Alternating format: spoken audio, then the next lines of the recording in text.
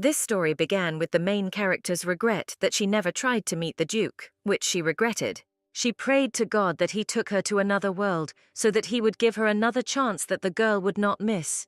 But as soon as the girl heard heavy steps on the ground, she realized that she was very mistaken. A man whom she could not imagine even in her nightmares was approaching Literamirto. This incredibly formidable man immediately began his dialogue with the fact that Miss had better change her mind about marrying him for convenience. And in the heroine's head, the image of an attractive young man immediately disintegrated, since there was no trace of him in front of her. Literamirto knew that she was in the plot of a fantasy novel and was calm about it. She was able to cross time-space and remained sane and even healthy. After another death and rewinding time back, the lady chose a happy life for herself. To do this, she decided to conclude an agreement with the Grand Duke who lived in the north. But the man met her with such a furious gaze that Litera barely fought the urge to turn around and go back. In fact, the heroine was involved in the story of this novel due to God's mistake. And in return, the Lord promised Mirto to fulfill any desire as a sign of apology, but she forgot about it. Although initially the girl was not in the mood to get into the novel, she quickly got used to it also because she knew the plot perfectly. As a result, in a very short period of time, in one of her first lives, Litera even became the Empress herself. In addition, she even managed to marry a handsome young man, so everything in her life should have been good. However, it soon became clear that the heroine's husband was incredibly obsessed with her and was preventing her from living a normal life. In addition, the lady had a huge backlog of work and evil looks from the nobles from the outside, which together made her very angry. So, without thinking twice, the heroine divorced her would-be husband and remained the Empress, kicking him out. Mirto was sad that she did not have a person who would be able to help her with something. While the Empress was gathering her thoughts, an assistant brought her a letter, which she did not want to read. But as soon as the servant said that the sender of the letter was the Grand Duke of Termina, the miss immediately snatched it away. Each time, Litera could not help but admire the elegant handwriting of her interlocutor. She knew that Ferrus was called the Beast Duke and feared, but to the lady he was the only one who truly supported her. She got the throne without difficulty, including because the Grand Duke did not lay claim to it. And as a result of the accidentally started communication, they continued to correspond with warm words. Moreover, the topics for correspondence were different each time and very interesting to each other. Mirto had many worries about whether she could be an empress, but Ferrus always reassured her. Thus, such letters with communication became more and more numerous, because the guy and the girl did not stop writing them to each other. And this continued for 5 years, during which Litera tried to invite the Duke to her place, but he always refused. Indeed, the Terman family was not on the best terms with the current emperor, which was still evident. However, the current empress was still upset that the Duke sent her letters of refusal. But she was still very interested to know what her old pen pal looked like. Since this was a fantasy world and Ferrus had beautiful handwriting, it seemed to the girl that he himself should be handsome.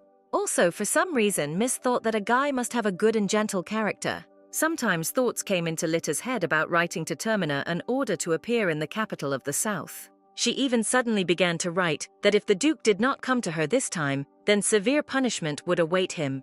But it suddenly dawned on Litera that this would not be entirely fair to Ferrus. It would not be entirely fair. So the Empress crumpled up her letter, deciding not to send it under any circumstances, as she considered it wrong. Instead, the girl wrote that she would no longer force Termin to come to her, but hoped that he would still be able to visit her.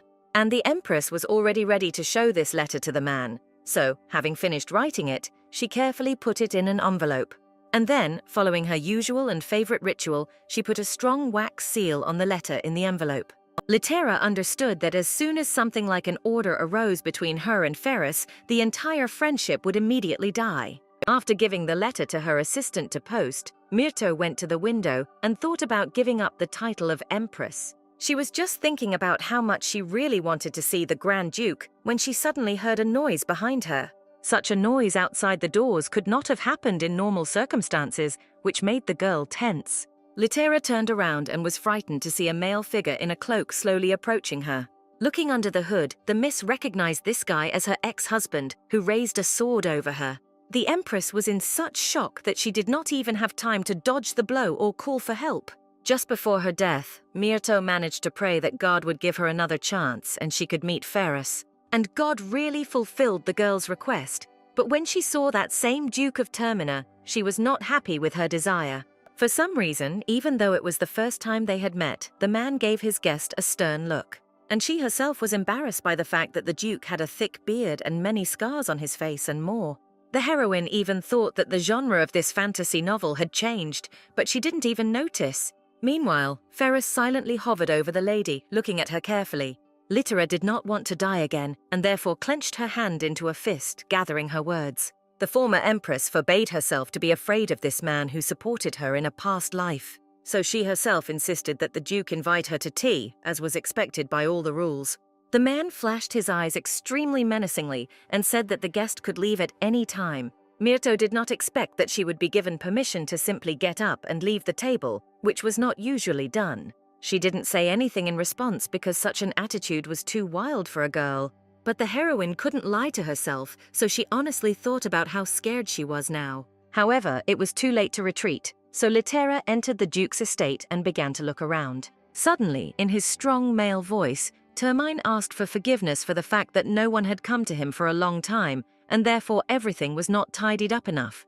Despite some politeness of the owner, Myrto felt uneasy about his place of residence. What bothered Miss most was the stares of the servants, but Ferris soon announced that they had arrived. As soon as the girl and the guy sat down, he immediately became even more serious as he got down to business. The Grand Duke immediately asked why Littera wanted to end the arranged marriage, which surprised her. Myrto tried to deceive, saying that she came here only because she wanted to live in the north. This was not entirely untrue, because the girl came up with this idea in order to distance herself from the imperial family. According to the plot of this novel, the heroine's becoming an empress was important for the development of her personality. However, such a role brought with it problems, and in this life Myrto did not want to solve them, so she did not rule the empire. Thoughts about her husband in a past life, who killed her, still gave the lady goosebumps. In her previous life, Littera had no authority, so she married the crown prince, but now she almost hates him. That's why the heroine came to the lands of Termina, where the emperor had no control. Myrto would like to tell the whole truth, but she could not, so she replied that she wanted to have nothing to do with the emperor. The man sat silently and very attentively and listened to the reasoning of the lady he did not know. And then he slightly bowed his head and said that he believed that the girl would receive only disadvantages from marrying him. Ferris said that the north is much colder than the south and that many monsters live there. But the most important argument against marriage, Termine clenched his hands, admitted to himself for his reputation. After all the aristocrats called him the bestial Duke of the North, who was a maniac and was only interested in monsters. Because of all these rumors, the Duke convinced the lady that even their fictitious wedding only on paper would harm her. Littera frowned as she remembered that Ferris had always been this type of person. Even in ordinary letters, the man was overly polite, friendly, and gentle, and often put himself below others. She remembered very well that in a past life, Termin had said exactly the same thing when Myrto hinted at his wife. So this at first glance very formidable guy simply did not want anyone to feel inconvenienced because of him. This realization brought a slight and worried smile on the girl's face because Ferris had not changed at all.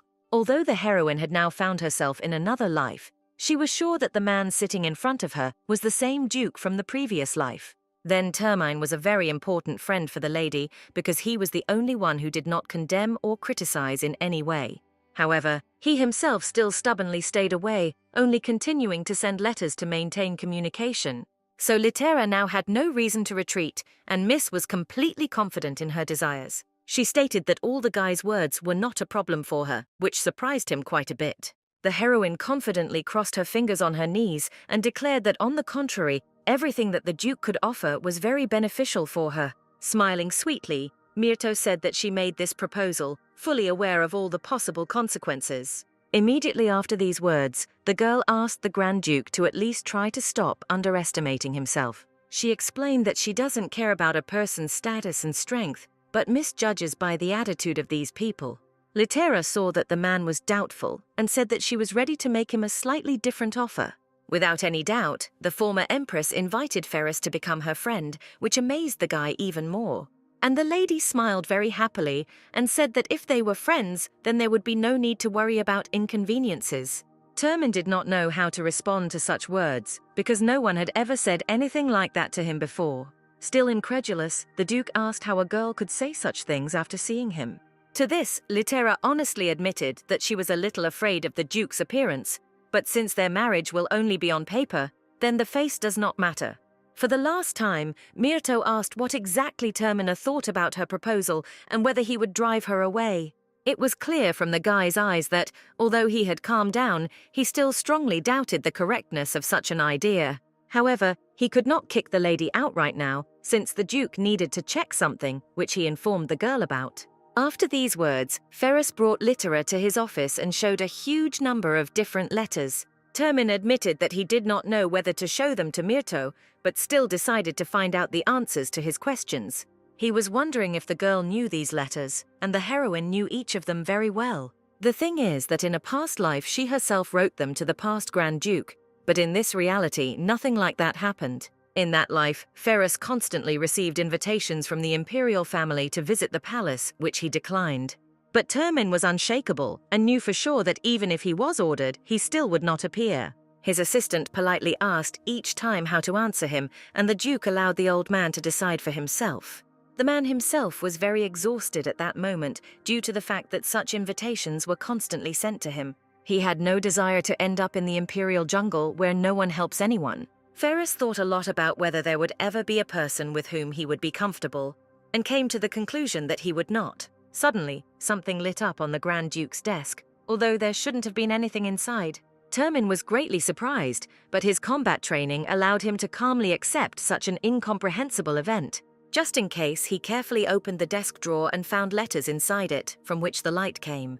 And right now, Litera was incredibly surprised by the fact that the letters at some point simply appeared on their own. Ferrus himself understood that it was difficult to believe in such a thing, but insisted that this was exactly how it happened. Myrto guessed that these could be the tricks of the very god who first mistakenly sent her to this world and then allowed her to be reborn. Noticing that the lady was not going to do anything bad, Termin asked her forgiveness for her careless attitude. The girl was a little confused because the guy was too tall, but accepted his apology. The man admitted that he did not want to cause the lady any inconvenience with his questions, but he was consumed by curiosity. It was important for Termine to know whether Litera, standing in front of him, had actually once written these letters. Myrto realized that she would have to explain absolutely everything from the very beginning if she wanted to continue to stay in the north. So no matter how incredible it may sound, the heroine talked about her other life and returning in time. She said that she could provide proof of her words, but Ferrus replied that because of the letters he already believed her. As soon as he received them, he immediately invited a priest to deal with the fact that he had such a problem. And the man, having examined the letters, said that he felt incredible divine power emanating from them. The priest suggested that all this could be a test for the great beast from God himself. And since then, Ferrus has thought a lot about God, about letters, and about the girl who wrote them for him. It was surprising to him that his interlocutor treated him as a friend, and he even remembered the lady's name, which was Litera Myrto. For the wild and silent recluse of the north, this form of communication was the most ideal in the world. The only thing that the Termina of this world did not understand was why God decided to show him all these letters. As a result, the man was thinking about whether he should try to find this girl himself or whether she would not want to see him. However, each time the Duke was overcome by doubts and responsibility to the north because it was necessary to destroy monsters. Then an assistant suddenly came and said that the Duke had received a letter from some Baroness Myrto. It was the first time in his life that the old man had heard such a name, since the girl was unknown to him, and he did not know what to do with her letter. But Ferrus, as soon as he heard the lady's name, immediately impatiently snatched the envelope from the hands of his assistant. The man did not understand what was happening, because he was sure that letters from Myrto should have started arriving only in a year. But what surprised Termina most of all was that, instead of greeting him, the lady suddenly wrote to him about an arranged marriage. Now, when the miss was already visiting, the guy admitted that such an offer shocked him even more than the letters from another world. However, Ferrus allowed Litera into his castle because he believed that, as a person from the future, she should make rational decisions. So, in essence, the Duke trusted an unknown girl with whom he had once corresponded, although not himself. Initially, he even wanted to burn all these letters and forget about everything, but thinking about such a friend, he realized that he wanted to communicate. Termin thought it over carefully and said that if the lady really did not regret anything, then he would accept her proposal. The Duke made this decision also because among all those letters from the lady, her desire to see him was expressed. Litera then invited Termin to her place many times, but he refused, and then in her very last letter, she wrote that she still hoped for their meeting. In the last letter, Ferris also received an obituary about the death of this girl, which greatly upset him. At that very second, he began to regret that he had never decided to meet this stranger by correspondence. So now that the lady was alive, the Duke was going to do whatever she asked of him. Litera, with a joyful smile, invited them both to get to know each other better now that they were married. Taking the guy by the hand, the heroine asked if she could sometimes call him Fair, and he agreed. Myrto explained that there was absolutely no need for formalities between friends, so they made the right choice. Termin even blushed because for the first time in his life, someone gave him an inoffensive nickname. Unexpectedly, he said that since the lady was already living her third life, she was older, and the Duke would call her elder sister, which irritated the girl. Litera, with noticeable anger, asked Ferris to call her simply by her first name as usual. As a result, the guy and the girl signed a marriage contract absolutely without witnesses, which both were satisfied with. Myrto remarked somewhat sentimentally that, thanks to the pen, she had now become Termina.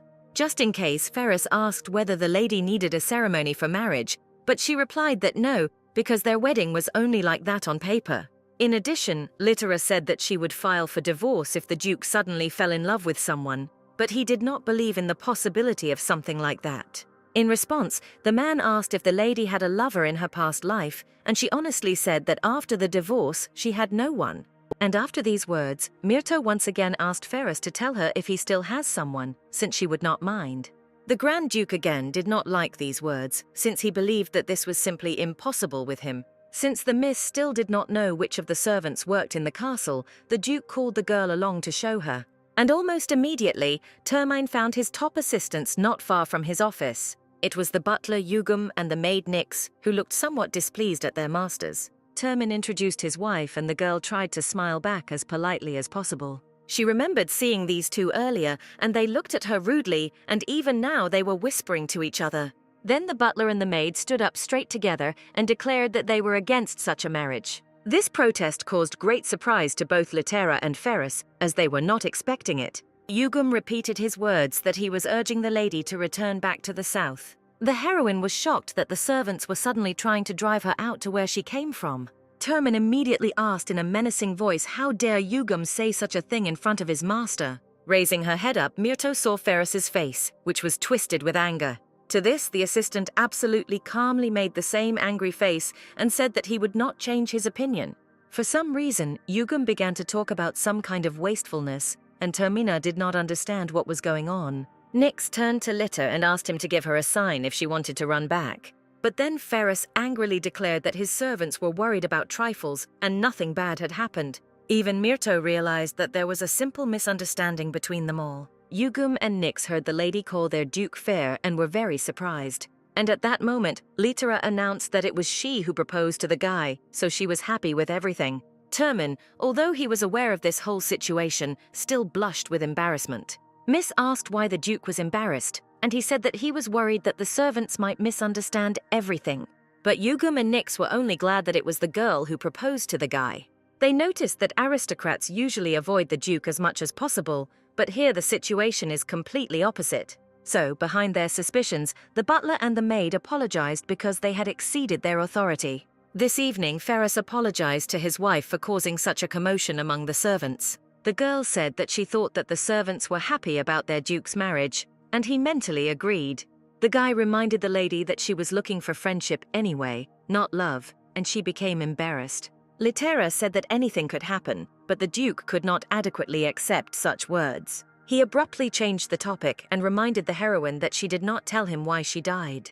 Myrto immediately fell silent because she was still not ready to talk about something like that. So the girl clasped her hands and admitted that she was still too cowardly for love right now. The thing is that in her past life she loved very much and was happy. But this same love ultimately turned into incredible torment and pain for the Empress. However, the girl admitted that she would not want Ferris to never know love. This statement pleasantly surprised Termin, although he still did not intend to harbor any hopes. Litera stated that she doesn't like the fact that everyone around her defaults to avoiding the beast. The lady, of course, admitted that the Duke's face was terrifying, but that was not his fault. Anyway, Miss wanted to eliminate the stereotypes about Termina, so she was going to find him a girlfriend.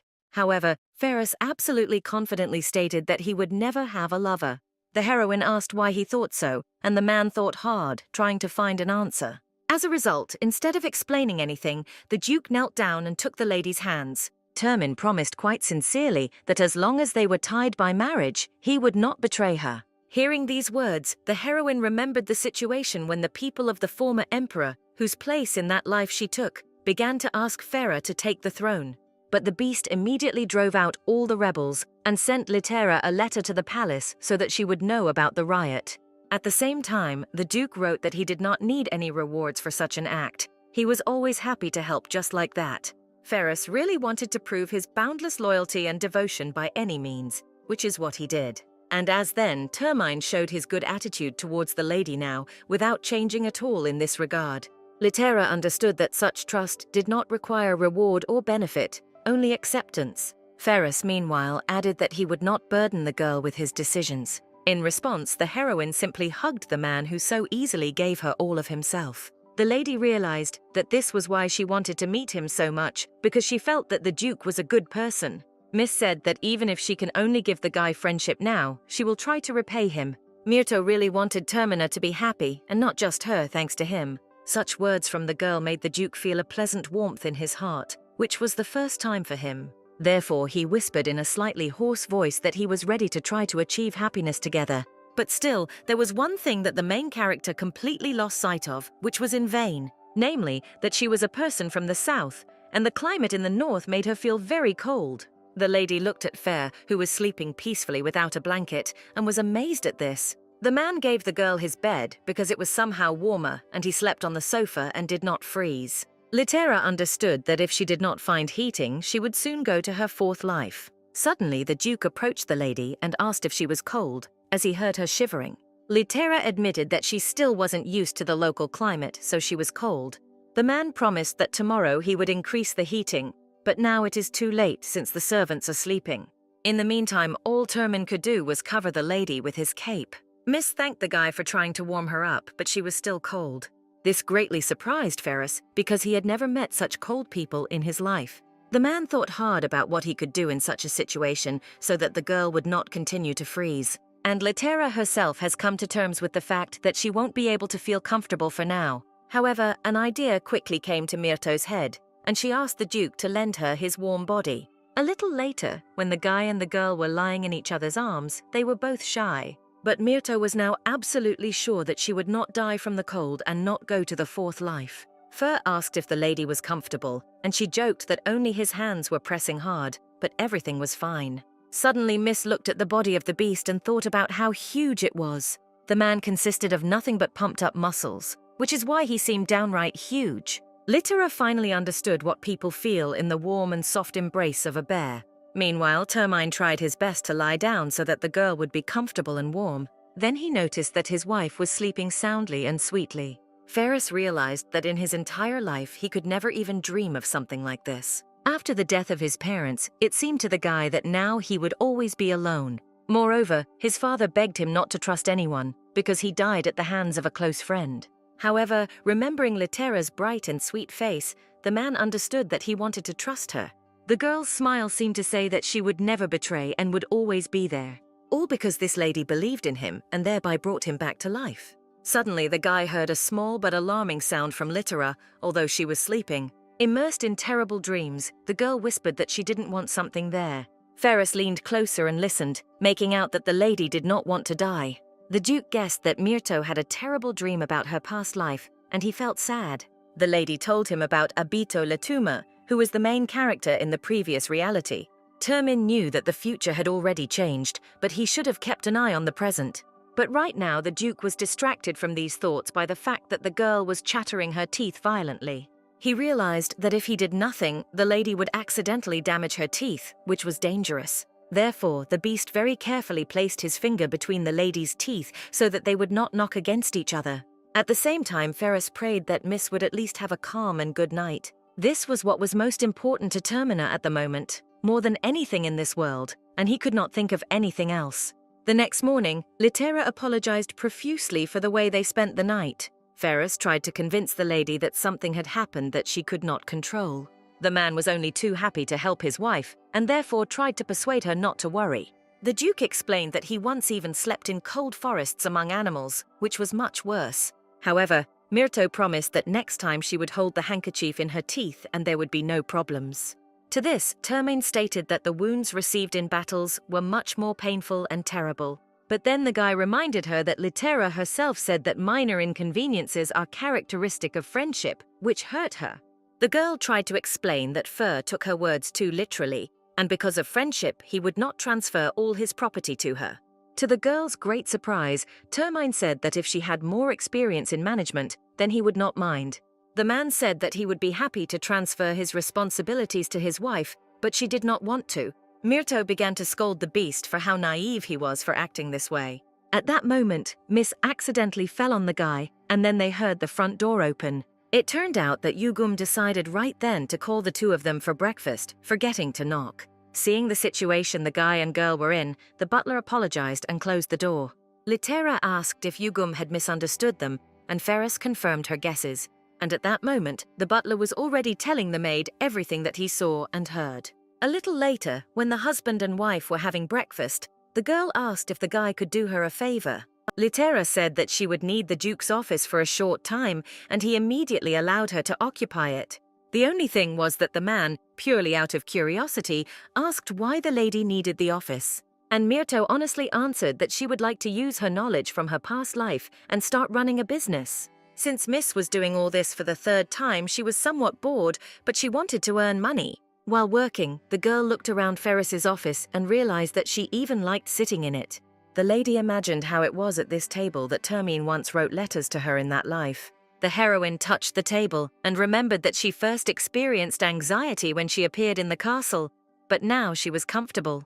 And right now, she was checking various little things regarding the papers, while she still remembered what was what. Then the miss noticed a document that was very important to her both now and in the future. Therefore, with this piece of paper, the girl immediately went to the butler, since she did not know where Ferris was now. Yugum did not ask unnecessary questions and immediately led the lady to the place where the Duke was now. At the moment, Termaine was rechecking all of his weapons. This time, before entering, the butler prudently knocked on the door. As soon as Litera entered the armory, she froze in place in surprise. The fact is that the Duke did not consider it necessary to wear anything on top and met those who came in this form. It immediately became noticeable from Myrto's face that the girl was embarrassed by what she saw. The man explained that he was half naked because it seemed to him that his protective clothing had been torn.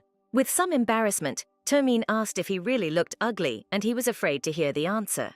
But the girl hastened to assure the guy that she was simply surprised because she did not expect to see him like this. Litera thought to herself that she had no idea that Fer was in such good shape.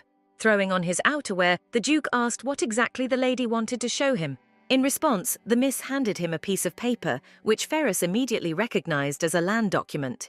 The heroine did not want to tell what she came with in front of the servant because it was about her past life. So Miss stood on tiptoe and as the beast leaned towards her, whispered that he had wanted to buy this land in the past. She reported that Termaine did not buy this plot, and then in letters to the Empress, he regretted it. That's why Litera came to her husband now, so that he wouldn't make the same mistake again. He asked if anything would change with this mountain in the future, and Miss replied that in general, no.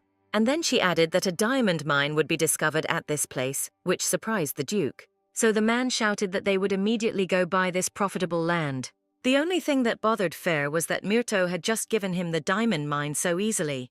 To this, the girl stated that the guy simply could not refuse her such a gift. The Duke was a little scared when he heard that this might upset the lady because he did not want to offend her. Therefore, he immediately agreed to buy these lands on his own, as the miss advised. Somewhat later, another cleansing of the northern lands from monsters took place. When everything was finished quite quickly, one of the knights suggested informing the Duke about this, to which he was told that it was better not to do this now, since the gentleman was not in the mood. This is because the monsters interrupted Ferris's conversation with Litera with their appearance. Termaine asked the girl how he could repay her for everything that surprised the lady. However, Miss said that she did not need anything as a thank you for the gift. But the Duke could not help but attach importance to the entire diamond mine that his wife advised him to buy.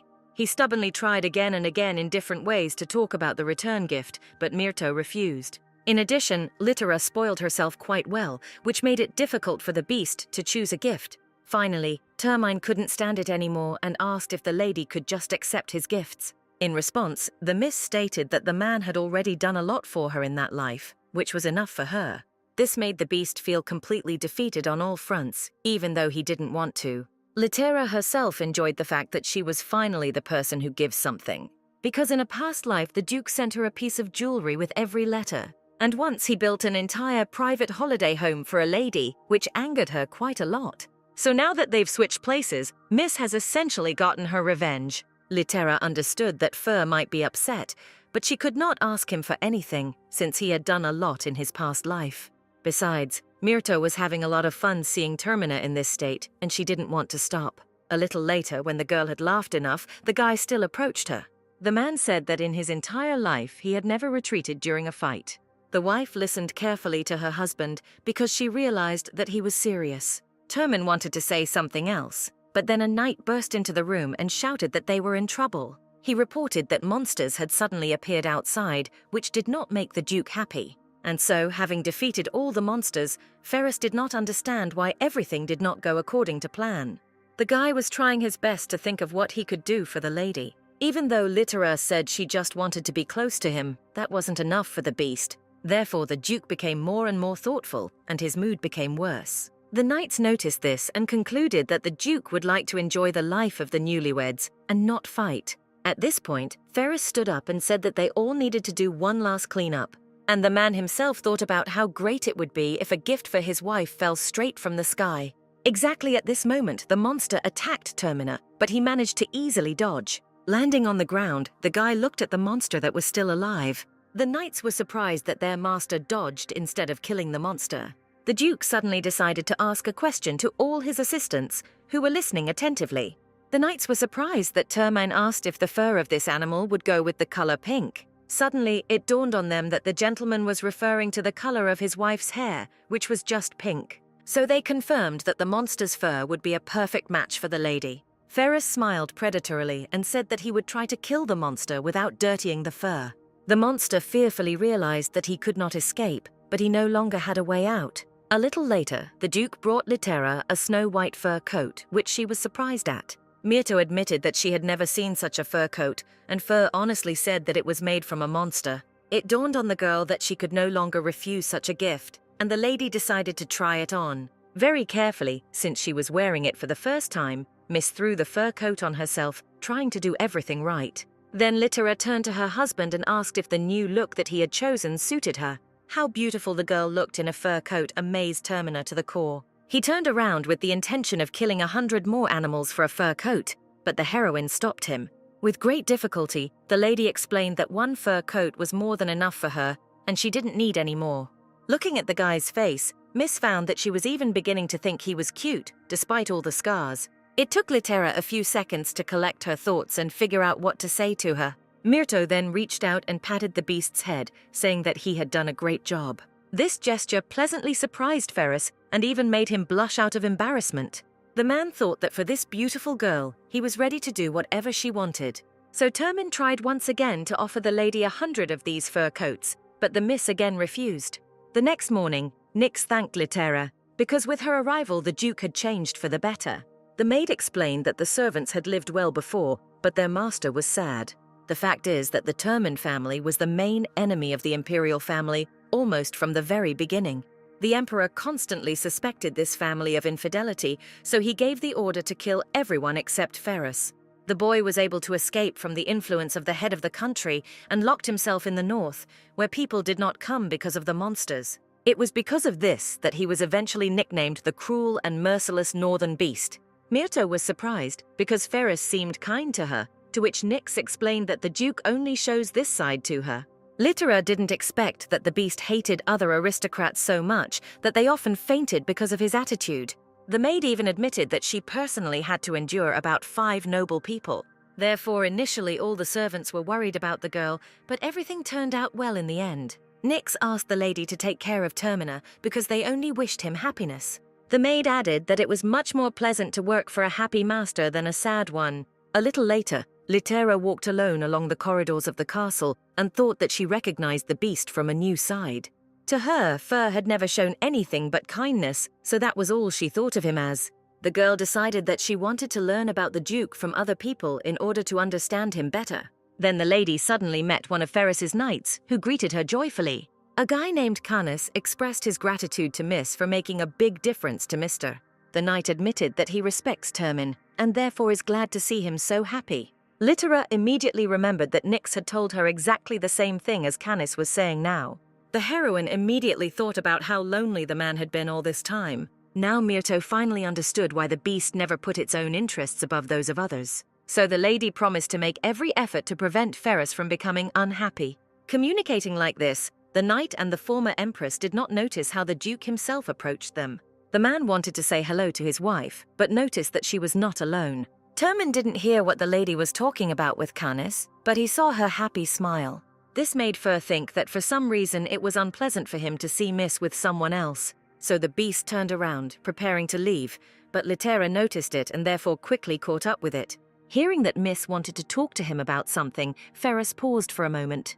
And then he turned away almost immediately, because he thought that marriage with him would only make things worse for the girl. Myrto did not understand at all why the Grand Duke suddenly ignored her and walked away. Not wanting to leave the beast alone in such a sad state, she ran after him. Litera tried her best to catch up with the man, but he was walking too fast for her.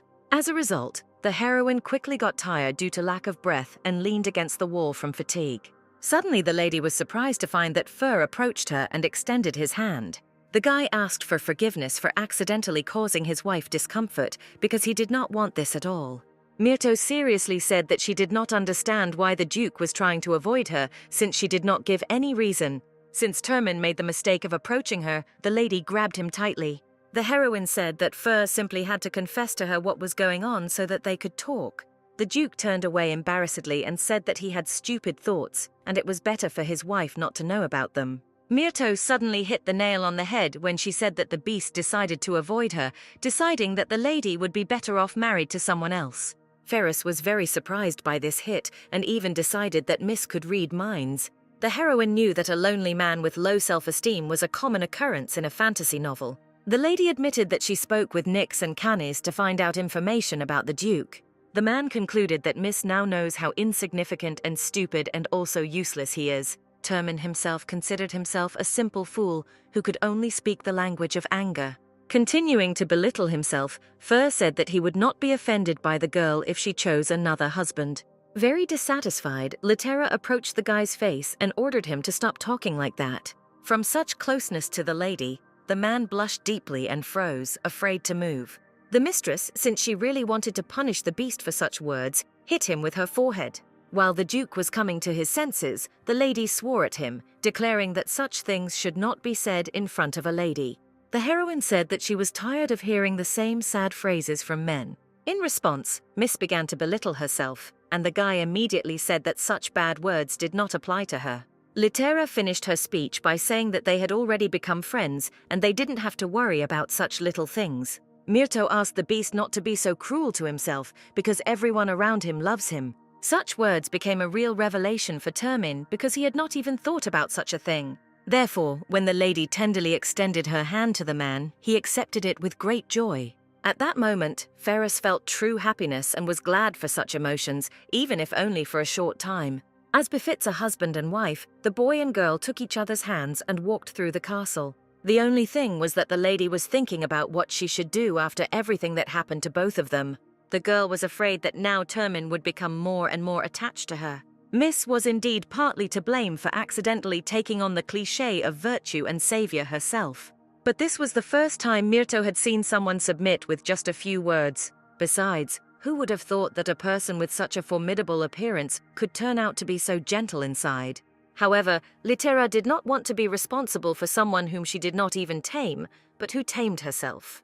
The saddest thing for the girl was that at the moment she could not reciprocate Termina's feelings. Moreover, due to her physically weak body, the heroine did not have enough strength to even take care of herself. As if noticing all his wife's worries, Fur said that she needn't worry about anything.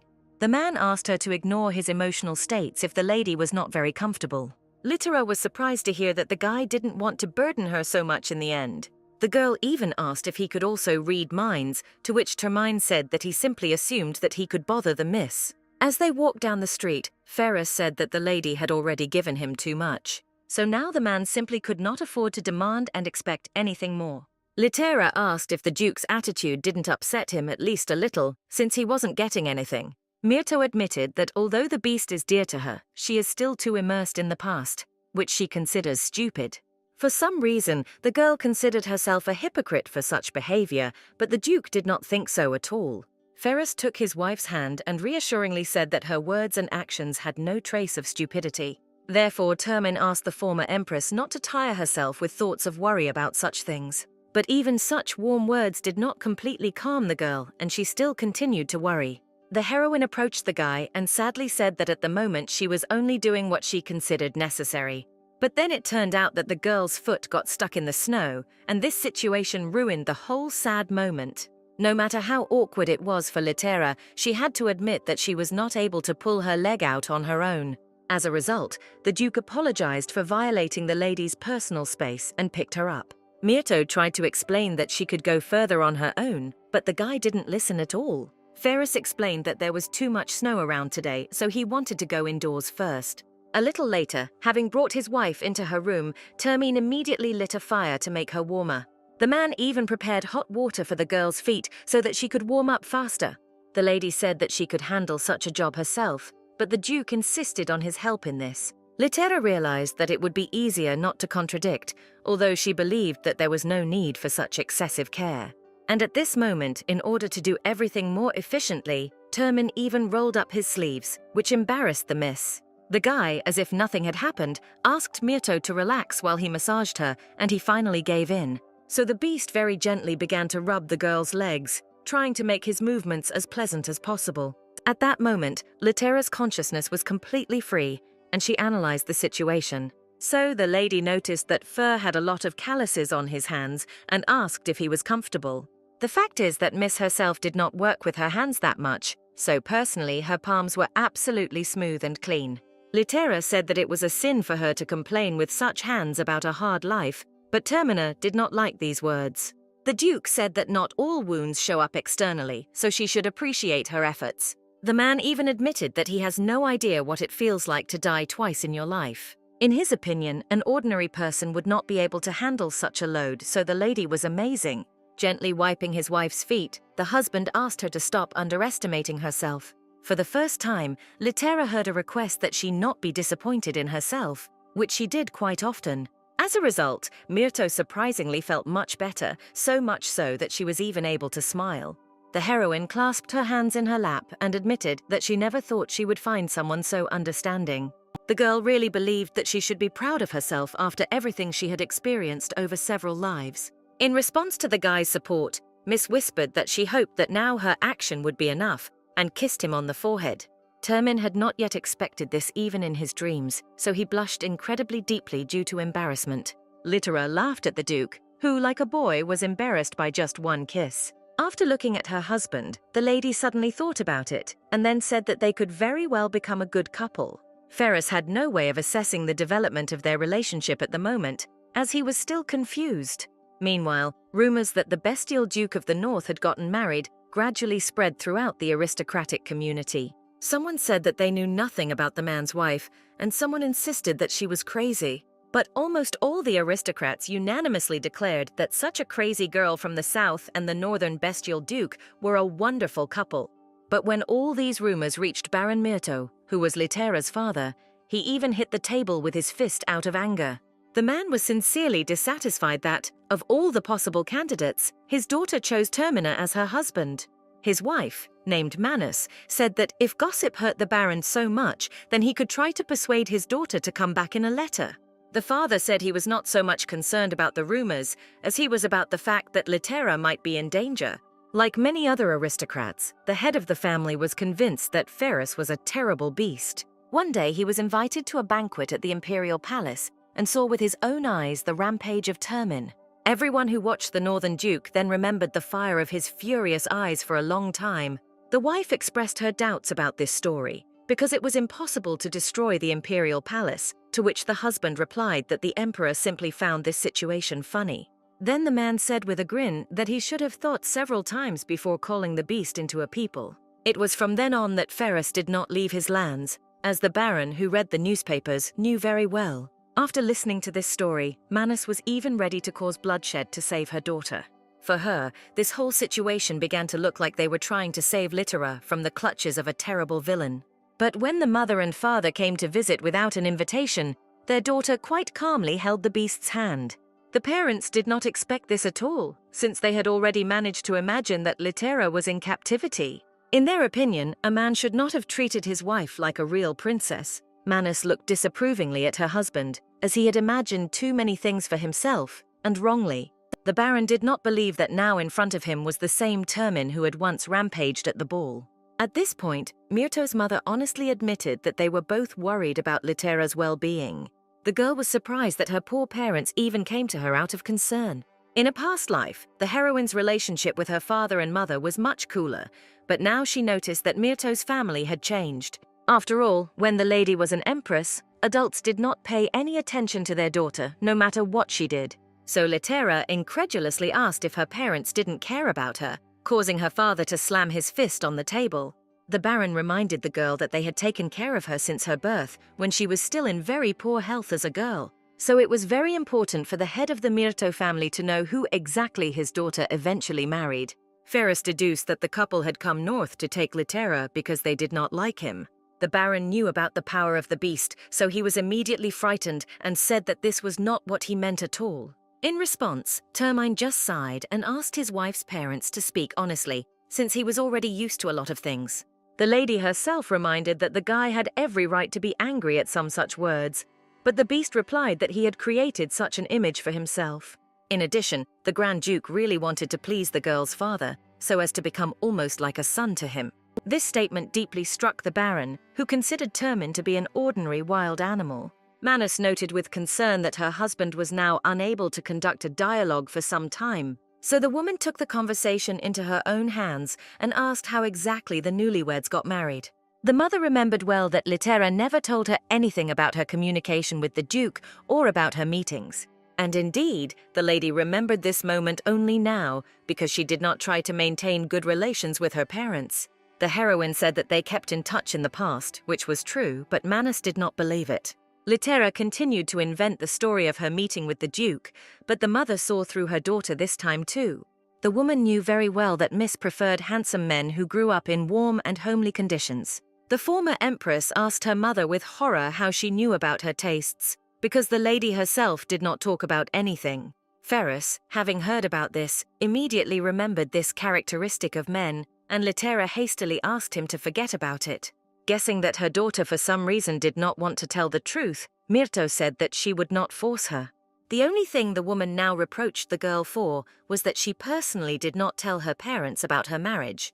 In response to this, Littera could only ask for forgiveness, since she did not expect that she would have such a strong relationship with her family. But the mother added that she was also to blame for not showing earlier how important her daughter's happiness was to her. In addition, Manus was pleased that apparently the lady was very happy in this new family. Littera took her husband's hand to feel supported and confirmed her mother's words. The heroine stated that she felt good only because of Ferrus, and this was actually true. To this, the Baron's wife nodded in agreement, since for her the newlyweds really looked like a happy couple.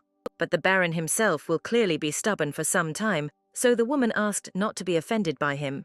That evening, Littera apologized to Termin for the inconvenience her parents had caused him. Fer admitted that he was not at all offended, and all that bothered him was the thought of the lady's father's possible hatred of him. Then the man changed the subject and asked if his wife really was sick a lot in her childhood. Clenching her fists with excitement, the heroine admitted that now her body is weaker than in past lives, so she is susceptible to illness. This is because her body suffered a huge load during the rebirth, even though everything went well. In addition, due to the new life, almost all of the lady's holy protection and magic was spent for a while. Thinking about the state of her body and how to maintain it, Miss didn't even think about her parents, so they came. After listening to this story, the Grand Duke looked at his wife very worriedly, as he was frightened. But Litera hastened to assure him that she was completely healthy now, so there was no need to worry. Myrto added that everything that happened to her is not as scary as it sounds in words, including because the letters that the guy and girl wrote to each other in that life greatly supported her. So the wife proudly told her husband that it was he who, in fact, partially helped her cope with everything. Litera even admitted that if it weren't for her fear of falling in love again, she would have offered the man a real marriage with her. These words of the girl, although they did not promise anything, still really pleased the beast and made him embarrassed. Embarrassed along with the guy, the lady said that she would give him a divorce if he wanted, but he immediately said that he would not allow such a thing. Termin admitted to Miss that he was in seventh heaven just because he could help his wife, at least a little. So he asked to be allowed to continue taking care of the girl, and she gladly agreed. But Litera reminded her that Ferris still needed to please her father, which the Duke had happily forgotten. However, it never occurred to either the guy or the girl how exactly this could be done in order to be sure to make friends. Here, Myrto proposed an option according to which they had to show their worried father that everything was fine with her. Simply put, the two of them should have gone on a date in front of the lady's parents, which would have gone well. Ferris doubted whether such a method could work, but his wife believed that at least in this case they would try. The beast had a very good sense of smell, so he perfectly noticed the Baron who was following on the heels of the couple. The man indeed watched extremely carefully, but only for the Duke, because he did not trust him. The head of the Myrto family was very much afraid that at some point the beast would show everyone its true, terrible face. So, by any means necessary, Litera's father was going to get to the truth and followed the newlyweds everywhere. As a result, even Manus asked him how much longer the man was going to play the fool, to which the Baron asked not to interfere with him. The woman, unlike her husband, had already gained confidence in the Grand Duke, so she just sighed. Manus recalled that Fur had excellent hunting skills, so his father should have noticed long ago that this was the case. Since her husband did not listen to her, the mother herself went to meet the couple to talk to them. As a result, Baron Myrto was left alone with his mistrust, which he really did not like. Since surveillance of Termin did not yield any results, Litera's father walked and thought about what strategy he should choose now. Then he noticed the servants ahead of him, and the man immediately became interested in finding out what exactly they were talking about. The Baron came closer, and he could hear snatches of conversation from the servants about how the Duke had ordered something not to be talked about. Myrto happily thought that he would finally bring the beast to clean water and followed the assistants. But because of the darkness around, the father could only discern dark figures running in different directions. Among these figures was Termin himself, who, flashing his red gaze, noticed that someone was watching him. And at that moment, the Baron did not even suspect that he had already been discovered, and they were heading towards him to find him. Suddenly, a menacing figure of a beast appeared in front of the man, who sadly said that even Litera had not known anything about his idea until now. The Baron was afraid that this would be his end, but suddenly, instead of pain, he felt that for some reason the light had turned on. Opening his eyes, the father-in-law discovered in complete amazement that he was in a very beautifully decorated hall. The man looked around and hesitantly asked why the Duke had prepared the banquet hall in such a way. Ferris admitted that he wanted to secretly prepare a family dinner for his wife and dear guests, but the Baron found out everything. The gentleman turned to Nyx and Hugum and said that they should have been much more careful.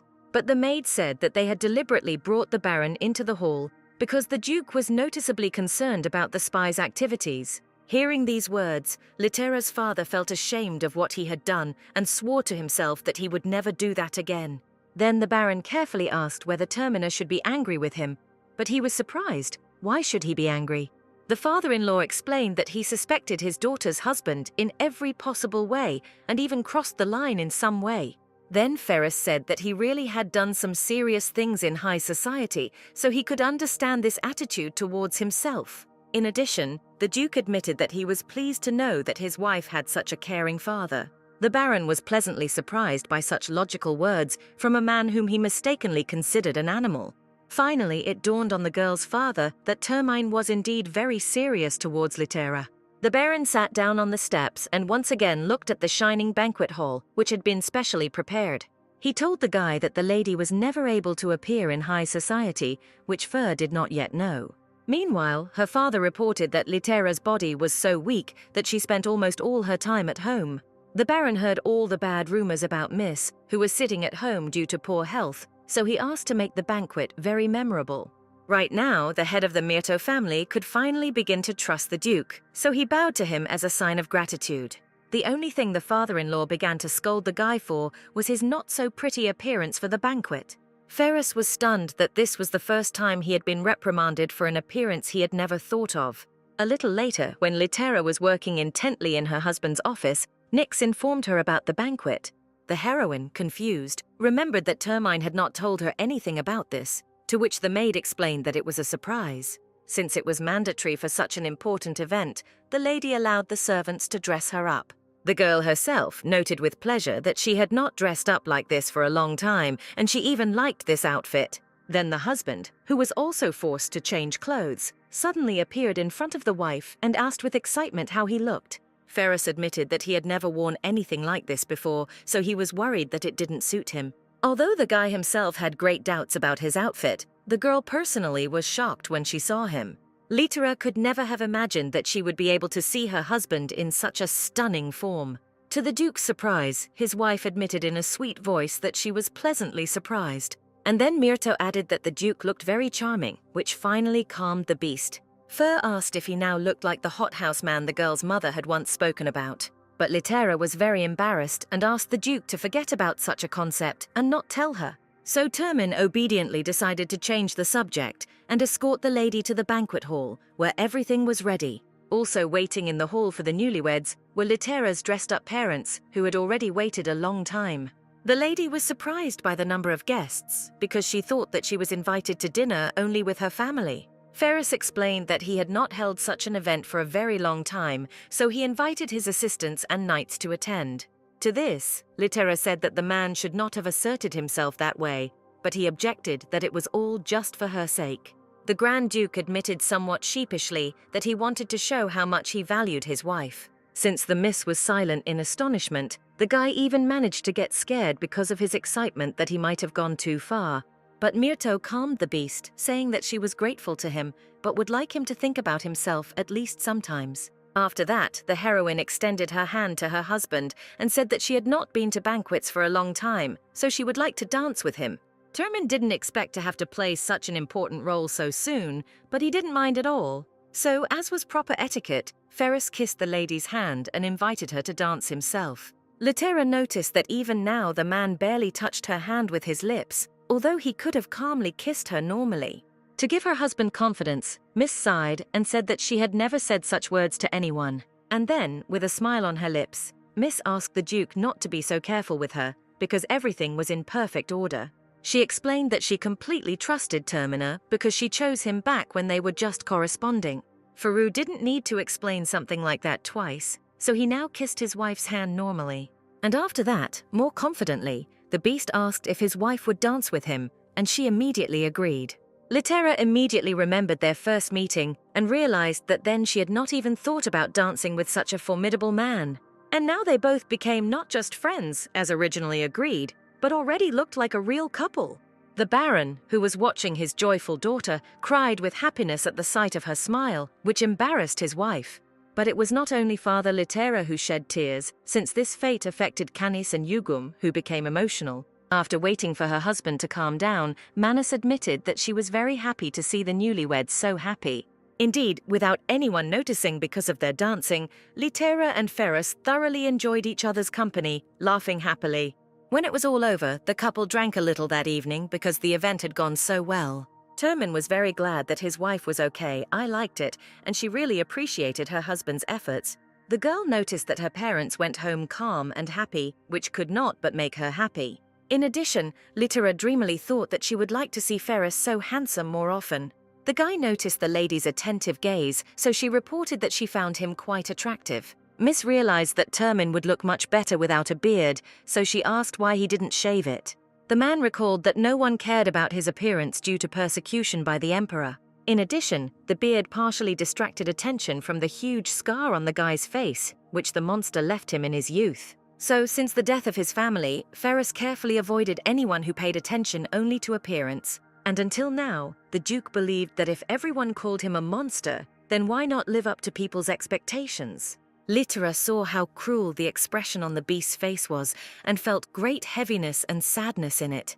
The lady also finally realized that she had become one of the expensive things for the unsociable northern gentleman.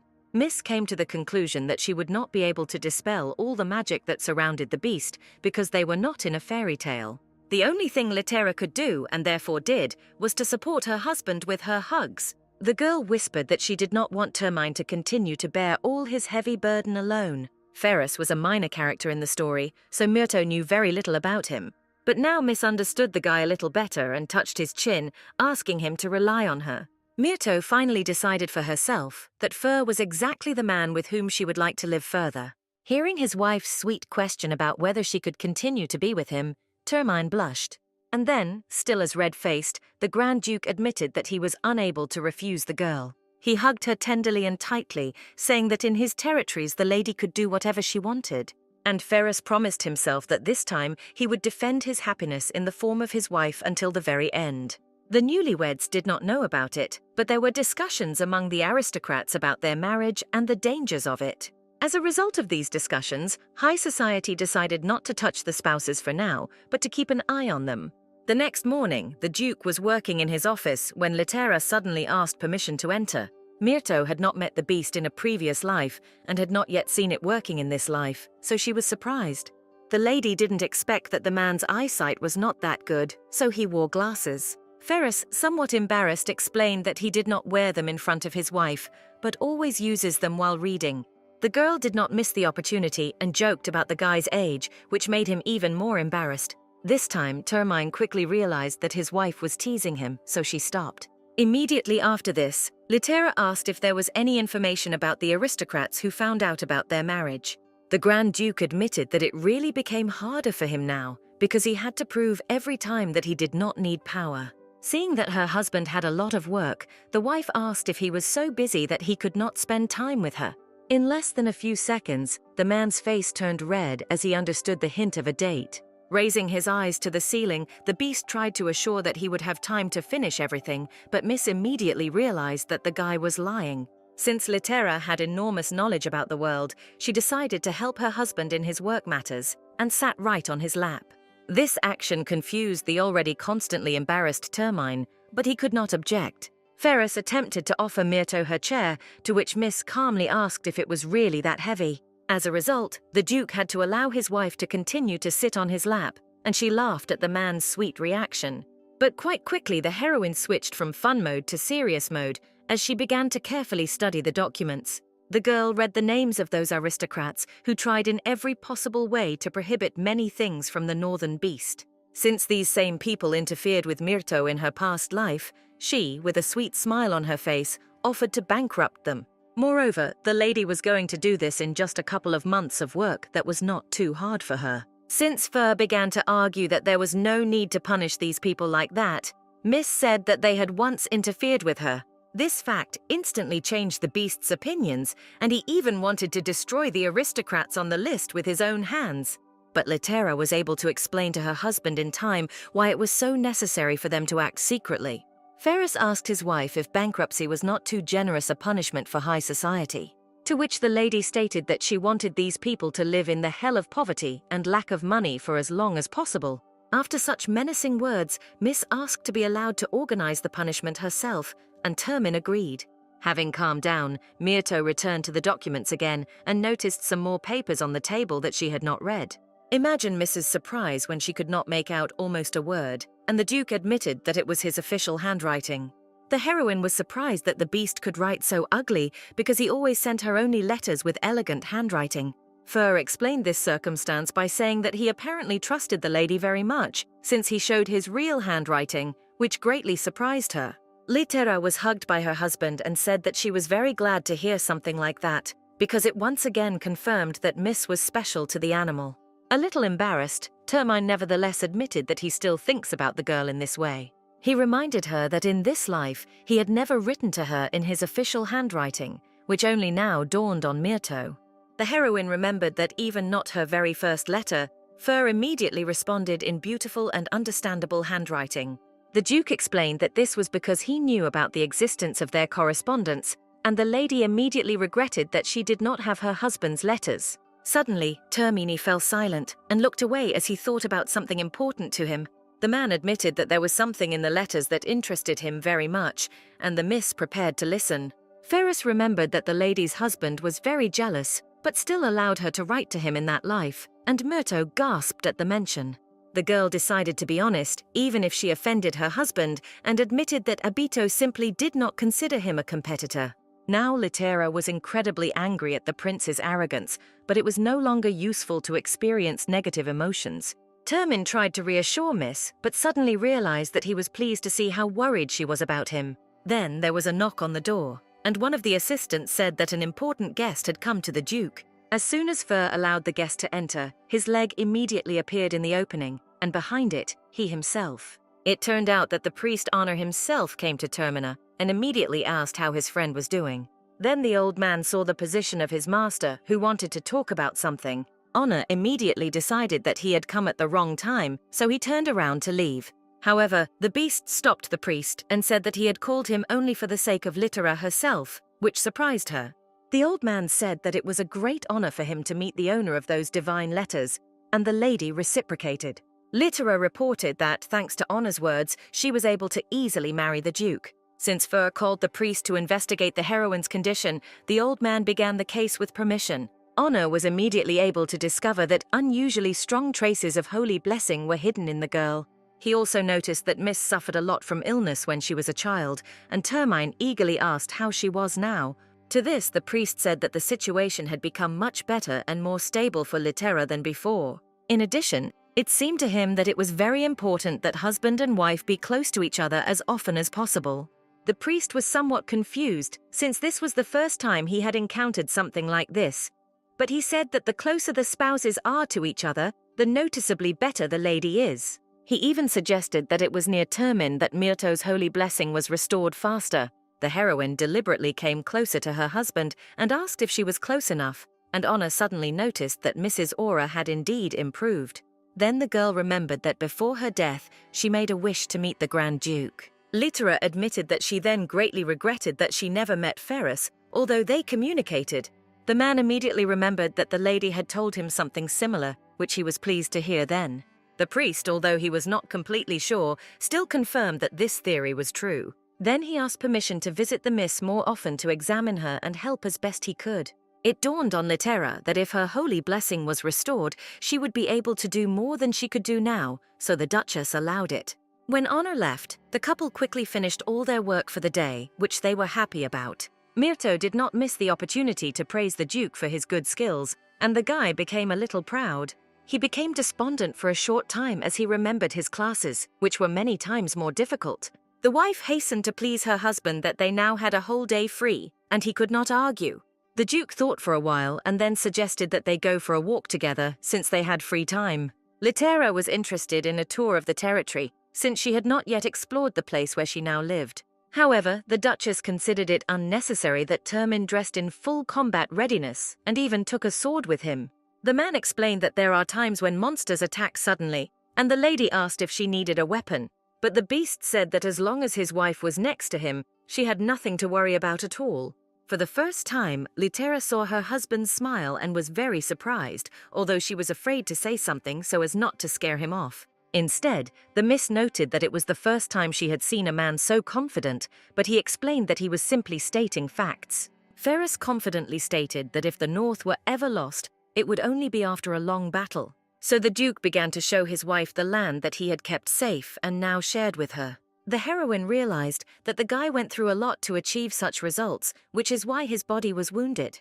But it turned out that Myrto was in vain in remembering what her husband's body looked like, because she immediately blushed. Litera tried to push any dirty thoughts out of her head, telling the Duke that she was fine. Then the lady hurried forward so that Fer could not see her reddened face.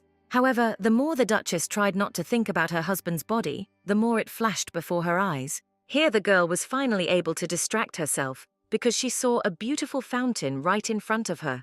She was surprised that it wasn't turned on, but Termine explained that most of the year the water is too cold for that.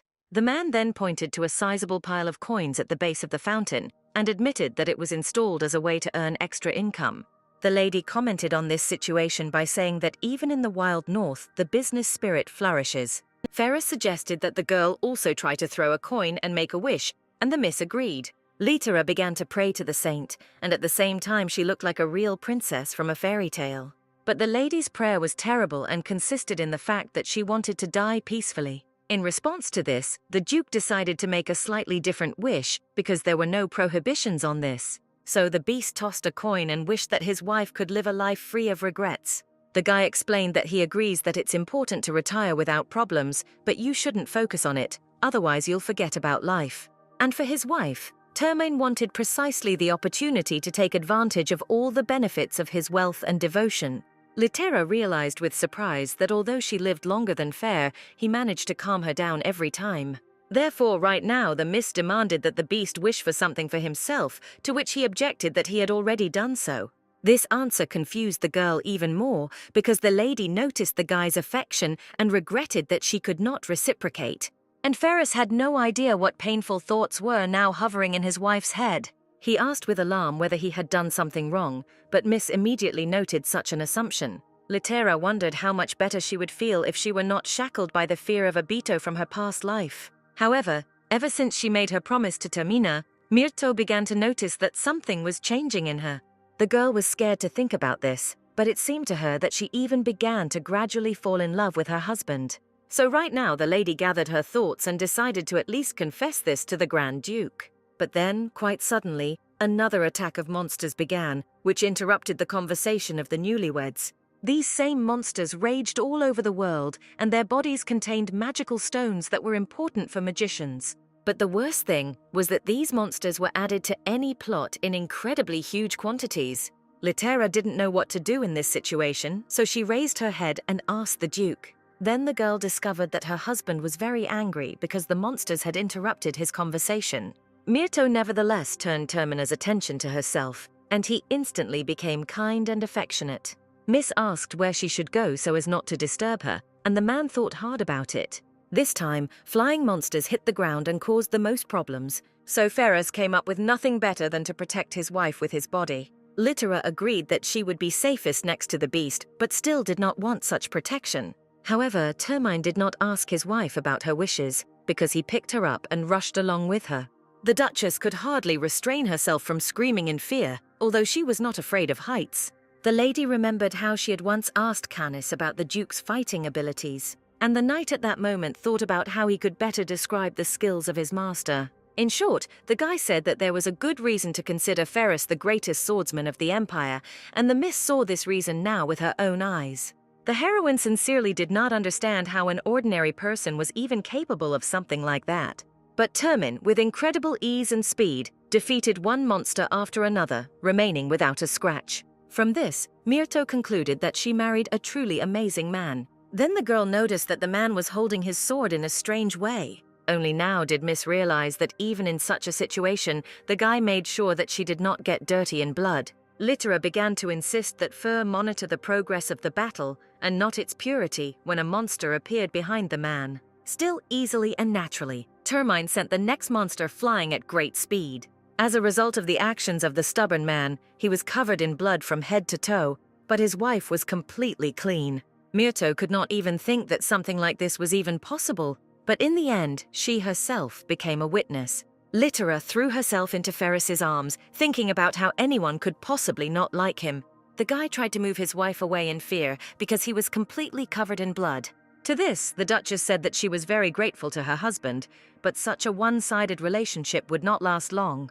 The heroine really needed protection, however. She wanted to go toe-to-toe with Fur, so she tried to prove that she looked good in blood. These words of the Duchess convinced Termin, and he admitted defeat to her.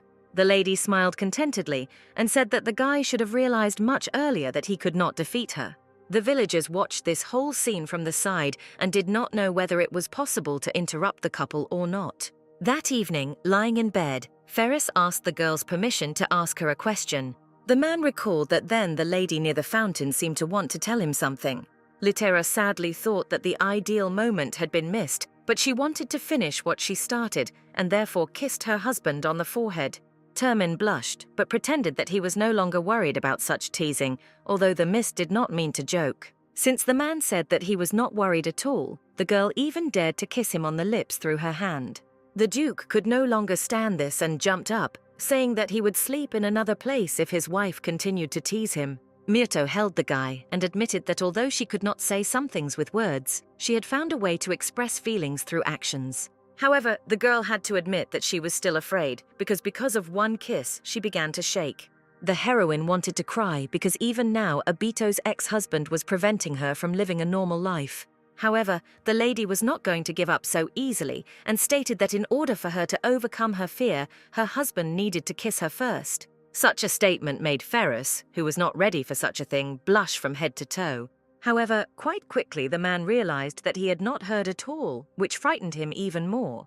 Nevertheless, Termin tried to pretend that he had it all wrong, but Litera asked him not to try to escape from reality.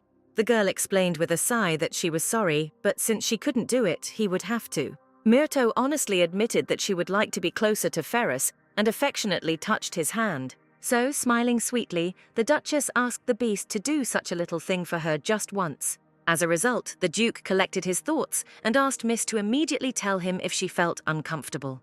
Litera was also somewhat embarrassed because she felt the heartbeat of a man who was too close. The heroine caught herself thinking that although the guy was making her nervous now, she didn't want to stop. But the lady just couldn't understand why she was experiencing exactly these feelings and desires now. Of course, everything could be attributed to the lady's nerves, which were already frayed, but she didn't think so.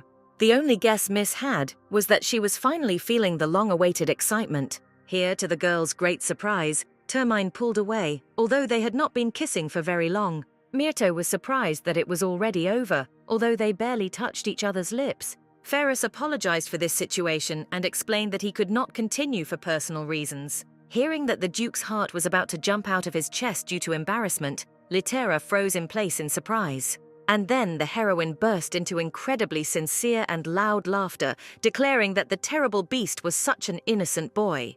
Termin tried to justify himself that he killed thousands of monsters, and this was his first kiss. As a result, the lady ended her laugh by saying that today was not the right time to continue. The man said he was sorry for disappointing his wife, but she replied that everything was fine. However, Miss asked if the guy was ready to try something like this again, because practice makes you get used to it. Litera admitted that she liked the kiss even with such a clumsy person more than she expected. Then a thought came to Myrto's head. Miss asked if it was Ferris who didn't like kissing her. The girl knew that it was difficult for the Duke to refuse her, so she asked her not to do what he didn't like. But the man, blushing, admitted that he also speaks when he doesn't like something, so everything is fine. Ferris was finally able to say that the reason he doesn't refuse his wife's requests is because he wants the same thing himself. But Termin is completely unaccustomed to such things, so he needs time, not worry. The man dared and kissed his wife again, and then looked straight into her eyes to make sure that everything was fine. Out of embarrassment, the beast decided to change the subject and said that it was already quite late and it was time for them to go to bed.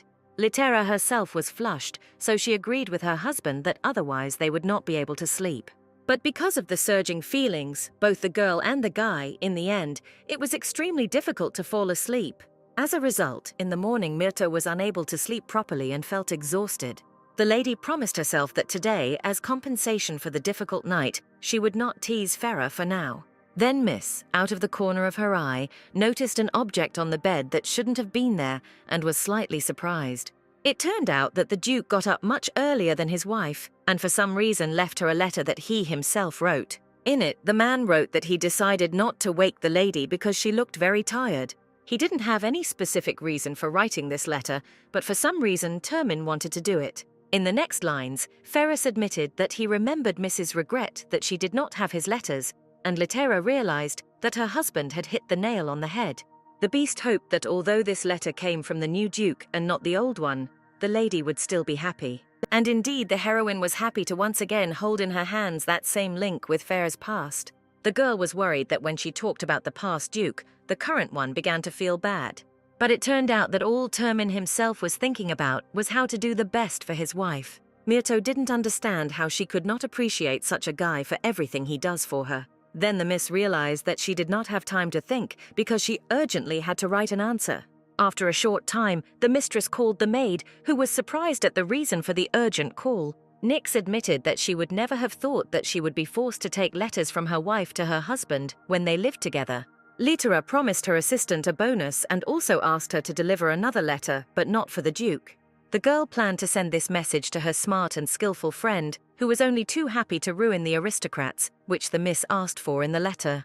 But the guy couldn't get used to the fact that Myrto was now the Duchess of Termina, because he wasn't even invited to the wedding. Somewhat later, the heroine again remembered how romantic she considered writing letters. So the lady completely immersed herself in this process, which she loved madly even in that life. She carefully considered each sentence, delicately weaving line by line into a whole story. Since it was already quite late, Ferris approached his wife and invited her to go to bed.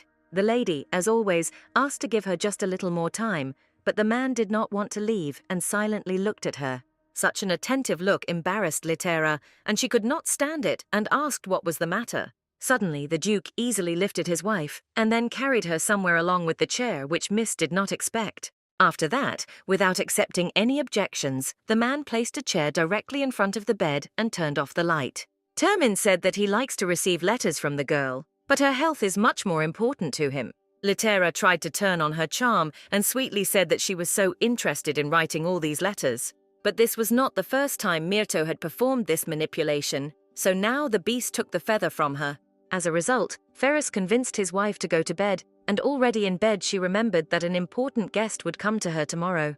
The Duke calmly agreed to receive him, and the lady was surprised that he did not even ask who would come. The beast said that it doesn't matter to him who comes to visit, because he will be glad to meet any friend of his wife. And from the very morning, this same friend had already rushed to the castle of the Grand Duke with the help of a teleportation stone. The guy immediately jumped on the girl's neck, hugging her, although he didn't even introduce himself to Termina, whom he saw for the first time. Litera desperately tried to explain that her husband had completely misunderstood everything, and at the same time, the lady was pushing her friend away from her. A guy named Carter Weathers was a clingy guy, especially when it came to hugging. However, despite his youth, he had good business acumen, resulting in Carter becoming a dominant force in various markets. Myrto had worked with Weathers for a very long time because she knew that he would be of good use to her in the future. So the heroine, even in her childhood, made sure to start a friendship with this extraordinary guy. But Miss still couldn't come to terms with her friend's only drawback, namely his tactile behavior. Fair, looking at all this, grabbed Carter by the clothes and threatened him not to bother his wife or to fly into the cold. The girl herself reminded that she was now married and therefore could not allow herself such close communication with a friend. To which Carter objected that the marriage between the Duchess and the Duke was just a matter of convenience, so it might not mean anything. Termin asked with concern how the stranger knew about this, to which Weathers smiled mysteriously. He remembered how, back in Myrto's early teens, the lady asked the guy to build a basis for negotiating with the beast. Carter immediately warned that preparing for something like this would take even him at least 5 years. And even so, Weathers was not sure that the Duke would not simply refuse to communicate with the lady immediately. Litera was confident that she would still be able to talk to Ferris, although she did not yet know how.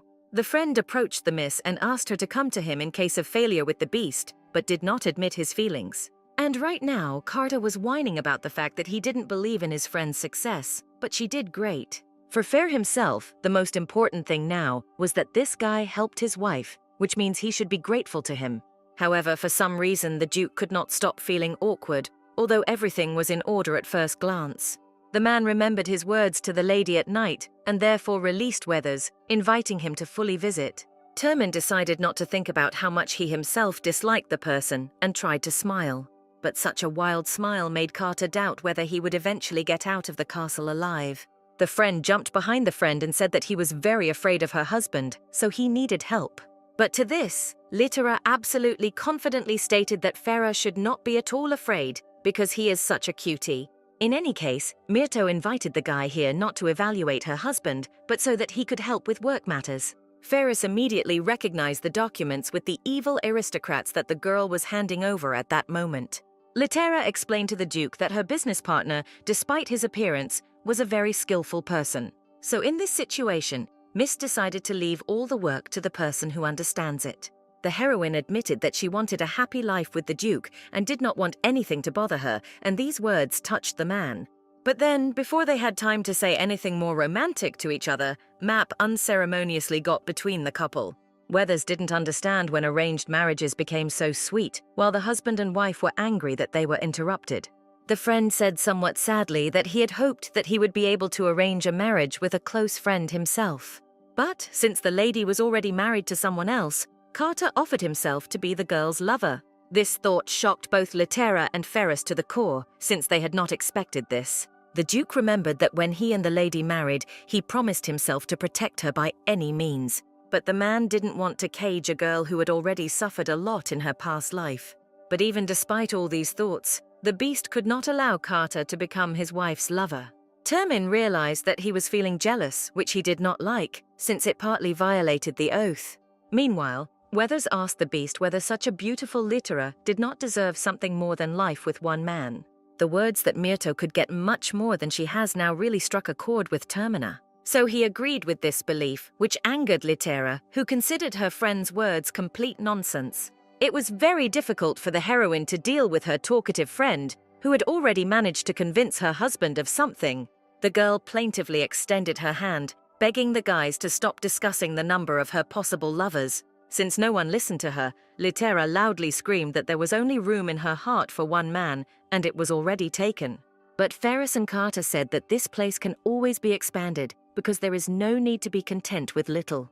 But Myrto had no desire to collect men, since she did not consider this a healthy relationship. A little later, the Duchess still managed to get the guys into a working mood, and she showed the papers. Carter quickly studied all the necessary documents, and even managed to draw a conclusion on how to benefit himself. The heroine was so tired that she even leaned on Fair's shoulder and calmly allowed her friend to act as he wanted. Termin carefully covered the lady and invited her to rest, although she said that she was completely fine. Weathers, who was an energy vampire, noticed that the lady was getting tired too quickly again. Ferris, who exhausted his wife no less, tried to shift all the blame onto Carter, but he didn't give it to Miss. Then the Duke had no choice but to ask for forgiveness for his behavior, and the Duchess forgave him. At this point, Weathers said with a grin that they really loved each other, since they were basking in the presence of a guest. Litera froze in place when she heard that from the outside it seemed as if she really loved the animal. Myrto could barely squeeze out the words that she valued the man as much as he valued her. Carter noticed that for some reason it was difficult for his friend to call her feelings love, and asked if there was some kind of problem. At this point, Ferris could no longer stand it and menacingly declared that he would not allow even his friend's wife to continue to be put in an uncomfortable position. The best thing the beast can do if Carter continues to attack is to push him out the door. Weathers immediately changed the subject conciliatorily, although he did not understand why the Duke was so angry at his usual question. Termina wanted to continue arguing with the guy, but the lady stopped him, saying that there was no need for that. The girl whispered that she felt much better and stroked her husband's hand to calm him down. The heroine then admitted that she wanted to talk to her friend alone, and Termina had to accept it. It was clear from Ferris that he did not want to leave, so the lady sighed heavily when the Duke finally left. Then Litera immediately went on the offensive and demanded that her business partner tell him what he was up to. Carter tried to say that he didn't know what his friend was talking about, but Myrto approached and asked if he wasn't checking on her husband. Only after this did the guy break out into an insidious smile and admit that he couldn't hide anything from the girl. Weathers said he wanted to find out for himself what a terrible person the Northern Beast was. He assured the lady that he was simply doing his duty as her best friend, which the lady did not really appreciate. Then Carter assured that if the beast turned out to be a bad person, he would protect himself from it with artifacts. Then suddenly the partner came close to his friend and said that he didn't think that she would still be afraid of love. He remembered very well how at the beginning of their cooperation, the lady sadly admitted this fact. Litera honestly answered that she herself did not expect that love still affects her so much. Initially, the lady thought that everything would work out as soon as she was near Termina, but such a deep wound did not disappear in a second. As a result, Myrto felt very ashamed for making her husband wait patiently for her. To this, Carter said that if a friend cannot confess her love, then there is no need to go that far yet, because she can confess her sympathy. Only now did Miss realize that she could actually say that Ferris liked her. Litera was surprised that she herself had not been able to come up with such a simple solution before.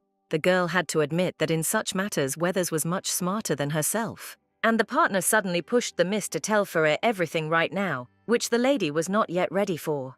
And at that moment the Grand Duke was in a mental hell which he created for himself. In just a few seconds, the man managed to convince himself that he was simply an incredibly terrible person.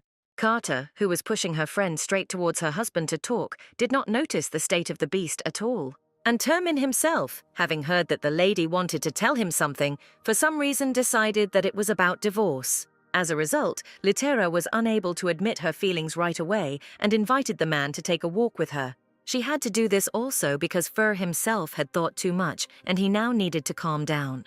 Myrto realized how difficult it was for her to confess in general, and Termine worriedly thought about what Miss wanted to say.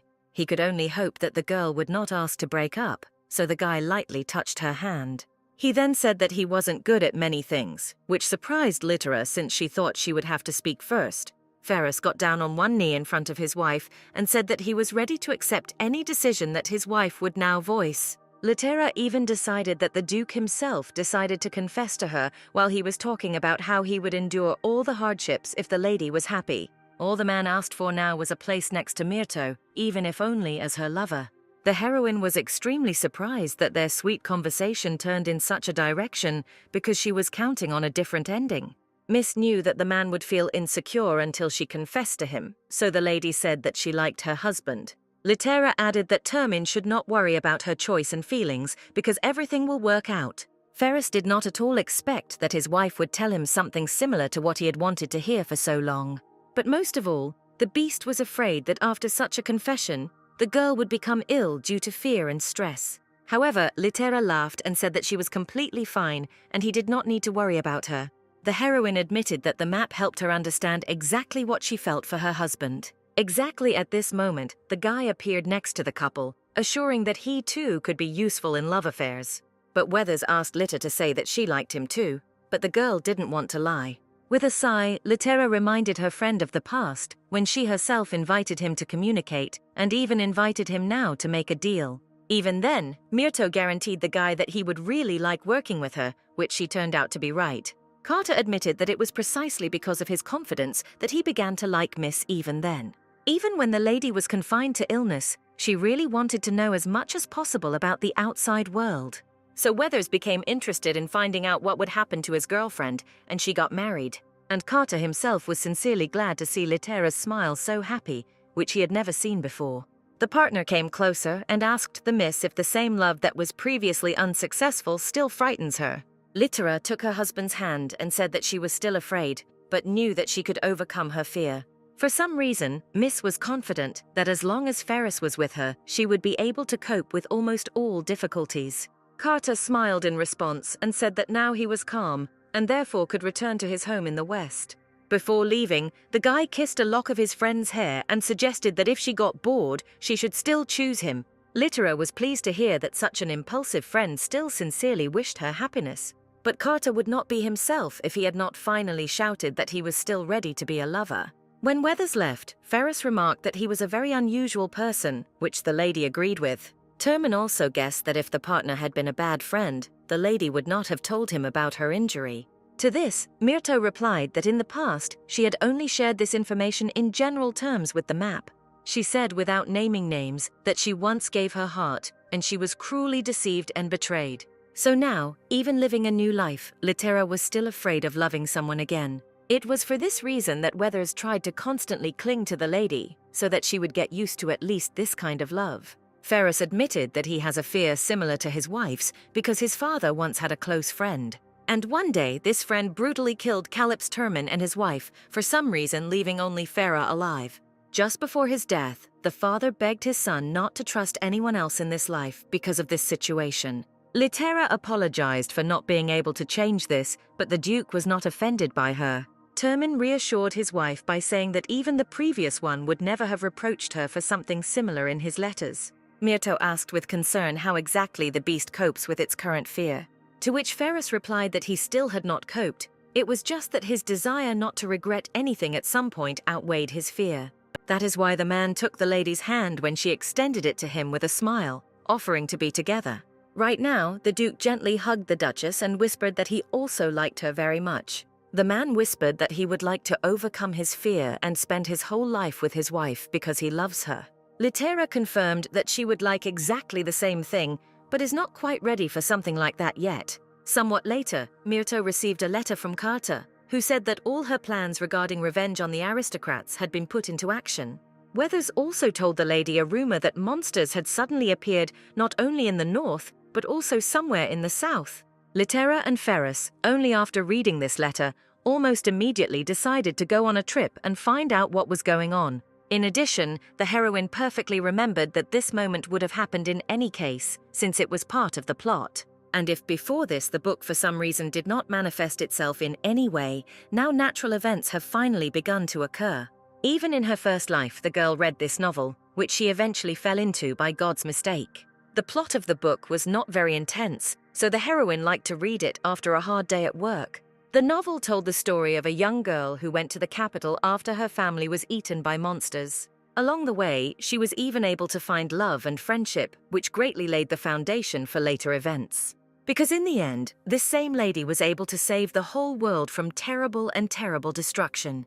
And now Litera was explaining to Fair that the appearance of monsters in the south was the driving force behind the entire plot. However, Termine didn't really understand what it all meant because he was only living his first life. In response, Myrto asked her husband to rely on her, although she herself was not sure that she could cope, and this worried the beast. Miss knew exactly what she needed to do before heading south, but she didn't really want to. However, the lady had no choice because she was the heroine of the novel, so together with the guy she had to go into the very cold. And Ferris could not help his wife in this situation because they both needed this trip. And the reason for this excursion was that Litter needed to find a flower that had holy power somewhere in the mountains. This was one of the few quests to develop the heroine's power and advance the plot. And of course, Litera herself was the chosen one, so she should have looked for this magical flower. In any case, now she was not alone, which greatly simplified her path, because Termine easily found shelters. And no less easily, the man ended up making a fire to at least warm his wife a little. Due to the heat from both the fire and the body of the beast, the girl began to warm up quite quickly after the wild cold. Myrto said that she quickly recovered next to the guy, and he, blushing, promised to be as close to her as possible. The heroine remembered that in a past life, Ferris refused to accompany anyone to this flower. Most likely, the whole point was that it was Crown Prince Abito, whom the beast greatly hated, who demanded to show the place with holy power. However, now his beloved wife was next to him, who told the current Terminer about his past deed. The man himself eventually admitted that before meeting the lady, he was extremely rude and uncommunicative. It so happened that Litera perfectly understood her husband in this regard, since in her first life she herself was not particularly talkative. But now Miss didn't care about dialogues with others because she just wanted to be at home next to her husband. Termini asked why they had to complete the quest, and Myrto explained that keeping the original plot was the only way for them to live happily in the future. After all, otherwise this world will completely collapse, and it is unlikely that anyone in such conditions will be able to find happiness. The heroine firmly decided for herself that she would like to maintain peace with Ferris and not fear for their future. So now Miss had no choice but to complete all the quests, which is what she told. Termin admitted that he himself would like to live happily with his wife, so he is ready to try for this. He learned from letters that in his past life he was pushed forward only by an incredible sense of duty. But now the face of the smiling Duchess shone before the Duke, and therefore the motivation was different. The man admitted that he really wanted to live happily together and decided to kiss the girl. At the same time, the guy still couldn't help but feel enormous embarrassment, so he blushed heavily. Litera whispered contentedly that kissing was becoming more and more commonplace for them. To diffuse the romantic atmosphere, the lady specifically asked if the man was practicing. But Ferris had absolutely no one to practice kissing with, so he guessed that Miss was teasing him once again. After this, Termine announced to the lady that it was time for them to go to bed, as he wanted to end this topic. But when Myrto asked if the Duke was again trying to avoid answering, he stood back up. And then the beast said that one day he would stop being such an insecure child so that Miss would be easy with him. Litera reminded her that Ferris was already an adult, but he replied that he meant mental age. Termin admitted that he would never be able to compare with his wife, but he would really like to try. All because he wanted the girl not to have to worry about how her husband was feeling. Suddenly, the man for some reason thought that he should not have said such a thing, and therefore became embarrassed. Fur thought that his wife was getting used to things too gradually, so he shouldn't have been harsh. Noticing that the guy was thinking about something sad, Miss grabbed him by the hem of his clothes and decided to talk. Litera recalled that she herself had previously asked Termina to learn to put his priorities first. Right now, the lady asked if her husband really thought that she would not notice how he doubted. Ferris blushed because he didn't know how to keep his emotions inside himself, but Myrto just smiled at this. The girl admitted that she teases the Duke not only because she considers his reaction cute, including she herself needed to joke so as not to be nervous about the next closeness between them. The heroine considered her such feelings very funny because she herself had lived for more than 100 years. Termin understood too well what the Duchess was trying to convey to him and was confused. As a result, awkwardness arose between the couple because this time Myrto did not dilute the whole atmosphere with a joke. The lady prayed that someone would break the prolonged silence when suddenly monsters entered the cave. Apparently, the monsters occupied this place only at a certain time and had just returned from hunting. Ferris was once again angry that the monsters were interrupting his dialogue with his wife, and she realized that she should be more careful with her desires. Since they had no other choice, Termine immediately rushed into battle to protect himself and the lady. As he thought, it was too dangerous to fight in such a narrow space, but there was no other choice. The only thing the Duke could do was fight harder to end the battle faster. True, in this case the animal itself could have been wounded, but this did not bother him at all. On top of that, Termine also replaced his sword with a melee blade, which made it even more dangerous for him to fight. Litera watched in amazement as the man dwindled away from the attacks of the monsters in such conditions. But Myrto was very worried about the outcome of the battle, because the Duke did not even have time to put on his protection, and he took it off only to warm his wife up a few minutes ago. Because of these nuances, the girl had a premonition that something bad might happen. As a result, the lady realized that she could not just stand still, and she also needed to somehow participate in the battle.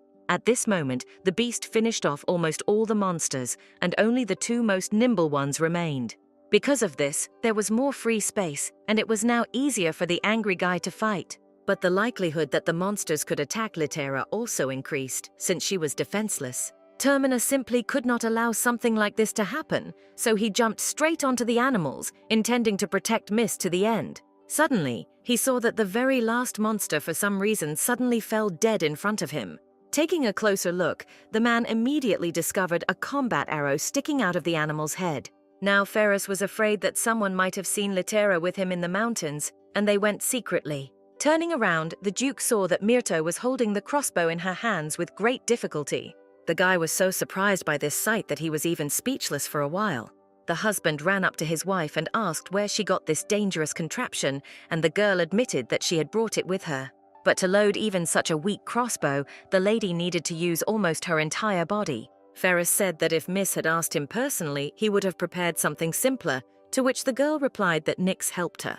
Termin held his head and explained that even the weakest weapon in the north would be considered strong in the south. So, having asked the maid for help, Litera received something that she could hardly handle on her own. For this reason, Fer pleadingly asked his wife to make similar requests to him next time, and she agreed. But there was something that didn't give Myrto peace, so she flashed her eyes, about to ask a question. The Duchess expressed her hope that the man had not acted too recklessly to save her moments ago. From Fer's face, Miss realized that her terrible guess was correct, causing the lady to put a smile on her face. But literally a second later, this sweet smile gave way to incredible anger, because the heroine was very angry with her husband. Litera threatened that Termina should not even think about fighting again without worrying about himself. What frightened the Duke most was that his wife said that she would deliberately go to bed late, and he immediately promised that he would fight carefully. As a result, after such complex and troubling arguments, the couple quickly and soundly fell asleep. Before she finally fell asleep, Miss managed to think that feeling such care, for some reason she felt guilty.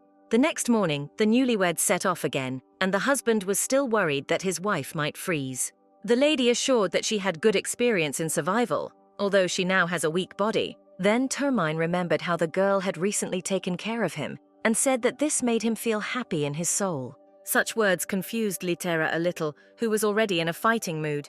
But the miss graciously forgave the guy for her embarrassment this time, because he seemed nice to her. After this, the wife herself took the man by the hand and suggested changing the topic to something better. It suddenly dawned on the Duchess that it was as if they were taking a walk on their honeymoon, walking arm in arm. But Ferris objected that the honeymoon needed a much more colorful and cozy place. In response, Myrto laughed good-naturedly because she was just teasing the guy once again. The girl said that she knows a lot of beautiful places in this world, and a little later they can go there. But as soon as Litera began to say that everything would be fine with them, the lady herself fell silent. She had a suspicion that after such words, something not very good was going to happen. And indeed, exactly at that moment, a monster of incredible size appeared in front of the girl and guy. Termin immediately covered his wife with himself, asking her to stay as far away as possible during his fight.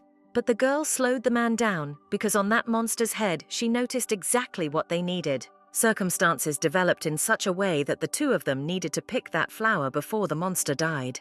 Since they had no other choice, the Duke decided to fight with his wife on his shoulders. Litera warned that the monster would recover quite quickly as long as the flower was not torn off. Myrto was worried that even together it might be very difficult for them to defeat such a giant. This is because the monster's life directly depended on the flower on his head, and he would not give it up so easily.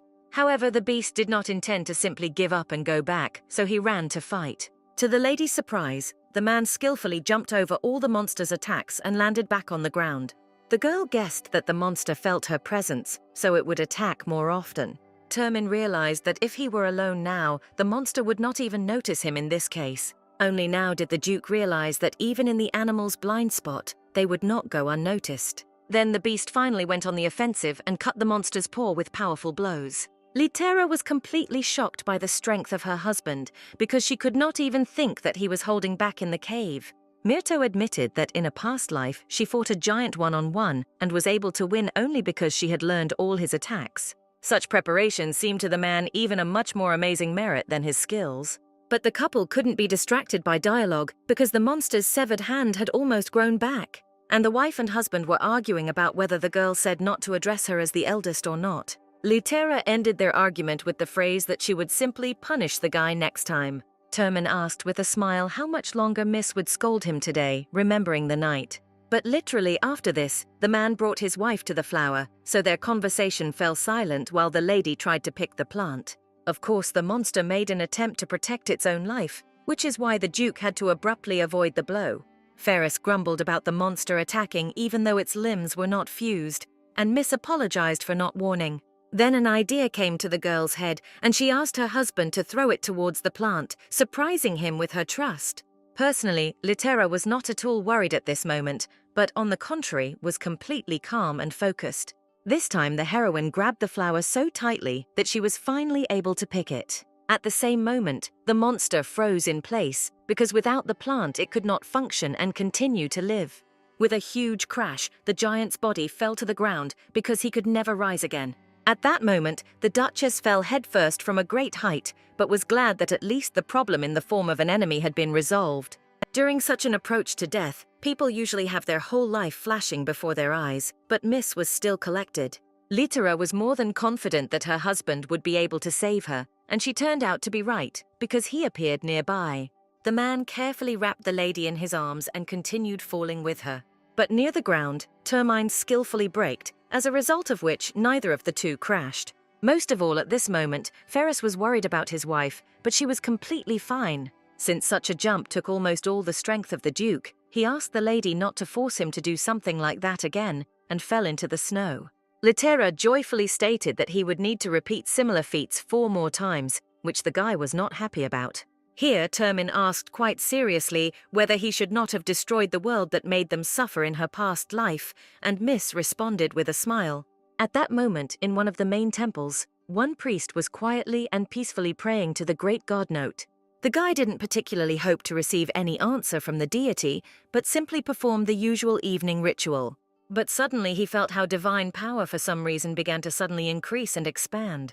The young priest looked around carefully, trying to determine where exactly the energy was sliding. Imagine his surprise when the priest realized that almost all the divine forces were now in the northern lands. A little later, when the husband and wife returned home, the lady was taking a warm bath with great pleasure. The girl had not exerted herself for a very long time, so her whole body was very sore due to recent physical activity. But at the same time, the lady did not regret the adventure at all and thought about it with warmth. This was because she now had pleasant shared memories with Fair to return to. Initially, the lady knew little about this guy, but now she happily thought about him. Littera really wanted them to value and cherish every memory they had together. Otherwise, all their moments could easily be broken into fragments, just like their relationship. Because of such wounds and fears, many are afraid to enter into new relationships and hide themselves. But few people understand that there is no ideal relationship, and you will always have to face problems. Littera realized all this not long ago, and came to the conclusion that she needed faith in herself. If a lady cannot stand firmly on her own 2 feet, she will be too afraid of the inevitable surprises. Meanwhile, she really wanted to stop looking back at her past and be happy with her husband. But for this, Myrto still had a lot to do, and Miss did not know how ready she was. Then the girl sneezed and remembered that the most important thing for her now would be to become physically stronger. Since Miss was already freezing after the shower, she quickly reached out with her hand for her warm homemade shawl. Imagine the Duchess's surprise when she put on the Termina robe rather than her own clothes. At that moment, the man was holding his wife's shawl in his hands and guessed that the servants had made a mistake. Yugum immediately asked whether the assistants should be punished, but the Duke told them to tell them to be more careful. In addition, such a mistake also occurred due to the fact that some of the servants, along with the knights, were sent to retrieve the magic stone left behind by the giant. The beast asked the butler to inform the Eastern Magic Tower that they would have such a big catch. Yugum asked if there would be any more errands for him, and Ferris wondered what he might ask her to do. Then the man turned his back to the butler and asked if he had any more wounds by chance. The old man did not understand why his master suddenly began to worry about something like this for the first time in his life, and Termin sheepishly admitted that Littera didn't like it when he got hurt. Yugum did not expect that his master had softened so much that he was now afraid that his wife would worry. The butler said he wouldn't brag about his wife if he had one, which confused Ferrat. Then the assistant explained that he was just joking, and he could not say if the gentleman had wounds because of poor eyesight. At that moment, Littera just entered the room, and the old man suggested that the gentleman ask her for help. Myrto immediately jumped up to her husband in fear, because she did not remember him being injured anywhere, and the butler immediately ran away as quickly as possible, so that in the end, he wouldn't get it for anything. As a result, Termina had to admit that he received a small wound, for which he is now ashamed. The girl said that she did not want to scold him for this at all. She just felt sad at the sight of the wounds. The fact that his beloved wife felt sad because of him affected Ferris even more than anything else. The Duke sadly promised that he would definitely become stronger and nothing like this would happen again. Myrto touched the man's back and said that she was sorry that he had experienced so much pain in his life. For the first time, someone so sincerely pitied Fer, so he was very pleased.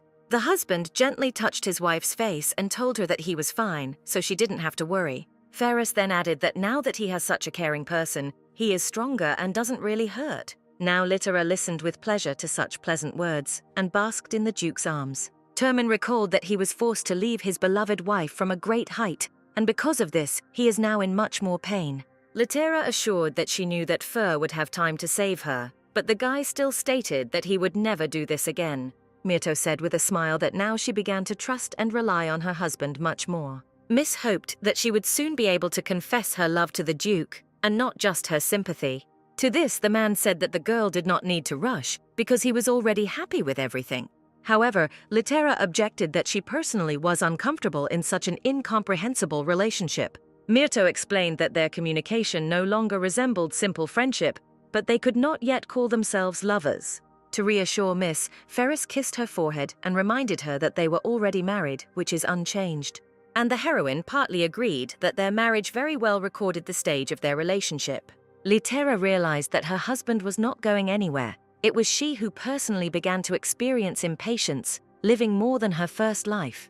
So the lady allowed the Duke to kiss her, and she thought that she needed to become even stronger. Suddenly, the husband and wife remembered that they were still wearing each other's clothes, which made them feel embarrassed. Miss wanted to give Termina his robe back, but the Duke said that the lady looked good in it. However, this fabric was too big for the small and thin Littera, so Ferris decided to tie it up.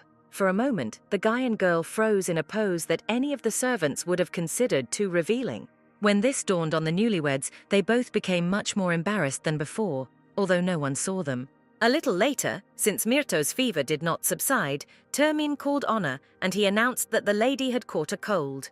This was not the first time the girl had been sick and was ready to calmly endure the cold, but Fer was going to destroy all the bacteria at once. The whole point was that for a long time Termin did not experience the feeling of having a loved one. And now, next to Litera, it was as if he didn't care at all at once and the whole world became brighter. That is why even such a mild illness of the girl, which should have gone away in a week, greatly influenced the Duke.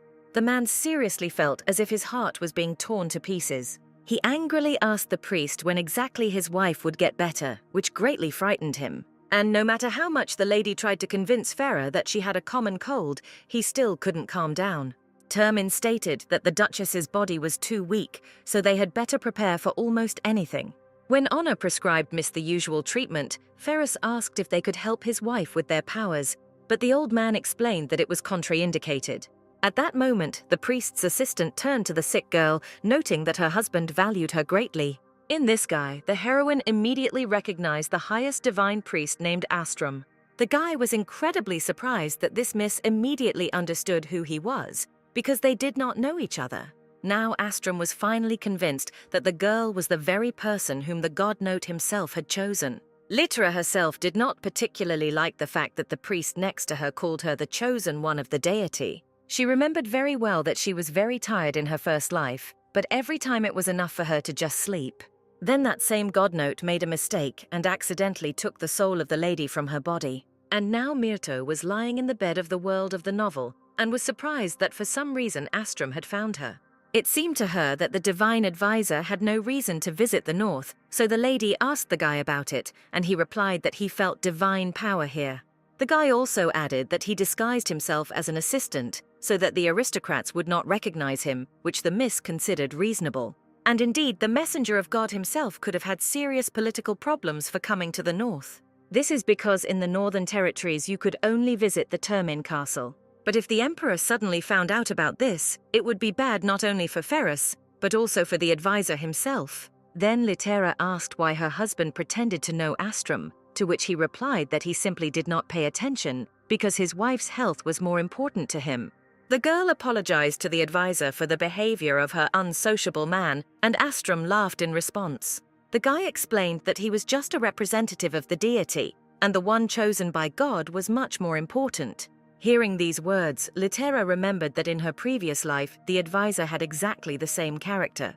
Having learned that Myrto was the chosen one, then Astrum became almost completely obsessed with her and her life.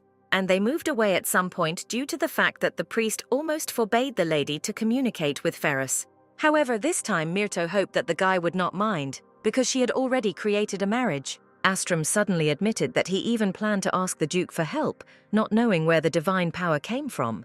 But he was glad to find the lady and her divine trace so quickly, which surprised the girl, and she asked if Honor had told the guy about her. The priests explained that there was a restriction on keeping secrets among them, so he understood everything himself. From this, the miss concluded that Astrum knew nothing about her letters and third life. Given the advisor's personality, the lady was afraid that he would try to put her on a pedestal again, so she didn't want to tell him everything. Unexpectedly, Termina approached the advisor and asked him to keep it a secret that Note had chosen his wife.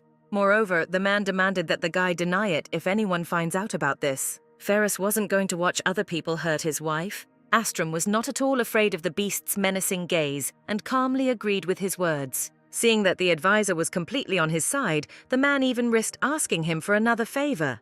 He warned that he was ready to pay any price if the priest could really help him.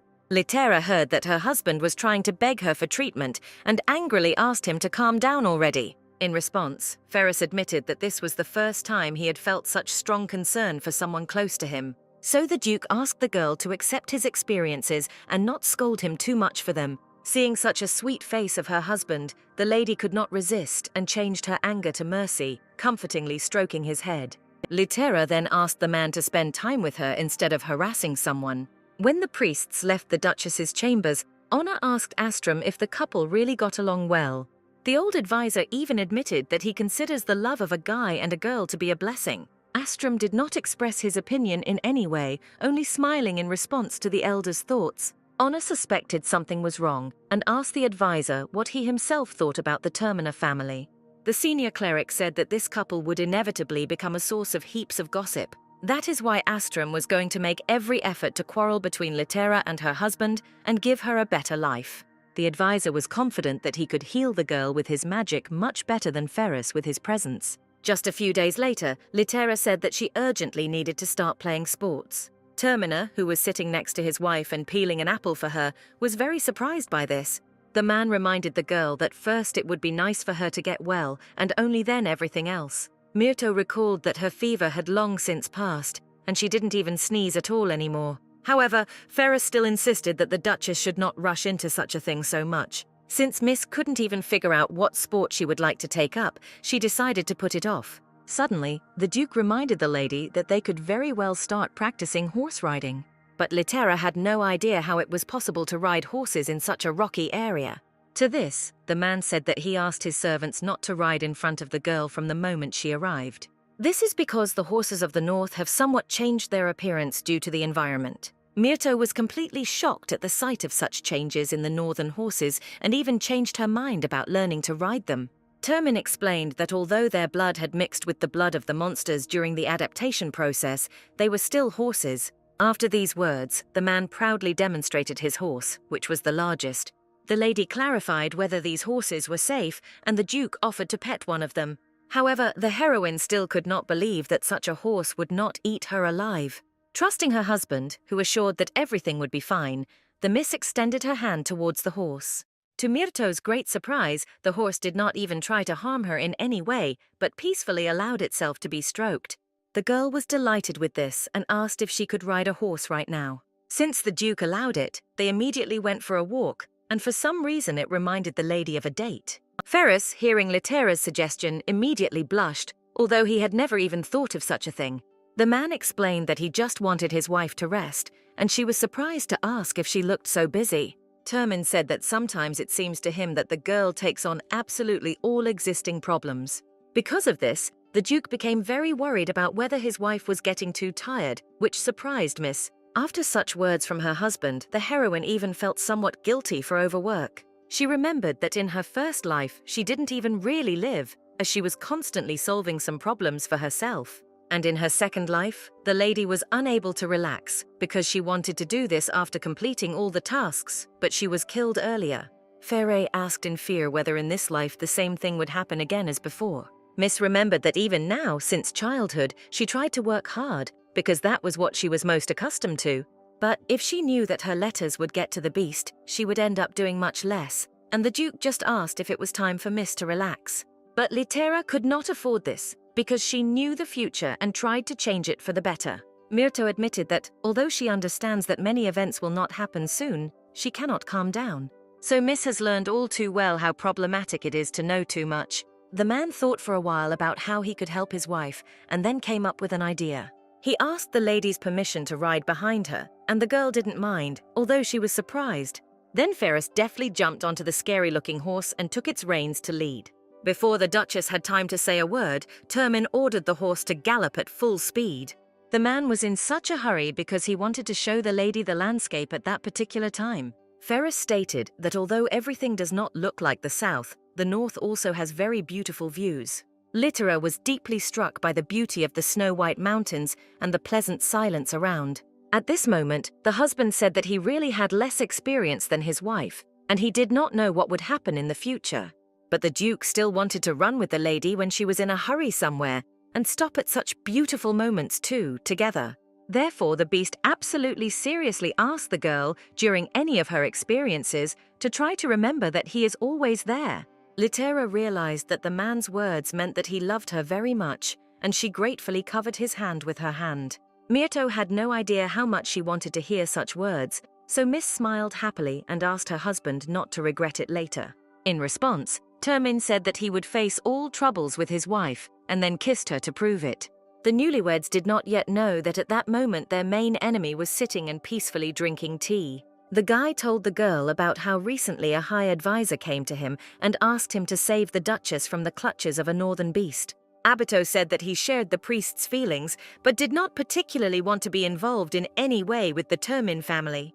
But the crown prince did not want to get involved in this matter, not even out of fear, but because he was connected by blood ties with Fair, and this complicated the matter. The girl to whom the guy was telling all this at first listened to him silently and calmly, and then reminded him of the name Litera Myrto. The lady suggested that she could meet with the Duchess and try to extract words from her about her unsuccessful marriage. And then Abito would only need to ask permission from his father, who was the emperor, to dissolve the Termina marriage. The prince smiled good-naturedly and said that he would be grateful if Miss would do this. He knew very well that no one could cope with this task better than his own bride named Monil Tekka. The next morning, while Ferris was training all his knights, he learned that he had received a letter from the Marquis of Thek. Termin was terribly unhappy that the maid did not immediately tear up this letter, because the beast hated this family. To this, Nyx replied that the envelope was for Litera, and Fur immediately praised the assistant for not tearing it. Myrto was surprised that she received a letter, because she had not really communicated with anyone. As soon as the lady unpacked the envelope, she immediately recognized it not so much as a letter as an invitation. The Duchess's happiness was not a chapel, because it turned out that Manila herself or Moni had invited her. The husband asked in surprise what his wife's joy meant, and she immediately remembered that in this life, she and Tekka did not know each other. Since the story was long, the girl invited her husband to go to their room, which they did. Miss remembered that in the original plot of the novel, Monil Tekka is the main villain. This girl even attempted several times on the heroine's life, since she indirectly threatened her position in society. But in the end, according to the plot, it is the main character who wins and even manages to save the world. And the villain herself, as a result of such a collision, lost everything, and her fate was very sad. But since Litera did not like this outcome, when she got into the novel, she rewrote it. As soon as Myrto ascended the throne, she immediately granted Manila the desired title and power. As a result, the girls became incredibly close in that life, and experienced a lot together, so Miss was glad to receive a letter from Monya. Remembering the past, the Duchess was forced to reveal one more fact while Ferris listened to her. The girl admitted that it was her friend Tekka who provoked Abito's inappropriate behavior. Manila was a prominent representative of high society and often hosted parties, including for the Empress. As head of state, Litera visited almost every one of them, which is why she was able to make many useful connections. But as a result, her ex-husband began to interfere in all his wife's affairs, declaring that she should look only at him. In addition, quite quickly, the guy got to the point that he became jealous of Myrto even towards her own friend. After listening to this story, Termine could not immediately believe how crazy the prince was. The heroine supported her husband and shouted that she was stupid and blind for not divorcing Abito Litum for a long time. The girl complained that because of the prince's abusive behavior, at some point she even began to consider herself abnormal. All because the guy completely transferred all his responsibilities to his wife and did nothing. Ferris leaned over to the lady and offered to deal with Litum immediately, but the miss refused. The Duchess explained that not everything is done right here and now, and smiled very mysteriously. Termina's first reaction was great surprise, and then he realized what the girl meant. Smiling terribly, Fur said that his wife was right, and it was not yet time for Abito's revenge. After this dialogue, Miss still remembered about the invitation and wondered what she should do with it. Litera remembered that her husband had a bad relationship with the Tech family, which he once again confirmed. This is because Ferris is a relative of the king, and therefore blocks the Marquise's access to power by his very existence. But it was not profitable for them to quarrel officially, since a large number of magic stones were supplied from the north. After listening to her husband's story, Myrto thought that maybe she should decline this invitation. The Duke reminded the Duchess that she would like to make friends with Manila in this life. The girl agreed with this and then asked if Fur could be without her for a few days. Termin didn't think at all about the distance between the lands and therefore froze in shock. The man tried to lie that he would succeed, but his wife quickly saw through him. The beast began to assure that he was fine and did not want to be like Abito, and the girl met such zeal with approval. Unexpectedly for Termin, Litera invited him to go on this journey with her. Ferris immediately beamed, because now it didn't matter to him at all who he was with and what kind of relationship he had. The main thing was that he did not part with his wife. The heroine took this trip as an opportunity to consolidate their marriage even abroad. So a few days later, the Marquis of Tekka and his daughter were awaiting the arrival of the northern newlyweds. Manila was actually sure that Litera would reject her invitation, but everything turned out differently. So Tek's original plan to take advantage of the refusals to meet and thereby destroy Termin's marriage failed. All because Myrto suddenly responded to the girl's invitation, which means she was not locked up. Moni was somewhat tense due to the fact that she did not have any information about Ferris's wife. But then the girl was distracted from her thoughts by a servant who announced the arrival of a carriage from the north. When he saw the carriage, the Marquis said, just in case, to observe manners, in case it wasn't Litera who had arrived. But then the lady pointed to the terrible horse that brought the cart, and the Teca family had no doubts. Exactly at this moment, the Duke of Termin himself emerged from the carriage, dispelling the terrible aura around. And after him, clearly smiling with mockery, his wife came out and asked forgiveness for their delay.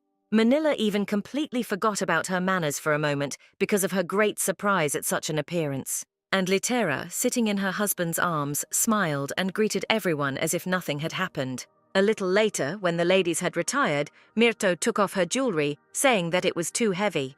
Besides Manila, there was no one in the room right now and there was no one to look at them. At this moment, the Marquise took over the dialogue with Fair, although it was more likely that the beast took over and dragged the old man to where he wanted.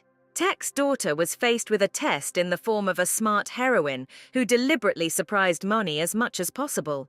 Litera lounged on the sofa, not caring at all about etiquette and manners, as she hoped to piss off her ex-friend. Although the Marquise's daughter considered Myrto strange, she still did not forget about the rules of behavior and therefore thanked her for coming. The Duchess did not pace around and immediately asked why Teca suddenly invited her.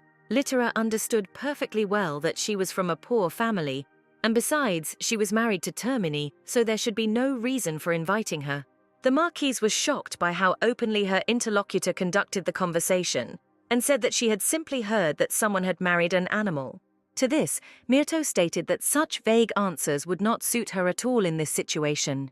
The heroine was afraid that due to her rebirth, all connections were now missing, and the Tech family might try to use her. In addition, the girl knew that she would definitely fail if she behaved like an aristocrat, so she immediately forgot about manners. Litera decided to bet that she could confuse Lady Teca with her strange actions and pushed her mug of tea. Moni even managed to notice her confused reflection in the spilling mug of tea. And Myrto at that moment with a smile asked the lady to simply tell her frankly what she wanted. The Marquis's daughter thought sadly that, due to the strong effect of the Duchess's actions, she was beginning to succumb to her. But this could not be allowed to continue, because then the Marquise would continue to follow her guest's lead, so Moni abruptly folded her fan. And then, smiling sweetly, Manila suggested that Litera must be tired from the trip. Teca said that she would like to have tea in a more relaxed atmosphere, so she gives the lady time to rest. Myrto sighed with a smile, because she recognized in the behavior of the current Manya her old and close friend from that life. The heroine understood that it would not be easy for her to piss off the Marquise, but she decided to try, and began by calling her husband cute. Litera completely accidentally chose the right direction of the conversation, because such a statement shocked Moni. She never thought of anyone but the bestial Duke as a nice person. Manila even asked if Myrto really had another husband, to which the lady replied that she did not. At this moment, the Marquis suffered greatly from the male part of the Termin family, begging the beast to stop. The fact is that the man decided to train his skills, but quickly killed all the knights. Ferris irritably noted that he had not killed anyone, but was just warming up, so everything was fine. In addition, Termine did not dare to call those who were defeated by the branch knights. The Marquis was shocked that even his strongest warriors fell so easily in battle with one beast, and the Duke was noticeably bored, since he had no one else to fight with, and he didn't know what to do with himself. Teca could only pray that Ferris would not come up with another destructive activity for himself.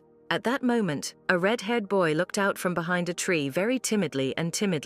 The boy in the mask asked the Duke if it would not be difficult for him to at least learn how to fight a little. While Ferris was wondering in surprise what the boy meant, the Marquis had already managed to swear at Topaz. Hearing the guy's name, Termine thought about it since he had heard it quite recently in other circumstances. Before coming to visit, Litera asked her husband to be as polite as possible with the child named Topaz. The girl understood that the Duke would need to behave like a beast, but only for this guy she asked to make an exception. Ferrer did not ask unnecessary questions, but only asked him to describe Topaz's appearance to him. Myrto, bending her fingers, said that the guy will have red hair, he always wears a mask on his face, and he has several years left until he comes of age. With regret, Miss said that she could not say anything more, so that her husband would not think too much about it all. As a result, as his wife predicted, Fur met the guy and called out to him. Termin walked closer to the masked boy and asked why he wanted to learn sword art. Topaz mumbled something about wanting to protect someone but couldn't be more specific. He only added that this person was important to him, and he imagined Manila Tech in his head. Clenching his fingers with excitement, Topaz said that he considered Termin very strong, which is why he asked to teach him. To the boy's great surprise, the beast suddenly said that for him, this was more interesting than fighting with bodies lying on the ground. The redhead beamed incredibly with joy as Ferris prepared to give him some lessons. The Marquis, who had at first watched the battle with great anxiety, remarked that the Duke could be gentle. And at that moment there was a satisfied smile on Ferris' face, because he knew that his wife would later praise him for communicating with this boy. Littera herself at that moment was throwing words at Moni with all her might, chatting about her beloved husband. Tech's daughter could barely control herself, because during this short conversation with the Duchess, she managed to hear a bunch of unnecessary things. But even seeing Littera's joyful appearance, Miss still couldn't believe that the lady and the beast were doing so well. Suddenly, Manila decided that now was the best time to attack, and therefore asked whether the Duke had really never disappointed his wife. To Tech's great surprise, Myrto suddenly changed her face and said that they had finally gotten down to business. Littera immediately understood that the Marquis's daughter wanted to hear complaints about Termina's marriage and then destroy it. The lady sat down next to the confused girl and asked if it was the advisor Astrum who asked her about this, in which she turned out to be right.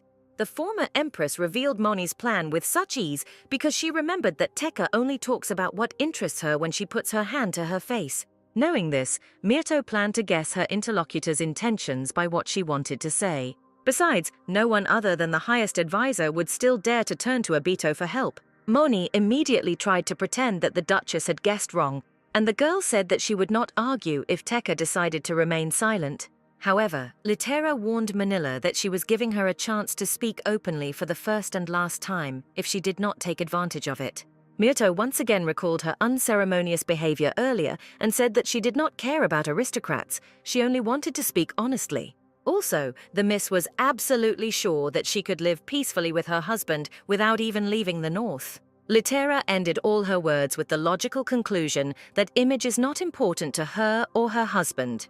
Moni analyzed the situation and realized that the lady was telling the truth, and one should not communicate with her the same way as with aristocrats. So Tekka completely removed her fan, which covered her emotions, and said that she was ready for a sincere dialogue.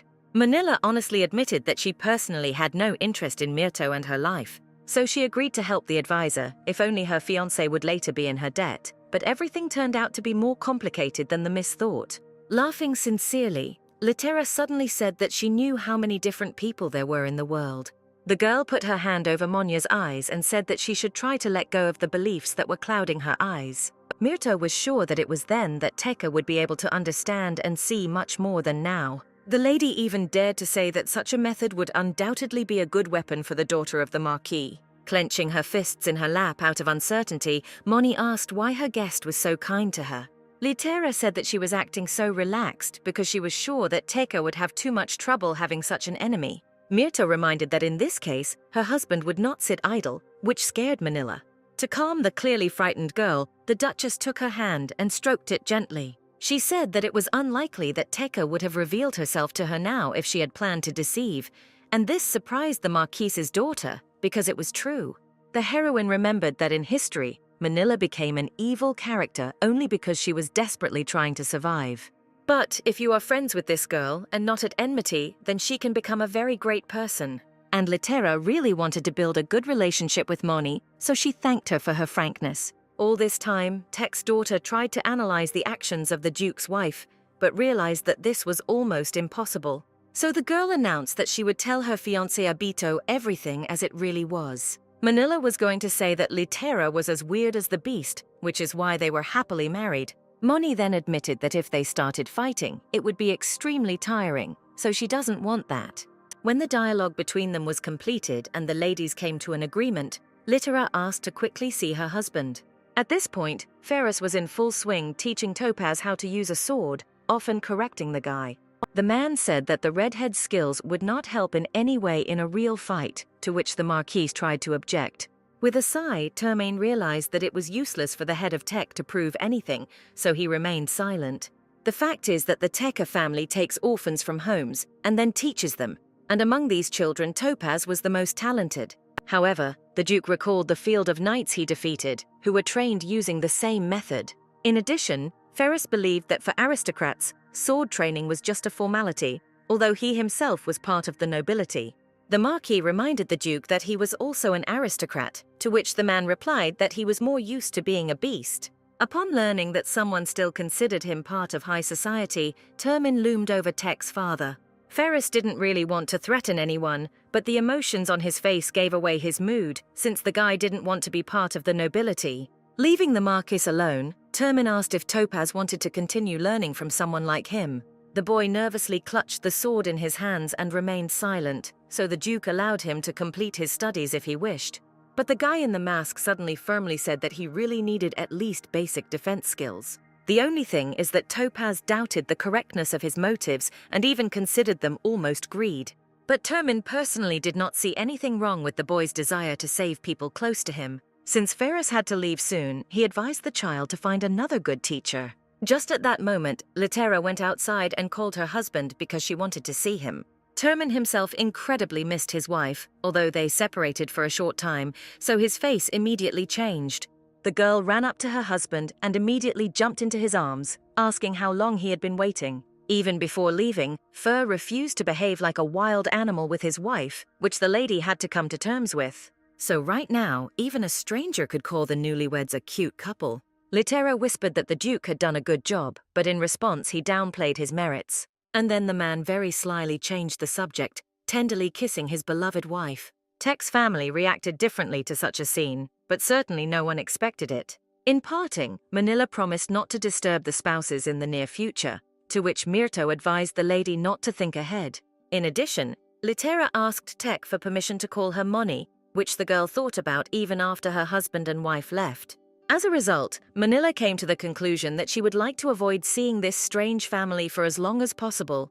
But then Topaz called out to the lady and asked if her jewelry was lying on the table near the flowers. Turning around, the Marquise's daughter was extremely surprised because she remembered how Myrto had left them. And Litera herself rode with her husband in a carriage and laughed contentedly, knowing that Monya's head was spinning. As a result, literally a few minutes after the Termina family left, Moni took the jewelry to her father.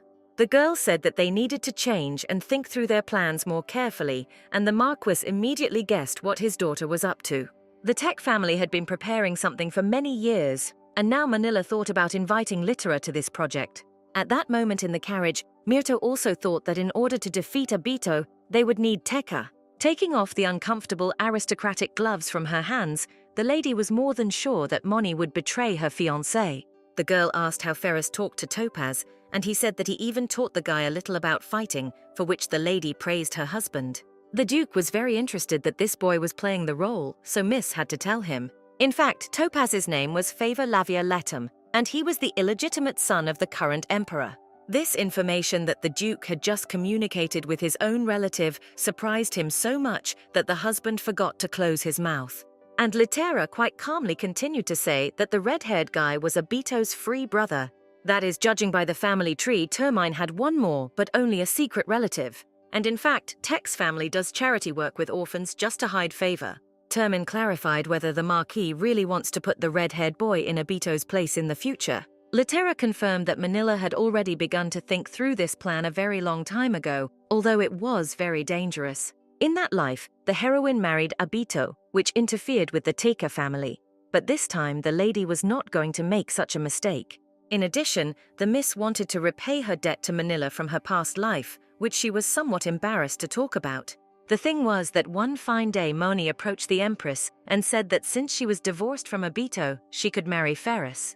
Initially, Litera was very embarrassed and stated that this was simply impossible. Myrto was convinced that Termin considered her just a friend, although they communicate well through correspondence. Manila listened to all her mistress's objections and silently considered them stupid. So the girl specifically said that everything would be as their great queen, who saved the world, said. However, Tekka was absolutely sure that if Litera did not listen to her advice, she would definitely regret it.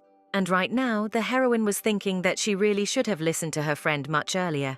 Because the whole idea of an arranged marriage with Fair appeared in the girl's head only thanks to Monya.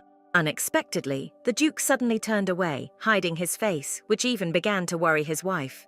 But when the man turned to her, he said that he no longer had anything against the Tech family. Initially, Termine's resentment towards the Marquis was not very deep, and besides, today he managed to scare him, so he was already satisfied. In addition, Fur was even sure that he could forgive Tech once again for Manila's services, which surprised Myrto with how happy her husband was with their marriage. Ferris approached his wife and said that he really enjoyed being so close to her. In response, the girl tightly hugged her husband's broad and large back, since she herself loved to be close. Somewhat later, when it was already dark, the coachman stopped at the first night stop of the newlyweds' journey. The assistant waited for some time on the street for the gentleman, who for some reason did not come out, and even dared to knock on the carriage door. Nick said they had already booked a hotel room for husband and wife, and asked if everything was okay. When the maid dared to open the doors, she saw Litera and Ferris kissing. This picture once again made the assistant regret that she did not allow Yugum to go instead of her.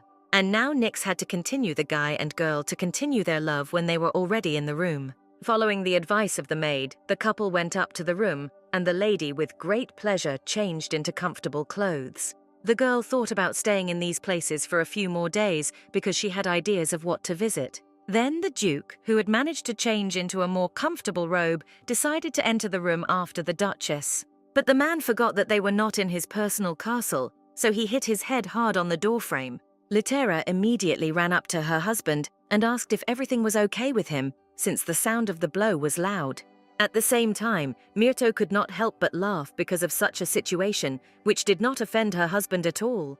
The heroine could not understand how Ferris could deftly dodge monsters and catch doors with his face, and he explained that he was clumsy in narrow spaces. So the lady stroked the guy's face and promised that tomorrow they would look for a much wider place. Miss admitted that she wanted to immediately return to the north and think about how to confront Astrum. But then Litera remembered how her husband asked her to rest, and therefore decided to stay in these places for a while. Myrto admitted that she would really like to focus on creating their common pleasant memories. Termin responded by kissing his wife's hand and saying that he himself really wanted something like this. The man added that he was even willing to tolerate low ceilings, which made his wife laugh a lot. But having laughed completely, the miss admitted that she believed that the guy said this completely sincerely. And indeed, I felt incredible warmth from every word and action of Ferris Litter. So, while they lay in an unfamiliar bed, Myrto admitted that she was glad that she had married Termini. The Duke blushed a little when he heard the words of gratitude for being nearby. The man, on the spur of the moment, hugged his wife, although she tried to stop him because she wanted to sleep. In response, Fur agreed to go to sleep quickly so that he could wake up quickly and talk tomorrow. As she fell asleep, Litera thought about that incredibly beautiful place that she really wanted to show her husband. And the next morning, as the heroine had planned, they had a picnic in this place. The lady said that no one except herself knew about this place, so they could rest easy. Myrto actually wanted to invite Nix along, but the man reminded her that the maid wanted to spend time alone. And indeed, as soon as the assistant was given such an opportunity, she ran away from her owners. And the Duchess accepted the fact that in such a beautiful place, she and her husband would simply have a romantic date. Termin remembered his wife's words before going to bed that she really wanted to show him all this beauty. And then he asked if Miss had any special memories with this field, which made the girl freeze. Litera remembered the night when she came to this field all alone, and from then on began to consider it special. The heroine admitted that when she first came into this world, it took her a long time to get used to everything. After all, her adult soul was imprisoned in the body of a small child, which only complicated the situation. It seemed to the girl that if she had lost her memory, it would have been much easier for her to adapt. But the lady remembered the whole plot perfectly. As a result, Miss was never able to accept this world as her own, so her desire to control everything only increased. Litera knew that the romance ended well, but she was still unsure of herself and her future. Getting used to the new world was so difficult for the girl that even now she had difficulty admitting that she had once thought about death. Therefore, one fine day, the heroine could not withstand the pressure and simply ran away at night. Ferris asked if the girl really ended up in this place, and he was absolutely right. That night, Myrto ran and ran without any purpose or any meaning for it all. Completely exhausted, Litera raised her head and realized that there was no one in this place except her alone. The Duchess explained that only when she got to a place that had nothing to do with the novel did she believe that this world was alive. And after this situation, the lady came to this field in her past life every time she found it difficult. It was only here that Litera felt every time as if she had regained all her strength and could move on. The girl admitted that only now she began to believe that it is much more useful if there is a place to escape to. Ferris asked if everything was fine now that he also knew about this place. In response, the wife just sighed, saying that her husband hasn't changed a bit, even over time. Litera fell on her husband's lap and explained that now this field is not so important to her because she can run to him. Smiling, the Duchess raised her eyes and looked straight into her husband's face, asking if she was wrong. The man's incredibly red face gave the lady an answer that was much more understandable than if he had said anything. Then Termin suddenly whispered that as long as he was with the girl, he would mistakenly consider himself incredible. These words from the guy completely ruined the romance of the moment, and besides, Litera absolutely disagreed with them. The girl jumped up and almost screamed that her husband was already incredible, so there was nothing wrong with him. Myrto asked if she really needed to hit the man, like last time, and he immediately asked for forgiveness for his words. The heroine was sad that her husband still lacked self-confidence, which was felt. For some reason, it was at this moment that the lady remembered her ex-husband, who constantly made the miss feel insecure. So, instead of fighting, Litera hugged Termin and said that it was extremely important to her that he believed in her words. While Fur listened with excitement, Miss carefully tried to restrain the emotions that surged through her. The heroine explained that all the priests who believed her words in a past life made her a deity, and all the magicians she dared to turn to constantly asked for permission to experiment with her body. So the beast, which unconditionally believed the lady's words, was incredibly dear to her, which the man finally agreed with. Clinging to her warm and beloved husband, the girl whispered that he was an amazing thinker and often supported her. Litera even admitted that she didn't feel very good about her husband's boundless faith, and he didn't understand why. Then Myrto asked whether the Duke would be offended if she said that he was a minor character, but Termin objected that he had been such in the girl's past life. And even the fact that they were allegedly in an affair did not bother Fair at all, because he felt alive. But the Duchess was surprised by the guy's composure. Then she asked what Ferris thought when the lady talked about things that he even knew, and the man thought before answering. And then the beast admitted that he was worried whether his wife felt lonely at such moments. The guy took a lock of Mrs. hair and said that he had no idea what it was like to have to rebuild an entire relationship. Since Termin lived a life that was completely different from the life of his wife, he could not fully understand it. But the Duke remembered very well that it was the girl who eventually pulled him out of the abyss of despair and loneliness with her smile. So the man tried every day to understand the emotions that the heroine was experiencing in order to help her. Litera, having heard such sincere and kind words from her husband, was moved almost to tears. The girl did not understand how Fur could say such important things to her so simply. Since all the beautiful words had already been said, Litera simply reached out to Termina and kissed him herself. Finally, Myrto felt that she could share what had accumulated inside her all this time. So now the heroine very passionately kissed her husband, who was next to her and supported her. Lying like this in the arms of her man, Litera finally and irrevocably decided that she could no longer run away. And at that moment, somewhere in the middle of the forest, an incomprehensible shining circle with a pattern inside appeared. A walking Nyx quickly came across this luminous object and was extremely surprised. And the circle itself, hovering in the air, could barely squeeze out of itself that it had to tell Litter something. But so far, the boy and girl in love knew nothing at all about what had happened and still just lay next to each other. Myrto whispered that she would really like to continue to be focused only on Termina like this, without any obstacles. Of course, Ferris was extremely pleased to hear this, because he completely shared the lady's thoughts. But the Duke also remembered that at such moments they were constantly interrupted, so he looked around the field. Suddenly, as the beast expected, the same incomprehensible object appeared in front of the newlyweds and called the heroine. Along with the circle in the air, Nyx also came running, who carefully monitored that everything was fine with the gentleman. The maid admitted that she tried her best to get rid of this circle, but in the end, it didn't work out. Krug arrogantly stated that no mere mortal could get rid of him, and then remembered that he did not have much time.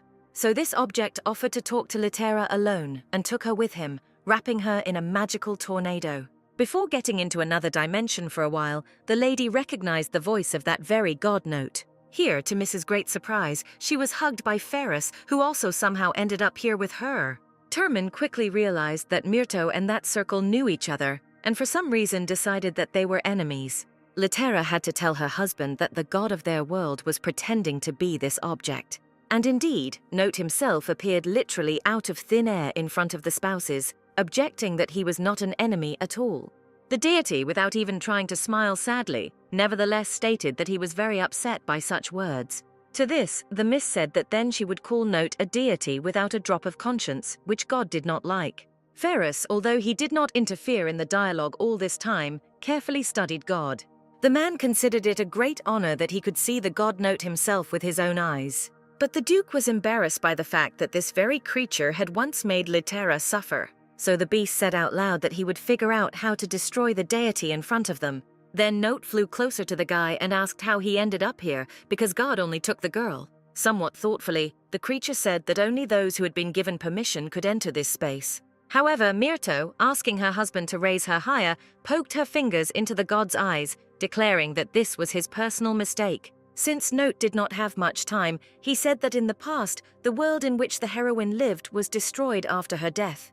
The lady began to ask questions, but God could not answer them, but only said that the cracks with the monsters in this world were growing, and he needed help with them. The husband and wife could not argue with the fact that they could indeed partially make it easier for Note to work with the cracks. Then the beast suggested that Miss simply destroy this entire space, and she immediately agreed, although the deity was against it. Note said that it was not for nothing that Myrto was asking for such help, because when all the cracks were closed, her strength would return. The girl realized that she could not but agree to such a thing, so she asked where she should look for the crack. But instead of a normal answer, Note for some reason named a number that did not give the Miss any information. Before the Duchess had time to ask God anything, he continued to name the numbers, and it became clear that this was a countdown. The deity asked for forgiveness and said that there was nothing more he could do except send the couple back. The only thing is that Note decided to give the Duke a holy sword for a while, in the hope that this would be enough. Litera knew that she was too weak, so she asked her husband if he would accept this gift instead of her.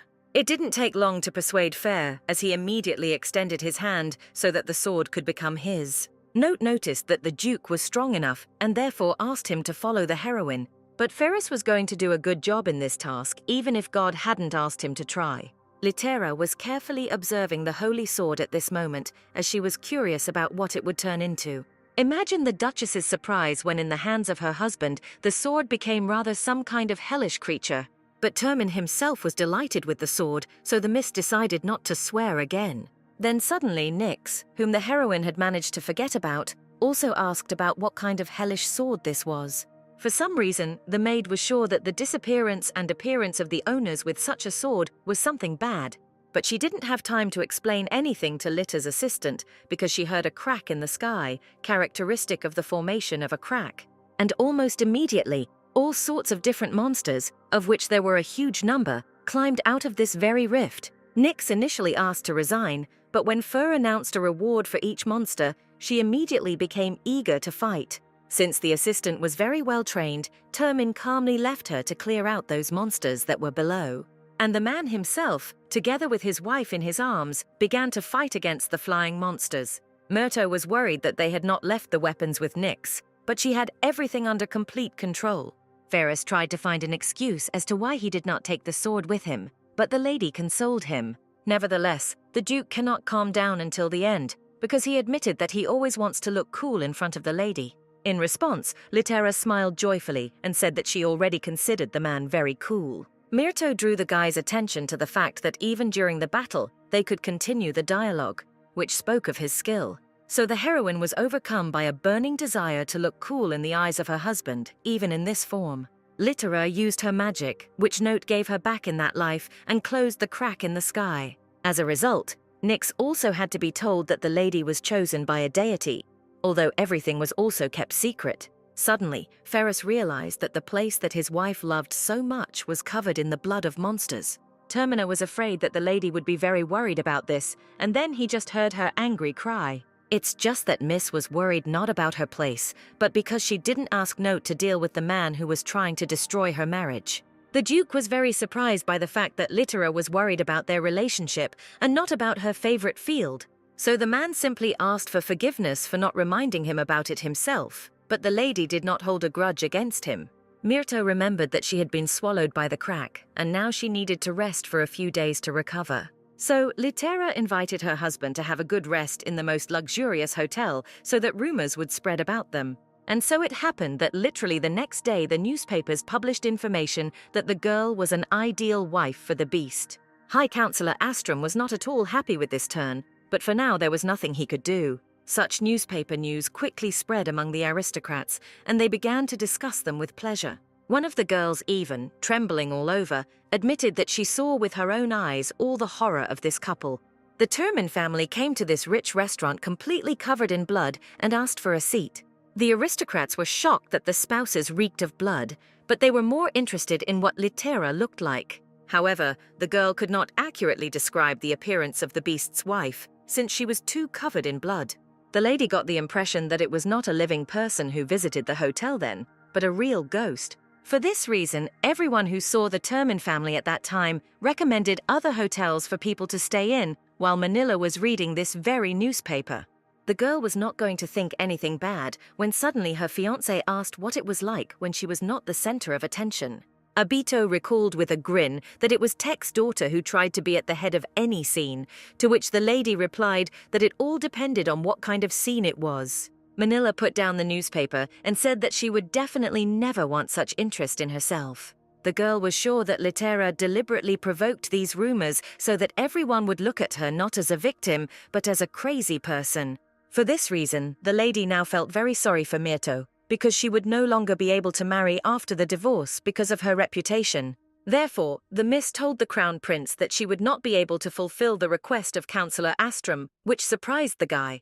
To this, Moni stated that in this situation she saw no point in separating the spouses, and Abito agreed with her. Nevertheless, Tech's daughter considered it necessary to admit that she would have to meet with Litera again since she left the decorations in her house. The prince advised the bride to simply entrust this to the servants, but Manila objected that she needed to be impeccable in everything. Moreover, if the lady entrusts such a task to the servants, she will definitely not see Myrto again, which did not suit her. At that moment, Carter was visiting Termin and reading this very newspaper with loud laughter. But the heroine did not believe that Weathers had rushed from the west, only to share his emotions. The friend tried to hint that he was very happy to see the lady, but she simply asked how things were going with their plan. Carter pointed his finger at the necessary news, after reading which, Miss joyfully realized that their plan had already begun. Weathers happily noted that many aristocrats began to lose their income, and thanks to Myrto's behavior in hotels, few people would read about it. The business partner admitted that he had already fully planned all his actions and was going to make investments a trend. But unlike all other aristocrats, the guy will do this secretly, so it will be impossible to track him. But the map itself will perfectly track both all its actions and even all those of others. Weathers was looking forward to the moment when all the finances of the traitors would pass into his hands, and Litera supported her friend. Here the guy had one very serious question, and therefore he asked whether the beast was not offended by the fact that another guy was promising so well with his wife. But all the time while Carter was negotiating business with Myrto, the Duke was completely calmly reading the newspaper.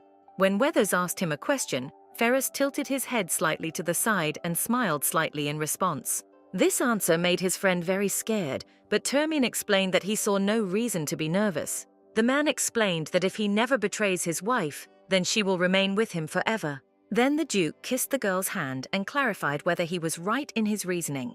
Litera was delighted, as she had long tried to explain to her husband that he needed to be more confident. As a result, Fur had to admit that in fact he was so embarrassed that he was even ready to faint. To this, Myrto stated that her husband just needed to try, because it was easier than fighting monsters.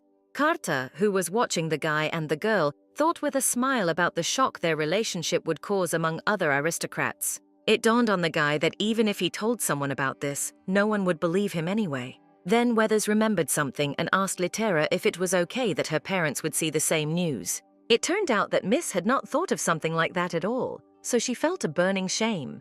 And at that moment, the girl's father was clutching his neck in indignation, while the mother was absolutely calm.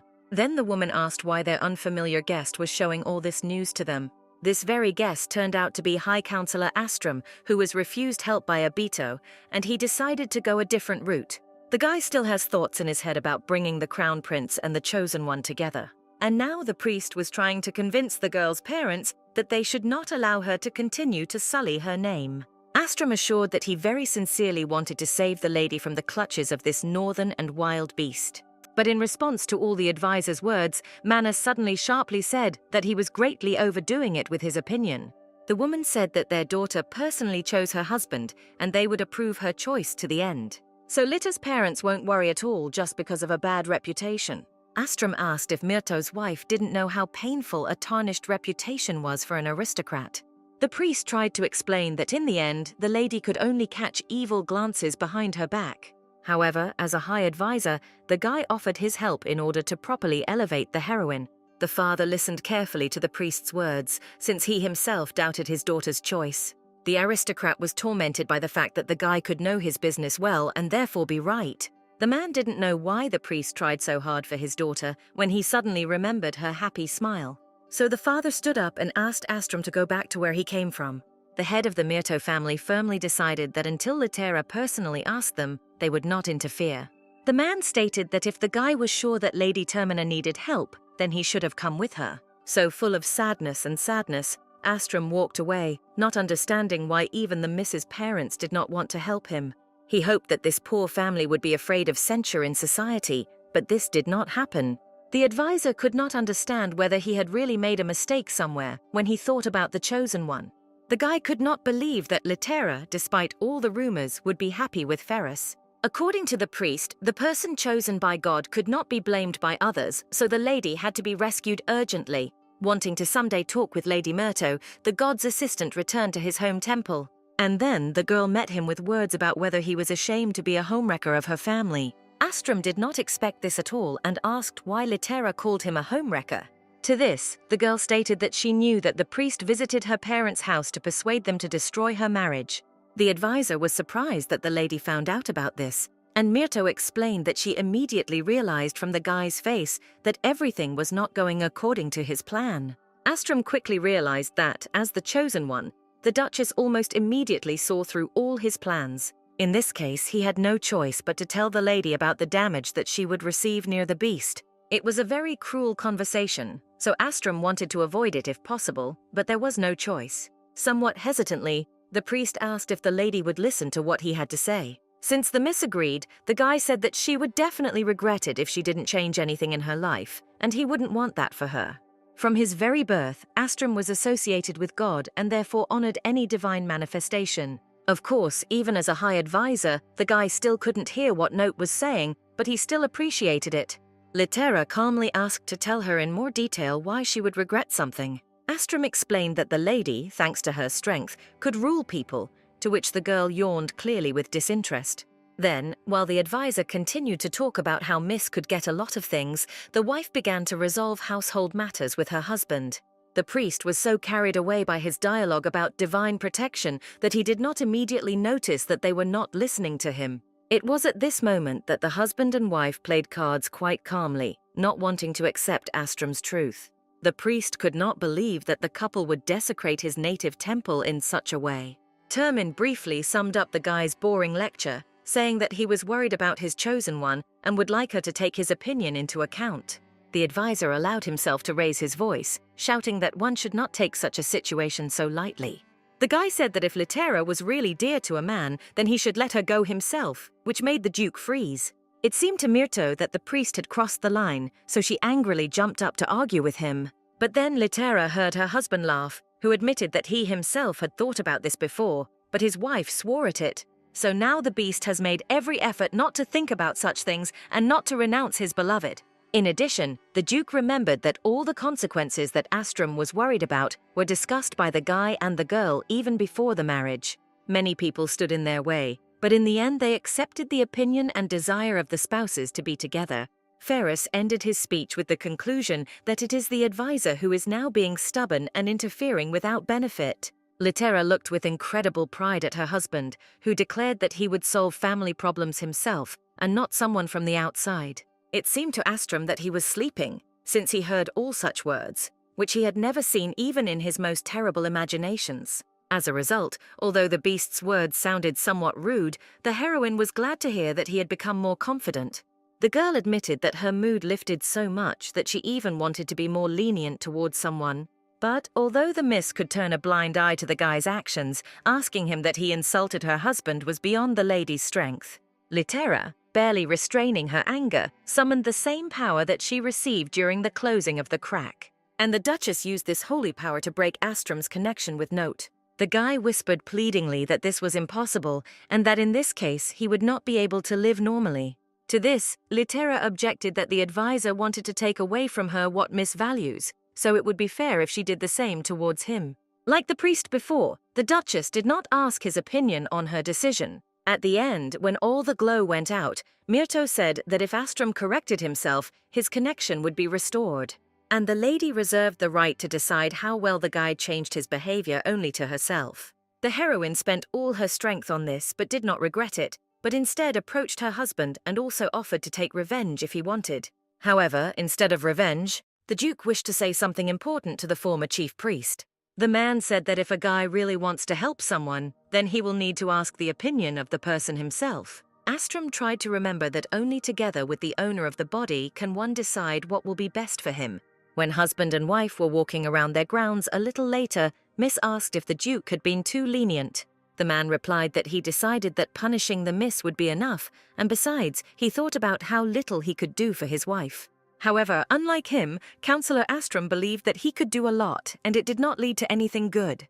Ferris admitted that he felt sad that the priest, even seeing them happy, still did not change his mind about separating them. Moreover, doubt arose again in the beast as to whether it was worth all the efforts Myrto spent on it. However, instead of going into negativity, this time Termine promised that he would become even stronger. The only thing Litera asked was that the Duke try to grow for himself and not for her. The girl said that she wanted to see her husband happy, so he should take care of himself, which amazed Fair. In response, the beast extended its calloused palm and asked if Litera was ready to help him a little more. Myrto did not expect that their dialogue would boil down to such an official conversation, but she was still glad. So the girl, without hesitation at all, threw herself into the guy's arms and promised to help him. When the husband and wife told Honor about what had happened, he immediately apologized. The old man, seeing the couple off, admitted that he couldn't even imagine something like that. The priest had already seen how Astrum was eventually killed due to the lack of his strength. Honor was sad that the guy would now not appear in public, because if he had known about his plan, he could have dissuaded him. To this, Litera said that it was unlikely that the advisor would have listened to anyone, because he was too on his own. At this point, Termine informed the lady that all preparations were completed and they could return north. Miss accepted help from the Duke in getting into the carriage and hoped that she would see Honor next time in a pleasant environment. When the Duke and Duchess returned home because of the cold weather, the man immediately carefully threw her fur coat over the miss. The girl joyfully thanked the beast for her help, realizing that she was really home. As they walked along the castle corridor, Ferris admitted that he had ordered the servants to redo some things. Termin was pleased that their chambers were now much warmer than before, although he had no intention of sleeping separately. As soon as Litera saw the changes that had taken place, she was very surprised because even the interior had changed. The Duke boasted that a heating artifact was specially installed in the bed. Myrto immediately said that now she would not have to use the warmth of her husband's body, for which she felt guilty. Termina, who had not even thought about such a development in the plot, froze in place in shock. The man was categorically against sleeping next to his wife and not hugging her at all. In fact, Myrto was once again making fun of her husband because she was having fun. As a result, with his face flushed, Ferris was forced to admit that he did not want to sleep without hugs. Litera still watched the man's reaction with a sly smile, considering him cute. Fur recalled that his wife herself advised him to be more selfish, so he expressed his desire. The girl immediately agreed to sleep next to her husband, as they had always done before. The heroine recalled that even in the south they slept in each other's arms, so she was just joking. The Duke only now realized why his wife said such terrible words to him. The man excitedly promised that next time he would be much more careful and not get caught. In response, Litera joyfully asked if Ferris was angry and at the same time smiled sweetly. But for some reason the husband turned away and did not react to the lady in any way, so she even began to worry. Suddenly, the man suddenly approached the girl and said that he simply could not be angry with her, ending his sentence with a kiss. This action made Litera completely forget all her other jokes as Miss surrendered to the moment. And the beast, interrupting the kiss, told the lady that this was her punishment for her recent jokes on him. Since now the heroine was no less embarrassed than Fair himself, she decided to joke more carefully in the future. The Duke asked if it was possible not to joke about him at all, but Miss was sorry to stop. Laughing, the Duchess admitted that after everything that had happened, her soul was so good. Then Yugum entered the room and announced that the new office was ready, which surprised the girl. Having asked the butler for the keys, the man immediately gave them to Litera, saying that they belonged to her. Ferris explained that, so that his wife would not lose respect, he gave the order to at least formally make her an office. True, in the end, Termin admitted that he simply wanted to build a new office for the lady. The girl herself guessed about it, so she asked the guy to show it to her himself. Miss was in incredible shock from what she saw, because it was the first time she had seen such a huge office. The space Ferris made was about 5 times the size of his own workroom. But the office had already been built, so there was no point in arguing, and Miss could only sigh. However, the girl honestly admitted that when she was Empress, she made herself a small room to work. The heroine said that Fur should have asked her in advance about her personal preferences in such matters. Since the lady was not used to being alone in such a huge place, she invited her husband to work here with her. Moreover, out of embarrassment, the Miss veiled her proposal into a riddle, but the Duke immediately recognized the allusion to himself. The man coughed delicately to attract attention, and then said that the person the girl needed was standing right in front of her. Having looked around the office that he had prepared for his wife, the beast concluded that they definitely needed a bigger chair. Litera also reminded her about the man's writing utensils and glasses, which should have been brought here. Taking the heroine by the hand, the Duke said that he would also transfer her letters from the past. While they were preparing the office, the husband remembered that a regular meeting of feudal lords would be held this week. Litera was surprised to hear that the Duke was inviting her to such an event with him. Since the north was a dangerous place, Termine's followers divided it into equal regions for the convenience of government. And so that there were no problems in protecting the lands, the men met every few months to discuss matters. Myrto had heard in a past life that this meeting was held in a friendly atmosphere and strengthened relationships. Termin did not remember telling his wife about this before, although the lady believed that they had talked. However, Ferris knew very well that he did not have such conversations with the emperors and did not even provide reports, from which the man concluded that he tried hard to maintain communication with the Miss before surprising her. Only now the heroine realized that the letters from Termina's past were indeed extremely detailed.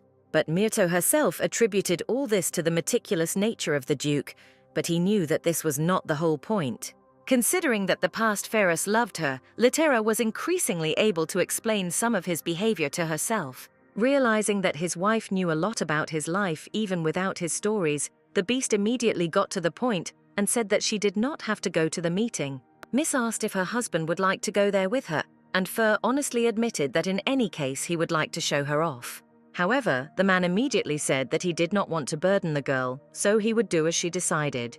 Litera thought for a moment, and then said that it would be great to pick up the jewelry from Manila in about 2 weeks. The husband asked if the lady could handle it if her schedule included both a meeting and a meeting with a friend.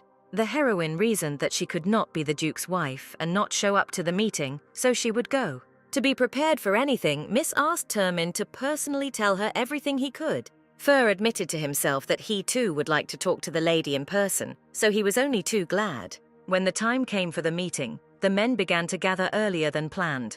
Each of them wanted to see with their own eyes the very wife of their leader and warlike beast.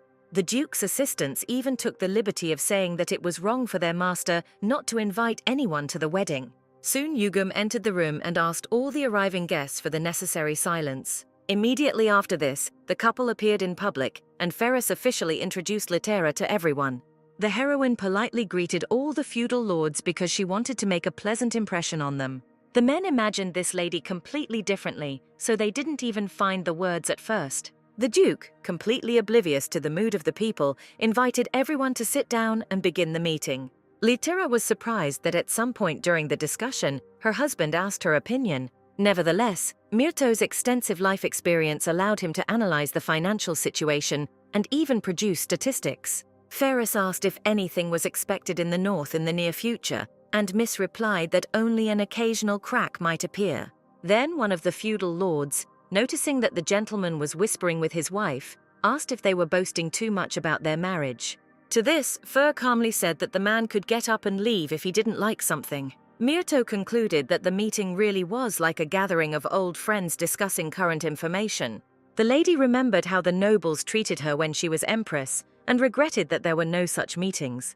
Then the heroine remembered that Fur still suffered from loneliness. Apparently, it was difficult for him to communicate even with the feudal lords. Somewhat later, Termin confirmed his wife's thoughts, saying that he still felt insecure among these assistants. The young man was under great pressure from the fact that he now had to be responsible for the lives of others.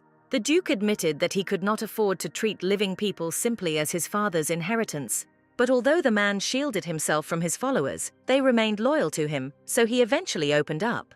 Remembering this story, Litera came to the conclusion that it was precisely because of this that the beast so desperately needed a partner. Miss looked at her husband and realized that even now Ferris was trying to take everything upon himself. But the lady had no intention of leaving Termin alone, so she took his hand. Fur asked if his wife wanted to say something, but the lady explained that she just wanted to take his hand. The Duke admitted that he also wanted this, and at that moment all the feudal lords around did not understand what they had forgotten here. One of the men recalled that he once advised Termina to get married and how well everything worked out.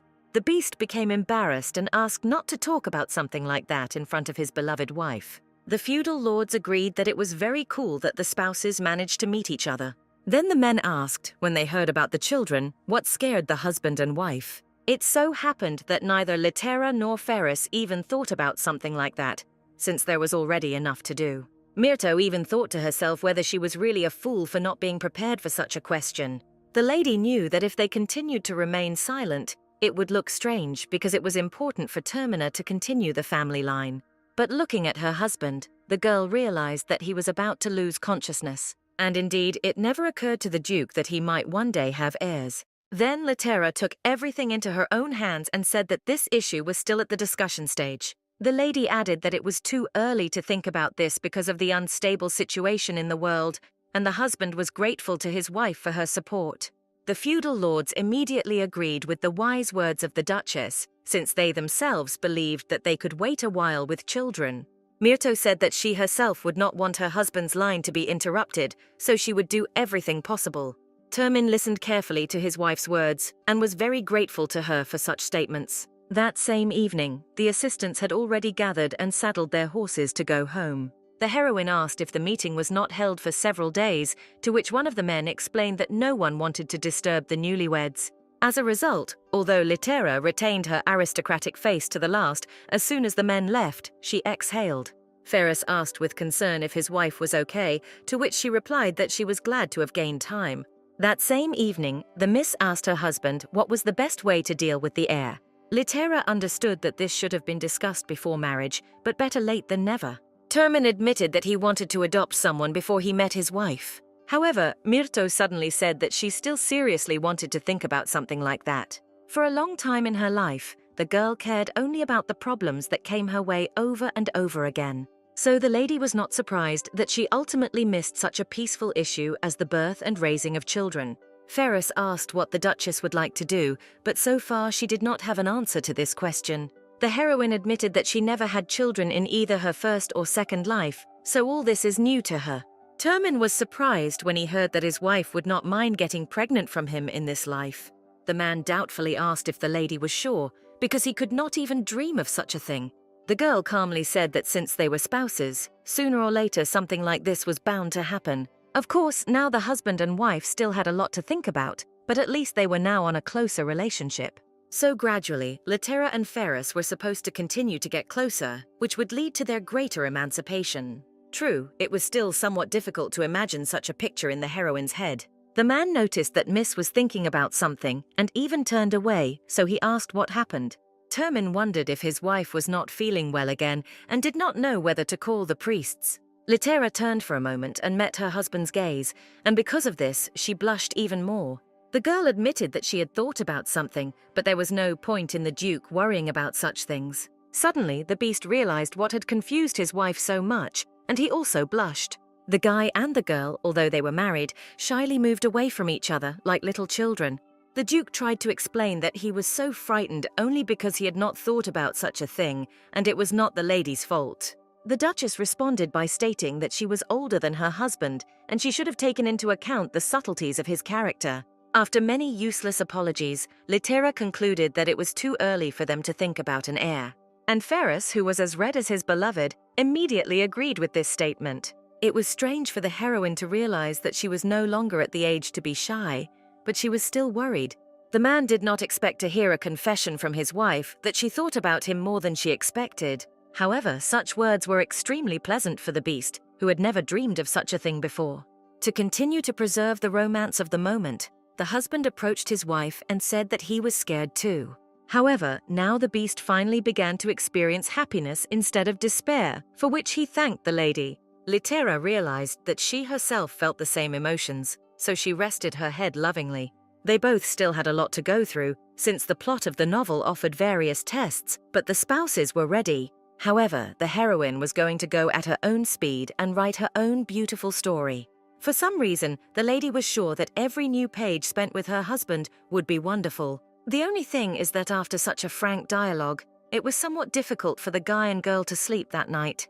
The next morning, Litera received a letter from the Tech family, which she was incredibly happy about. Myrto told her husband that Manila was coming today, so they needed to prepare for the guests. Ferris said that he had given all the necessary orders for preparations, so everything should be fine. But the Duke did not expect that his wife herself would eventually completely forget about the preparations, all because the girl somehow forgot to change clothes, which her husband reminded her about. Then Termina looked at himself and realized that it wouldn't hurt for him to change clothes so that their outfits would match. Since last time the lady built herself in fair style, this time he said that they would have it the other way around. Towards evening, the long-awaited guests arrived and were surprised by the sight of the Duke's castle itself. Manila advised Topaz to never let his guard down in these areas, just in case. This is because there were rumors that Ferris was dealing with aristocrats that he did not like. Tekka was confident that since she had arrived as a guest of the beast's wife, there should be no problems. As a result, the husband and wife greeted their guests incredibly sweetly and delicately, immediately offering them tea. Neither Manila nor Topaz expected such a sight from the northern beast and his wife. But what surprised Tech most of all was that for some reason the Duke himself personally poured tea for them, although this could have been entrusted to the servants. The Marquis's daughter still could not understand where that terrible man who came to her house had gone. Meanwhile, Ferris quite harmlessly asked how many spoons of sugar she should put, but Miss refused. Manila imagined everything that was happening in the north completely differently, as befitted the terrible rumors. But in reality, everything that happened was more like a sweet and innocent fairy tale. Then Litera drew attention to the red-haired guy and invited him to sit down with them. But Topaz objected that he had come as a guard, and Moni explained that they did not have other knights yet. All because someone injured the warriors of the Tekka family, and Fur immediately realized that it was about him. Therefore, the man apologized for his actions, which greatly surprised the Marquis's daughter. The girl was sure that her father limited Termin's actions too much, so she could not understand why he asked for forgiveness. Moni looked around carefully and realized that the Duke's behavior had changed in many ways. Tekka noticed that the beast had a more courteous demeanor than the other aristocrats, and could not understand why he was considered a monster. The lady was confident that despite his appearance, the Duke would have been accepted by the community if that was what he wanted. So for the daughter of the Marquis, it remained an incredible mystery why Termin did something that did not bring him benefit. Manila remembered Litera's advice when Miss told the girl to forget about all prejudices. Therefore, Tech's daughter decided to draw a conclusion for herself once and for all, and asked if she could ask the Duke a question. The newlyweds did not expect that Manila would immediately realize that Termin behaved horribly on purpose so as not to gain power. Ferris praised the girl for her insight and said that she was absolutely right. What surprised the man most was that the guest was able to draw such a conclusion only from his apology. Litera also recalled that she once behaved ill-mannered for exactly the same reason. Moni was surprised why the couple would reveal such a secret to her, but Myrto laughed and said that no one would believe the lady anyway. Fur confirmed the fact that the power of prejudice among aristocrats is too great, and it is useless for him to try to do anything. However, Manila still could not understand the sincerity of the husband and wife, because she was the bride of the crown prince and their political enemy. The heroine realized that it would be difficult for her to explain everything to Moni without telling her about her past life. So the lady told the guest that her intuition simply told her that Teka could be trusted in such matters. Manila did not immediately believe in such an argument, and then she remembered how smart Litera was. So it was only now that the Marquise's daughter realized that Mirto most likely knew her entire plan regarding Abito. Moni decided that she should stick to the rule that the enemy of your enemy becomes your friend. As soon as the lady proposed cooperation to the spouses, they were surprised that the miss had already started this conversation. Litera thought about talking about her plan with Manila only when they became much closer. But for Mirto it was even better, so she asked Moni to tell her about her idea, and Teka turned to Topaz. The guy did not expect that the girl would ask him to show his face to the owners of the castle right now. However, Favor didn't mind finally introducing himself, after which Teka announced that she wanted to make this guy the next emperor. Moni assured that if the Termins helped her in implementing this plan, then their inconvenience would immediately stop. Topaz didn't know whether the Marquis's daughter was doing the right thing now, but he was completely on her side. To his surprise, Litera immediately approved this plan, saying that they would need to discuss everything in more detail again. Since Favor still planned to get closer to the Duke as with his relative, he approached the beast. The boy admitted that he had long wanted to be a real part of someone's family. But the Emperor drove him away, and only Manila was kind to the boy, although she was not her own. So Favor really wanted to defeat his half-brother Abito in order to continue to stay alive. However, right now the guy admitted that he has no one whom he could consider his relative. Ferris guessed that Topaz had approached him for a reason sometime during his training. At that moment, apparently, the boy wanted not so much to learn how to use a sword, but to get closer to the Duke. Favor was very worried at that moment, but pleadingly tried to express his request. As a result, the guy with a smile on his face was suddenly able to ask if he could call Termin his brother. And this innocent question shocked Ferris so much that he couldn't even answer it right away.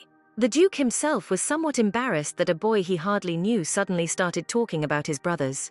The man remembered his family tree and agreed that they could be called that. Besides, red eye color has always been a distinctive feature of their family. However, due to the age difference, Ferris asked if there was another option other than the word brothers. Hearing this, Favor was noticeably upset, because he was already daydreaming about being the Termin family. Looking at the boy, the Duke concluded that their characters were indeed noticeably the same. Even Litera and Manila noticed that the two were equally embarrassed and upset. Fur had to explain that he had never had brothers and did not know how to behave in such a role. However, Topaz was now so upset that he ignored all the sad words of the beast and simply decided that he had angered him. Termin quickly realized that the boy would continue to blame himself for this situation, which could not be allowed. So sighing, the man allowed his relative to do as he saw fit, which made him very happy. Mirto teased her husband in a whisper, asking how he felt now, to which the Duke replied that this was just a new experience for him. Manila was still watching the couple very carefully, even though her plans no longer included the divorce of the Termin family. The girl was somewhat worried that the beast would not like the appearance of a new relative, but she realized that it was in vain. The lady decided that the men needed to talk in private and therefore asked Litera to show her the castle. Mirto immediately guessed that Moni would like to be left alone with her, and was not against it. Seeing that his wife was going to go for a walk, Ferris wanted to go with her as usual. But the heroine immediately told her husband that she needed to talk to Manila about their girlish moments. And the lady advised the Duke to at least communicate a little with his newly acquired relative. So cleverly and skillfully, the girls left the guys alone with each other, and they realized it too late. As soon as the lady left, an awkward silence fell between Favor and Ferris, since there was no topic for dialogue. In the end, the beast could not stand it and offered the guy a cup of tea, since all the ingredients for tea party were still left. At that moment, Litera was walking down the street with Manila and thanked the girl for the idea of leaving the men together. Mirto was well aware of her husband's communication problems, so she tried her best to help him. Although the Duke lived among people who treated him well, this did not solve his problem because they could not be called friends. So it turned out that the only person Ferris could talk to was his wife. Litera admitted to Moni that she was very worried about this because at any moment something could go wrong. So when Favor asked to become Termina's friend, the lady was very grateful to the guy for this. From all the words of the Duchess, the daughter of the Marquise concluded that she valued her wild husband very much. In the world of aristocrats, arranged marriages made it very difficult to find someone you really loved. Tekka admitted that she made inquiries about Litera and was sure that they had not met Termin before marriage. However, looking at the spouses, it seemed to Manila that they had known each other for at least 5 years. This phrase from her friend excited the heroine because in fact, she knew the beast for about that long, taking into account their correspondence in that life. The girl was surprised by the incredible insight of Monya, who did not even know all the information. Myrto made an attempt in this life to tell the lady about her rebirth, in case she believed it. But Manila asked not to lie if there is no way to tell the truth, so the Duchess fell silent with a smile. Instead, the Miss admitted that she would like to become Monya's friend, and Tekka clarified whether it was to expand her circle. Litera replied that according to her intuition, they could become friends, and Manila remained silent because she felt the same. Although it was difficult for the daughter of the Marquis to understand the Duke's wife, she still agreed to cooperate with her because they were in the same boat. In response, the heroine smiled sincerely and happily at the girl and said that she would hope for her in the future. At this moment, the two red-eyed men did not know what the brothers were talking about. When Litera came to their room and saw that the relatives were silent, she was dissatisfied with this. The girl took out bottles of wine in the hope that they could liberate everyone around. And not accepting anyone's objections, the heroine already began to pour everyone a glass of this drink. But Myrto forgot to calculate how much quantity she brought and drank, and also poured for others. In addition, Manila never drank wine, so she calmly accepted everything that was poured to her. And the worst thing was that Termin relied on his wife, and therefore did not stop anyone. As a result, Litera got so drunk that she couldn't even speak normally, so the Duke had to carry the lady into the bedroom in his arms. Moreover, Manila drank no less than Myrto herself, so that she, too, could barely move on her feet. The two men were left alone with the drunken ladies and did not really understand what they should do now. This evening, when Moni came to her senses, she felt unbearable shame for everything she had done. Now it would be much better for the girl if she forgot everything, but this did not happen. Then the Marquis's daughter noticed that the nightie the servants had dressed her in was too small for her. Miss guessed that only the Duchess herself had aristocratic clothes in the castle. Manila still didn't fully understand what Litera wanted from her, but she knew for sure that she couldn't hide her emotions behind a fan in front of the lady. However, for some reason Tekka discovered with a smile that now for these people it is not so difficult for her. But Miss was definitely not going to get drunk again because there was nothing good about it. Since the girl could not sleep now, she decided to go out into the corridor and saw Topaz sitting on the floor. Manila asked in surprise whether the guy had not been given a separate room, and he said that the Duke had given everything away and even explained where to go. But the guy admitted that he wanted to protect Tech. That's why he sat next to her chambers. The lady couldn't understand why Favor was so polite to her, despite all her behavior. But the red-haired man did not answer anything specifically, but instead asked permission to take a walk, and the miss gave it. Casually, Moni asked if Topaz liked this place, and when he answered in the affirmative, she invited the guy to stay here. Favor immediately asked in fear if he had done something wrong, and the lady decided to leave him. To this, Manila explained that she was worried about the pressure that she and her father put on the boy. Topaz realized that the Marquis's daughter was simply experiencing remorse and absolutely in vain. So the guy took off his mask and reminded him that he himself had vowed to devote his entire life to Lady Tekka. The heir to the Latham family explained that for him these desires will be absolutely unchanged. Only after hearing such words was Manila able to calm down a little and exhale with relief. To diffuse the atmosphere, the miss jokingly pulled the boy's cheek and said that he would not have a second chance. The girl admitted that she was very selfish and therefore would not miss such a diamond that fell into her hands. And Topaz was only pleased to hear such words, because he still wanted to be close to the lady. At that moment, both husband and wife were awake, since the girl categorically did not want to go to bed. The man has already made a promise to himself that next time he will dissuade the lady from drinking alcohol, because now Nyx has helped him a lot. Ferris insisted that Litera at least just lie there with her eyes closed, even if she didn't want to sleep.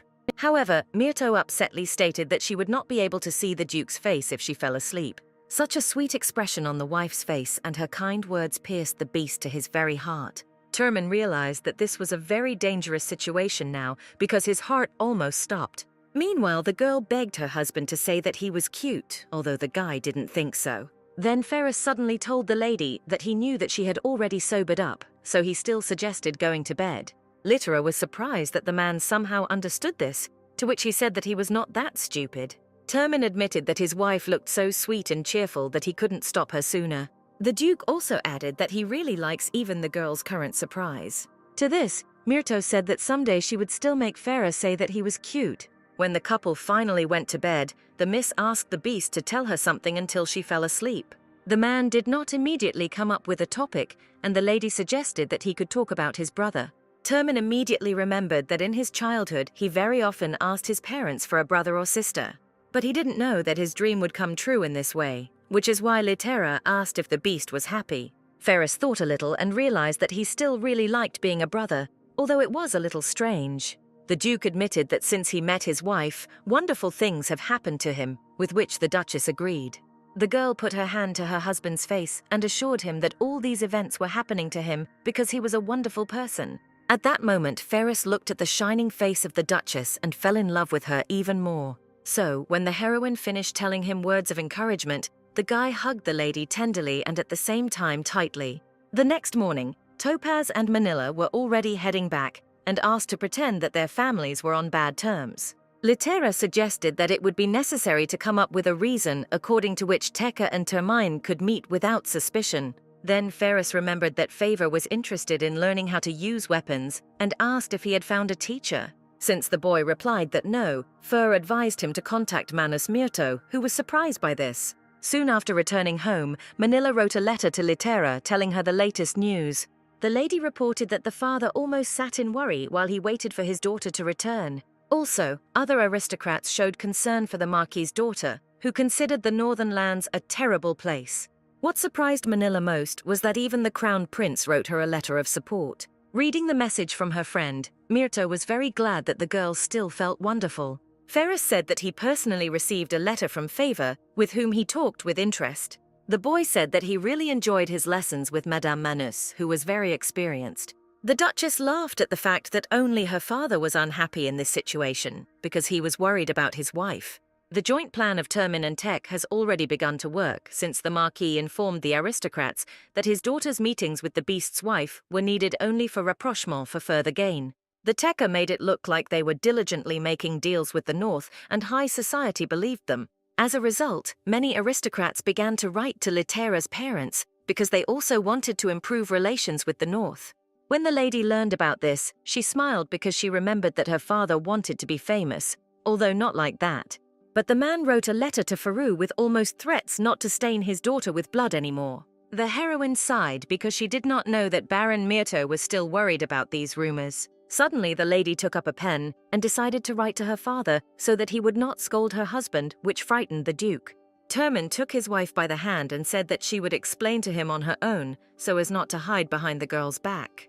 Littera objected that the beast is not obliged to listen to such things, to which he replied that this is normal for her because they have become one family. So the Duke began to convince his wife that this would not cause him much inconvenience at all. Myrto looked at Fair with a smile, realizing that they were getting closer to each other every day.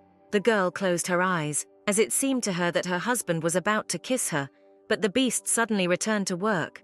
The heroine was left in complete bewilderment because just now it seemed to her that there was a suitable atmosphere for a kiss.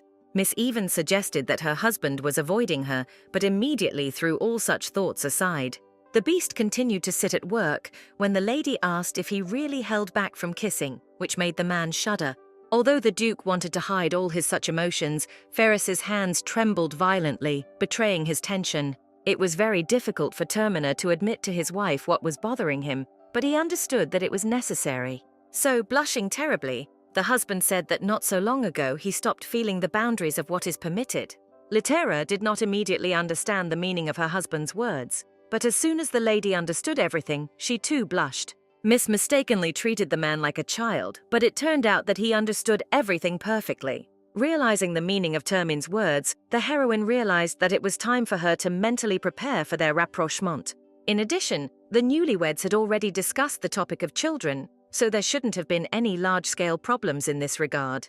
So, unexpectedly for the guy, the lady cupped his face and told him that he could lower his boundaries. Littera, blushing quite heavily, told her husband that he didn't have to hold back at all. In response, Ferrus suddenly and restlessly stated that his upbringing did not allow him to do this. Such words angered the heroine, who had already managed to prepare herself for any outcome.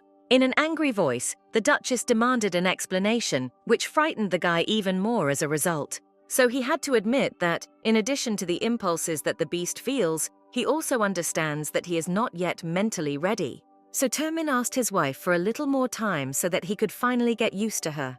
The girl agreed that the man gave a fairly good reason, so she was not offended. Miss explained that she just needed to clarify the situation, and she was in no hurry. Litera was afraid that the man might not want to be close to her, and that was the only reason she was worried. Now Miss had to decide how to help Ferrus get used to her. To the man's great surprise, the lady suddenly suggested that they wash together this evening. Ferrus was not yet ready for even this, and his brain painted terrible pictures of them swimming together. But everything turned out to be not as scary as Termina thought, because they came to swim in bathrobes. Fur didn't quite understand where his wife got the robes that weren't see-through when wet, but he was glad. Litera called her husband to take her bath as quickly as she wanted to show off her new bubble bath. The girl admitted that since they were washing together, she would like to capture this moment and therefore prepared. The Duke was very pleased to know that his wife took such a moment so seriously. The beast decided that he could use some courage, so he approached the lady, asking if he could try something. The heroine allowed it, but worriedly thought about what her husband was going to do with such a heroic look on his face. It turned out that the Duke only wanted to wash his wife's hair himself. Fur admitted that he always wanted to try this when he touched a lady's hair. The man even asked permission to personally choose oil for the girl's hair, although he did not understand this. At that moment, Termin was afraid of what would happen if he ended up ruining everything instead of helping. Litera noticed her husband's condition and decided to calm him down with words that nothing bad would happen. It took the beast several minutes to finally calm down and believe in his strength. And Myrto said that many people cannot do everything perfectly the first time, but they should not give up because of this. The lady said that what her husband may consider a failure, for her, on the contrary, can become the desired result. Termin, blushing, said that it seemed to him that Miss was not talking about washing her hair at all. Seeing Litera's embarrassed reaction, the Duke realized that he had guessed correctly and became even more embarrassed. To avoid blushing even more, Ferrus got down to business and opened the oil, which he liked by the smell. He said that he would try at least this time and began to wash his wife's hair himself. Looking at the lady, the man remembered that he was once afraid to even touch her, but now they are so close. Moreover, the beast did not think that he would hear the words that he did not have to worry about boundaries, which still made him blush. However, even with this approval, Fur was not ready for the next stage of the relationship. But he wanted to take small steps towards Litera, so he asked if he could kiss Miss. Myrto, as always, said that her husband need not ask her permission to kiss. But this time Termin had not planned a very ordinary place, and therefore he needed permission. Looking at the guy, the heroine did not understand how he could ask permission for such simple things with such a serious look. And just in case, Myrto said that under any circumstances, Fur need not ask permission. To this, the beast said that he liked to ask him, because then he could understand how important he was to the lady. After which the man added that he would be very glad if the Duchess understood and accepted his desire. As soon as he said all these words, the Duke finally made up his mind and kissed the lady on the neck. Litera sat back completely, allowing the guy to continue to act as he wished, and thought that she had guessed that she would not be able to refuse him. However, a little later, Miss was annoyed that it all ended with just one kiss on the neck. It was the first time the heroine had met a person who kept his promises so much, and she was unusual. And Termin himself at that moment was extremely pleased with what he was able to experience, and was not yet eager for more. Since the man really enjoyed this pastime, he suggested that they wash together next time. Myrto nodded in agreement, and she herself thought that she could calmly wait for some more time. The next morning there was another training session for the knights from the north, who fought more often than everyone else. Military men often approached Commander-in-Chief Justin and asked what that smell was on the training field. Suddenly Ferrus appeared behind the men and menacingly declared that such a smell came from him. Termin explained that he recently took a bath with his wife, and therefore now smells of a feminine scent. In response, Justin could not contradict his master, so he simply wished him to be happy. Having finished the dialogue with the Commander-in-Chief, the Duke turned to the knights and asked if maybe they also didn't like something, but no one dared to admit it. As a result, Ferris stated that if soldiers were unable to concentrate due to the aroma, he would increase their training time. While some of the knights fell into hysterics because of such a promise, Canis approached the beast and said that he and his team had finished cleaning. The guy asked when they would come from the magic tower to get the huge crystal that the giant left behind. Termin remembered that he had sent an alert and was therefore surprised that they had not yet arrived for the stone. A little later, when he was once again washing with his wife, Fur told her about this, and she also thought about it. According to the original plot, the most powerful magicians of this world were in charge of everything in the magical tower. Littera knew that the head of their community would never ignore the news of such a large crystal.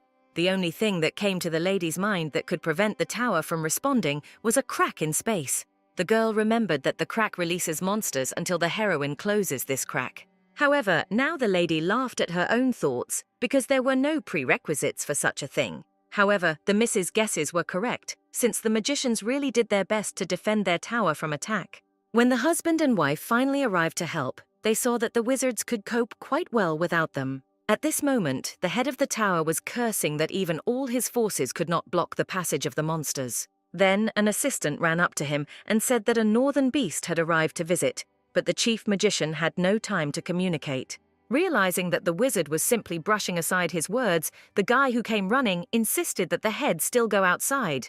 He explained that there was no longer any need to protect the magicians, since the arriving guests were doing an excellent job on their own. As soon as he arrived, the Duke picked up his wife and began to fight the monsters, while the lady tried to close the cracks. This time there were several faults, so the newlyweds had to work hard, but there were no injuries.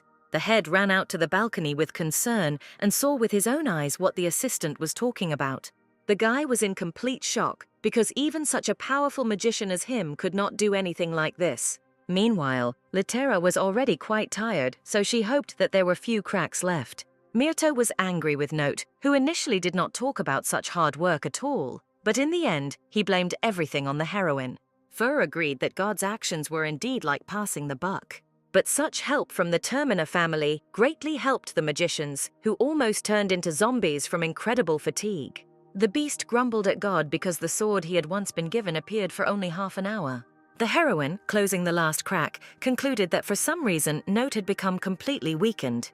However, right now the guy and girl had no time to think about it, because they still needed to save the magicians. Somewhat later, when all the danger had passed, the head of the tower asked why the Terminis had come to their aid. Seeing the guy's behavior, Littera was surprised, because the way he spoke was completely unlike him now. The head of the magic tower was called Indigo Verum, and he was distinguished by his willfulness and arrogance. Miss concluded that the magician was now so tired that he did not even have the strength to show his character.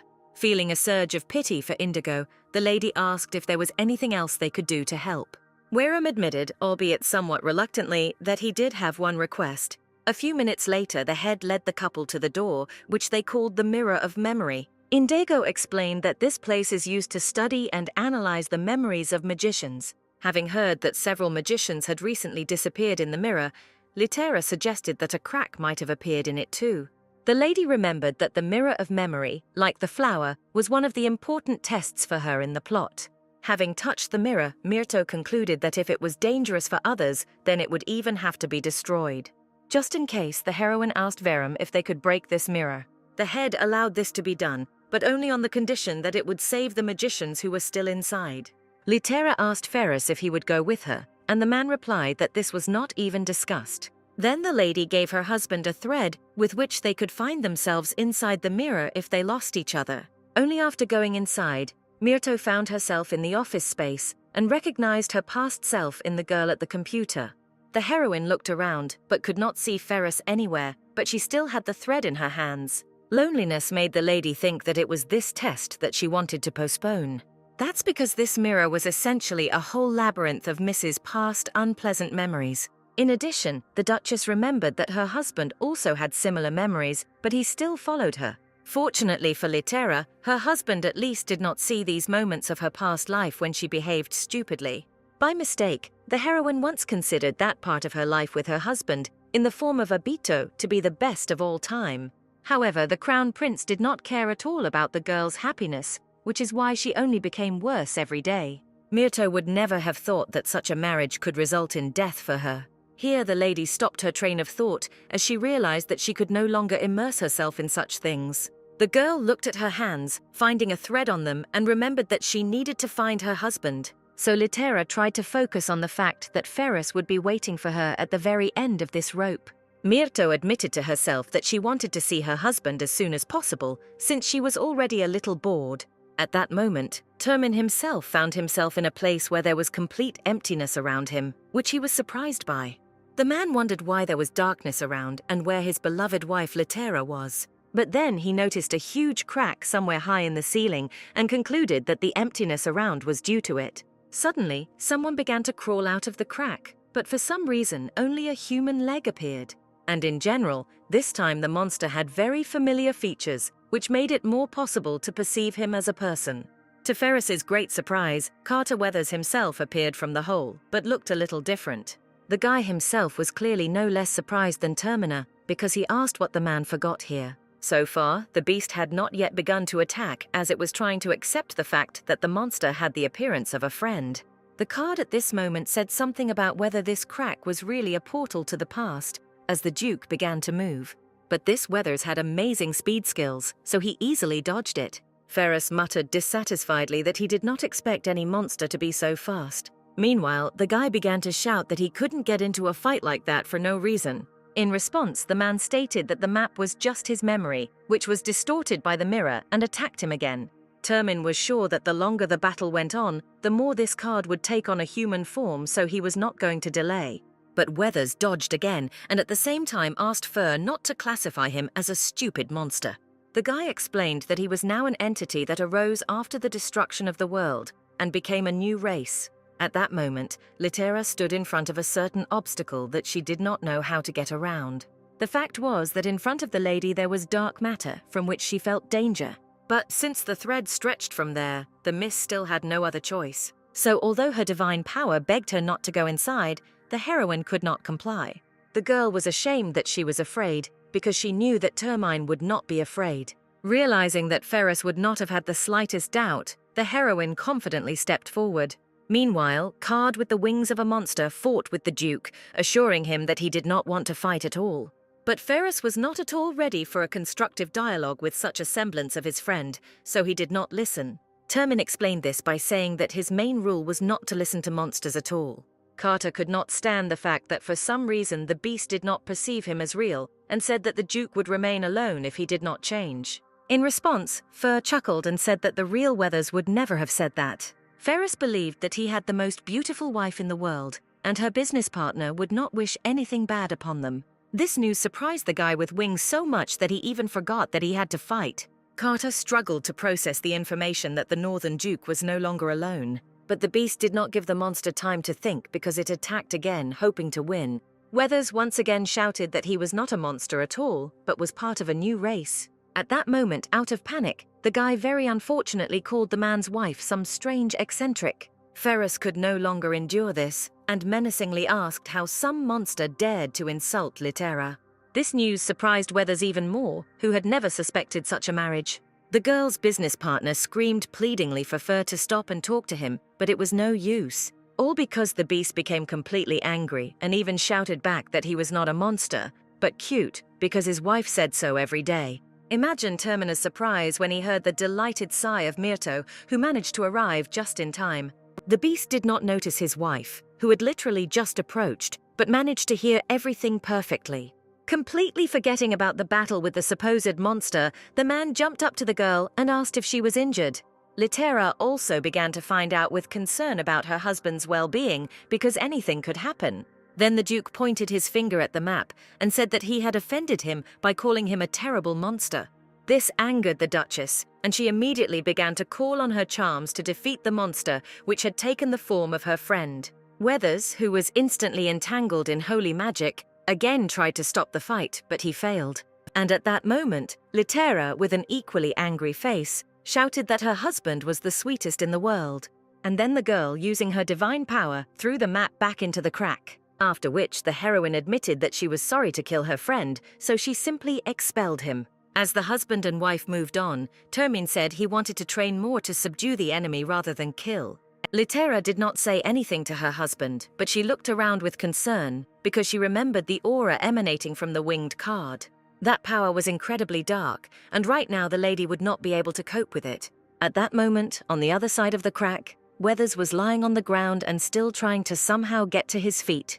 The guy was sad because he hadn't seen his friend for so long, and she didn't even say hello to him. Weathers suddenly felt sadness as he remembered that he had never expected to see Myrto again. Pictures came into Carter's head about how much he just wanted to hug the girl. But until now, he had been alone, so he decided that now was simply not the time or place for such a thing. Then it dawned on the partner that he would have to tell everyone else about his adventures. But Carter was sure that no one would believe Ferris, who called himself cute, so he decided to find evidence first. In the meantime, the wife was doing her best to treat her husband, although she tried to do it carefully just in case. Ferris asked why the girl was treating him blindfolded, and the lady flinched in surprise. She explained that she didn't want to intrude on the man's privacy as they walked through his memories. Termin said somewhat sadly that Miss shouldn't sacrifice herself like that just for him. But then a picture began to play behind him with one of the memories, where the guy declared that he would not marry. That fur shouted at Yugum, declaring that there was no one in this state who would marry him. In response to the words from the mirror that the beast's wife would definitely be out of her mind, Termine broke it. Blushing terribly, the Duke said that he really would not want Miss to see or hear such a thing. Litera, however, reacted calmly to this, saying that everyone has a dark past, and asked to lead her with her eyes closed. As a result, the husband and wife moved on through the mirror of memory, and the man broke almost every mirror. Ferris could not have imagined that his self-flagellation would ever return to him in such a guise. When the beast, exhausted from the emotions he had experienced, sat down on the floor, the lady even asked him if everything was okay. The girl asked her husband for forgiveness, since now it seemed to her that it was better to go alone. Thanks to his wife's concern, Termine pulled himself together and almost completely came to his senses. Moreover, the Duke could not help but be pleased with the fact that they had almost arrived at something pleasant. So the beast opened his wife's eyes to show the memories of their moments together. They began with the man trying very impressively and menacingly to come out to meet his future wife. And right now, Litera's husband's appearance caused loud and uncontrollable laughter. And Termin himself forgot that here too he managed to say nonsense, for which he was now ashamed. However, the husband was still glad that his wife laughed so cheerfully, although he was ashamed. Ferris called Myrto to join him in looking at what he wanted to show. The Duke explained that all his memories with the lady's arrival changed only to good ones, so the beast was incredibly grateful to the girl for appearing in his life and staying. Looking at her husband, the heroine realized that the mirror of memory can bring not only suffering, but also happiness. So, smiling joyfully in response, the miss took her husband by the hand he held out for her. And then they rushed forward together because they wanted to get out of the Duke's memories. Soon, the newlyweds found the missing magicians and nevertheless destroyed the mirror so that such disappearances would not happen again.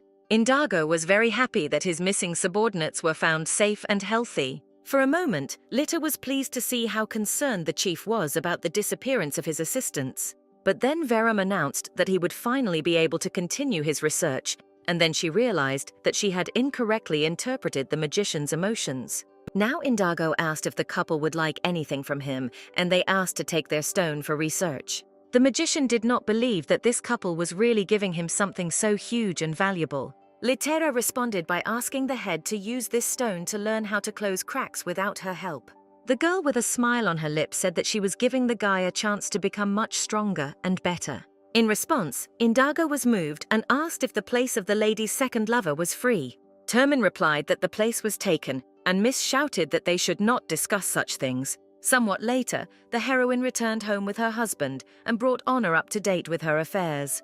The priest thanked the miss for such confidence in his modest person and said that she could count on him. The only thing is that Ferris asked the old man not to betray their trust, as Astrum once did. Honor immediately said that this was impossible for him because he always behaves very carefully. After discussing all the everyday issues, Termine sat down next to Litera and asked how they would spend the Note holiday this year. It was an annual event, much like a festival, that celebrated the god of this world. During this holiday, lovers constantly spend time together for 1 week, just like families. And all the priests at this time are trying to sanctify and fill with energy the houses of the imperial family. So now Ferris, with his nose buried in the papers, was trying to calculate how much money they would spend. The lady said that she knew a person who could handle this, and it was Carter. Weathers said he would only charge half the price for his services for such special occasion work. After passing on the report to Myrto, the business partner asked the miss for permission to speak privately with her husband. Fur did not share his wife's concerns about this, and he also wanted to know what the dialogue would be about. Only after leaving the corridor did Carter ask if the Duke knew that the third day of Note's celebration was also Litera's birthday. Weathers turned and, his eyes sparkling sweetly, asked what his husband had prepared for the girl. The guy explained that it was important for him to know this because he was afraid to buy identical gifts. But Termine never celebrated a birthday in his life after the death of his parents, so he didn't even think about buying anything. This approach greatly surprised Weathers, who was hoping to get an answer to his question. And as a result, Carter realized that he had run into a huge catastrophe that had to be solved. As a result, a few days later, Litera noticed that her husband had been acting strange lately. She made the assumption that Fur was behaving this way because he was preparing a gift for her and decided not to get involved. So all this time the lady diligently pretended that she didn't even suspect anything and simply smiled at her husband. Every time Litera called him to bed, Termine obediently agreed, although he had not yet chosen a gift for her. And even lying in bed, the man did not stop thinking about what he could do for a person who was living his third life in a row.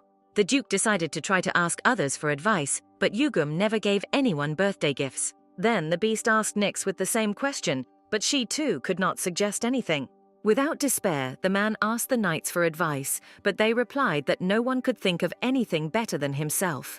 As a result, Termine was extremely angry because there was not a single knowledgeable person in his castle.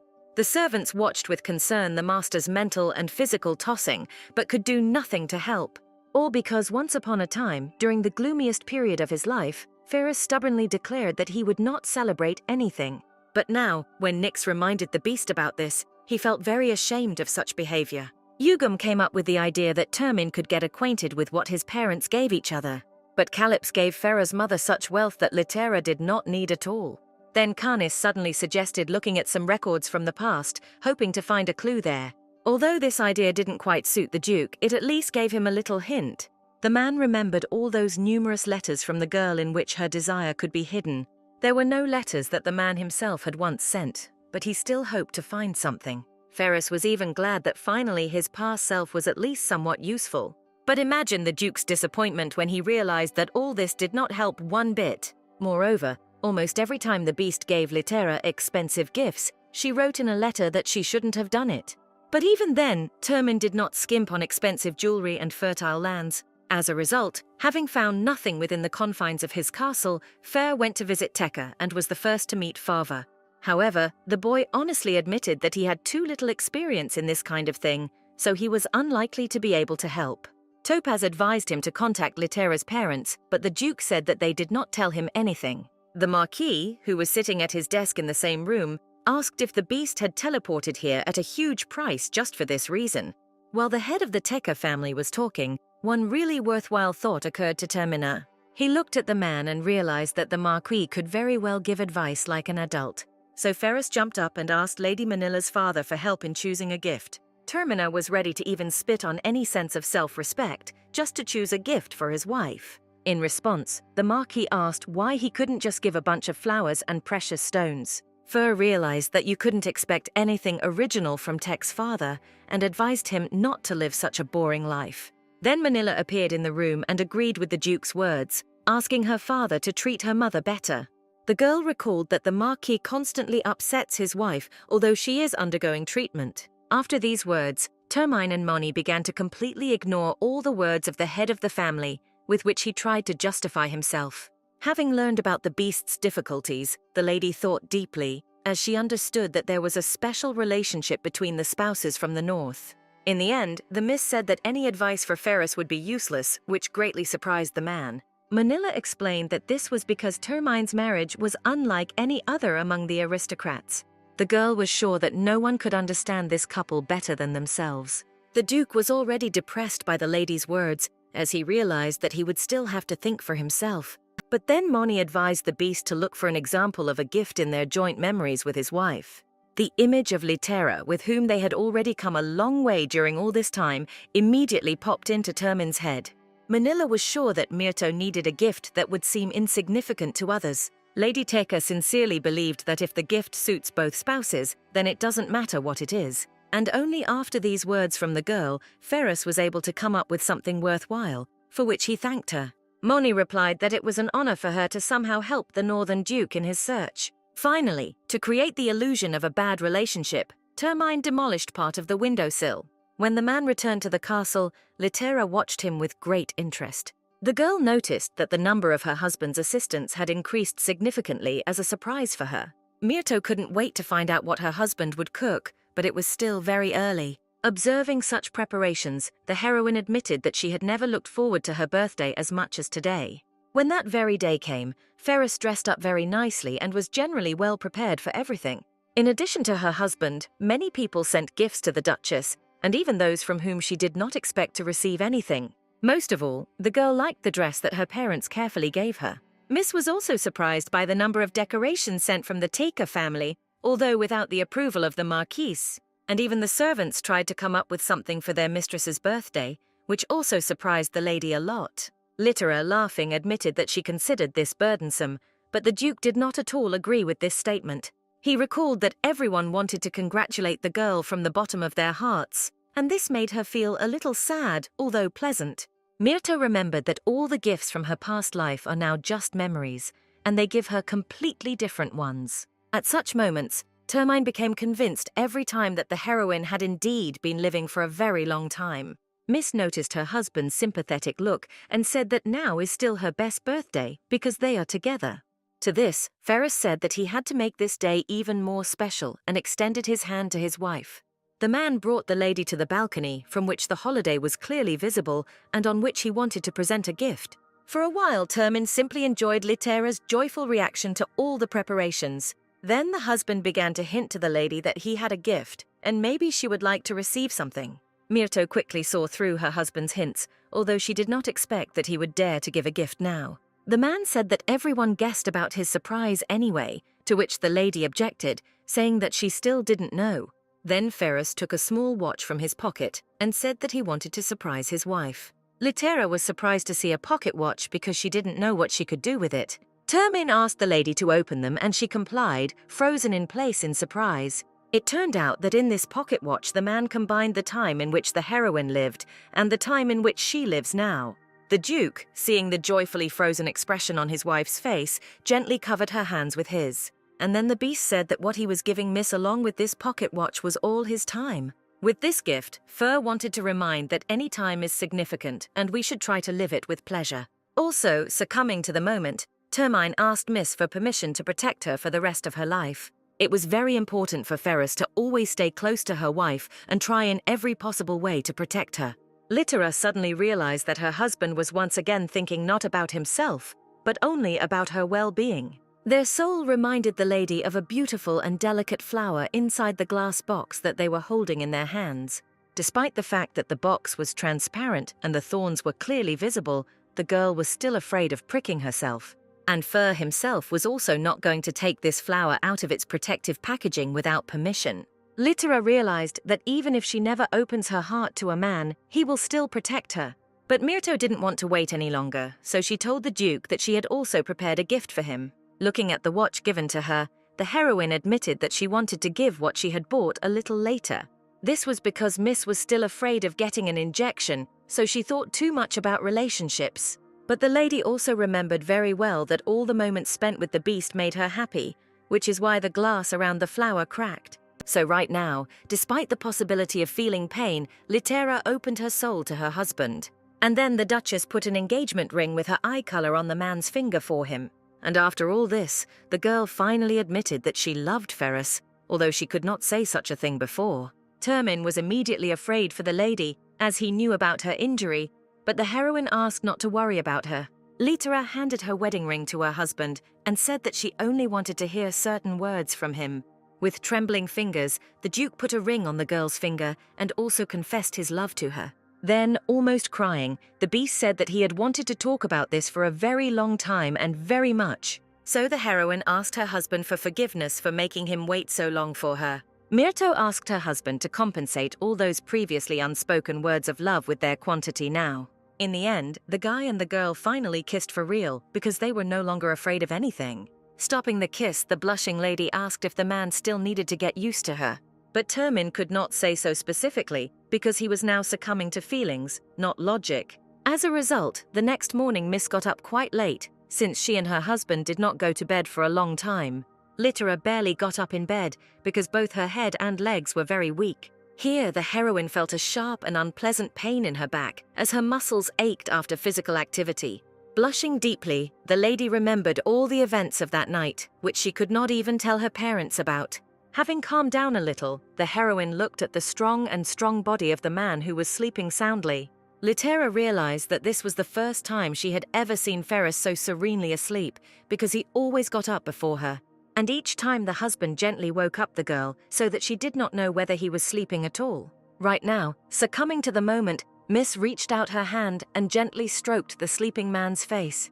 Then suddenly Littera changed her mood and grabbed the guy by the nose to wake him up.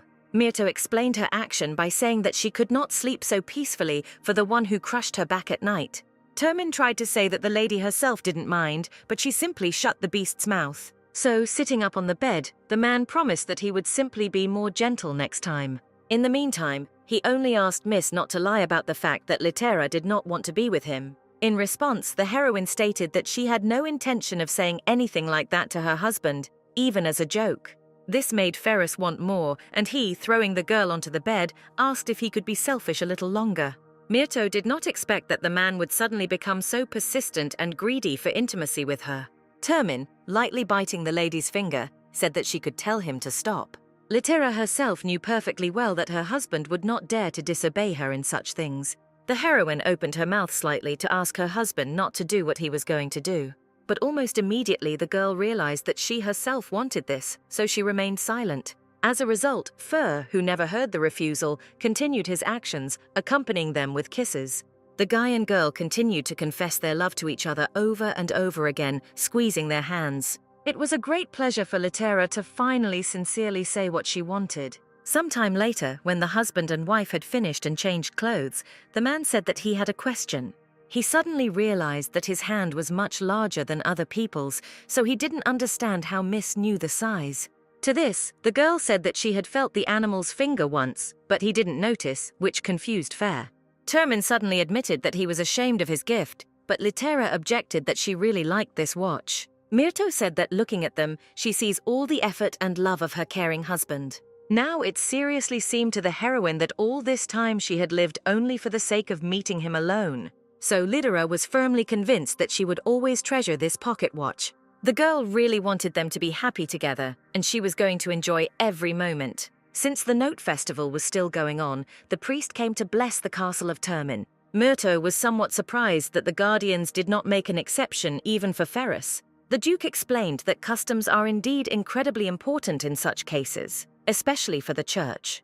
And then the man asked what exactly the old man, Honor, who had arrived, wanted to tell them. The priest said that yesterday, while illuminating the imperial palace, in the oldest and smallest room, he felt divine energy. And this power reminded him extremely of the feeling that came from letters from the past. Termin immediately turned to his wife to find out if his assumption regarding the old man's words was correct. Miss confirmed that this was the same room that she had used as an office before. Let's go back a little and talk about how Fair's young father confessed his love to his mother. Sylvia was surprised that Calypso invited her for a walk just for the sake of this dialogue. The guy once again reminded that the lady could speak to him informally because they would soon get married, and for some reason the girl shrank. Suddenly the lady said that Termina did not need to say all these words out of some sense of duty. Calypso did not understand at all what Sylvia meant, because he expressed all his feelings completely sincerely. Then the girl recalled that their wedding was not the personal initiative of the children, but the desire of their parents. The guy said that all this does not matter to him, because he fell in love with Miss from the first moment of their meeting. For some reason the lady froze in place, and then, with a gloomy look, said that Termina was lying. Sylvia admitted that she still clearly remembers how, as a little boy, Calypso did not want to marry her. Having heard such a detail, the boy blushed significantly because he did not think that Miss would see his childish hysteria. Termin apologized for the fact that Sylvia misunderstood everything because of this one scene. The student explained that he really didn't want to get engaged at the time, but then he saw the girl and immediately fell in love. After all, from a very young age, the lady remained just as graceful and sweet, which amazed him. So exactly from then on, the boy sincerely wanted to always stay close and take care. The girl asked if that was why the guy sent her flowers every day, and he confirmed. After which, Calypso admitted that his behavior could be considered naive and childish. But Sylvia immediately objected that this was not so at all, and she personally thought completely differently. The girl admitted that it never occurred to her to ask the guy about his feelings, and therefore she mistakenly relied on her feelings. The lady always felt like she wasn't good enough for the guy, so the miss tried to avoid him. Sylvia finally said that she could not even hope to confess her love to Termina. As soon as Calypso heard that the girl loved him, he picked her up in his arms and said that they would get married right away. The lady tried to calm the guy down, to which the student objected that there were no obstacles for them now. Calypso promised that he would definitely make his bride the happiest and give her many expensive gifts. In response, laughing, the miss said that her fiancé was a real fool, but she loved him very much. Finally, the guy and the girl admitted their feelings to each other and could stop avoiding the relationship. Many years later, Sylvia suddenly expressed her dissatisfaction with their family one day. The husband immediately asked what was the matter, and the woman explained that she gave birth to their son, and in the end, the boy looked like her husband. At this point, Ferris asked little Nix to help him with his clothes as he had grown up again. To this, Calypso objected that their son also looked like his mother, just in soul and not in appearance. And now, at this time, Littera asked her husband what the secret of his handwriting was. The man did not immediately understand what the question was, and the girl explained that he wrote very elegantly. Then Fer said that he got such a beautiful handwriting from his mother, who also wrote gracefully. Termin was even sure that if it were not for this blessing in the form of handwriting from his mother, he would not have met his wife. Returning to the story of Sylvia and Calypso, we can say that the girl was very eager to overtake him. Each time the guy took first place and the lady could not rise above 10th. Then Termin himself approached Miss and asked if she would go for a walk with the rest of the students. But Sylvia was pressured by the fact that she was not the best in her studies, so the girl replied that she would go study. Then the guy smiled broadly and said that he would not distract the bride from her studies, but would be glad if she accepted the flowers. The student took the bouquet with a sigh and asked Termine not to shower her with gifts every day. She was well aware that she was very advantageously engaged, since Calypso was famous among the aristocrats.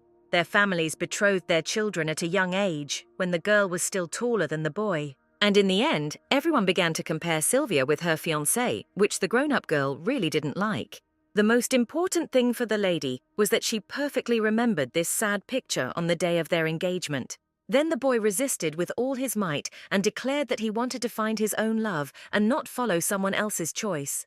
After this scene, Miss was very surprised that Termine ended up giving her flowers every day. The girl believed that for the guy it was something like a duty, and he performed it regularly. Therefore, every time Sylvia had the opportunity to walk with her groom, she did not take it. The lady sincerely believed that only she was in love and did not want to suffer because of it. But in fact, Calypso was also in love, and therefore he was upset every time he could not be alone with his bride. Friends advised the student not to be so upset, but rather to go and unwind with them. The guy's closest friend even stated that the girl was refusing him not because of his studies, but because she didn't love him. But Termine immediately attacked the student, saying that his fiancé would never do such a thing. Wanting to really help, the friend began to sort out the whole situation from the very beginning, asking about gifts and everything else. Not finding a problem anywhere, the student asked how the girl reacted to declarations of love. Calypso calmly replied that he had never confessed his feelings to Sylvia. This fact made the friend freeze in place as he found what the whole problem was. However, Termin himself did not really understand that his feelings for the lady were not written right on his forehead. Because of this, the friend was completely disappointed in the resourcefulness of his dreamy and loving friend.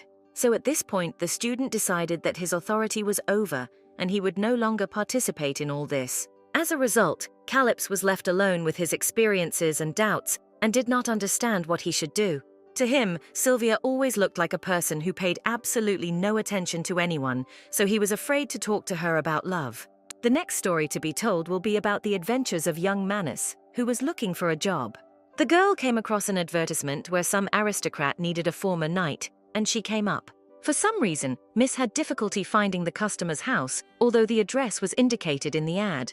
When Manus finally found the house she needed, she was very surprised by its small size. But the knight still did not intend to refuse work, so she knocked on the door. Then a very handsome young man opened the door to the girl and said that his name was Liber Myrto, and he was already tired of waiting. Manus was amazed by the beauty of the aristocrat and thought that she was even ready to accompany him for free.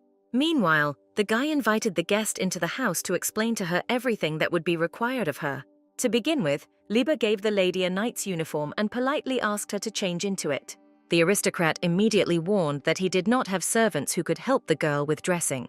But for Manus, this was not a problem. She just didn't understand what the guy was up to. To change clothes, the knight went up to the second floor and quickly got into shape. Looking at herself in the mirror, the girl felt sad because she did not think that she would ever wear this uniform again.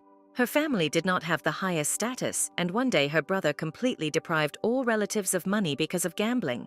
But soon he accidentally died, and all the debts remained entirely with poor Manus. Since the nobles did not want to hire a knight with debts, the lady soon became a mercenary, but now she was glad to try on her former uniform.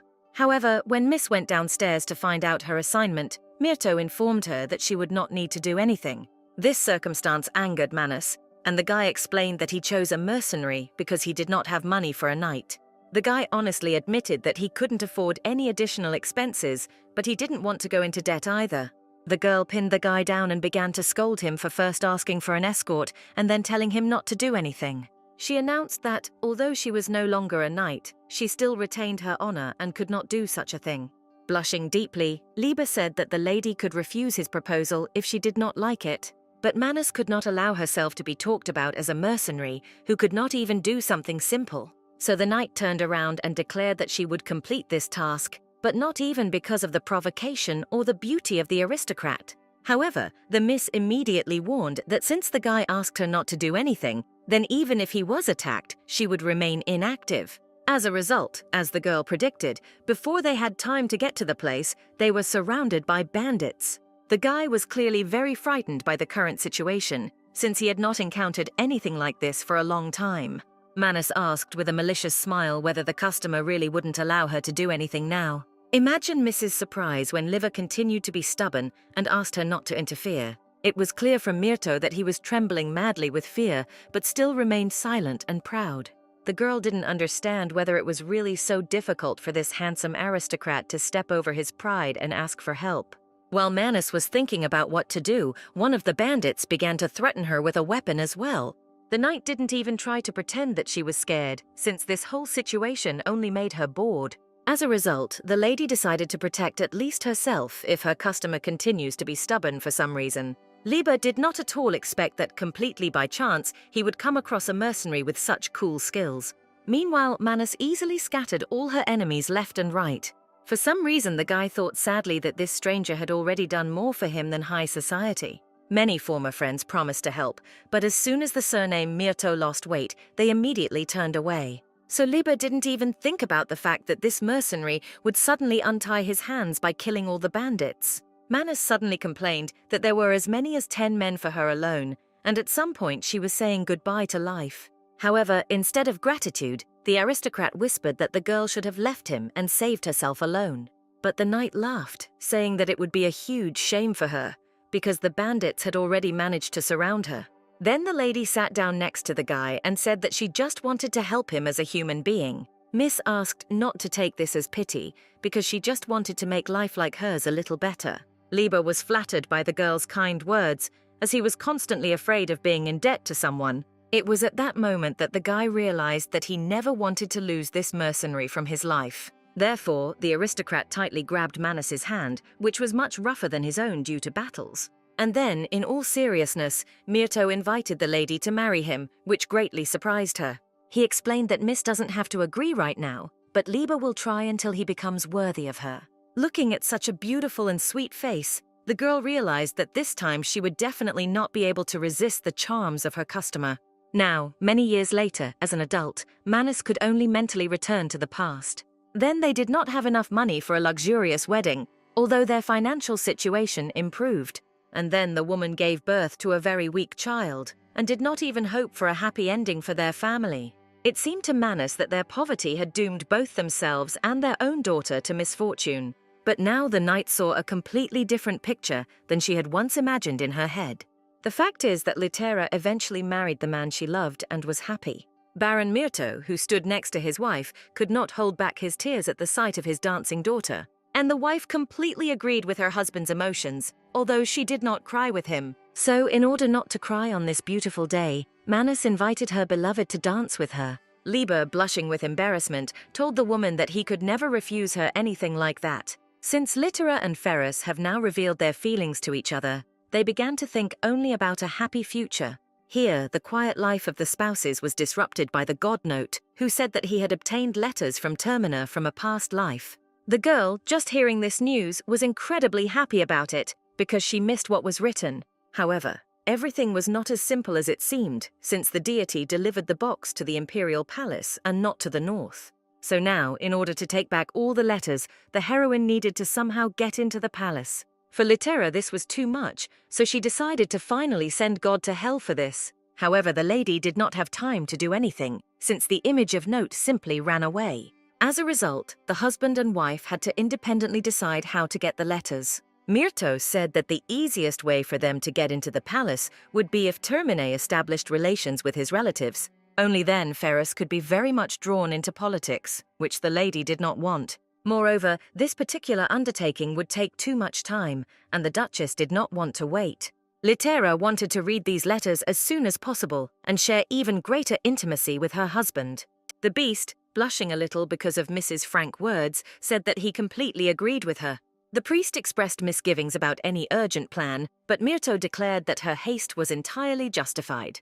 The girl recalled that in these letters to her as empress, Ferrus revealed a very tender side of himself. And the Duchess was worried about what would happen if all these messages fell into the hands of the wrong person. Anna didn't even think about such a turn, and therefore froze in fear, not knowing what to say. As a result, the old man gathered his thoughts and said that the husband and wife could fully count on his help. The man approached his wife and asked why the girl suddenly decided to join the game. And smiling slyly, Litera confirmed Termina's guesses, since she even managed to come up with a plan. So literally a few hours later, Myrto, being undercover, arrived at the palace with honor. They knew the old man well, so they were going to let him through without any problems, but the unfamiliar girl behind him confused the guards. But the priest immediately said that this was his assistant, whom he took with him because he was afraid he couldn't handle it alone. Since the lady was not on the list of those who could visit the palace, the guard asked her to demonstrate her divine power. Litera touched the special artifact, and it immediately caught fire, so they let her through. The heroine was glad that so far everything had gone exactly according to her plan, and Miss quickly found herself in the palace. Shortly before, with the help of special teleportation stones, they overcame the magical barriers of the palace. And despite all the strict security of the palace, the passage was always open to the priests, and Litera had divine powers. The girl separated from Honor in the library, where she opened the secret hole she needed and promised to be there in 2 hours. Miss understood perfectly well that if even someone caught her, then everything would be over for her. Myrto felt uneasy in this place because in her past life she died here. However, the heroine remembered that now she was not alone, and this gave her strength to move on. Back in the northern castle, Ferrus said that he would really like to go to the palace instead of his wife. But it was absolutely impossible to disguise such a huge man beyond recognition. In order not to offend her husband, Litera said that not a single person in the world could hide such a sweet giant. In response, the Duke hugged his wife and whispered that no disguise could hide her beauty. Since no one knew the lady's face, Honor suggested an option where Termin distracts everyone in the palace and his wife gets inside. The priest suggested that a one-time visit to the emperor about business would not drag Farah into politics, but Myrto objected that this was also dangerous. Termin himself understood perfectly well that almost any of his appearance in the palace would arouse suspicion. But he couldn't help but help his wife, so he decided to come up with a way that would not raise doubts in anyone. Ferrus smiled sweetly and asked Litera to rely on him and see the matter through to the end. Remembering the Duke's smile now, the Duchess couldn't help but blush with love for him. To the girl, her husband stubbornly seemed like just a big teddy bear, no matter what anyone said.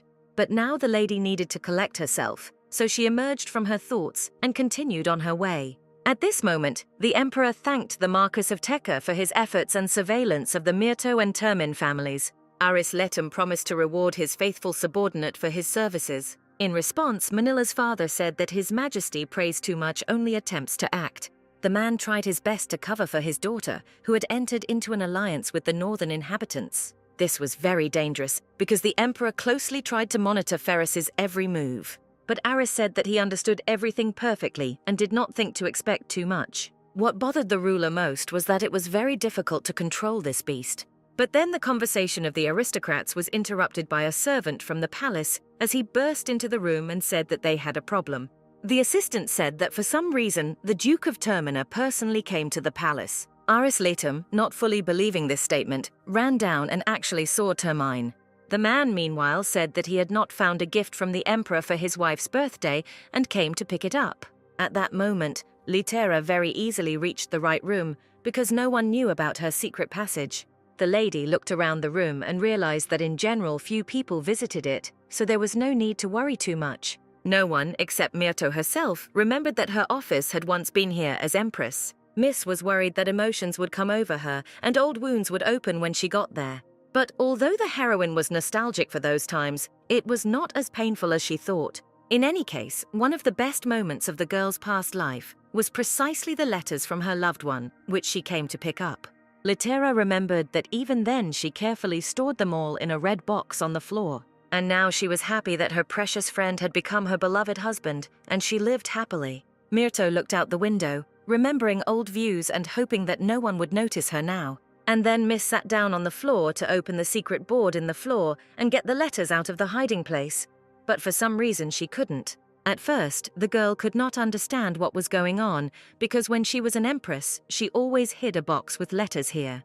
And before, the floor opened easily if you touched it in the right place, which the ruler knew well. Only now did the heroine realize that since she did not occupy the throne, there was no hiding place, which means she needed to open the floor. At this point, Ferris was trying very hard to buy as much time as possible, and so he rejected gift after gift. The aristocrats, together with the emperor, looked at the beast from the side and were afraid to approach it. Aris concluded that the Duke had gone completely crazy since their last meeting, which suited Letum very well. The emperor narrowed his eyes menacingly and asked Termin to be patient, since not all the decorations had been shown to him yet. The ruler still did not know what to do with the Northern Duke because it was impossible to kill so that the monsters would not spread, but His Majesty was not going to let him onto the throne either. Of course, the emperor had a lot of talented and strong people around the world. One of these people was, among other things, his own son Abito, chosen by the God Note. However, Aris did not want these people to die in the fight against the monsters of the north. Fortunately for Letum, now the mad Ferris was not interested in the throne at all, but in jewelry for his wife. For some reason, the Duke, showing very scary facial expressions, rejected all offerings. However, the more terrible Termine seemed to everyone, the more pleased the head of the country was. He asked the Marquis if such a devoted husband could cause them trouble in the future. Teka pretended that Letum had acted very wisely and allowed the beast to look for a suitable gift for his wife in the palace. The man reminded the emperor that now Ferris finally had a weakness, which was good for all of them, and the opportunity to keep the Duke on a short leash was much more precious than all the jewelry that Termine was now looking at. However, Teka kept silent about the fact that Arisu would never be able to cope with Litera, who was extremely smart. Letum, meanwhile, remembered how he allowed Ferris to marry, but never thought that this could play into his hands so much. The beast himself had excellent hearing, so he knew what the aristocrats were talking about and mentally wanted to enjoy it while they could. Termin was sure that his wife could not be treated so frivolously, so he continued to choose jewelry. What angered Fer the most now was that when the lady was an empress, the servants deliberately ruined her life. Then they continued to recognize the past emperor, whose power, however, quickly wavered. This is because it was Litera who in a past life became the savior of the world, and she was appointed head. But the servants did not accept the girl until the last moment, and only after ascending the throne did Myrto find control over them. Immediately after hearing this, Termina wanted to destroy the imperial palace, but his wife stopped him. But now, by specifically saying to bring another piece of jewelry again, the man was taking it out on the servants. Ferris set himself the goal of making the life of his assistants, at least for a short moment, hell, and he succeeded. At this time, Priest Honor was walking around the library with anxiety, since the appointed time had already come. He saw in the window how for some reason the knights were gathering in ever larger groups, and it scared him. Then Litera finally appeared from the secret passage and asked forgiveness for the delay. The miss explained that there were some difficulties, but she managed to cope, which pleased the old man. The two of them quickly hurried to the exit, trying not to catch the eye of the guards, of whom there were a lot. Even the priest understood that despite all their cover, it would be better for them not to catch anyone's eye right now. It was at this moment that Myrto looked forward and saw such a familiar and so hated order. It turned out that by pure chance, the friends stumbled upon exactly those whom they least wanted to see. The priest and his supposed assistant stopped in front of the imperial couple in the form of Manila and Abito. The crown prince stretched his face into a languid smile, noting that the palace was being blessed again. The guy said out loud that this was such hard work, and then suddenly said that he wanted to give advice and came closer for this. Litum asked the priest to finish all the work today and leave the palace as soon as possible. When the guy mentioned that there was a barbarian rampaging through the estate, Litera struggled to keep a calm expression on her face. The girl had not met Abito specifically in this life, so she was not worried about this issue. As for Manila, she simply turned away so as not to reveal the fact that she recognized Myrto. The heroine managed to get very nervous, but she felt better when she realized that her friend would not rat her out. So the Duchess decided to send Tech some kind of gift a little later as a token of gratitude. Since Abito himself told them to finish quickly, the priests turned around to leave. But suddenly the prince stopped them as he became interested in the box in the hands of the miss, from which a strange energy emanated for him. Honor only now remembered that the heir was very sensitive to such things. Letum was not allowed to show what was inside, but he asked to open the box. To the surprise of the priest, Litera quite calmly opened the lid, saying that it was unlikely that anyone would be interested in the contents. The old man froze in fear, seeing how the contents of the box were gradually revealed to everyone. But then, instead of letters, inside there were the usual various instruments for priests and their assistants. Honor was extremely surprised but remained silent so as not to reveal his emotions, and Myrto was already calm. In fact, the Duchess asked her husband in advance for a special box, the secret of which was illusion. Abito sighed somewhat sadly, as he hoped that there would be something more interesting in the box. The lady closed the box back and asked for forgiveness for accidentally disappointing the guy. Suddenly, Litera realized that all her fears of the prince were meaningless, because after her rebirth she became much stronger. In addition, now the heroine had support in the form of her beloved husband, which also made her stronger. So now, when Miss came face to face with the man she feared, she considered him almost a non-entity. So now, with absolutely no fear anymore, the Duchess said goodbye to Abito with a smile. Finally, the girl was able to leave her past behind, which she was incredibly happy about.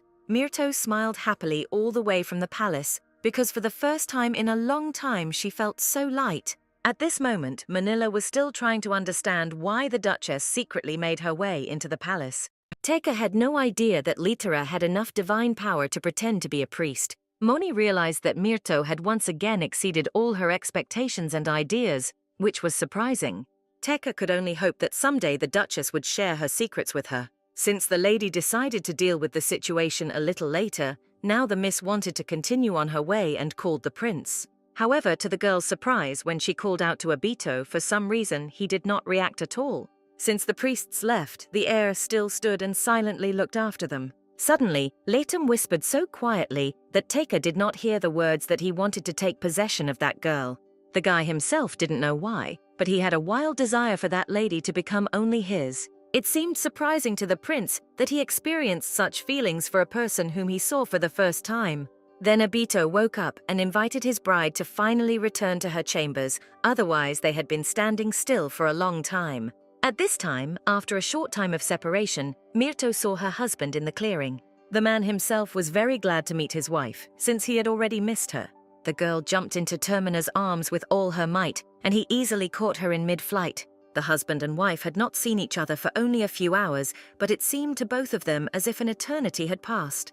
They even completely forgot about Honor, who could barely keep up with the young and therefore playful Litera. Since the priest had already become accustomed to the way the Termin family expressed their feelings, he was not offended.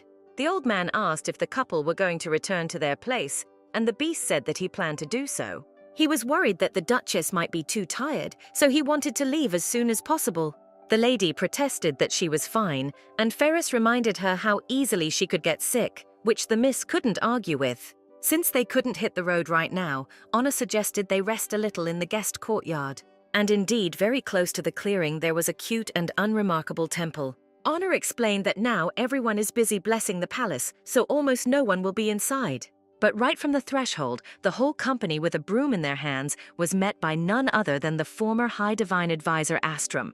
Even the old man himself did not expect to meet the guy here, so he was no less surprised than the others. Before Litera deprived the advisor of his powers, Astrum's power frightened even the emperor. And no one expected that the guy would end up meeting the Termin family again in this way.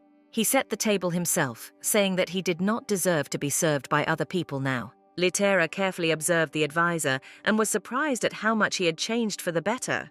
It turned out that Astrum had almost completely calmed down after being deprived of his powers and had even found a place for himself. But the lady remembered that if the advisor had truly repented, his magic would have already returned. So until now it was very difficult for the girl to understand the priest, and she did not know what to think. Miss didn't understand if it was an attempt to lower her vigilance and was so lost in thought that she didn't notice how a spoon of food was brought to her mouth. And while the lady sat and thought, Ferris continued to feed her when suddenly Myrto woke up. Termin explained that he was worried about his wife. What if she completely forgot about food, and this was important? In addition, the man had an artifact with him that recognized poison, so he was sure that everything was in order with the food. Astrum immediately jumped up and touchily asked what was the point of poisoning someone present. This made it clear to Litter that even the Duke doubted the advisor, which was quite sad. The former priest himself realized that, after what happened, it was too difficult for people around to believe him. So, his face darkening, the guy asked for forgiveness for what he tried to do not so long ago. Astrum honestly admitted that he himself had not completely moved away, so the spouses may well not accept his words now. Then Myrto asked why the advisor still felt guilty towards her husband. In response, the priest explained that he himself did not fully know why, but felt that he needed to apologize. The guy remembered that from his very birth he was connected with the deity, which he was very proud of. As a result, this precious connection and thoughts of being chosen made the advisor very intoxicated. He really wanted to do everything so as not to tarnish the deity and to elevate the chosen Litera as much as possible. Here the priest admitted that this feeling still possesses him, which is why he feels guilty. Astrum admitted, clenching his fist, that he was truly sorry for what he had done, but he had not changed his opinion about Myrto. So the guy honestly announced to the spouses that he could not yet free himself from punishment and would accept their distrust. Litera thought deeply, because she did not at all expect such an outcome due to her punishment. Thanks to memories from a past life, the lady remembered how the advisor thought, but then he would not have condemned himself. And the fact that now everything was somehow different worried the main character a little. So Miss asked for a spare room to think things over and invited her husband along. The girl really wanted to hear the man's opinion about Astrum's words, so the Duke also thought about it. The beast did not know exactly the answer, so he suggested that his wife give the advisor a little test. Litera thought seriously about this proposal, since the experience of past lives told her that everyone she knew was gradually changing. So, in that life, Monil proved that characters can change when she stopped being a villain. So the heroine suddenly gained confidence that now everyone would play by her rules, and the girl was going to give even the advisor a second chance and at the same time the opportunity to change. The Duchess asked her husband if she would be too lenient with the people she gave another opportunity. To this, Termin said that to him his wife's behavior was more reminiscent of reserved and wise. In addition, the Duke also reminded about possible exceptions, like Abito, which should not be forgotten. And just in case, the man reminded the lady that he would always be on her side and would consider any of her choices correct. For the heroine, the words that her beloved husband would always follow her were worth a lot. The girl was a little worried about their future, so she reminded her that she was only human and would like Ferris to help her make a decision at a crossroads. And right now, Litter needed help with taking off her clothes, since the lady managed to get tangled in the priest's robe. Barely holding back his laughter, since it was the first time he had seen something like this, Termine began to help his wife. Miss felt very ashamed that she was getting into such trouble, then Ferris said that he loved this side of her too. As a result, looking at each other like that, the couple suddenly blushed, as they felt that the atmosphere had changed. Myrto asked not to do anything for now, and the beast immediately became even more confused than before. As a result, the Duke jumped back about a meter and asked if his wife had prepared a change of clothes, to which she replied in the affirmative. Moreover, the miss prepared so well that she put on the dress directly under the cassock, although it was a little hot. The only thing that embarrassed Litera now was the mess on her head, which she asked her husband to help with. In fact, it was just an excuse to be alone with the man longer, which the girl immediately admitted. In response, Termin leaned right into the heroine's ear and whispered that he would help her better than anyone in the world. A little later, when the husband and wife went down to the advisor, they asked him for forgiveness for the wait. Myrto honestly admitted to the guy that she and her husband discussed the issue and decided not to lift his punishment for now. Astrum thought so, but did not expect that the lady would put forward conditions, fulfilling which he would be able to free himself. Since the advisor immediately asked what they were talking about, Litera began to talk with relief. The girl recalled that the emperor and his son did not like her husband very much. Moreover, after today's incident, Aris had even more reasons to hate the beast. And although the ruler would hardly have attacked the Termina family, the lady still wanted to be sure of this, and therefore asked Astrum to keep an eye on it. Ferris was pleased to hear how Miss explained such surveillance by saying that she simply wanted to live calmly and happily with her husband. To the joy of the spouses, the advisor immediately agreed to participate in their plan, since the chosen one asked him to do so. So Myrto had even more reasons to think that she and her husband would be able to overcome everything. That evening, the son came to his father and noticed that the emperor was in a good mood for the first time in a long time. Aris admitted that he had finally discovered Termin's weak point, which couldn't help but make him happy. Abito said that he still does not understand why the ruler is so afraid of this crazy relative. To this, the emperor said that the prince did not understand what he was talking about, because the very existence of Termini put their family at risk. The old man admitted that there was something in his life that he tried diligently to get, but could not. And he wanted to have Calyps's wife, who was incredibly faithful to her husband and had no intention of getting a divorce. So even now, when the Termin family name had fallen, Aris was still haunted by the fear that something would be taken away from him. However, even after all these words, Abito confidently declared that the bestial duke was not worth their worries. The guy believed that Ferris might not even count on what he so wanted to get. And at this moment, Litera herself, whom the crown prince was about to chase, was inspecting the gift from the emperor. The girl was pleasantly surprised by the beauty of the jewelry that her husband eventually chose for her. Until the very end, the lady could not believe that the ruler had so easily given everything to the beast. To this, Termin explained that the old man was drunk with the thought that he had found his weakness, so he allowed the jewel. Myrto was grateful to her husband for not only buying her time, but also bringing her a gift, even though he hated the emperor. In order not to think about sad things, Miss instead asked Fair to fasten the jewelry on her. She turned her back and lowered her clothes a little, which accidentally exposed the lady's back. Seeing such a beautiful and attractive picture, Termine blushed, but did not reveal his feelings. With graceful and deft movements, he carefully picked up the jewelry and fastened it around his wife's neck. Litera looked at herself and sincerely thanked Ferris for such a gift, saying that she really liked it. In response, the Duke embarrassedly regretted that he could not take absolutely all the jewelry for the lady. The heroine laughed and said that the beast is really capable of this, but it's better not to do that. Taking her husband's hand, the girl thought for a while, and then said that next time she would portray a monster in front of the emperor with him. Litera did not want only Ferris's reputation to suffer, moreover, because of her personal desires. So Myrto reached out to kiss her husband and whispered this promise again. Termin realized that his dear wife was willing to share his time and shame, which was very important to him. So the Duke, kissing the lady, whispered that he would only be glad to receive any help from her. There was a time when the beast could not even dream of such a person, that he was ready to go through his whole life with him. A little later, Ferris asked if Litera ended up reading the letters she took with her. The girl explained that she was afraid that reading might take all night, so she left it for later. The Duke approved of this decision of his wife, because it was very difficult to force her to go to bed when the lady was passionate about something. Laid now, putting the girl into bed, the man grumbled a little at her because of her sleep schedule. However, just before going to bed, Termin very tenderly kissed his wife goodnight, wishing her sweet dreams. And just like that, in the warm embrace of her beloved husband, Miss really quickly fell asleep. But the beast himself could not sleep normally, because he was worried that Litter would have nightmares after meeting the prince. For some reason, the man even managed to think that he did not deserve to sleep with the lady. But as soon as they returned home and started sorting out the letters, Ferris immediately forgot about such thoughts. Although the couple had a lot of work, they still managed to find time to read. And Termina finally understood absolutely everything about which he had once corresponded with Myrto. He still remembered very well how letters from the girl one fine day appeared in his desk drawer. However, no matter how many times the man reread these envelopes, he managed to understand little in the end.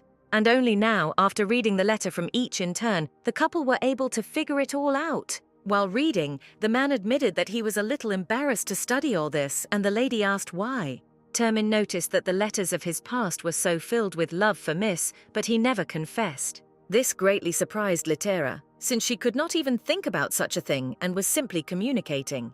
The girl admitted that from the letters, the feelings of the beast were not entirely clear to her, so she did nothing. But now Myrto was glad that they were able to meet in life, albeit in another.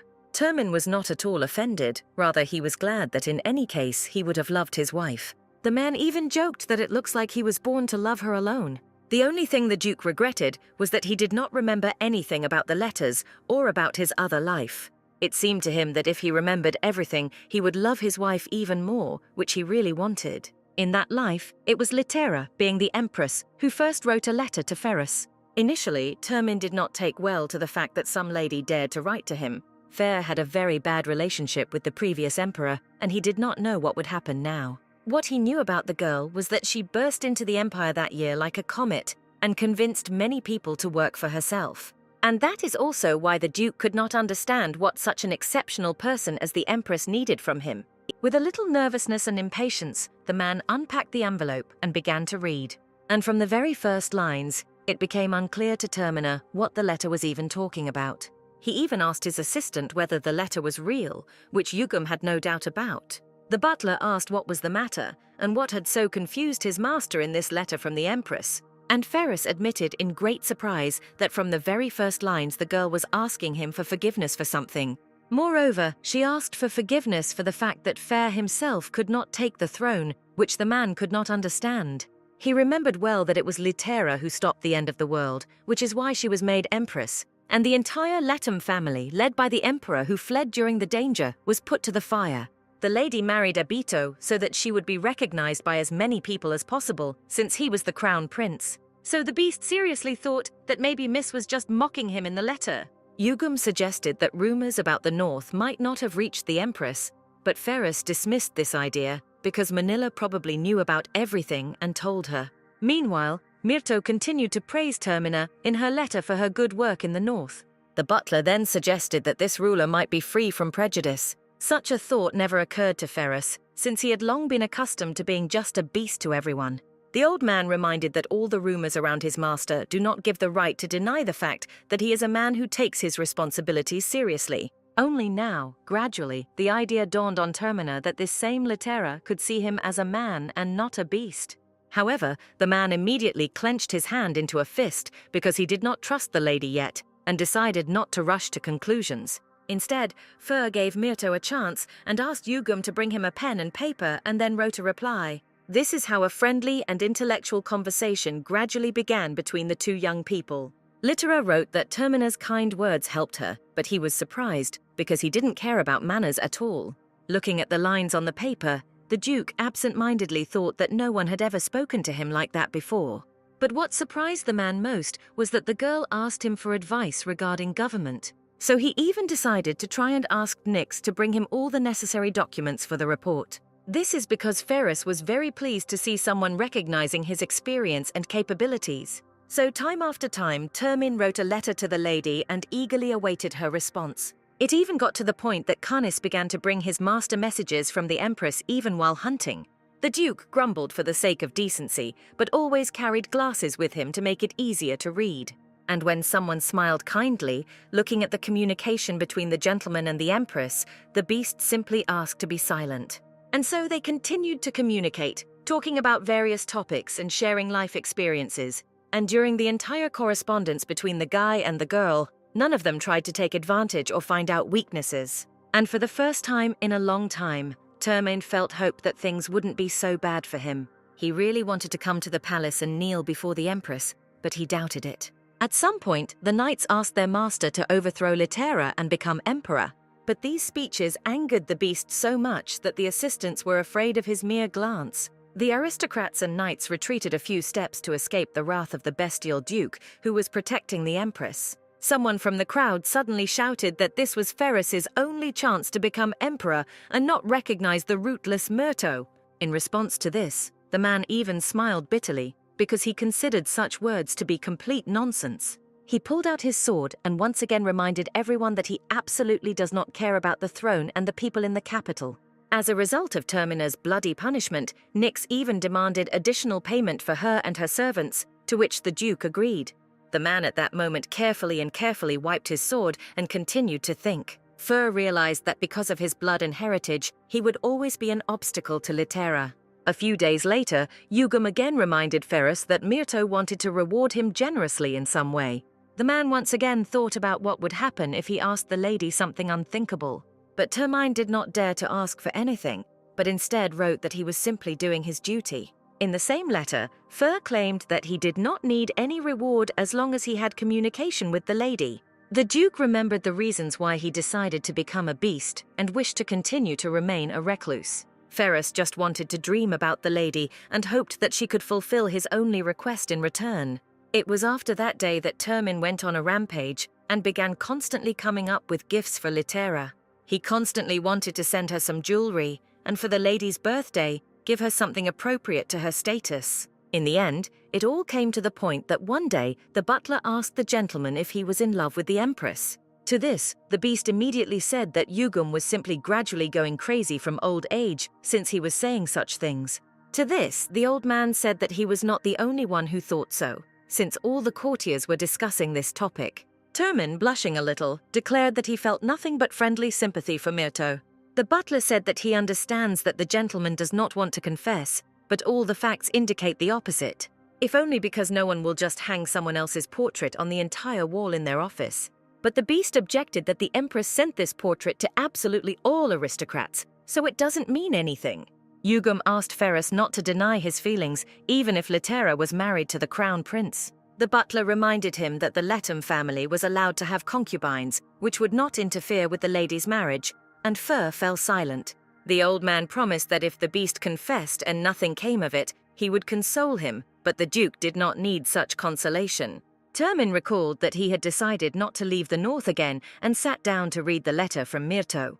And in this letter, the girl again asked for advice and talked about how she had had feelings for a friend for a long time. Miss said that she was forced to break off ties with one person because she fell in love with another, which shocked the Duke. First of all, Ferris decided that the Empress was going to stop communicating with him. Litera admitted that she thought a lot about this situation, but still did not understand what to do. So the Miss asked the Northern Beast to tell her what was best to do in such a situation. It was at this moment that the man finally admitted that he still loved this girl, although he had never seen her.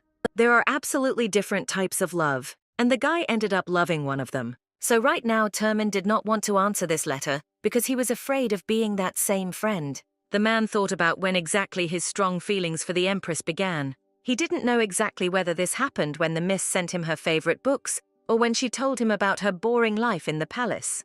The Duke had so many reasons to love this woman that he could not single out just one.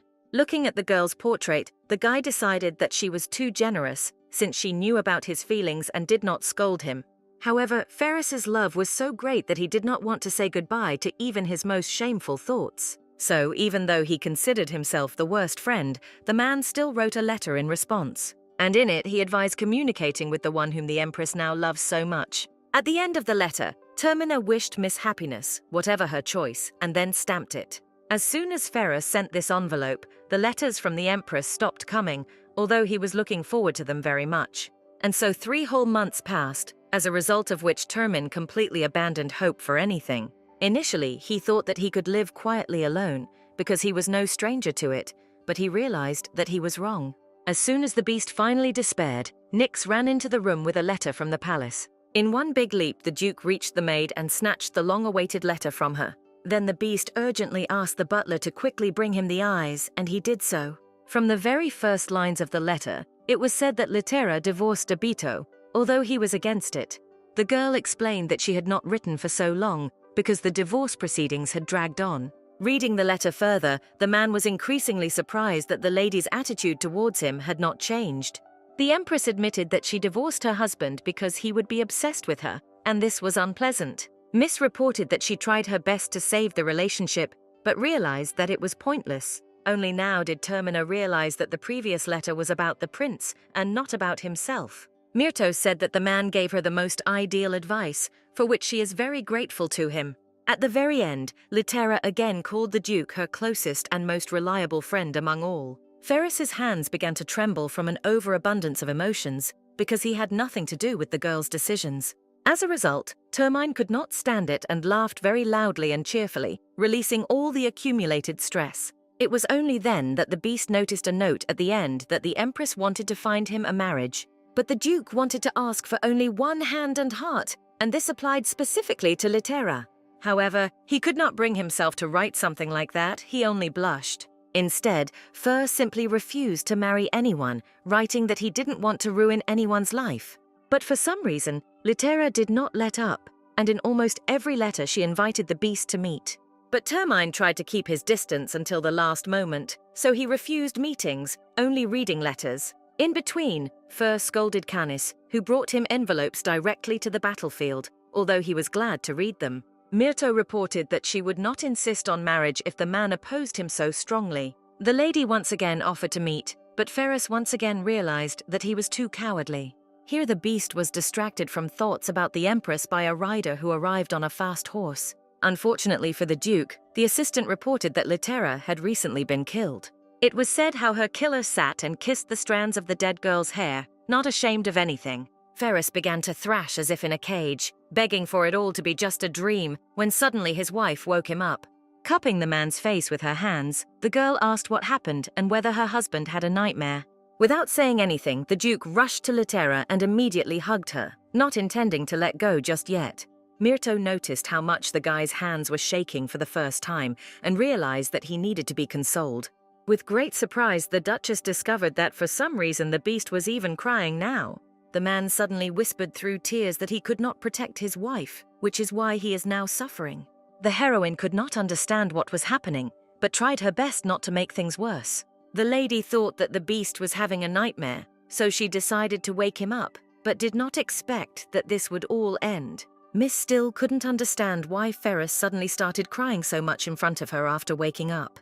Looking at the man's sobbing face, the girl asked him to tell him what he dreamed. In response, Termina for some reason apologized once again, as if he had done something very bad. The man whispered that if he had been a little braver, the girl would not have had to suffer in the end. It began to dawn on Litera what the matter was, and she looked at the box with letters from a past life. Miss was not completely sure, so she decided to find out if her husband was really dreaming about their past. Ferris whispered with tears in his eyes that he remembered all those letters and 5 years of their communication. The beast admitted that he came up with too many empty excuses, and if he had not done this, they could have been together long ago. And then, as the man very much wished, everything would be all right with the girl, and she would be alive. However, Myrto interrupted the Duke and said that what happened was her fault, so he had nothing to do with it. After her divorce from Abito, she did not change the layout of all the secret passages, which the guy also knew about. But the guy objected that in that life he was a bad friend for the girl, which is why she died. Litera rather rudely ordered Ferris to shut up because she did not agree with his words. The heroine explained that even if she had insisted on the wedding, it is unlikely that anything would have changed. Termina began to object to the lady, saying that she could not take the blame for Abito. And the girl, smiling, confirmed that they both knew who the real villain was. So Miss asked her husband to cry if he wanted to, get angry if he wanted to let off steam. But having kissed the Duke on the forehead, Litera forbade him to take all the blame on himself. Myrto suggested just thinking about what happened and then continuing to live in the present. The heroine really wanted Fur to really be able to leave all the pain and doubts in the past. Gradually undressing her husband, the wife thought only that she wanted to distract him and make him better. Litera whispered that she was alive, so now everything was fine with them, and they didn't have to think about the past. A little later, Termine sat away from everyone because he needed to think. Suddenly, the Duchess found her husband and hugged him, realizing that it was very difficult for him now. The man expectedly apologized for what happened between them at night, but the girl replied that everything was fine. The heroine said that she was pleased to see how much her husband worried about her. The lady even admitted that if the beast had remained calm, she would have been much more upset. Ferris joked that he could cry some more, but Miss replied that she didn't need to. The girl noticed that since the guy could already joke, it means he felt much better. Litera understood that Pharaoh would need time to come to his senses and was ready to wait.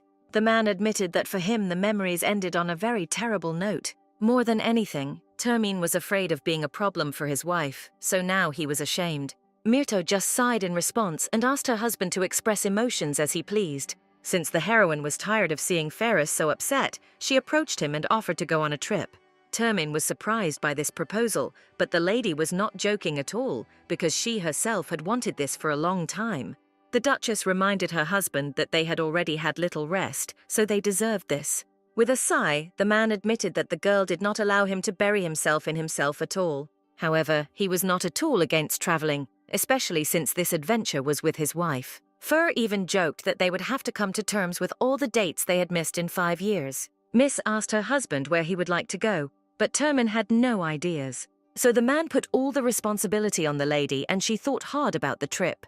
And to begin with, the newlyweds arrived to visit Litera's parents, which Miss was very happy about. Liber grumbled that next time it would be better to warn his daughter in advance about his arrival. At that moment, Priest Astrum was told that a visitor had come to him, but the guy was busy. However, the advisor had no right to cancel the meeting, since the Crown Prince himself came to visit him.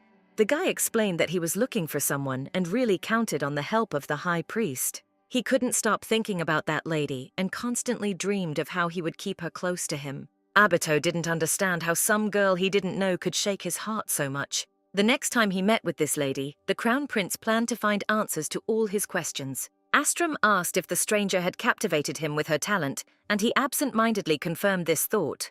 Then it dawned on the prince that all distinguished priests could even work in the imperial palace, which was to his advantage. The only problem was that Abito only knew what the girl looked like, so he needed the help of an advisor. To this, Astrum smiled and said that that stranger would clearly be flattered by such attention. He stood up and asked to describe the appearance of the lady whom the prince so wanted to find. And Abito could easily remember that she had an unremarkable face, short pink hair and lilac eyes. The priest approached the shelf with magazines and said that several priestesses fit the description of the heir. Seeing the huge lists of misses with similar descriptions, the prince thought he could just summon them all to the palace. But for now he did not have such rights, so he thanked Astrum for his help and went to study the magazine on his own. In parting, the heir said that the advisor may not even regret the time spent because he helped him. As soon as Abito left, Astrum began to worry because this is exactly what Litera once talked about. A few days ago, the girl asked to tell the prince everything if he wanted to know about the pink-haired priestess. The priest did not know what Myrto was doing under the guise of a priestess and why she was so sure that Letum would not find her.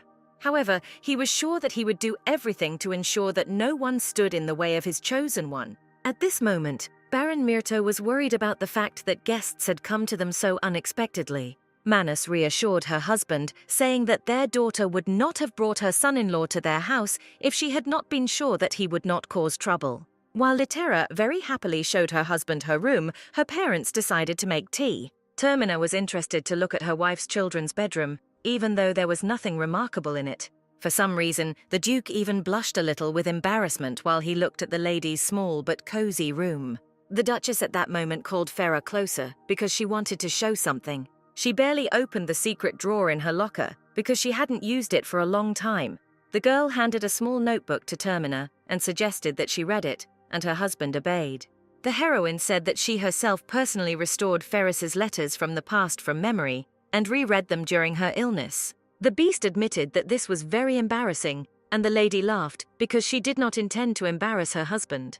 To look at the notebook, they decided to sit on the lady's bed for greater comfort. The heroine admitted that even if she had not decided to see Termine, she still wanted to remember him like that. Initially, she was driven by a very strong desire to take revenge on Abito, and Miss did not think at all about her own happiness. Instead of these good emotions, she felt only strong anger and resentment towards her ex-husband. but at one moment the girl thought about what would happen when she finally took revenge. And so she regretted that she did not immediately meet Ferris, because she spent some time on grievances. But now Litera was sure that even after the revenge that had suddenly taken place, she would not be left alone. Anger always takes too much energy, and a person can never live on the thirst for revenge alone. So now the heroine admitted that she always thought that Termin would be her support.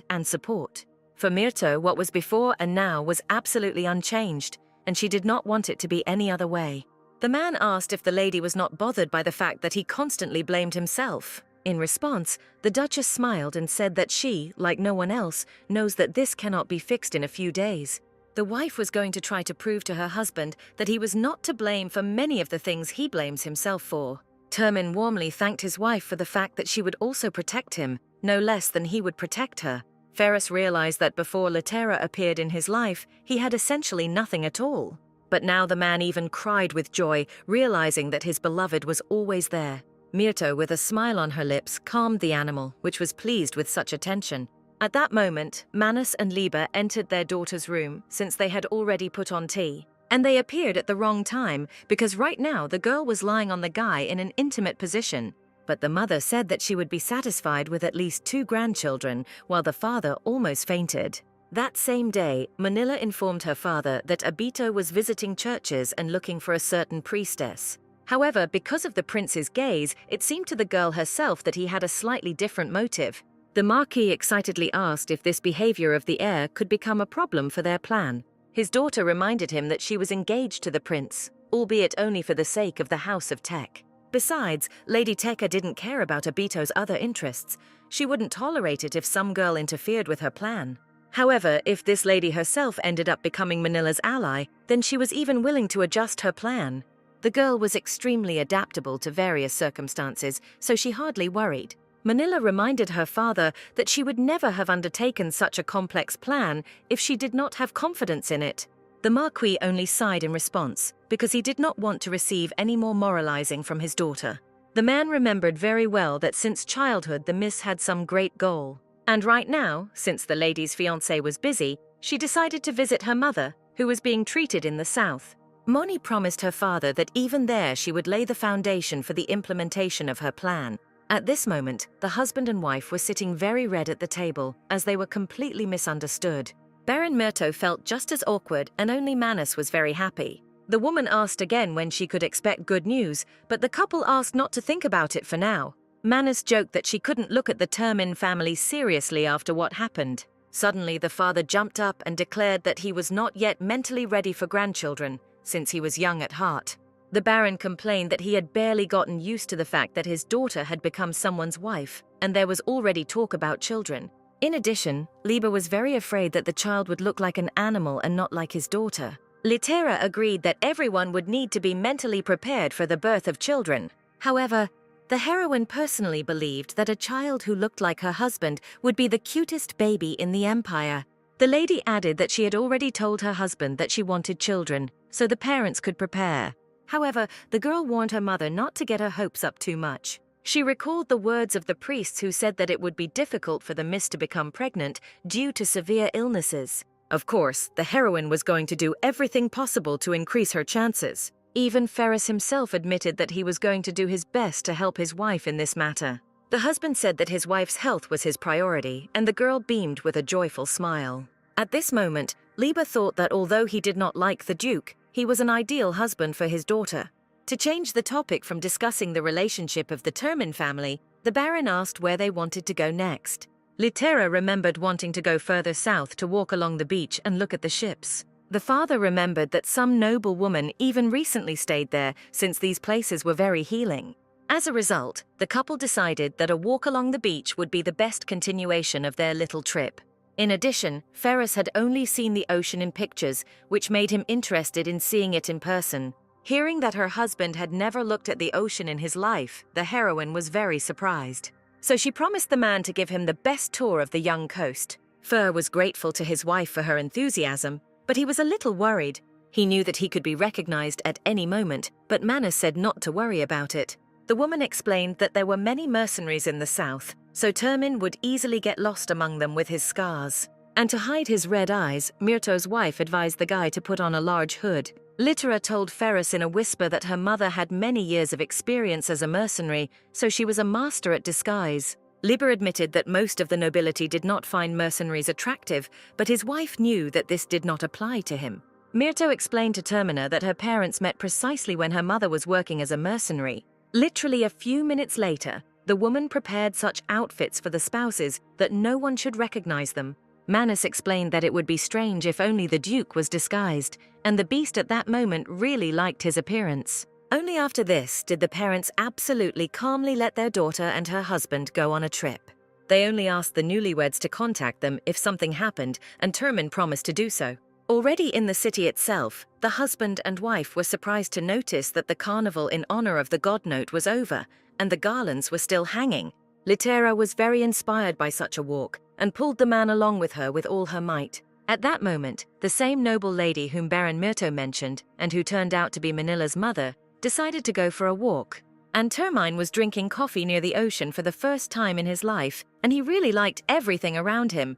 The man sincerely said that he thought the place around was wonderful, which made Litera happy, who did her best for him. What the beast appreciated most was that there were a lot of people around, but no one paid attention to him. But in the market, where the couple walked together, even small children ran around calmly and were not scared because of the man's appearance. It was new for Ferris to even stand in line when he wanted to buy something from the counter. The Duke felt as comfortable anywhere as if he were at home. Termin admitted that even when the blacksmith tried to rob him, he still had a lot of fun. Ferris admitted that if he had known about such a disguise earlier, he would have entered the palace with his wife. But Miss reminded that the guards would not have let the beast through, even with its good camouflage due to the scars on its face. In response, the Duke thoughtfully said that he thought he hated people, but it turned out that he simply did not like talking behind his back. Since no one was afraid of him in the south, the man could feel at home and enjoy a date with his wife. The girl herself was having fun, trying to take the oars from her husband, but it was absolutely useless. Termin was so happy at that moment and wanted such a life to continue for them. It was the first time Litera had seen Farah so relaxed among a bunch of people around, and decided that they needed to relax like this more often. The heroine admitted that she likes to see Termin happy, which confused him a little. The lady's eyes shone with happiness because she saw how calm and happy her beloved husband was now. She realized that Fur constantly had to maintain a cold and reserved image in front of other people, and another role he played showed everyone around him a cruel and evil beast, which it was better not to touch. However, now the lady really liked to see her husband calm, and she was having a lot of fun. True, Termin suggested they rest, and Myrto agreed with a cheerful laugh that they really walked a lot. Just today, the couple saw so many beautiful pictures with the sound of waves and children running peacefully around. And the husband and wife enjoyed all this, holding each other's hands, which only made them happier. Litera realized that the better she felt with Termin, the more she wanted to stay close. And the man himself felt the same, which made him a little uneasy because he had never parted with Miss. At this point, Ferris's memories of his past life had completely returned, so he knew everything very well. However, now, together with his wife, the Duke has done everything to prevent her sad death from happening again. But for some reason, something did not give the beast peace, and his hands were shaking, which the girl noticed. She stopped and, to reassure her husband, motioned to be held in his arms. Termin asked with concern whether his wife's legs were already hurting, and immediately took her in his arms. But Litera explained that she just wanted to hug her husband, and he realized that the heroine noticed his condition. The beast grumbled that by comforting him like this every time, Myrto was encouraging his bad habits. To this, the miss replied that she did not understand what the man was talking about, because she just wanted a hug. The breathing, warmth and beating of the wife's heart immediately calmed Ferris, and he felt good. However, Termine was well aware that he could not forever rely on the girl who had helped him so well. Fur was going to find the reason for his worries so that he would no longer worry and disturb the lady. At this moment, Tech's wife, along with her daughter and Topaz, went to local stores and studied them. The woman noted with displeasure that for some reason, supplies to stores had become much worse than before. The noble lady even began to worry that many sellers would close their businesses because of this. Then the mother came up with the idea that she needed a mercenary to continue walking around the market. The daughter didn't mind, but then she noticed that Favor was acting somewhat absent-mindedly and asked what was the matter. The boy somewhat embarrassedly asked how long they still need to pretend that they don't see their friends. It turned out that the Teka family was happy and often noticed the Termin spouses walking through the same market. Litera and Ferris stood out quite strongly, making them difficult to miss in the crowd. Then a noble lady approached Manila and Topaz and asked what they were whispering about without her now. But without listening to the answer from the young people, the woman suddenly looked somewhere ahead, noticing something. Directly in front of her, not far away, were the Termin couple, who were thoroughly enjoying each other's company and their long-awaited vacation. Madame Teka immediately decided that she could rely on such a devoted family man, not like her husband. Therefore, Manila's mother immediately went to the mercenary, wanting to hire him to move around the city. The woman did not pay attention to the fact that her daughter was against it and asked the husband and wife to give her some time. With horror, Lady Teka and Topaz realized that the noble lady was unstoppable and there was nothing they could do about it. As a result, Manila could not understand how it had come to this, because she had completely different plans in her mind.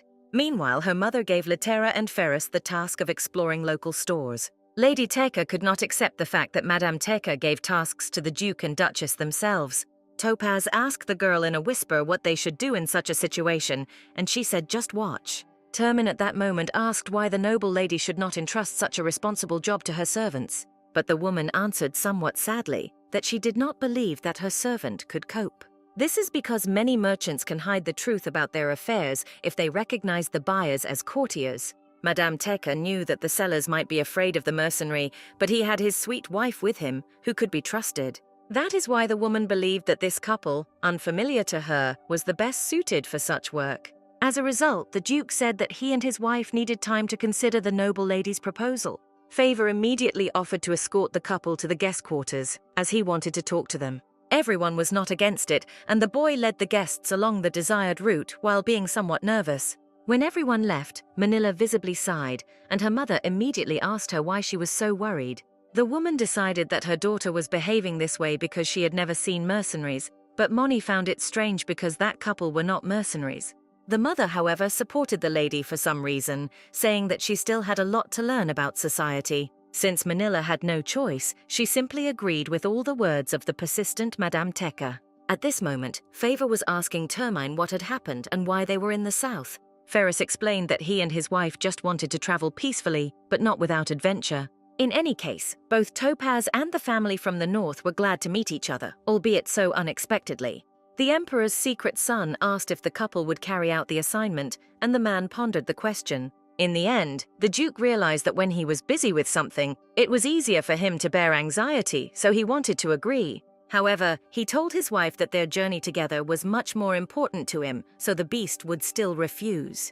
But Litera had a completely different plan, as she asked Topaz to take them to the Marquise so that they would agree. The girl explained that she had planned this trip for her husband, so she would do what he wanted. Ferris tried to argue that such an act was not at all necessary, but the lady was already pushing him forward. But Myrto was unable to move her heavy husband even a millimeter from his place, so she asked him to go himself. As a result, Termin obediently listened to his wife and followed Topaz since he himself wanted to carry out the assignment. The woman immediately happily gave the spouses a document in which everything they needed was written. She asked the guys to start work tomorrow, since it was already quite late today. Fur was surprised at how quickly the Marquise accepted them for this secret work, and Litter was happy with everything. Surprised by the fact that the Termin family eventually agreed, Manila was also surprised, who did not expect this. The girl could not come to terms with the fact that those two were so unpredictable, and she could not even talk to them alone now. Then the mother asked her daughter for permission to give her a task, and Moni decided to talk with the supposed mercenaries tomorrow. Unexpectedly, the Marquise asked Manila and Topaz to disguise themselves as commoners at dawn tomorrow and visit the house of Baron Myrto and his wife. It turned out that Madame Teka recognized the Duke and Duchess a long time ago, although she did not show it. In fact, the woman admitted that she was surprised at how the beast looked because of his wife. She remembered very well that day when he was monstrous and terrible, which is why all the aristocrats began to avoid the man. For Manila's mother, the identifying features by which she recognized Ferris in the mercenary were his scars. The Marquise said that she did everything to get the couple to refuse such work and was shocked when they agreed. Since the couple did everything to perfectly hide their identities, the woman pretended not to recognize them. And now, when it was too late to change anything, Madame shamelessly announced that her daughter would have to apologize instead of her tomorrow. Manila herself was not against it, since this was not the first time she had resorted to the help of Ferris and Myrto. Lady Tekka really wanted to use this next opportunity to get closer to them in order to benefit later. This evening before going to bed, the husband and wife laughed and recalled today, at the end of which they were even hired. The heroine with a sweet smile asked her husband if tomorrow they would have as much fun as today. In response, the man for some reason began to apologize, declaring that he was much weaker than he would like to be. But interrupting such a sad and sorrowful dialogue between her husband, the miss simply shut his mouth with a kiss. Litera said she is making a rule that Termin no longer has the right to doubt herself. Fur replied that he was so weak, but the lady still supported him and protected him every time. Since the husband began to apologize again, Myrto deliberately kissed him again, which embarrassed the Duke. Then the lady said that they would sleep separately as many nights as the beast would apologize. Litera explained that instead of apologizing, a man can simply thank her and tell her that he loves her very much. Miss said with a smile that it was much easier than Termina thought, and much nicer than asking for forgiveness. At that moment, Ferris thought that doubt still lived inside him, and he was constantly blaming himself for something. However, stroking the hair of his beloved wife now, the man felt how he was gradually gaining self-confidence. So he made a vow to himself that he would make sure the girl wasn't sad and kissed her. The next morning, as the Marquise requested, Manila and Topaz changed clothes and came to visit Baron Myrto. Since Litera and Ferris met them, they all got into the carriage together and went on a mission. The Duke's wife admitted that she did not expect to see Lady Tekka and Favara also in disguise. Since they started communicating on different topics, Manila decided to ask something. Myrto immediately tried to predict the girl's question and remembered that they had met in the palace. However, the lady from the north did not really want to hush up this moment, although she did not know how to tell the truth to Tekka so that she would believe it. Here Termine, who knew about the problem of understanding his wife with her friend, advised her to show what she could. Miss agreed that it was a good idea and asked Manila to watch her hands very carefully, and she tensed.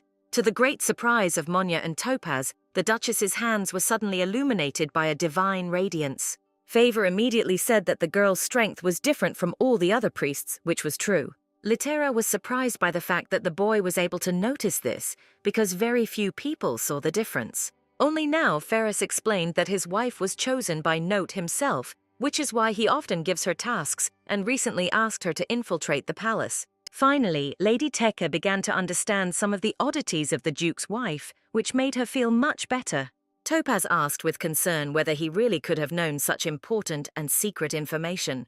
To this, Litera smiled completely calmly and said that she trusted the girl and the guy because they were friends. In addition, Myrto reminded them that they also planned to become accomplices in the crime. It was an honor for Manila to work with the lady whom God had chosen, as she immediately admitted. Miss Tekka clarified whether the Duchess's help to them was Note's will, but the lady immediately said that it was only her desire. Litera honestly admitted that she despises Crown Prince Abito with all her heart, so she does not want to see him on the throne. Manila was even a little scared because she had never seen such a cold look from the Duke's wife before. So Lady Tekka, just in case, admitted that after meeting Myrto in the palace, Abito began looking for some kind of priestess. But Ferris almost immediately interrupted the girl and asked her not to mention such things in front of them again.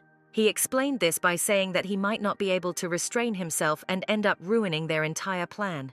The Marquise's daughter immediately realized her mistake and asked for forgiveness for it so as not to spoil the relationship. However, Termine still did not take offense at the girl, since it was useful for them to know about the heir. In response, Litera smiled incredibly predatorily and confirmed the fact that she needed to know as much as possible about Latuma. The girl smiled so menacingly that she scared everyone around, and even her husband felt uncomfortable. Lady Tekka returned to the main discussion and said that she had come south to work on the plan, inviting the spouses to join. To this, Topaz objected that the Termin family was already busy, since they were carrying out an order for the Marquise. But Manila had already thought through everything and said that they could do all the things at once. As a result, in the city itself, the girl played an ordinary customer so professionally that even her friends believed her. The saleswomen around were happy to give discounts to the two ladies who rated their goods so highly. The men were surprised at how easily they gained the trust of everyone around the girl. The whole point was that Moni needed to be able to play different roles in order to survive in secular society. Topaz even admitted that he often helped the girl so that her training would be more effective. As a result, Manila became an expert at dealing with anyone, even in her guise as a commoner. And the two ladies really communicated well both with each other and with the residents of the South, easily obtaining the necessary information. As a result, one of the women complained to them that recently, for some reason, everyone had problems with delivery. However, due to the fact that all the residents were protected by a strong admiral, she was confident that everything would work out. Therefore, the saleswoman advised the girl not to linger too long in the South for now. A little later, having gathered together in the alley, the friends began to think about what was wrong with the ships. They thought that it was clearly not the bad weather or the pirates who had sailed away long ago. Having come to nothing, Litera simply announced that everyone had already done a good job. Manila explained that she was looking for a good place to hide Topaz from prying eyes, which is why she was worried about the safety of the region. Favor still did not have access to his birth family due to the Emperor's promotion of his son Abito. So Tech's whole plan was for the guy to emerge as a hero from his ordeal and be accepted. In addition, the people will probably support Topaz in the end, since the current heir was not loved. But this southern coast, due to the situation with the ships, no longer inspired so much confidence in Monya. Since the girl needed even more information, Termine suddenly invited her to play a couple with a guy. This caused the two young men to become very embarrassed and turn away from each other, which was noticeable. Then Litera said that as a couple, she and Ferris could do the rest. Then the heroine heard some noise behind her, as something unusual was happening on the embankment. It turned out that Carter Weathers was sorting things out with the Admiral's sister, since his ships were also missing. Moreover, the friends heard from the guy's loud words that even this woman's brother had disappeared at sea. No one could have expected this, because the head of the South Coast was a fairly strong guy. Manila looked at her friend uncertainly because she did not know what to do in such a situation. Admiral of the Southern Fleet Mar Arbor was a man of very outstanding military and navigational abilities, and the heroine perfectly remembered the moment in the plot when he was supposed to disappear, but now the time did not align. The husband asked his wife if she understood what was happening, but the girl was not yet sure. Then Lady Tekka decided to figure it out, saying that it was important for them to act secretly when Litera suddenly went open. Carter, hearing that someone was calling out to him, first grumbled that he was having a conversation with an important person. Then the guy saw who exactly was trying to talk to him and was very surprised and happy at the same time. Weathers happily called his business friend by name, who immediately asked him what was wrong. The guy immediately recognized the couple even in disguise and said that he really needed them now. The woman who had previously communicated with the blue-haired man asked if he knew those who had approached, and Carter answered in the affirmative. Weathers even generously named Lady Tekka and Topaz as his friends too, so that they would be accepted into the dialogue. Then the red-haired lady asked everyone around her to try to be more focused because she still had a problem with the ships. Myrto asked if there was anything they could do to help, since it was now about her friend. Termin entered into dialogue and said that they had permission to investigate the merchant ships that were not coming back. The woman responded by saying that she knew all the mercenaries but had never seen these ones, so she assumed that they were from neighboring areas. Fur replied that that could be said too, and the Admiral's sister looked him over carefully. She noticed how calloused the man's hands were and concluded that he was a formidable warrior. Then the head of the Admiral's Guild remembered that she still had not introduced herself and said that her name was Solemn Arbor. The Admiral's elder sister was worried about his disappearance, because before sailing he took with him the strongest people. Solemn admitted that she really wants to find them, but she has no one to turn to for help. So the woman would be very happy if the spouses helped, and they themselves wanted the same. As a result, the whole company sailed on the ship, and Manila was very worried about Litera. It turned out that the heroine had seasickness, which did not haunt her in her previous life. The lady admitted that she didn't feel very well, and thanked her friend for her help with sewing, but Tekka was only happy to help. Moreover, the girl was still of little use, because she could not do hard work, like men. But Myrto objected that no one forced Moni and Topaz to sail with everyone else, and they also set off on their journey. Since the Duchess was worried that they might be in danger, the Marquise's daughter said that she had taken protective artifacts with her. Then Litera asked quite seriously why Tekka went with her, and Manila honestly answered this question that she wanted to check something, and this could only be done by being next to the miss. Myrto realized that her friend would not say anything more, and therefore decided not to ask. At this moment, Admiral Mar's faithful cat pointed in the direction in which he was. All the assistants were ready, but they tried, if possible, not to touch their captain. All because Solemn was once again overcome by very severe seasickness, and she could not do anything. The woman grumbled that if it weren't for this condition, she would have become an admiral, not her brother. Here Favor admitted that he didn't feel very good about his build, although the guy could control himself. Ferris suggested that the boy rest so that it would not get worse, but he stubbornly stated that he would get used to it. Carter knew very well about such a diamond from the Tekka family, and was surprised that Topaz became so close to the Duke.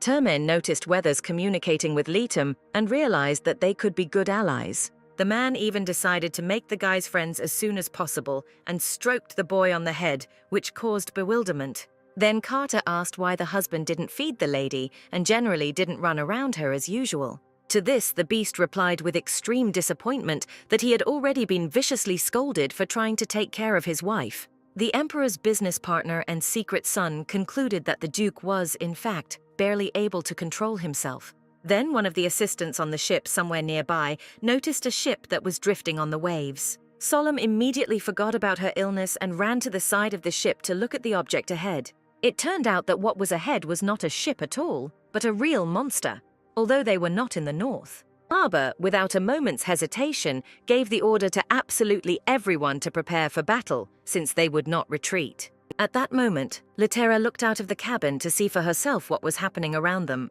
The heroine remembered that this monster should have awakened much earlier, but for some reason other monsters flew out of his stomach, and he did not sleep. Ferris quickly came down to his wife, saying that they had certain problems, but the lady was already aware. Miss went towards the door to go upstairs when Termin suddenly grabbed her hand. The girl turned with great surprise and looked questioningly at her husband.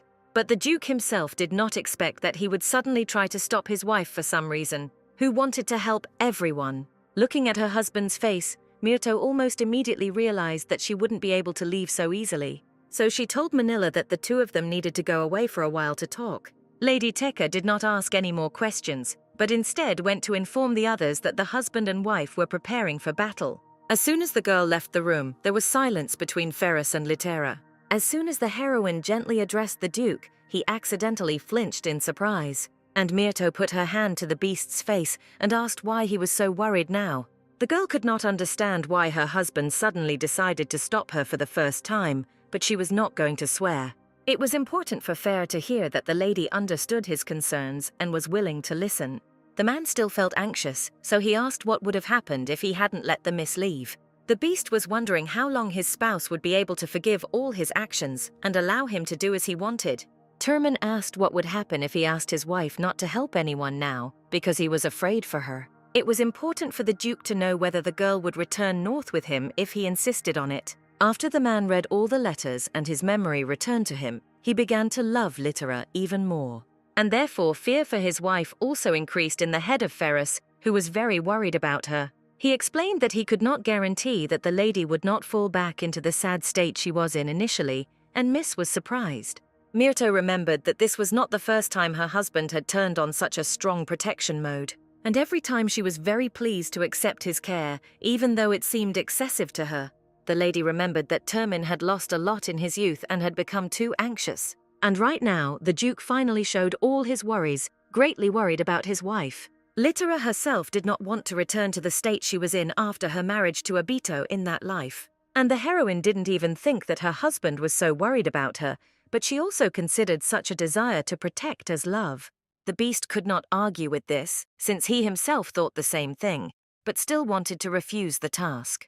At that moment, the head of the Admiral's Guild persistently knocked on the door of their cabin, saying that the ship was approaching the monster. Myrto wasn't ready to open the door yet, so she just shouted that they would be there soon. And Ferris suddenly said sadly, hiding his face, that for some reason he stood in the way of his wife. He took his hand away, but the lady grabbed it and said that she would not ignore her husband's worries because of the fuss around him. Since Miss first wanted to help the Duke, she began to ignore all the knocks on the door. Litera suggested that her husband follow one simple rule, and he immediately became interested. Myrto stated that she herself would tell her husband if he starts to go too far, and until then she asks him to simply protect her. The girl leaned her forehead against her beloved and asked if she had come up with a good solution. To this, Termine agreed and whispered that he loved his smart wife very much. Only now, finally, Fur, with a completely light heart and a clear mind, was ready for battle. As soon as they left, Arbor grumbled dissatisfiedly that they had taken too long to get ready. Ferris responded that they would immediately go deal with the monster to make up for lost time. Solemn did not fully believe what this mercenary was saying because she believed that it was impossible to cope with the giant monster alone. The woman said that the northern beast would have a chance, but not them, to which the couple just smiled. And then, Termine suddenly took off his hood and said that the Duke of the Northern Lands was already here. This made the Admiral's elder sister freeze in complete shock, as she did not expect this. Having risen to the deck above, the husband explained to his wife that he had revealed his face because otherwise he would not have been able to explain anything. In addition, everyone now had things to do that were much more important than removing Fair's hood, since Arbor was already giving out commands to everyone. She advised, as the Duke had told her, to blind the monsters with any reflective surfaces, and the entire team, which was not allowed to fight, immediately began to deal with this matter. Carter was already preparing to rest in a similar way while others were working when he suddenly saw something in the sky. It turned out that the Terman spouses came down to him and said that they needed the guy's help. Before the business partner had time to object, the husband and wife took him with them, and Moni and Topaz were left alone. Finally, Litera shouted to her friend that they would be back very soon and wished her luck. Since it was difficult to surprise Manila after everything that Myrto did in front of her, she simply wished good luck in response. But the girl herself at that moment looked very carefully at the silhouette of her friends who were rushing towards the monster. Miss admitted that when she learned that the Duchess had been chosen by God, she was not happy but angry. She believed that what makes a person a hero is his determination, and not the instructions of the Great Note, because the fate of the chosen one is very difficult. The Marquise's daughter understood that if the only hero disappeared, then everyone around would be doomed. So looking at how bravely the heroine fought, Moni also wanted to help her in this battle. And that's why I wanted to help my friend hold the whole world on her shoulders in order to lighten her burden. Manila even decided to leave her pride behind and, if necessary, complete any task. And Favor at that moment completely agreed with his mistress, since he understood her train of thought. At this moment, the crack was still gaping somewhere in the giant monster's stomach and would not disappear on its own. Then, at the very edge of it, someone's hand appeared, which clearly wanted to penetrate this world through the gap. And indeed, two guys came out of the crack who were not much different from those who lived in this reality. Indago with Wings was extremely interested in finding out where the other map had taken him, and what could be done with this place. At this moment, Litter, with the help of his divine powers, completely immobilized the giant animal. Only after this, the spouses, together with the map, were able to enter inside it, and the partner immediately began to discuss the chosenness of his friend. Weathers admitted that when he first heard this from the lady, he did not believe her words at all. Terman immediately reproached the guy for being distrustful, and Carter was surprised that the Duke immediately believed the lady. After thinking a little, Weathers said that it was now clear to him what he needed to do to become Myrto's husband. He promised to believe the miss even if she said that the moon was made of cheese, but the lady considered this unnecessary. Carter suddenly became upset because he had known Litera longer than Ferris, and in the end did not believe her right away. So the partner concluded that he was unfit not only to be a husband, but even to be a lover. But the beast calmed the guy down, saying that they took him with them because they completely trusted him. In addition, it was easy for the Duke to protect two people instead of one, still fighting monsters. The man suddenly turned to Carter and said that if he was not confident in himself, then he should take the opportunity to become better. In response to such a remark, Weathers immediately raised his hand listlessly and said that he was unlikely to succeed. The guy began to say that he was completely useless, but the lady immediately began to object to him because of this. She explained that she had never met such smart people because in the port, Weathers deliberately shouted as loudly as possible. Also, Miss was more than sure that Carter boarded the ship with them because it was an excellent cover for him. Myrto seriously considered such a well-thought-out plan several moves ahead difficult and therefore forbade her friend to call himself useless. The partner was surprised by how easily his girlfriend saw through him, although he tried to hide. The girl was sure that Carter could be trusted with their secret, so she revealed herself to him.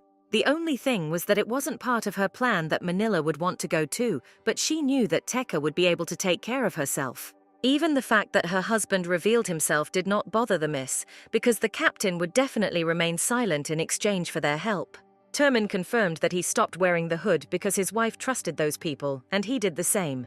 In response, Carter suddenly stated that he realized that all his actions were wrong, and he was ready to atone for them. The guy was even ready to spend all his artifacts just to help his girlfriend in the end. But Litera explained that she did not bring her partner with her, so that he would fight now. The lady said that when she dealt with one of the cracks last time, someone who looked like a friend flew out of it. Weathers immediately cowered in disgust, as such news was extremely unpleasant for him. The heroine said that then she felt sorry for that monster, but this time she took the real card with her, hoping for a dialogue with him. The partner said that he didn't mind helping with this, but he was afraid of fainting if the monster really looked like him. It was at this moment that Map and Indago calmly appeared in front of the talking trio with wings. The whole company froze in place in surprise because no one knew what to do next. Weathers was the first to react, screaming for Termina to get this imposter away. The card with wings was again dissatisfied with being called a fake, and Indigo was just watching. Verum thoughtfully tilted his head to the side and said that they had found themselves in a very strange world. He examined the map from this world and realized what his friend looked like before his horrific becoming a demon.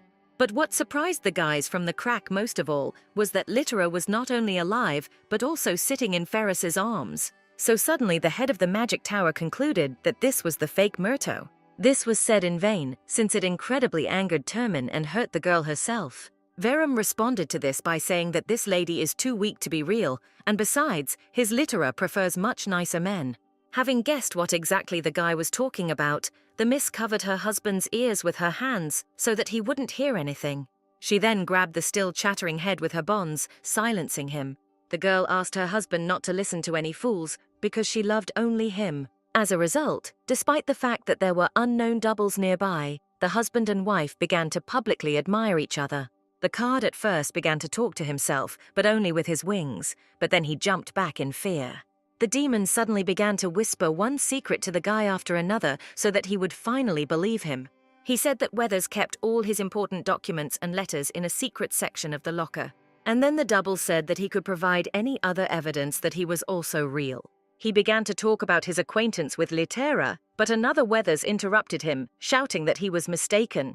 The fact that the partner himself came to meet the girl and she did not end up in his office forced the guy to again call the other himself an imposter. Ferris still couldn't understand what the two were talking about, so he asked his wife to explain it to him. The heroine suddenly announced that both cards were real, which greatly surprised each of them. And then she explained that in a past life she was stronger and therefore came to visit her partner. Suddenly, Termine remembered how Note said that the old world fell after the death of the girl. God actually mentioned something like this, but did not say anything in detail about this information. Here the map with wings took the initiative in the dialogue and explained that after the extinction of humanity, many became demons. Miss was glad that she only threw this demon away that time and did not kill it because he was her friend. While the lady was saying this, blood suddenly started running from her nose, which everyone immediately noticed. The Duke was the first to react, and after him, both cards immediately ran closer to the miss. Only in front of Weathers with wings, Ferris put out his hand to keep him at a distance. With eyes red with anger, the man growled at the guy not to come closer to them. Indago was immediately able to free himself because Litera's energy weakened along with her owner. Verum said that he still had many questions, but their dark energy was harming Myrto, so they decided to leave. Suddenly, the heroine shouted for the winged doubles to stop, because she had something to tell them. The girl cut off her hair and threw it to the demon, asking if it would help, and he confirmed. Termin, who was still recovering from his wife's bleeding, was now worried about her hair. Myrto immediately began to calm her husband down so that he would not become even more agitated by what had happened. Then the Duke became interested, so he himself turned to the two demons with a question. The man asked what happened in that world to the Northern Beast after the death of the Empress. This question worried the main character very much, so she also prepared to listen to the answer. The lady was very worried about what happened to the abandoned and regret-stricken guy. The Beast, noticing that his wife was nervous, demanded that the other Carter and Indago answer the question. The guys looked at each other with concern and said that they were not sure that it would be appropriate to talk about such a thing. These words began to bother the girl so much that she even jumped from her husband's arms onto the floor. Indigo explained that Ferris from their world was alive and well, but after the fall of the world, he was hit the hardest. And now they doubted whether what was left of Termina could be called a duke. Since more detailed explanations would have frightened the lady, the head of the tower stated that if they entered their world in this state, they would all quickly die. So the demon went back to his place, wishing Miss good luck and promising to see her again. The heroine screamed that the guys couldn't just leave because she still had many questions, but they flew away. Miss had no idea why people turned into demons after her death, and most importantly, how exactly. The girl was also very worried about the question of what happened to her friends and whether they considered her guilty. Now that the heroine knew that everyone in the old world was alive, she could not be calm. But right now, Litera knew that she was too weak to save them all. Termin, seeing how hard it was for his wife, came up to her and gently covered her with his cape to warm her. Myrto pressed herself close to the man, and he whispered that no one was blaming her for anything. He recalled that the two demons he had just seen were concerned about the lady and did not feel hatred. Ferris added that he was sure that the Duke from that world was not at all offended by the girl for everything. So the husband now advised his wife to focus on the present to make it easier. Even Carter confirmed that the beast was completely right, and there was no need to worry about the demons now. Friends suggested that Litera believe in those who remained in her past life, and she agreed. Myrto admitted that Ferris and Carter were absolutely right, because she was not as strong as before. So for now, the lady needed to focus on closing the cracks and restoring her strength. While Miss was dealing with the crack, Weathers carefully approached the Grand Duke to warn him. The guy said that he would go and look for survivors and suggested that the man calm his wife down. Termina himself understood that now the heroine was in great need of support, so he agreed to such a plan. But when he asked his wife how she was feeling, the Miss asked in response about his feelings. Myrto explained that she was afraid that her husband might be very worried about the state of his past. In response to this, Termin only sighed, since he had no idea what Miss was talking about. The Duke kissed his wife tenderly and asked her to stop worrying so much about him. Continuing to kiss the lady, he explained that he could not envy the other Ferris because they were one. Termin believed that if it were not for that Duke, then in this life he would not have met the heroine. The beast leaned close over the girl and asked if he was going too far again. Litera simply asked her not to do this to her husband in front of others, since she was not as restrained as he was. But the beast's encouragement worked as Miss decided that she really needed to get her act together. She couldn't let her sad past eat away at her in the present, because it wouldn't help anything. Therefore, now the heroine decided to concentrate on what was important to her and her loved ones. As a result, quite quickly, thanks to the help of the card, the husband and wife were able to find the lost people alive and well. At that moment, surprised screams were heard from the ship where everyone else remained. All because the giant monster was disappearing before everyone's eyes, as if it had never existed. Solemn could not believe that the Northern Duke managed to cope with such a monster. The woman decided in return to take full responsibility for cleaning and newspaper information around. Somewhat later, when all the rescued people were taken to the ship, the Admiral did not open his eyes. The head of the Admiral's Guild said that her brother lost consciousness due to exhaustion during the battle. So far, Litera was trying to help the guy with her magic, and then the sister planned to show him to the priest. Suddenly, Ma slowly opened his eyes, and after a few seconds, he almost completely came to his senses. He saw Solemn warmly thanking some girl for her help in fighting the monsters and treating his brother. The guy was surprised when he realized that he was not dead at all, as he had already imagined. Ma quickly realized thanks to whom he remained alive and could even move now, although he was weak. The Admiral looked at the girl who saved him, and it seemed to him as if she was a real goddess. Myrto immediately asked the guy if he was feeling okay and if he had any pain. In response, Abba tried to seduce this beautiful stranger and took off some of his clothes. However, when the lady did not react at all, the Admiral was extremely shocked because of this. Then Ferris, pumped up due to constant battles, entered the room, calling his wife affectionately. Litera immediately happily jumped into his arms, saying that he did a good job while helping the wounded. The husband picked up his wife and carried her away from the ship, leaving Carter to solve all other problems. Ma was left half naked and sitting on the bed, very amazed, not knowing what to say to him. The sister did not miss the opportunity to laugh at her brother, who tried to take away a married woman. Because of this, the Admiral blushed even more and remained silent, listening to his older sister continue to laugh. A little later, when Carter checked the newspaper just in case, there was not a single mention of the monster in it. Litera asked what was written about the rescue of the admiral, and the partner read that he was rescued by Solemn and her group of mercenaries. There were rumors that the Beast Duke was participating in this event, and Manila realized that this was revealed on purpose. Lady Teka was much more afraid that rumors would spread about how her mother hired robbers. But thanks to the big news with the disappearance of the general, Monya herself did not have to cover her tracks. At the market, everything was so easily settled that the Marquis's daughter concluded that not the most curious people lived there. Weathers confirmed that there was nothing more interesting in the newspapers, and Topaz was sad that the Termin family would not receive an award for their services. To this, Ferris said that it was enough for him that all their friends present knew about it. Favor immediately realized that if the exploits of the spouses were revealed to society, then it would quickly reach the Emperor. The Duke confirmed that his good reputation to the south for saving everyone would look like a terrible attempt to gain influence. In addition, the husband and wife were pleased that no one knew about them because they could use this as their advantage. Weathers almost immediately understood what was being said and continued the conversation, saying that he could not yet talk about the details. The business partner specifically took the Arbor's guards on that trip so that all the newspaper headlines would be about them. Topaz asked, somewhat upset, if they should all remain silent, even if something like this happens again. Litera replied that everything would depend on the situation, so she could not say anything specific. Manila agreed with her friend's words and for some reason whispered that they should not always rely on their spouses. Lady Teka suddenly announced that she had invited everyone in order to thank them for the work done and share responsibility. Myrto thought with horror whether the daughter of the Marquis would now talk about fighting monsters. The heroine did not remember that they talked about something like that in that life, and Teka wanted Favor to also accomplish some kind of feat. This is because then it will be a little easier for the Duchess to keep track of her affairs if someone else begins to do the same. Topaz entered into a dialogue and said that he had recently been unable to help due to being a minor, but that he would soon become an adult. The boy explained that, even despite Litera being chosen, he would like to help her with matters for note. Myrto was pleased that Favor tried so hard for them, calling the Termin family his family. At this moment, only Carter was shocked to see Topaz without a mask, since he did not know that the boy was a relative.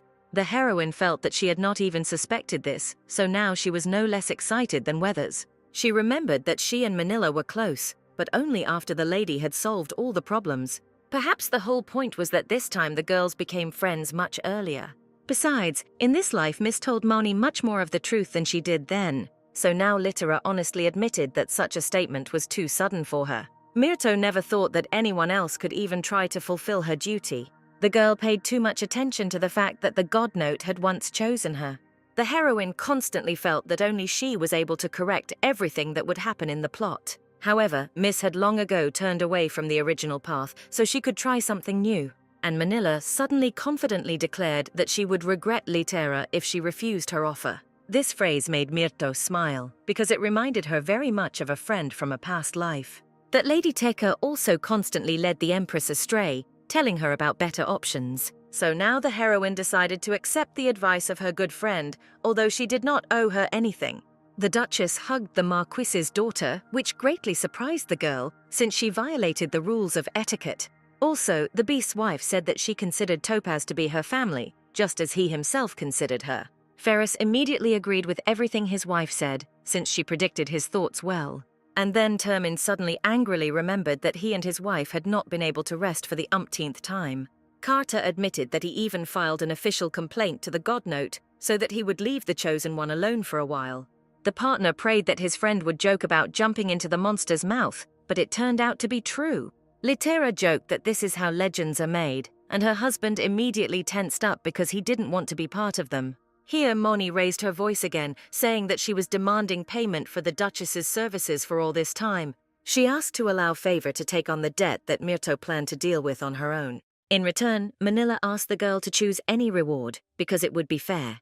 However, the lady replied that she really did not need anything when Ferris suddenly entered the conversation. The man clarified whether the Teka family really created the greatest jewelers of all, and the daughter of the Marquis confirmed this. Weathers added that all the masters of the House of Theka had truly amazing talents. They could even easily create any complex jewelry from precious stones. Manila recalled that all the enmity between their families is already in the past, so they are fully ready to help the Duke. Then the beast asked if Moni could make jewelry from diamonds, and the lady answered in the affirmative. After these words, Termin beamed incredibly happily because he just had a mountain with deposits of diamonds. Only at this moment did Litera, who was listening attentively to her husband, begin to understand what he was talking about. The girl realized that her husband wanted to place her old gift for him in completely different hands. Lady Tekka at that moment also realized this and asked what the Duke would receive in return. He said that for all of them, their families were still fighting, so the House of Tek could give them a gift. Then it finally dawned on Favor what kind of plan his wise relative could come up with. Ferris was glad that someone else appreciated his idea and therefore smiled even wider in response. All because Termin wanted the Tekka family to create some jewelry for his pink-haired beauty wife. As a result, no one asked the opinion of the beast's wife herself, since everyone around her liked this idea. The lady sat a little later and grumbled that everything had been decided in advance and without her, and her husband only smiled in response. What bothered the girl most was that her gift to her husband ended up becoming a gift for herself. In response, the man recalled that in a past life he himself wanted to give this mountain to the Empress, so he simply fulfilled his wish. Then Litera sighed happily and admitted that she was pleased that people around her wanted to share her burden. The heroine remembered that according to the plot, she had only 2 tests left, and she knew each of them well. At this moment, Carter and Favor, since they became friends, went on a working trip to the west together. Manila promised to carefully think through a plan according to which they could replace Litera with Topaz in some moments. Moni's mother was embarrassed because she initially mistook the Termin family for mercenaries but did not admit it. She ended up giving Ferris a surprise gift by giving him one of his mother Sylvia's letters. The noble lady admitted that they had never been friends, but Fair's mother had always been kind to her. So now Madame sincerely regretted that she was too jealous and could not go beyond formal pleasantries. Therefore, Tek's mother said that she would wish happiness to the Termina family in order to atone for her guilt. The husband and wife were surprised that the woman would eventually give them a whole house, and so far from the north. The Duke suddenly said that they had come through a lot, but there was still a lot to discuss. Ferris couldn't forget the fact that he and the lady never got along on the ship because they had to rescue the Admiral. The heroine only now remembered this and she felt a little sad, so she lowered her gaze. Litera admitted that she is now too cowardly for such dialogues and thoughts. Mirto explained that it was only thanks to Manila's words that she was able to understand how much responsibility she had. The girl was very afraid of becoming a stranger and a monster to this whole world, so she tried to follow only the main path of the main character and did not even accept anyone's help. Miss mistakenly believed that as long as she followed the path she knew, everything would be fine for her. And in the end, the lady completely ignored the feelings of the man who was so dear to her, because she did not notice. Suddenly, Termin asked if his wife really only had herself to blame for all his worries. In response, Litera asked if she was wrong, because her role is the main one in this novel. The girl reminded her husband that he was worried about whether she had eaten, whether she was injured, and whether everything was okay with her. But if the lady had not been a heroine and lived an ordinary life, then Fur would have had no reason to cry. Right now, the Duchess was very afraid that all the suffering in her husband's life was only because of her. The lady understood perfectly well that she was now behaving like a real coward, but she could not stop. Termin listened with concern to his wife's words and realized that this was not what he wanted at all. Ferris couldn't think of anything to say or do to stop the girl from talking like that again. Usually, such sad moments always arose for the husband, and the wife helped him every time. He ignored all questions about Litera's weakness, because she herself always acted that way. Only now did Termin realize that the day might come when their opinions would differ. In a past life, the Duke already tried to smooth things over, but in the end he lost his dearest friend. Therefore, in this life, a man could not afford to make the same mistake twice. Ferris suddenly said that he had always considered his wife very wise and did not expect her to be so wrong. The beast reminded the lady that she came into this world to become a hero, although she did not choose this path.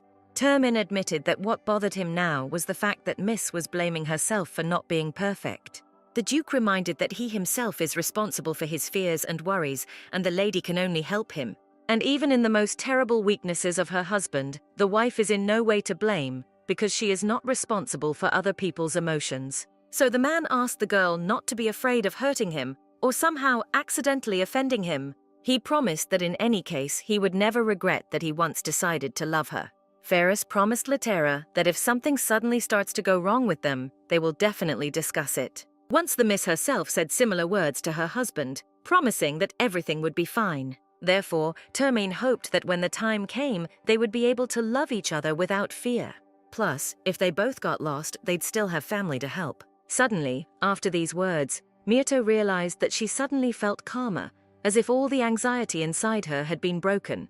Love is impossible when both people in a couple are very afraid of making a mistake and getting burned by it. So the heroine finally relaxed completely and joyfully kissed her husband, who was able to calm her down. Even if they weren't perfect, the lady realized that they could be together if they talked. Therefore, Litera was no longer afraid that she might do something wrong, because the man loves her. When the two of them walked through the palace a little later, the girl remembered something that she had not immediately thought of. She reminded Ferris that she had promised that they would sleep separately whenever he asked for forgiveness. And Termaine, during their dialogue this evening, asked his wife for forgiveness, although he himself did not notice it. And now Myrto could not break the rule that she herself had come up with, so they had to sleep separately. Ferris completely forgot about this moment, and for the first time felt what people experience during a huge failure. After such a frank conversation as before, Litera herself felt sorry, but the rules were the rules. So the girl closed the heavy doors to leave her husband alone in the room for the night. Finally, the miss said that she loved her husband, but this did not console him too much. Termina was incredibly shocked by what happened, because he had imagined the end of this evening differently. Ferris could hardly restrain himself from opening the doors, despite his wife's prohibition. The man did not understand how just because of one word, everything could come to such a situation. Myrto, as soon as she went to bed, immediately regretted this decision because she felt empty alone. She and her husband had slept separately several times before, but for some reason right now the lady felt extremely uncomfortable. The heroine accused Tech's house of having all the beds in it that were simply huge, which is why she missed Fair. Litera remembered that after that day when they did not sleep all night, the miss was not separated from her husband. They were together all day and even all night, which gave the girl a strong feeling of addiction. Here Myrto tried to stop herself, because two obscene thoughts entered her head. The lady was well aware that Ferris was probably still standing outside the door, which unnerved her. This was also why Miss could not stop being embarrassed by her fantasies, even though they were legal spouses. As a result, Litera was so tired of self-flagellation that she decided that she had had enough of it. The heroine decided to break her own rule, even if she was a coward, because Termaine would still accept her.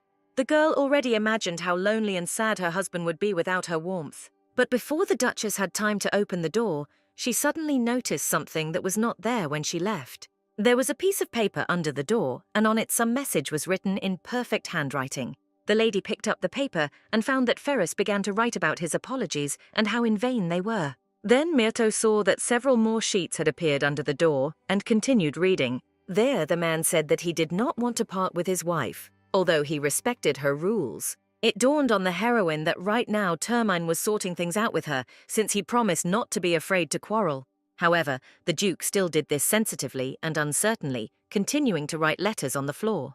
Fur did not immediately notice that the door had opened because he was very passionate about his work, and then he smiled joyfully. Litera was very embarrassed because of the form in which she found her husband. For a moment she froze because she didn't know what she should do in such an awkward situation. Meanwhile, due to anxiety and embarrassment, Myrto's face became increasingly red. So, unable to bear it, Miss clenched her fists and whispered for the beast to stop, but he did not understand anything. The Duchess shifted all responsibility onto her husband, saying that he was too nice and she would have cancelled this stupid rule anyway. The man froze uncertainly, because he did not understand whether his wife was scolding or praising him now. So the lady had to admit that she found him so charming that she began to act stupid. In response, Ferris said that he did not consider it something bad because Miss was so sincere now. Only after this did Miss suggest that her husband be more flexible and not create such stupid rules. The man was only glad of this decision since he himself did not want to be punished and did not want to implement the punishment. Already when they were lying in bed, Termaine asked the girl if she wanted to ask for something. He explained that since she had cancelled the rule, it would be logical for him to do something for her. Litera did not understand how her husband could be such a sweet and sincere person at the same time. So Myrto asked him to wait a little because she still needed to think. At the same time, the girl tried to think about some sweet and romantic things. But like last time, all the lady's fantasies eventually came down to more adult romance. In her thoughts, Miss accidentally tickled Fair, and he asked her to stop because he was ticklish. It was at this moment that the heroine turned off the voice of reason and came up with what she would like to do. She touched her husband's bare chest and told him that he needed to lie still, no matter what she did. Termin blushed deeply as soon as he heard about this, but Litter could not be stopped. The girl had already begun to gently kiss the neck of her husband, who tried to stop her, but it was useless. As a result, the man admitted that he was unlikely to be able to lie quietly in such a situation, and Myrto brazenly declared that she wanted to see how the Duke could be embarrassed. The husband recalled that the lady already often confuses him, but she said that this is not enough. Littera said that she really wants to see her beloved man lose his mind. After these words, Termine suddenly turned miss on her stomach and said that she should have said these words earlier. Ferris thought about talking to the girl longer, but since she began to torment him, he did not remain in debt. The beast untied his wife's dress with his teeth and growled that sometimes she completely pisses him off. The heroine, who was already incredibly red, replied that she was not going to apologize for such a thing. While they were in the process, the man asked the lady to be sure to speak up if something was going wrong. He was very worried that the lady's body was too weak for the beast to act calmly. Termin said he didn't want him to end up enjoying it alone. Only now did Miss realize that the time had come for her to confess something, and therefore she opened her mouth. Littera had long wanted her husband not to restrain himself, but she started a dialogue about this from afar. The girl admitted that on the first day of their trip, she found a notebook in the table. This book was hidden at the very bottom of the drawer, and Ferris did not show it to his wife before. Fur was embarrassed because he realized that the lady had seen newspaper clippings about him in this notebook. Seeing her husband's face, Myrto threw a pillow at him since it was already hard for her to tell. The heroine hid a little from embarrassment under the blanket and said that in those days she thought about death more than about life. There were even moments when the girl could not sleep at night and suffered because of her weakness. Littera even wondered one day if she was even alive or if everything around her was just a dream. The lady's greatest fear was that everything around her was simply part of the afterlife. But having read in the newspapers about the terrible reputation of the beast, the lady remembered why she once turned back time. The girl wanted to make sure that Ferris really exists, and she personally continues to live, so she collected this information. However, now Myrto admitted that since they met, she no longer needed all those newspapers. Littera had been through so many different things that she just needed something that could make her feel alive. Like that time when the lady suddenly found herself in a clearing where there were no rolls. The heroine admitted that only after meeting Ferris was she convinced that this world was real. It was very important for her to hear the man's voice, feel his warmth and kiss him.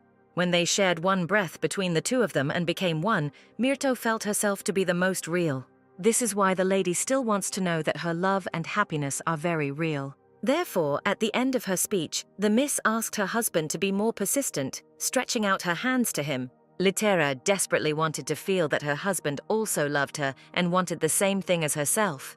The man admitted that he considered himself the only person who wanted to be convinced of the reality of what was happening. So now he was extremely pleased that his wife also needed silent confirmation of love. So the beast said that he would prove to the heroine that she was real until she herself asked him to stop.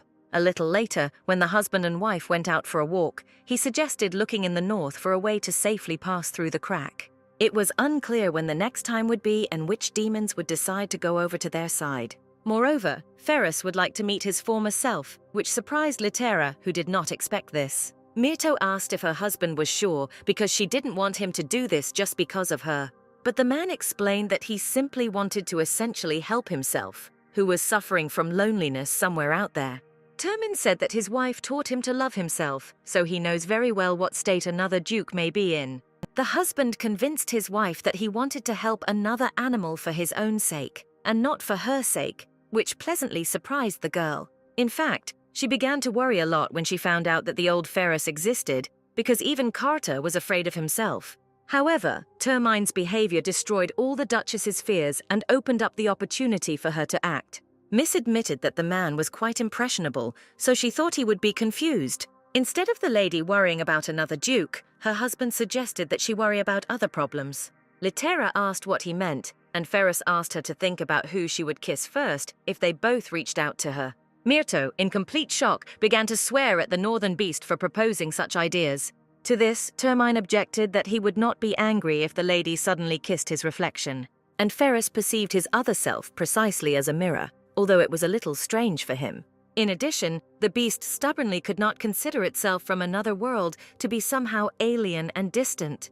They created Litera's memories together without even knowing about each other's existence. Therefore, Fer believed that both he and the other duke were the girl's husbands, since she bore their surname. Myrto herself didn't even think about this, and it was hard for her to accept such strange thoughts. So Miss suggested worrying about kisses and everything else after the fact. The heroine could not even imagine a situation in which she would have to choose one of them. In any case, right now the girl thanked her husband for supporting her. She offered to do everything possible to eventually help the other Terminer too, and her husband agreed. The man himself really wanted to meet himself and save him at all costs. All because Termine had a terrible desire to hit that shy fool properly. The idea of giving himself a beating made Ferris noticeably cheerful, but did not say anything to his wife. The next morning, Baron Myrto and his wife asked the Termin family if they were already returning. Litera suddenly remembered that she had something for her parents, and she almost forgot about it. The girl took out the key and explained that the Marchioness of Tekka gave them the mansion, but they would not be able to take care of it. Myrto told the adults that it was too far for them to travel there from the north, so Liber and Manus could rest there themselves. The girl's mother said that the gift from the Marquise should not be neglected, so they would accept such an offer. In addition, the woman admitted that she somehow didn't really want to sit in a small house. Termin only asked his parents not to get rid of this house, where his wife once lived as a child. Baron Myrto immediately calmed the man down, saying that they needed an official home, and besides, they themselves were sorry to leave this place. Manus noticed that her husband simply did not want to spend money on moving, which was true and made Litera laugh very much. Ferris looked at this cute family with a slight smile and clearly enjoyed the way they interacted with each other. Then the Duke approached his wife and invited her to wait a little while. He ordered a carriage to be brought to them. The girl wanted to go with her husband, but he suggested that she say goodbye to her parents for now. Litera gratefully accepted this opportunity from her husband, since she really didn't know when she would come next time. So the lady kissed her husband on the cheek and asked him not to linger, to which the man agreed. Myrto remembered very well that when they first set off on their journey, the Duke was very alarmed. However, now his back was absolutely straight, and having overcome his anxiety, Ferris was ready to move on. Therefore, the girl wished that any adversity would no longer touch her, and she could cope with everything. Now Litera was sure that she was not alone, and therefore could cope with anything. At this moment, Mar did not feel very comfortable, as an uninvited guest unexpectedly came to him. This guest turned out to be Crown Prince Abito, who insisted that he simply had to find out about the Admiral's well-being. Arbor himself at that moment felt only a reluctance to continue being in the same room with the prince. Lettum explained that his father had given orders to visit the Admiral of the Southern Fleet, so there was nowhere to go. Initially, Abito had no desire to carry out this assignment, because he was still trying to find that same girl.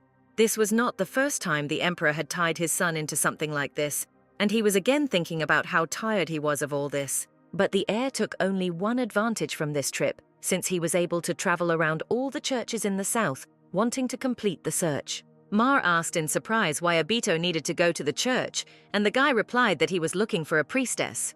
The prince wished Arbor good luck, and he somewhat dissatisfiedly put the cup of tea on the table and said that all his wishes always come true. With his eyes flashing terribly, Abito said that when he finds this girl, he will even take her by force. The Admiral had no choice but to remain silent in response, since he fundamentally did not like this approach. Here the heir himself noticed that their conversation had dragged on somewhat, so at this point he said goodbye to Mar.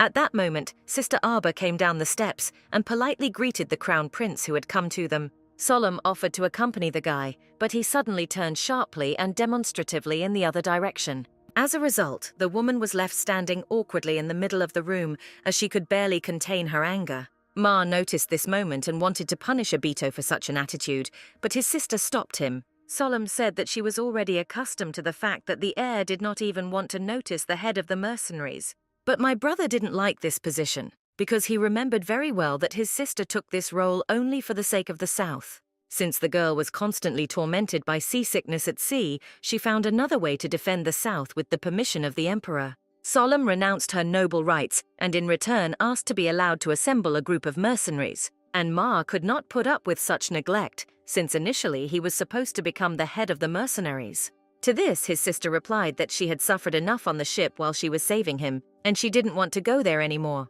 In any case, Arba asked Solemn not to stop him next time if the prince ignored her. Then the image of Abito, who was looking for someone, appeared in the guy's head, and he hoped that this would not lead to trouble. At this moment, the crown prince was riding in his carriage and is angry that, even while talking with Ma, he was thinking about that lady. All his life, Abito got what he wanted, even if the people around him ended up only annoying him.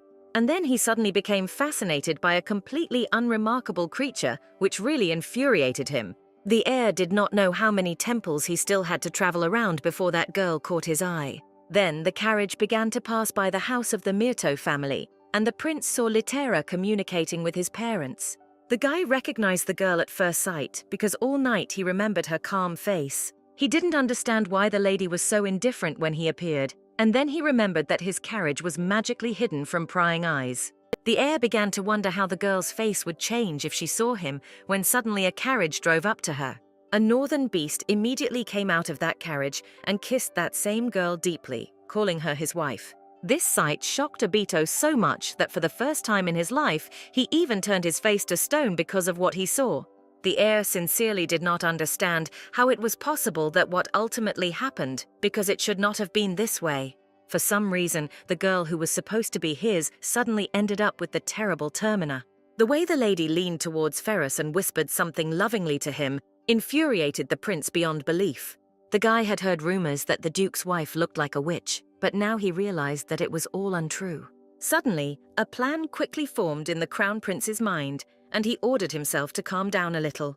The prince remembered how the high divine priest had said that he wanted to save Miss. Then the heir simply brushed off Astrum's request, but now he finally understands why the assistant wanted to do this. This attractive woman with incredible divine power simply cannot live with such a monster. If Abito had known in advance exactly how everything would turn out, he would have tried to describe this lady in more detail to the priest. Only now did the emperor's son realize that he had wasted his time searching in the completely wrong place. He was very lucky to just see a girl on the street, but her connection with Ferrus complicated everything. Abito remembered that his father just wanted to find out about Termin's weaknesses, which now only benefited him. Therefore, for now, the heir decided to let this couple go, but wondered why Litera came to the palace. One of the options the guy saw was that this girl was an eccentric, and therefore just wanted to play. But the prince liked the option much more that Myrto tried to escape from the beast while he was in the palace. However, the emperor's son could not simply state any of them, so he thought hard. He remembered the girl's parents' house, which was poor, and decided that she too had to marry for money. From this statement, Abito assumed that Litera asked the priest honor for help because she no longer wanted to live with the duke.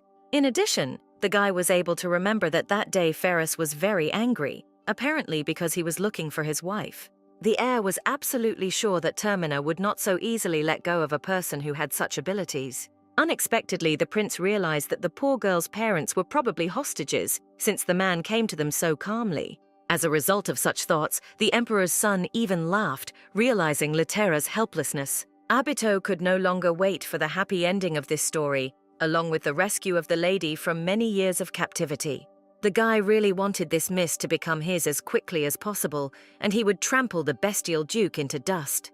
The crown prince dreamed of hearing Litera say that since he saved her, she would be his only. Just such a thought made Abito's blood boil in his veins, and he regretted that he had not taken the priest's request more seriously before. However, the heir still believed that there was nothing he couldn't get, so he was going to come up with a plan. At this moment, Litera admitted that for some reason she felt very uneasy, and she even shivered. The miss told her husband that they had to go home urgently, so she asked him to hurry up. In response, Termine threw a woolen blanket over the lady in order to somehow warm his wife, who was freezing at the moment. Myrto, as soon as she was wrapped up, more angrily told Faru her request for a quick return home.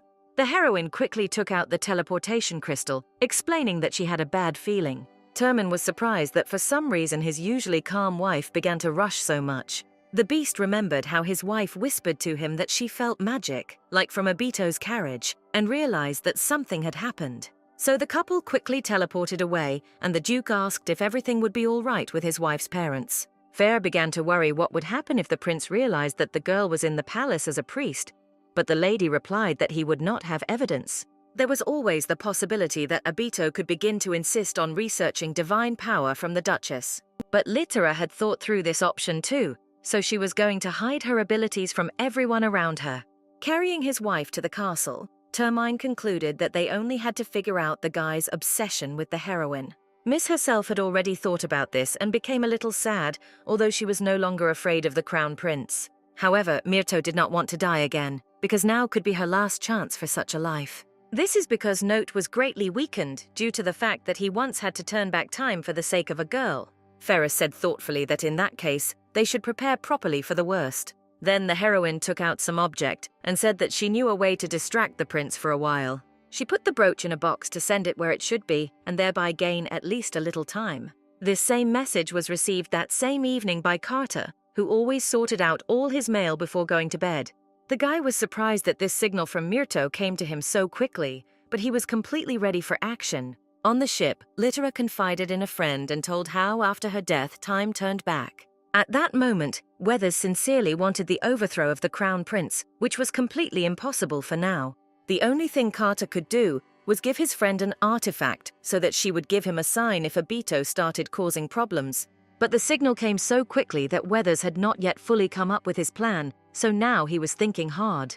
But the necessary actions quickly matured in the business partner's head, so he grabbed his clothes and decided to start with those close to the heir. The next morning, the Emperor shouted at his son, who for some reason came to him too late. Abito silently listened to what his father was telling him while he sat and thought how annoying this whole situation was to him. He was even glad that he deliberately delayed, because he did not at all want to show up and get a dressing down when nothing was known. As always, as soon as the heir arrived at the palace, the ruler decided to burden him with impossible tasks. As a result, the guy hoped that his father was old enough to die soon. When his father finished speaking, Abito explained that he was in no hurry since he had not received any new tasks. To this, the ruler stated that his son was a weak heir and asked if he had heard the latest news. The emperor threw sheets of paper on the table and shouted that the aristocrats were losing their money one by one. Abito asked quite calmly whether there was any need to worry about such a trifle, since such downturns have always happened. But the father could not come to terms with his son's logic, since it was these aristocrats who were now losing money who constantly supported him. Aris wondered if he had babysat the prince too much or, conversely, not enough. So he decided to teach the child a lesson and ordered him to independently deal with the finances of all the aristocrats. When the guy told his fiancée about this, she immediately concluded that the emperor was testing him. Abito grumbled that he was still the only son, so even if he did not carry out orders, he would still ascend to the throne.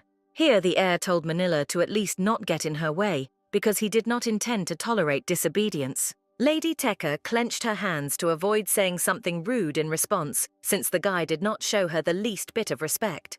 The girl felt sad, because if the prince had at least tried to be sincere with her, then everything could have been different. She felt sorry for the boy whom the lady had once found on the street, so she would not have brought Topaz into the game. In the end, Manila just decided to see how long Abito's stupid arrogance would last. Miss bowed to the guy, and she thought that the more he disappoints her, the more she expects his collapse. Since Moni returned early today, since the prince sent her away, Favor was even more joyful at the sight of her.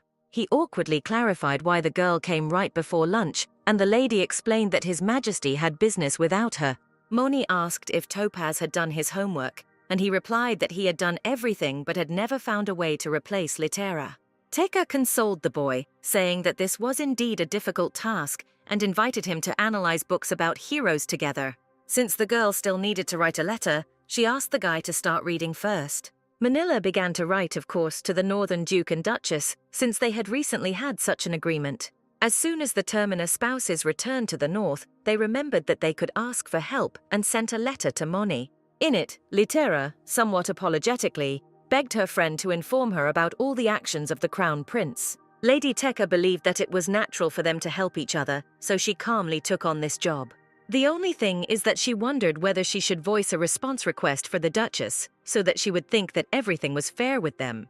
In the end, when reading the letter from Manila, Myrto was not surprised due to the fact that Abito was not himself. The Duke's wife did not expect Aris to entrust the business of the aristocrats to her son, but for them it was even better. Then the lady noticed that Moni had also written her a response request for help, which she could not help but fulfill. Lady Teka asked to see their gift of diamonds for Lady Termina in society. The wife turned questioningly to her husband, and he replied that there was nothing complicated in the request of the Marquise's daughter. Ferris also believed that Manila had helped them a lot, so he wanted to repay with all his heart. But Litera reminded that her appearance in society with Teka's jewelry would cause a stir. However, visiting the high circles was indeed a good idea, so the lady did not plan to refuse. Just in case, Myrto asked her husband if maybe she should go out into high society alone. The girl made such an offer because she knew how much Termina did not like it there. The man himself understood that in those circles he would again have to pretend to be a beast, which was not very good. However, if he can hold his wife's hand, then he will absolutely not care about everyone else. The Duke knew that he would only see the girl's radiant smile, that she would be illuminated by the bright light of the lamps. Therefore, now the man could not know for sure, because what he previously hated, he might now like. Litera nevertheless reminded her husband that he should not force himself, but the Duke was confident in his decision. Beast even suggested that if people saw how good of a relationship they were in, it would be difficult for Obito to interfere. The couple did not know what exactly the prince was up to, but they understood that they needed to prepare just in case for anything. Then Myrto began to come up with another plan about what they would do if the emperor's vigilance weakened. In this case, they will be able to use her weakness for the ruler as an excuse and calmly communicate with Astrum and Indago. Then Termine advised the lady not to hesitate in answering Monya, and the girl thought the same. At this time, the father was talking to his daughter, asking if she really wanted to advertise the jewelry for Myrto. Manila explained that then the family business would bring them more money, and the emperor decided that they had the Duke under their control. The Marquis agreed with the girl's thoughts, but he was worried that she had chosen too difficult a task for herself. Lady Teka hesitantly asked her father what he meant by saying that she would have a hard time with this gift. The Marquis said that Lady Termin already had beautiful jewelry from the emperor himself. That set had all the necessary diamond jewelry, and it will be difficult to do better now. That's why the father asked if his daughter could do something, eliminating all the decorations that had already been made. Manila thought about it because she never imagined that she would suddenly have such restrictions. So that she could think outside the box, Miss came to Topaz, who was always happy to see her. The lady admitted that she wanted to share her experiences, as they always loved to do in their childhood. Friends came up with the idea of sharing experiences so that they would never be left alone with difficult thoughts. And since now the Miss had something to worry about, she came to talk and asked Favor to start. The boy thought hard about what could be bothering him at the moment, because so far everything was calm. Looking around his room, Topaz unexpectedly brought books for Manila as he wanted to discuss them. Favor admitted that he tried to analyze them, but still could not grasp the essence of the stories that were written there. Moni picked up the books and suddenly realized that her boyfriend should have studied them only with her, because they were very complex. In response to this, Topaz said that they were counting on him, and he could not help but live up to such expectations. After listening to her friend's opinion, Lady Teka sighed with a smile, since he had been so persistent and diligent all his life. Having opened the book, the girl concluded that the guy was really trying very hard, since he was trying to study everything himself. It took the Marquis's daughter some time to read the material on her own when she noticed something. The boy in the book specially highlighted any mentions of heroes and chosen ones with round notes. For some reason, the girl felt a strange flow from these piecemeal data, as if they were on the right path. So Miss closed the book and, after thinking a little, said that she had a new task for the diligent Favor. She asked him to systematize all his knowledge about the chosen ones, writing down what time they lived in and who helped them. The lady thought that this way they would be able to find a clue, and the boy also felt that they could really succeed. Since Topaz's experiences were over, he now asked Manila to tell about his own. Teka briefly told Favor what her difficulty was, and the guy agreed that it was not easy. He immediately suggested the option of a tiara or ring, which the girl had not considered before for some reason, and she thought about it.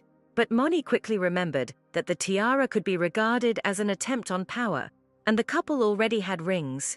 In addition, bracelets or hair ornaments were already quite out of date for everyone at the present time. Therefore, Manila thought that she could not make some new decoration, but it was also impossible to cover Myrto's entire body with stones. Then Miss latched onto this last thought of hers, as she found something she could cling to. Only now did the lady realize that she was thinking too conservatively, while Litera was too original. Now that the unusual idea was ready, Manila immediately ran to send the sketch to the workshop, asking Topaz to wait for her. Favor was left alone and realized that they always helped each other perfectly like this because each saw in his own way.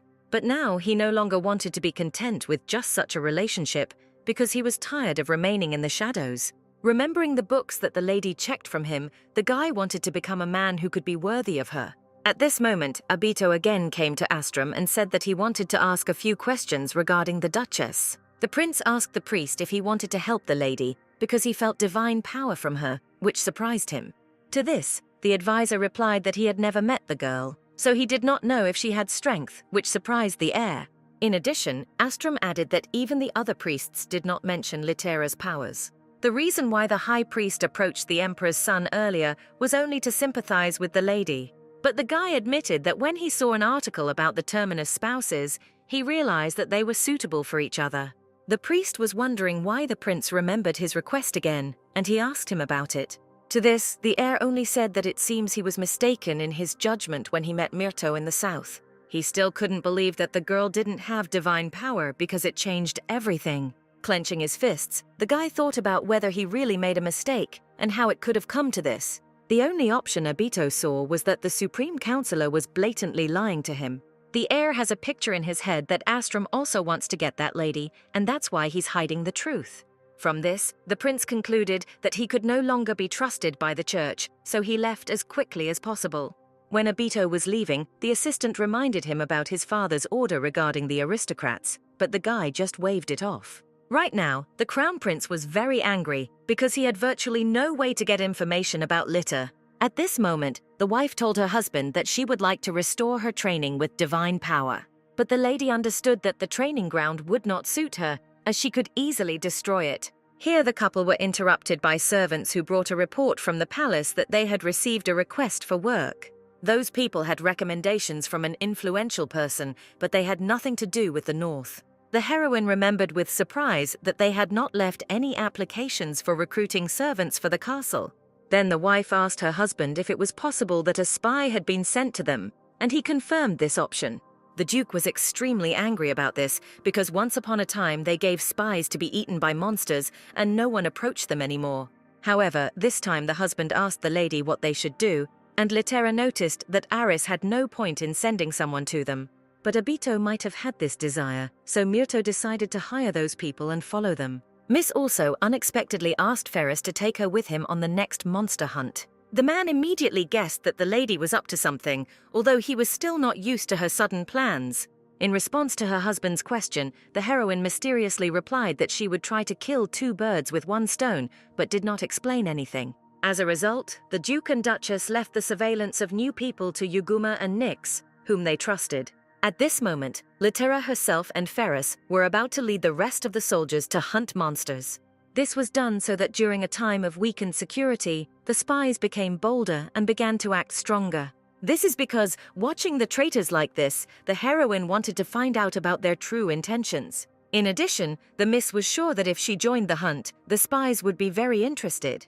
And indeed, one of the guys immediately found it strange that the girl went hunting with her husband. In addition, the spies remembered the prince's words that they needed to save the unfortunate Duchess from the clutches of the beast. Abito also advised to lure some of the servants of the north to their side, if possible. The spies themselves did not understand how dedicated they had to be to work here and asked if anyone wanted to change jobs. Litera at that moment was looking forward to the evening, when she would learn from the servants the reaction of the people sent and understand who they were from. Myrto even hoped that she would be able to use the information collected to manipulate the main one. Nyx at that moment was thinking about the question of whether she wanted a better job than in this northern and cold castle. As a result, the girl admitted that she was paid very well here, and if not for the money, she would have resigned long ago.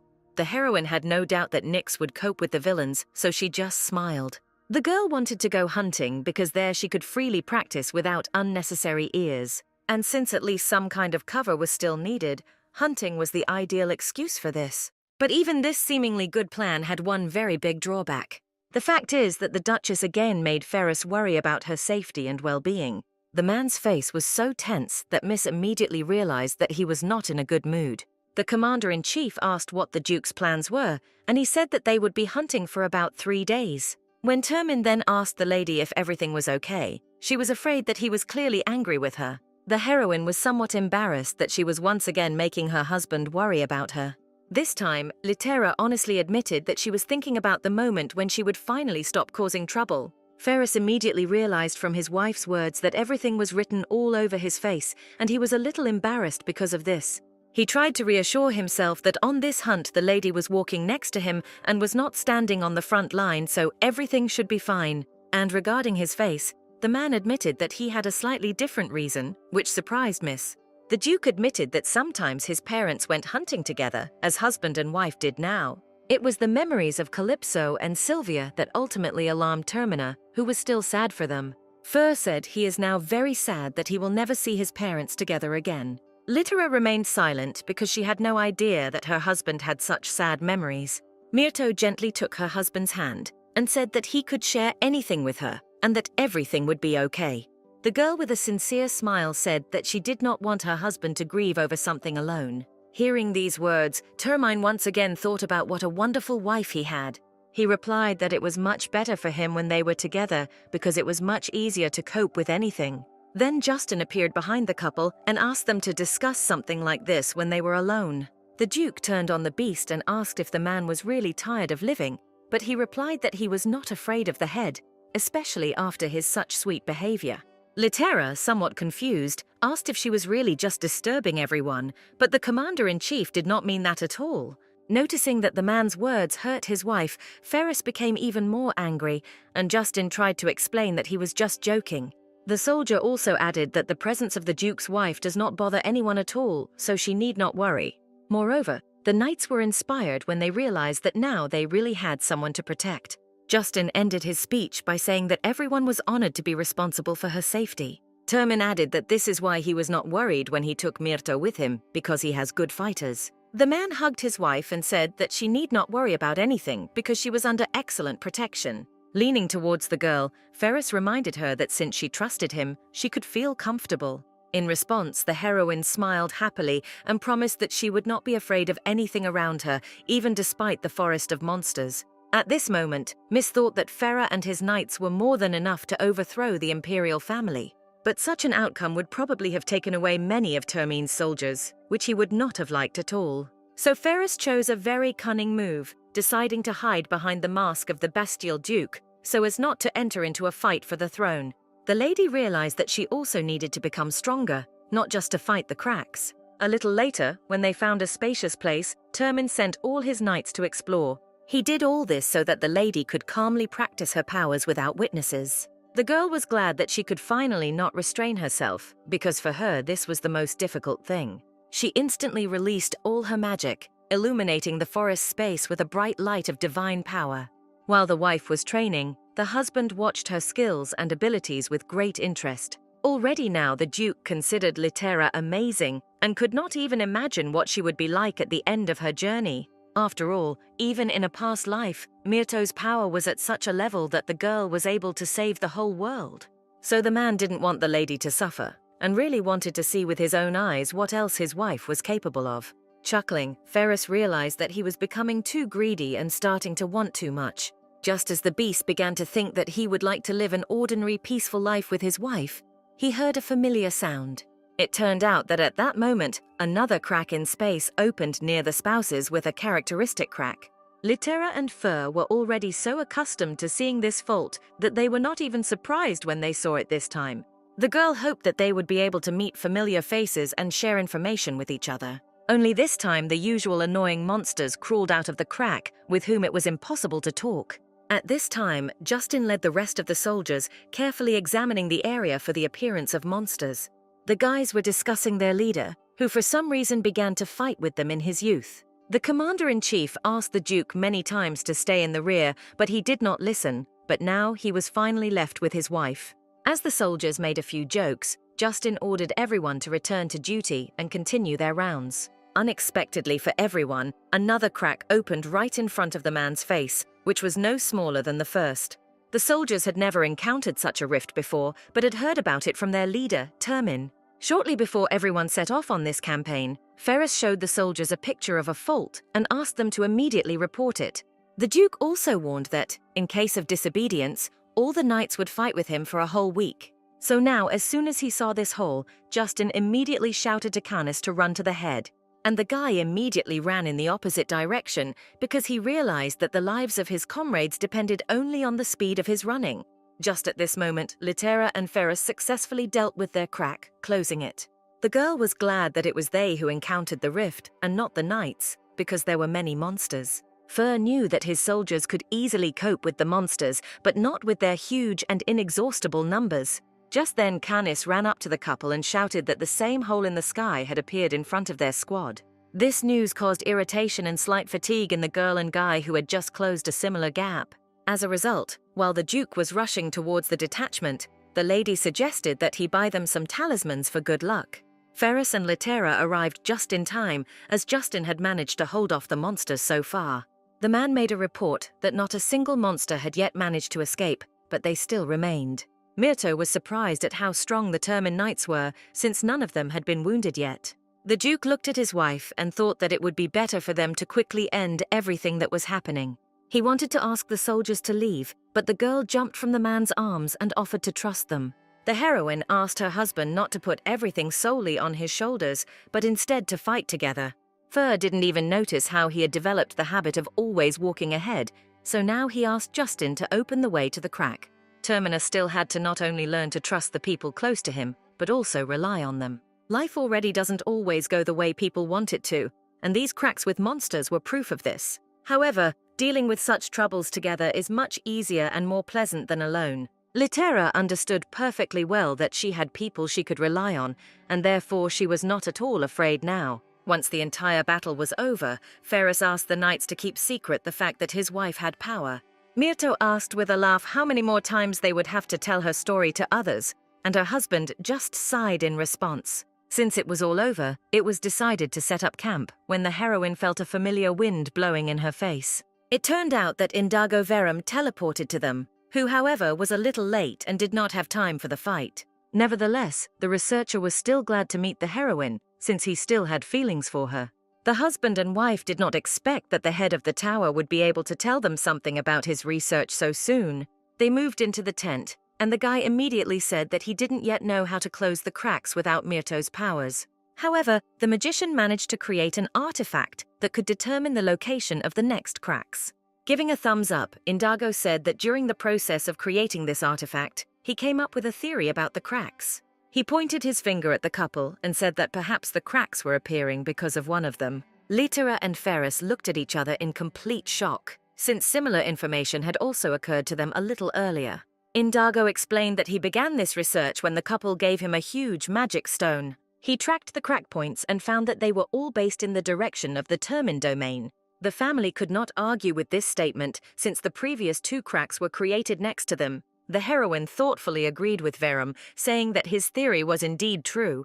In addition, during their journey in the south, all the faults also occurred there, which is why they again had to fight monsters. It took Litera several minutes to conclude that the cracks were following her. This assumption greatly shocked Ferrus, because he was afraid that the miss would begin to blame herself.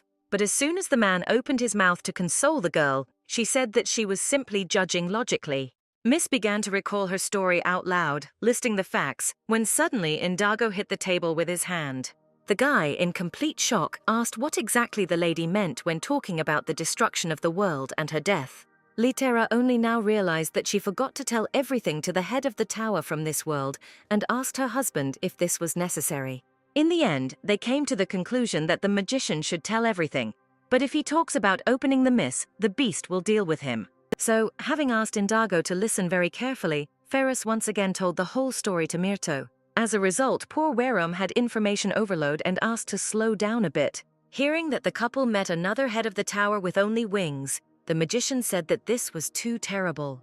The heroine watched the guy's reaction with concern because she could not understand what state he was in. Suddenly, Indago shouted that he couldn't believe that he missed all the fun and didn't see himself. While the husband and wife watched the magician in surprise, he continued to shout that this was his greatest disappointment in life. Verum also really wanted to meet an intelligent demon. Besides, if he had a double, he could conduct twice as many experiments. Moreover, the head of the tower was sorry that he had generally missed such a great opportunity to increase his knowledge. Myrto finally remembered why she didn't want to tell Indago anything, but it was already too late. Then the magician suddenly calmed down and thanked the girl for telling her about what was really happening around her.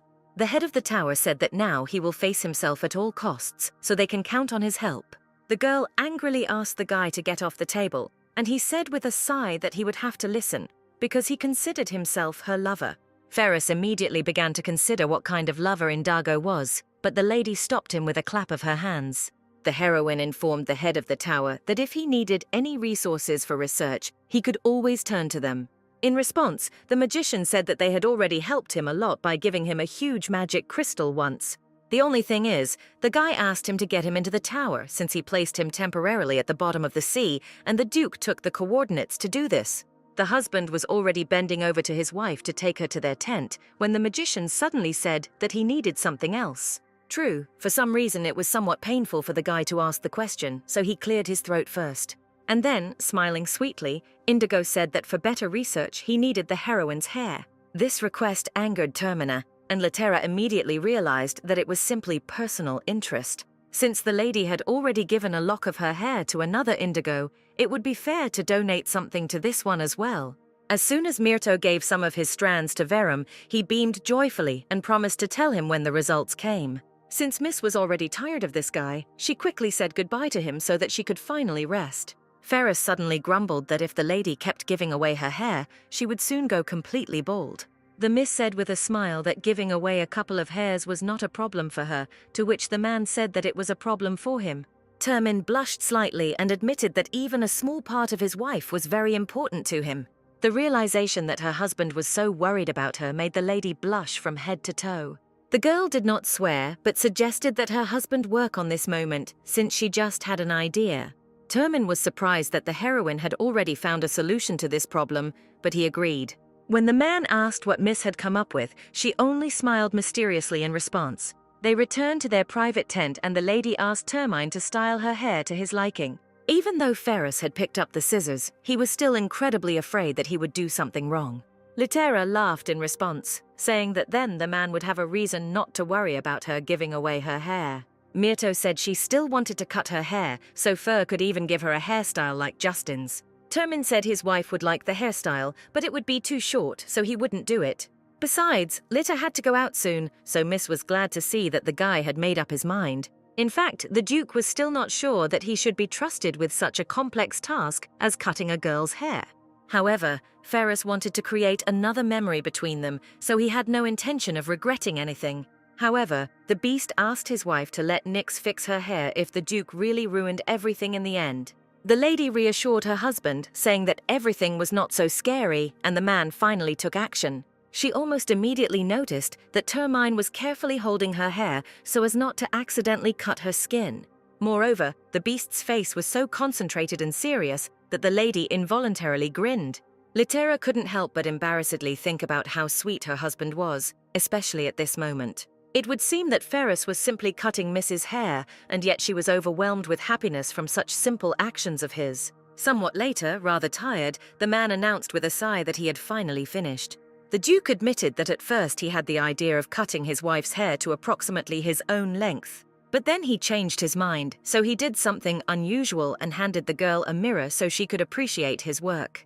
As soon as Myrto saw exactly how she had transformed, the heroine was sincerely delighted.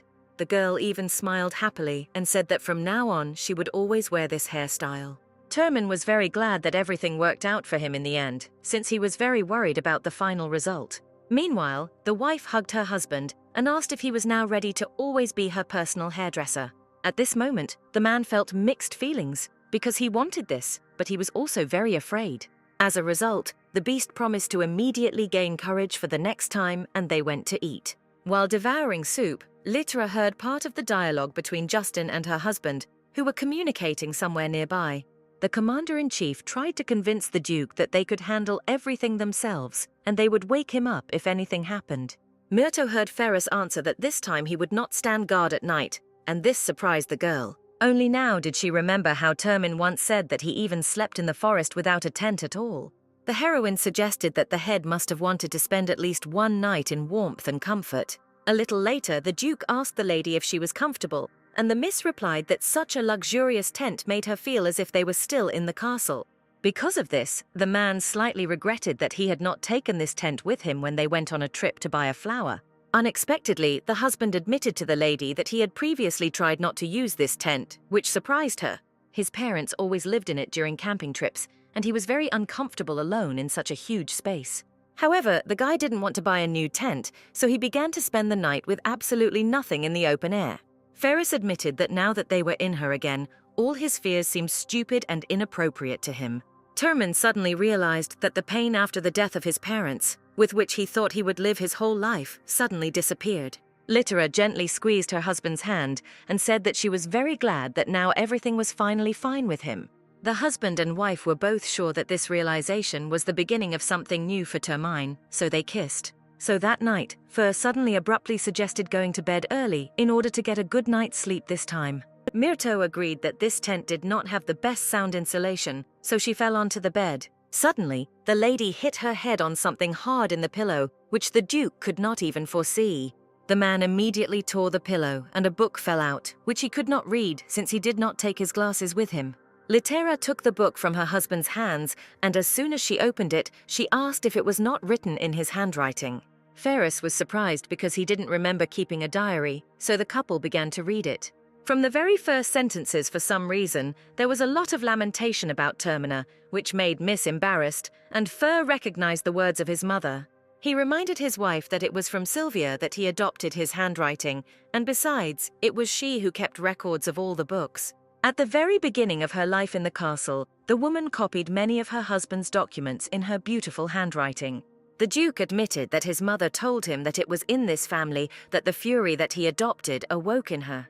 However, thanks to the upbringing of this woman at a young age, Fer was able to rule the castle. As they continued reading the diary, they came across the question of why only the Termin clan destroyed monsters. Sylvia believed that perhaps there was an objective reason why this happened, which alerted the spouses. At this time, Favor called Manila over, as he had fully prepared the board with information about the Chosen Ones.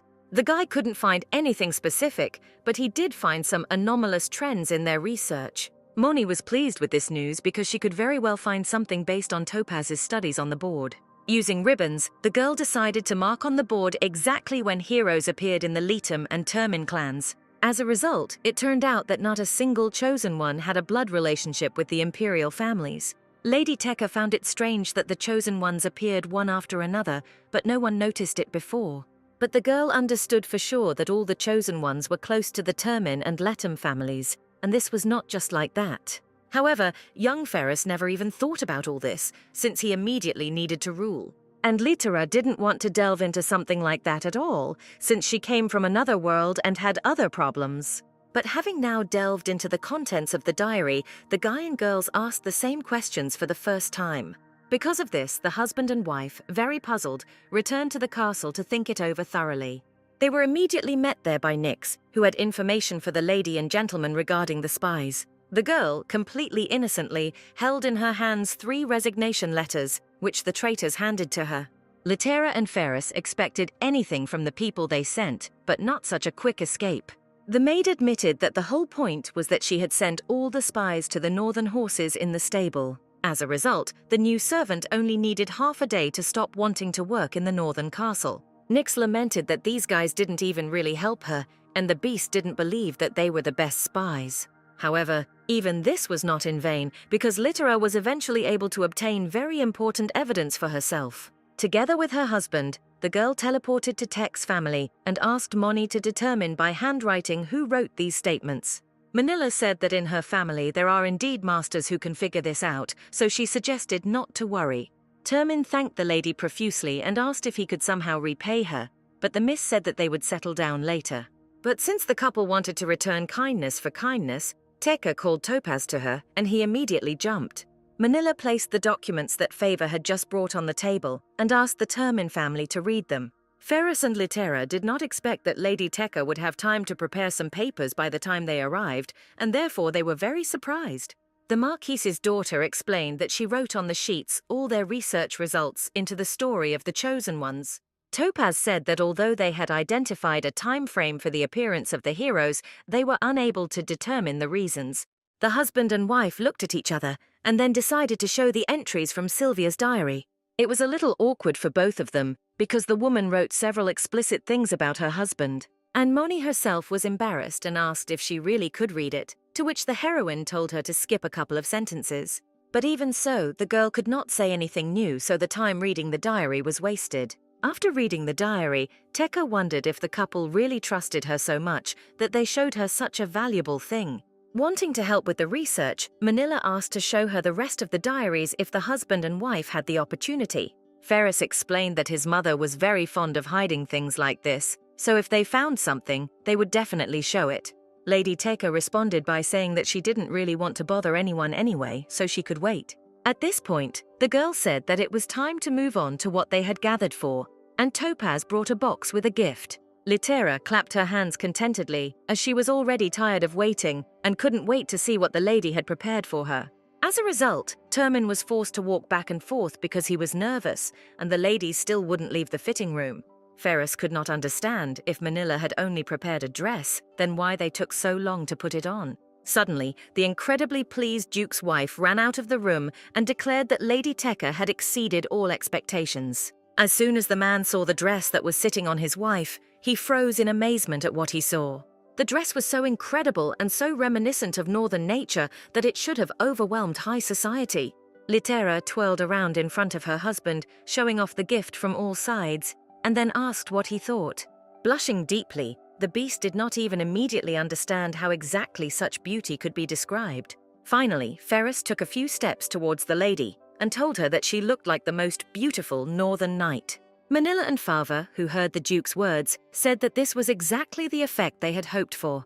When the guy and girl first arrived in the north, they were frozen by the sight of the snow-white night sky. This look incredibly touched Lady Tekka, so she really wanted to repeat a similar effect on the dress. The girl explained that she created this gift not only for Litera, but also for herself, to be proud of it. Since Myrto did not care about the reasons for creating the dress, she sincerely thanked her friend in any case. In addition to superficial beauty and convenience, this gift was also good because it connected the heroine with her now native north. Termin said the dress deserves to be seen by as many people as possible. Here Manila announced that a celebration of the general's safe return would soon take place at the Imperial Palace. Lady Tekka had already told the Emperor that if he held a magnificent banquet, she would try to lure the beast's wife to their side. Litera immediately decided that this event was the perfect opportunity for them to be seen in society. The girl even thought that if she complimented the dress with a gift from the ruler, then he would definitely believe that he could control everything.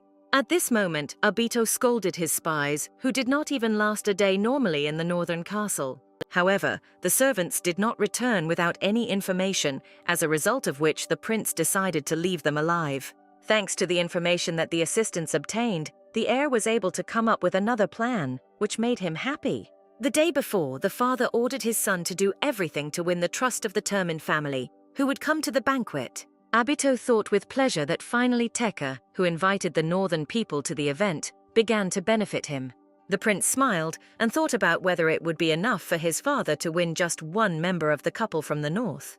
Before the event itself, the aristocrats were in full discussion about how some of them went bankrupt, and the heir did nothing. The next rumor that spread through their ranks was that supposedly the beast himself from the north should come to the banquet. People were worried about this, but Ma reminded that he was still in charge of the event. The emperor specially arranged this reception in order to at least a little calm the unrest that had recently arisen in the south. In addition, the admiral did not really believe that the duke, who hated high society, would suddenly come. On the other hand, blushing a little, the guy thought that he would like to see the beautiful Litera again. No one could predict exactly what effect the appearance of the Termin spouses would have, but everyone was waiting for them. While Ferris and his wife rode in the carriage, he remembered that as a child, he had a book with a fairy tale about a prince who defeated a dragon. Since the prince had the same red eyes as Fair, he loved this story very much. Pretty soon the boy began to admire his father Calypso, who was a real strong hero. Like a prince from a fairy tale, my father illuminated absolutely any room with his presence and everyone loved him. However, for the boy who wanted to be like his father, at the age of 14, this fairy tale ended abruptly. Everyone in high society, wanting to maintain their position, humiliated and offended Ferris as best they could. And any attempts by the child to find at least some help, even among friends, led to absolutely nothing. This wall of widespread rejection hurt little Ferris very much, but he didn't tell anyone anything. Suddenly, the best solution for the boy was not to become a handsome prince, but to become a wild beast. As a result, he was despised and passed over by absolutely everyone, but Termina himself finally lived in peace. The most painful thing the Duke had ever heard behind his back was the message that Calypso should not have raised the child.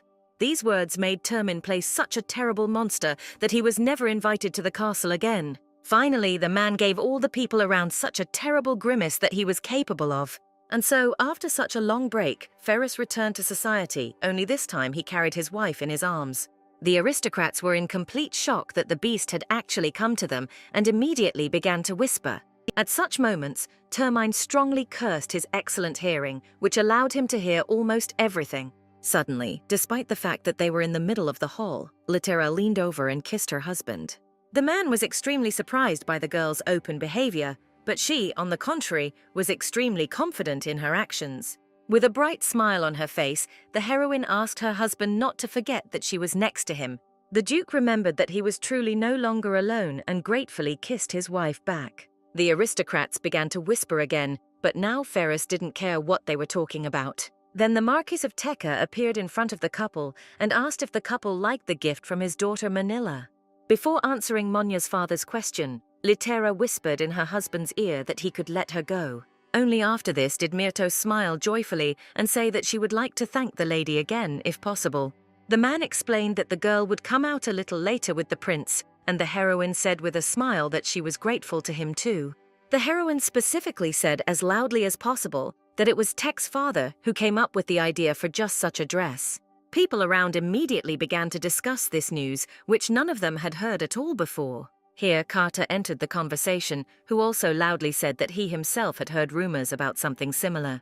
The guy reminded the aristocrats that the emperor did not send a gift for the birthday of the Duke's wife, which is why he himself came to the palace to get it. Then Weathers smoothly talked about how, together with Litera, the beast inherited a mountain in which diamonds were found. And Ferris, despite the bad relationship with Tek's family, turned to them with a request to give a gift to his wife. This use of two different families showed how much Termina cared about the Duchess. Carter listened carefully to what the crowd was saying now, and did not expect that their opinion of him before was so bad.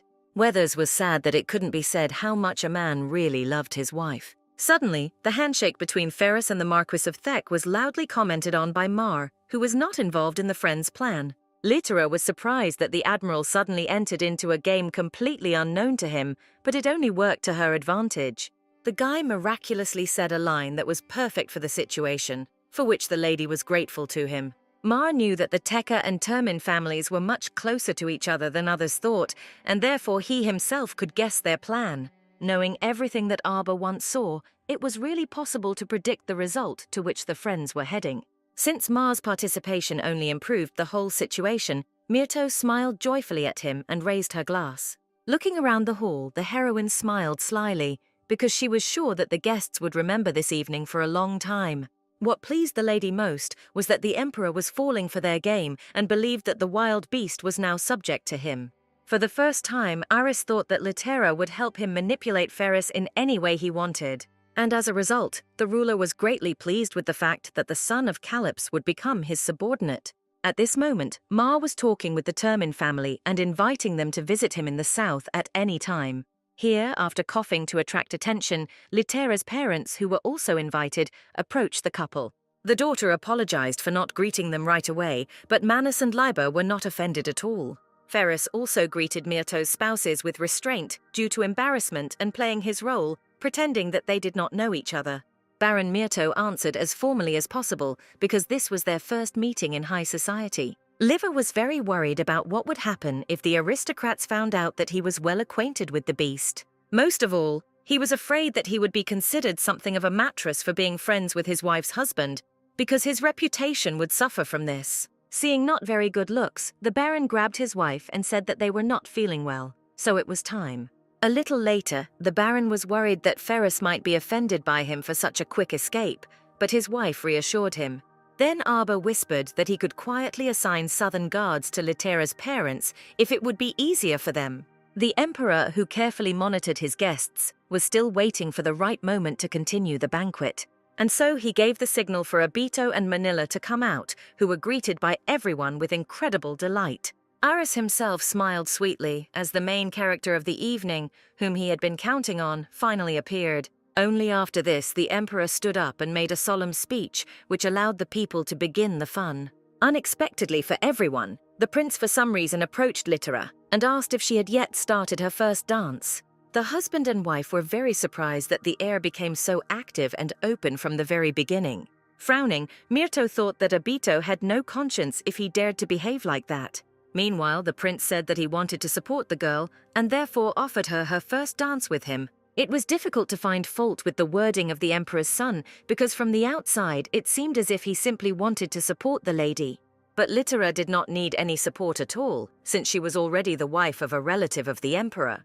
Besides, Abito was now being very rude to his fiancée, who was standing right next to him. As soon as Aris saw this situation and heard what people began to whisper about, he almost went wild. The ruler gave his son an order to please the Duke from the north, and not to turn him against himself with such methods. The beast actually practically growled at Abito that he could ask his fiancée to the dance, not his wife. The prince mockingly asked if the man was overreacting, since he had not suggested anything shameful. The guy recalled that Termina's wife was not his property, and according to the laws of the empire, any marriage, except the imperial one, could be dissolved. Finally, the heroine understood what exactly the heir was up to, since he wanted to get her as his wife and leave the beast with nothing. Aris jumped up on his throne and shouted to his son that he told him not to divorce this family, because this was unprofitable for them. But then the prince said that this law was invented by the emperor, who wanted to get another woman. Hearing this, the ruler froze, and his son added that this is why all the points in this law are exclusively beneficial for the rulers. Abito told everyone that unfortunately for the ruler, that woman loved her husband too much. With these words, the son told his father not to dare to interfere, because now he had a strong argument. Aris could not allow his secret intrigues to become public property, so he was forced to remain silent. The man was shaking because no one was supposed to know about Sylvia Termina, but somehow the prince found out. The heir looked contentedly at his defeated father and only grinned, since now he could act freely. At this moment, Litera suddenly stood up for her husband and said that he had forbidden her to dance with someone only because she herself asked him to do so. This surprised the prince, and the lady added that she was completely satisfied with the marriage, and therefore she did not want to dance with anyone else. Miss admitted that she had noticed Ferris for a long time and even proposed to him at the very beginning.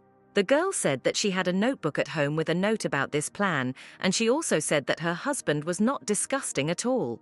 The heroine took her husband by the cheeks and asked everyone if he wasn't cute, and at that time the Duke looked around angrily. Litera's statement that the wild animal was cute shocked everyone around so much that silence reigned in the hall.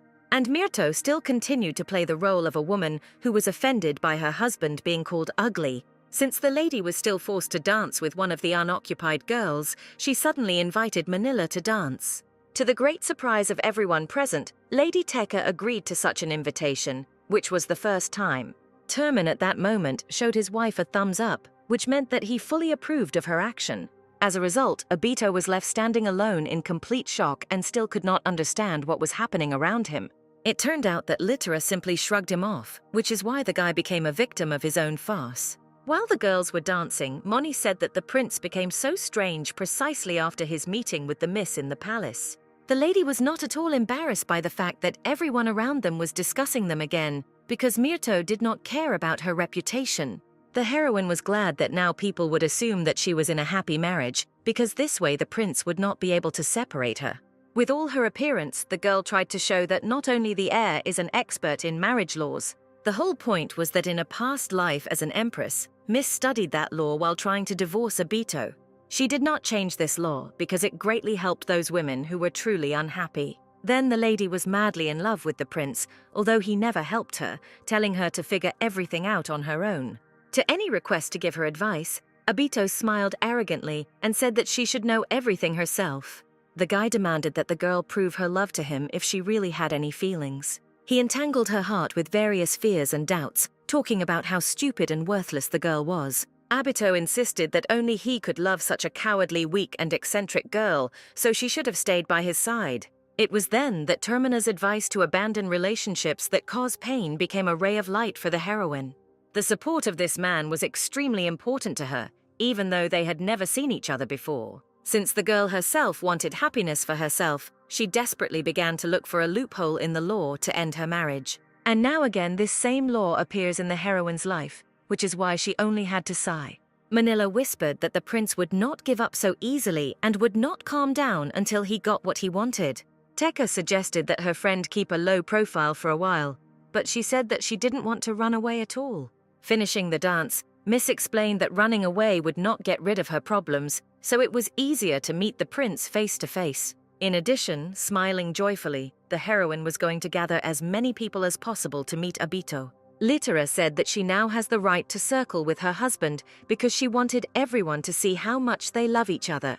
However, before she started dancing, the miss wondered what kind of dance she should choose for her husband. A typical ballroom dance didn't suit Ferris's appearance at all, so the lady was confused. Then Termin whispered that he would choose the dance himself and asked his wife to stand on his feet, as he would lead.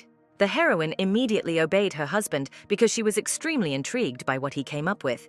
The man whispered that he didn't want the girl to get tired, and she was pleased to hear that. As soon as the music began to play, Ferris immediately began to perform something only vaguely similar to a dance. After their wedding, on paper, Litera quite often watched her husband's training, so now she easily recognized the very basic combat movements that Ferris began to perform. He trained so hard every day that Miss quickly memorized all his movements. It's just that because of her weak body, the heroine was now deprived of the opportunity to train like that too. Meanwhile, in a past life, she perfectly studied this martial art, which she really liked. Therefore, Myrto was extremely sad to realize that for now, she was not allowed to take even a small knife. This is because the girl was very eager to train with her husband. However, for now, this battle dance, which completely repeated the training movements, will be enough for her. Confused and somewhat alarmed, Miss asked how Termin knew that she also wanted to train.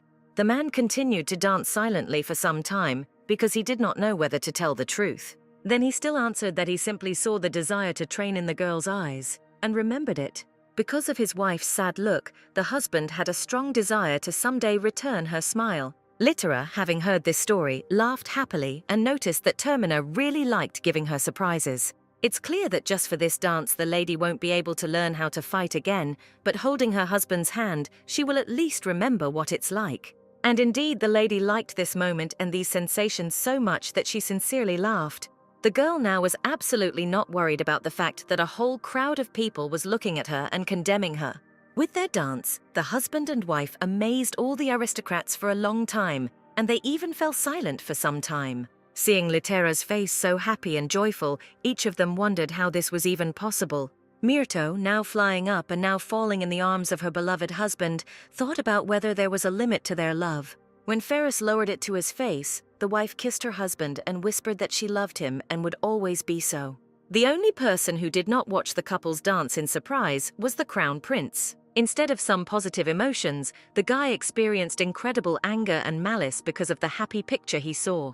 The next day, talking with the emperor, Manila noted that the event was extremely wonderful. Aris immediately guessed that the girl knew how absurd the thing she said was, but she kept her face well. Yesterday, as soon as their wonderful dance came to an end, the Grand Duke and Duchess immediately left the hall. The girl, yawning, deceived everyone that she was very tired, and Ferris immediately reacted and carried his wife home. This act was supposed to soften the situation in the hall, but Abito decided to disgrace himself to the end and ran after the couple. So that the prince's bride would not be left alone all this time, the admiral immediately invited her to dance for the rest of the evening. And after Moni then invited Kart to dance, the atmosphere in the hall completely stabilized. However, all this did not change the fact that the Marquis of Tekka saw with his own eyes the humiliation of his daughter. The man said that Litera really seemed beautiful, but he still couldn't understand what made the prince leave his bride. Manila's father said that he did not want to allow a repetition of today's situation and hoped that the emperor would understand him. Aris could only sigh and pray that his son would not give him or anyone else a heart attack. Since Latham urgently decided to appease the Tech family and not lose their respect, he invited the lady to a tea party. The girl said that she was stable enough not to give in to emotions, which pleasantly surprised the ruler. Manila emphasized that they were extremely lucky that the Duke's wife accidentally liked her. And now the girl was sure that Litera would not interfere with their plans, and with her the beast would become calmer. Aris was very glad that Lady Teka was not at all offended by him, and therefore said that he would be very grateful to her for her help. When a little later Manila left the ruler's office, her father asked how everything went. She smiled contentedly. It was the first time the Marquis had seen such a look from his daughter, and he was very confused by it, as it was too dangerous. The man said that at such moments his daughter reminds him of her mother, and she replied that she would take it as a compliment. That same evening, the emperor scolded his son incredibly strongly, who almost ruined the whole event for him. But Abito still reminded her father that he wasn't the only one trying to seduce someone else's wife, so they were alike. The prince accused his father of assigning Manila to him, and not a more submissive lady, of whom he would not be tired. So right now the heir declared that he had had enough, which shocked and frightened the ruler at the same time. Aris asked if his son was sane, and he shouted that he was not, because some pink-haired witch had humiliated him. However, for some reason, the prince concluded that the girl did this only because she yearned for his attention. The emperor listened in horror to his son, who declared that he was going to bring Literamirto to his senses. The ruler reminded that after so many years, they could finally tame the beast, and it was impossible to spoil it. To this, Abito asked why they should tame the Northern Duke if they could just take him and kill him. But the emperor reminded the heir that there was a prophecy that they all must follow. The legend said that only red eyes could always save the empire from absolutely any evil. That's why Aris said he got angry when his subordinate suddenly killed Calypso out of the blue. The ruler said that he slashed his loyal assistant in the throat with a blade as soon as he heard about this news. But the heir only laughed in response to these words, since he considered the prophecy to be just a fairy tale for children. Aris could not believe that his son was so disrespectful of the traditions of their ancestors, although this was necessary. Here, Abito added that he did not believe that his father killed that assistant because he attacked Calypso. The prince was sure that the emperor did this only because for some reason his subject also killed Sylvia. On that day, it was indeed the death of his beloved woman that angered the ruler so much. Indeed, as a result, Sylvia and Calypso were not separated even by death, although there was such a possibility. The crown prince suddenly smiled venomously and said that he finally understood why his father did not kill Ferris. Aris liked to watch the suffering of the son of that same old rival whom he could not defeat. Grinning menacingly, the heir declared that such behavior was extremely wicked for the emperor himself. Suddenly, the ruler came to his senses and shouted at his son that he had already stopped being rude to his father. The old man said that his son was not yet an emperor, even if he got rid of all his competitors. Aris stated that until the heir comes to his senses, he will not be able to let him onto his throne. Moreover, the ruler forbade the prince to take a step out of the palace, which was an extremely cruel punishment. When Litera found out about this arrest, the girl laughed almost until her stomach hurt because of it. Termin also didn't expect that they accidentally stirred up a conflict between the emperor and the prince, which was good for them. Now the couple could absolutely calmly and completely concentrate on their search for the diaries. But Sylvia hid them so well that it turned out to be much more difficult than the lady expected. Together with her husband, the heroine managed to turn over the entire castle, but in the end she didn't find anything, although she tried. Ferris helped Litera down from the height and thanked him for at least the diary from the tent. The girl responded by saying that her husband praises her too constantly and often, although it was pleasant. Termin kissed his wife on the cheek and said that he strongly believes in the compliments he always gives her. Since this time the couple could not find anything, they wondered what they should do now. Then the couple remembered that the Marchioness of Teka had once given them her letters of correspondence with Sylvia. Litera doubted that there would be anything useful there, but it was at least some hope for them. But, unfortunately for the lady, as she initially expected, these letters contained only endless pleasantries. Miss told her husband that she did not have any superpowers, and they were just lucky with the diary, but he immediately began to console her. The man said that although they didn't find what they were looking for, at least he learned something interesting, and the miss asked what it was. Ferris blushed a little as he was embarrassed to admit it, but he had a favorite book as a child. He only knew that some noble lady had given it to him, and judging by the letters, it was the Marchioness of Teka. Termin briefly explained that in that fairy tale, it was written about a red-eyed prince who defeated a dragon. Hearing this information, Litera immediately stopped her husband's verbal flow as she wanted specifics.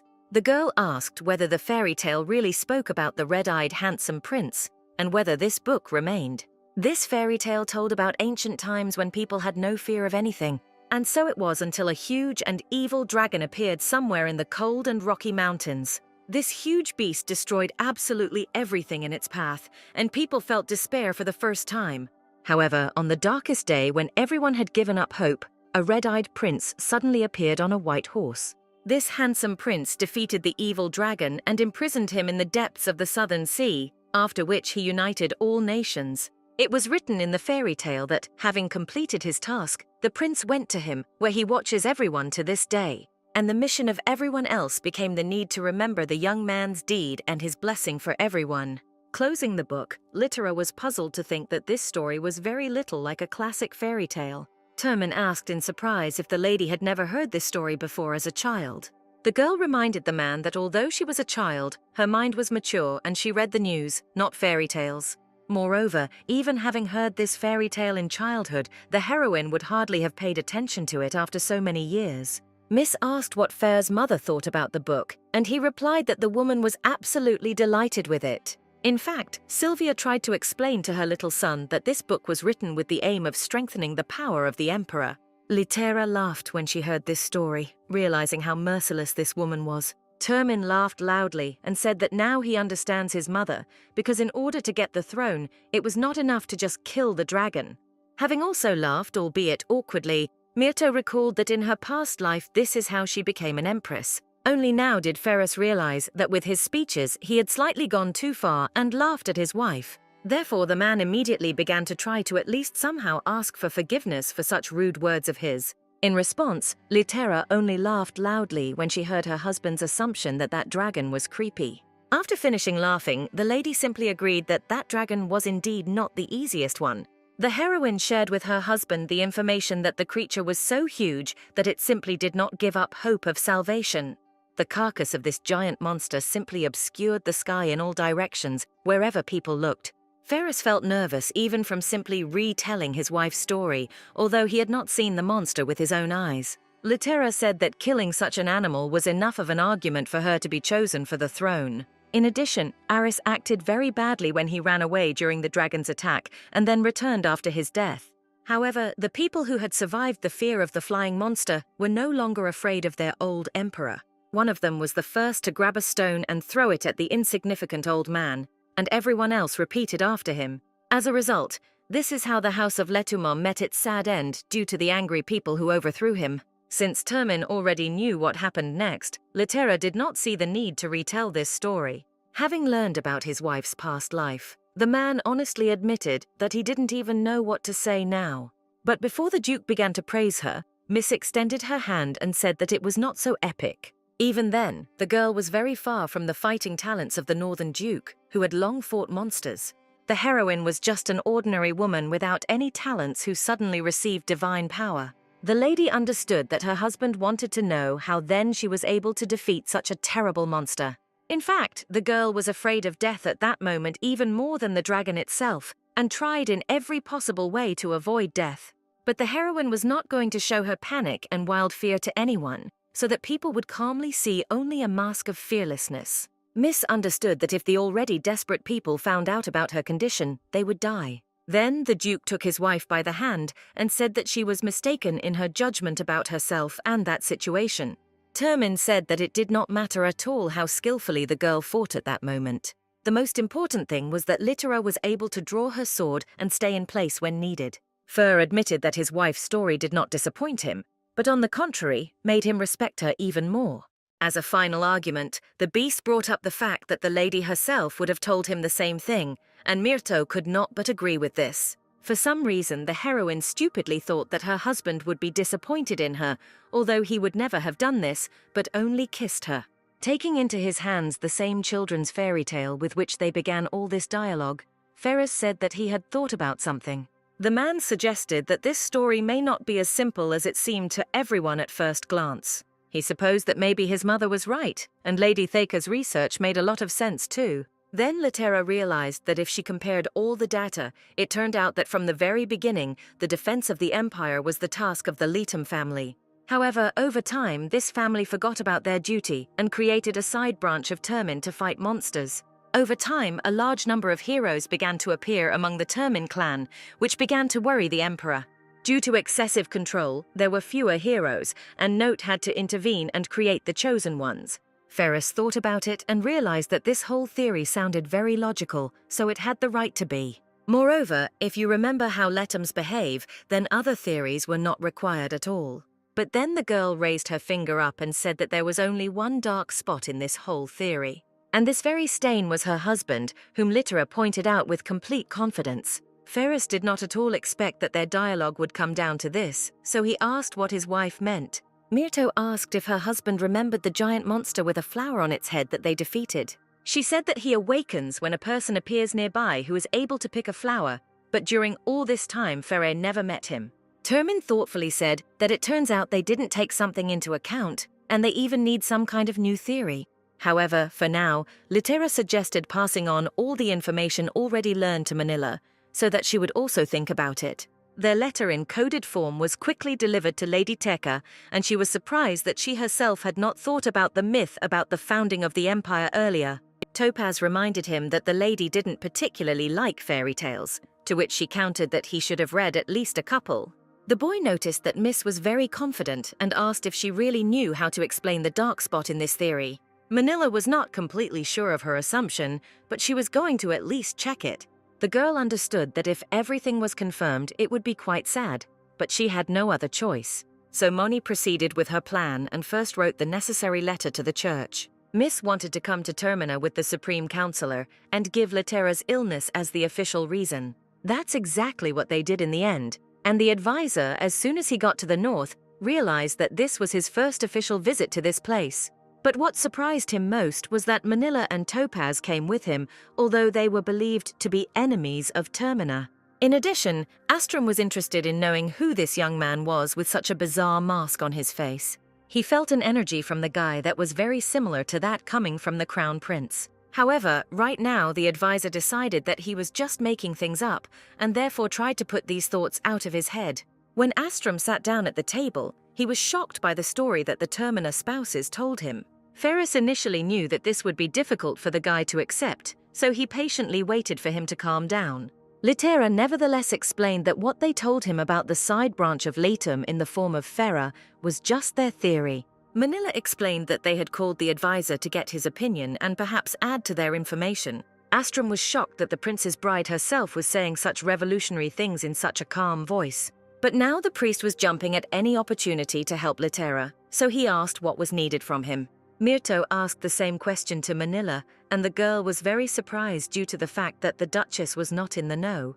She said that since the two of them spent so much time together, they must have thought of it. The fact that the heroine really did not understand anything angered Lady Teka quite a lot. However, Miss pulled herself together and asked if Termin had ever been accompanied by a healer during his battles. The man immediately replied that priests had never traveled with him, but in the past there was indeed such a practice. Litera remembered the existence of a law according to which the Termin clan could take priests with them only with the permission of the emperors, and they always prohibited it. In this world, priests were very valuable, and therefore, under the pretext of protecting them, all priests were freed from hunting monsters. When Litera first became empress, she immediately lifted this restriction. But all this was in another world, and in this one, hunters in the north were still not allowed to take healers with them. Of course, because of this, the knights in the north train every day to survive the next raid. In addition, the absence of priests has greatly developed folk remedies and various medications. However, Myrto knew about this even before Manila told her, so she did not understand how it related to the matter. Here, only Lady Teka admitted that when the Termin spouses left the south, she heard a conversation among the mercenaries. Then the guys discussed the Duke's cuts and said that there was clearly some powerful magic involved. Therefore now Moni invited Astrum because she wanted him to examine Ferris's body if he allowed it. The advisor politely asked if Termin would allow him to do this, and the man stood up to show himself. With light movements of his hands, the beast took off his clothes, thinking about how everything could have come to this. Only after seeing the Duke's body, the high priest was horrified by this incredible picture. The guy jumped closer to Ferris and asked how he was still alive if there was no priest with him. This sincere surprise of Astrum greatly frightened Littera, who was not at all expecting something like this. Here, Favor also added his word, who was no less surprised than the priest, although he did not understand all this so much. The sixes in Myrto's head began to work at breakneck speed, and only now did she realize the main thing about the magical power from the fairy tale. The heroine said that all people with red eyes are born with a power already inherent in them, which they awaken in case of need. In other words, Ferris, without knowing it, each time he was near death, ended up performing a miracle. However, over time this power dried up, and the hero, unfortunately, became a completely ordinary person. That is why the giant monster with a flower never came across to Termina, because he no longer had any strength. It was now that the whole picture from different pieces of information came together as a whole, like a puzzle. Astrum said thoughtfully that there must also be some connection with the tradition of blessing. Since there were no records left from the origin of these traditions, it was difficult to say anything. The Supreme Counselor did not understand how he, with such a status, could not guess about such things. Suddenly, Littera interrupted the conversations of everyone around her, saying that she needed to be alone with herself for some time. The girl, without showing her face to anyone, explained that she had a lot to think about right now. Manila and Topaz immediately supported the lady, saying that they would wait for her, so she could take her time. Therefore, the heroine quickly closed the door, because she could not hear about the suffering that her husband endured. However, Ferris could not leave his wife completely alone at such a moment, so he said that he would talk to her. Termin ran out almost immediately after the girl, but only after some time was he finally able to find her. It was a huge shock for the Duke that his beloved wife was crying in front of him right now for the first time in her life. The beast immediately jumped up to the lady and asked if she was okay, because he really wanted to help her with at least something. But it was clear from the girl's tear-stained face that she was not at all okay and she needed help right now. But Ferris, who had never seen his wife cry before, did not know what to do in such a situation. So the man knelt down and asked directly what he could do to comfort his wife. At first, the lady replied that she was completely fine, so the Duke need not worry about her condition. And then Littera remembered that she had stopped pretending to be strong, so she honestly said that she didn't understand herself now. The girl was sad that she knew her husband's body better than anyone, but didn't even think about it. The heroine thought too carelessly that since this is a fantasy world, there are methods of healing here other than holy power. But what Myrto now considered the most terrible thing was that Termin no longer had such power, and he could die. And if this power had not been there from the beginning, the man would have died on his first outing. Littera thought with horror that the man could have been buried under the snow, and they would never have met. Myrto hugged her beloved tightly and said that she was incredibly sad to think about something like that. Ferris felt the girl he loved very much trembling all over because she was worried about him. Termin remembered that in those days he was young and reckless and did not really pay attention to all his wounds. However, now the person dearest to him was full of sadness about something that the man had never even thought about before. Only now did the Duke understand the words of the girl who once said that she was not bothered by her husband's tears, but she would like to see him happy more. Now, when his wife mourned his pain, the beast felt as if all the unhealed wounds were washed away with her tears. Therefore, Ferris kissed his wife on the forehead and repeated her words, telling her to stop thinking about the past, because there is a future. In response, Littera almost immediately laughed and admitted that now she herself could not accept her own words. The miss asked the next time if she cried, her husband would kiss her right away, and the Duke promised to do so. A little later, Myrto and her husband were able to return to the others, although her eyes were swollen from crying. Each of those present immediately guessed that the Duchess was crying, but no one began to comment on it. Since everything became more or less clear, Favor finally understood what he should do next. The guy took off his mask and, calling his name and also taking the priest as a witness, asked to return the debt left by his family. But Astrum himself at that moment, in complete shock, could only think that another Litum was standing in front of him. The Supreme Counselor took a good look at the guy's features that were hidden under the mask and realized something. It turned out that this boy was the spitting image of the Crown Prince, and he also had red eyes. This meant that the guy was the illegitimate son of the Emperor, and the energy that Astrum had felt before did not seem to him.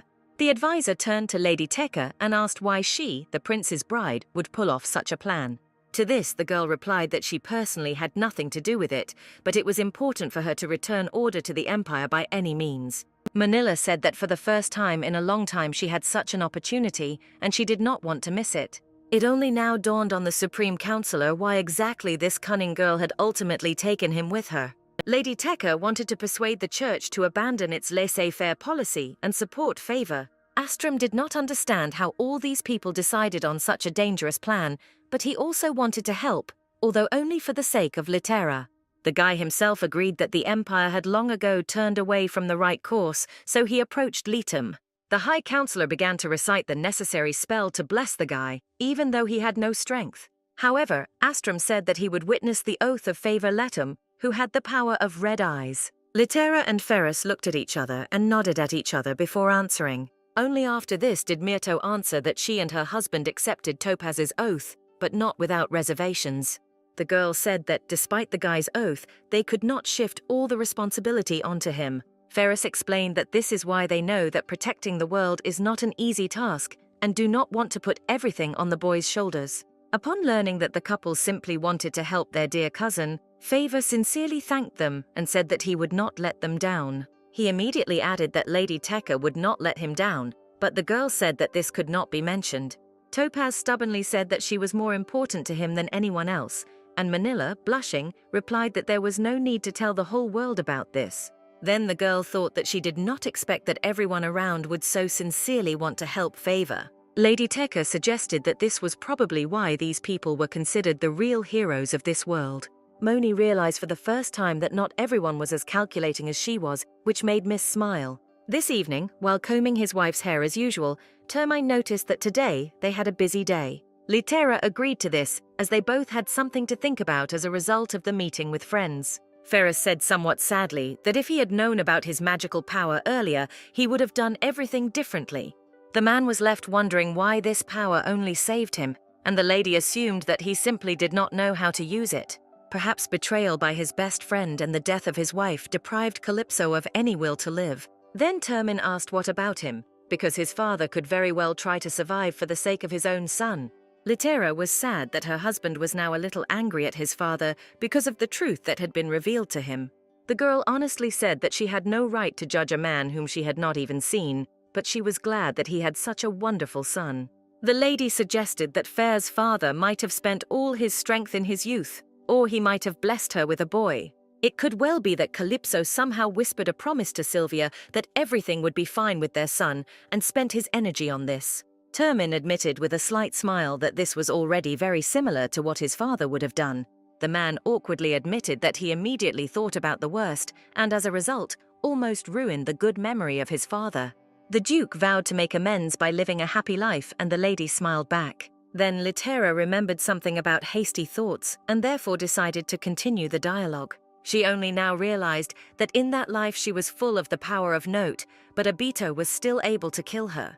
Myrto realized that the heir used his magical power to kill the girl who refused to be with him. Here Termine asked if this meant that the prince did not specifically use power during the heroine's battle with the dragon, which caused the mist to be shocked. Litera realized that she had vegetated with this terrible guy for 5 whole years because she believed that he helped her save the world. So the girl simply closed her mouth and endured all the harsh words that Abito said to her. But in fact, it turned out that the Emperor's son knew about his strength, but did not use it then. This realization made Myrto momentarily forget all cultural vocabulary and begin to express himself no worse than a shoemaker. As a result, Ferris, who was sitting next to him and was forced to listen to all this, almost bled from his ears. Seeing how angry his wife could be, the man at that moment prayed to note that the lady would never swear at him like that. The guy reminded the girl that she had no choice then, and besides, this time she did everything differently. After these words, Lita's wife turned to him with a tear-stained face because she realized that she needed support. The lady threw herself into Termina's arms and said through her tears that he was her best and she couldn't live without him. The Duke said that he felt the same about his wife, and he himself thought that there was another reason to remove Abito. Ferris remembered that the other one from the previous world had succeeded in revenge, for which the beast wanted to shake his hand. At that moment, Astram stood in the church in front of the icons and thought about how ashamed he was of not understanding anything. Most of all, the advisor blamed himself for almost separating husband and wife. not knowing that in a past life the prince had killed a lady. Only now the guy finally realized that before he was only concerned about his own desires and ideas. He promised that he would never be so stupid again, when suddenly he felt that his strength had returned to him. Absolutely all the restrictions that Littera once imposed on Astrum have now suddenly disappeared. To the great surprise of the priest, it didn't end there, because he was suddenly transported to another space and heard the voice of God. Note said that he encouraged the guy to repent, which greatly shocked the High Counselor. He raised his head up, and for the first time in his life, he saw the deity he had worshipped all his life in front of him. Astrum did not expect to see Note, but suddenly realized that his connection had been fully restored, along with the restrictions that had subsided. The Supreme Counselor immediately demanded that God answer why he had not told him the whole truth earlier. The guy explained that he would never have tried to set Littera up with Obito if he had known how much damage the Latumas had caused her. To this, Note only smiled mysteriously, and then asked if the guy really believed in it. The priest did not expect such a question in his direction, and therefore asked God what he meant. To this, the deity replied that he could see perfectly how blindly the assistant believed in him and was ready to obey him. And if at the very beginning God had told Astrum the truth, then he would have considered that the fate of that couple was the fight for the throne. So Note said that telling the truth is not always the best solution, and the advisor thought about these words. The deity explained that he built temples and tried to speak through his representatives, but his voice was often distorted. God even reminded Astrum about a children's fairy tale, which everyone also perceives differently. Note knew that if he told the emperor the truth about his eyes, the old man would use power to do, not help. Therefore, the deity made it his task to temporarily conceal the truth for a better future. He suddenly asked the advisor whether the guy would really be ready to find out about everything much earlier. The high priest thought for a moment, and then sadly admitted that he had not been ready before. Note smiled in response and said that he was not at all the ideal and infallible creature that many consider him to be. There was a time, once upon a time, when God believed that he knew the answers to absolutely all the questions around him. From generation to generation, he transferred souls from world to world because he believed that this was actually right. God did not think that there were other ways to protect the world, and only a great tragedy showed him that he was wrong. Now the deity was sure that Littera herself could find ways out of situations, and he was already too old. Then the advisor said that he understood what God was talking about, and therefore asked him not to advise him further on anything. Astrum admitted that he was afraid to make a hasty decision, but Note reassured him that now this fear would become a guide for him.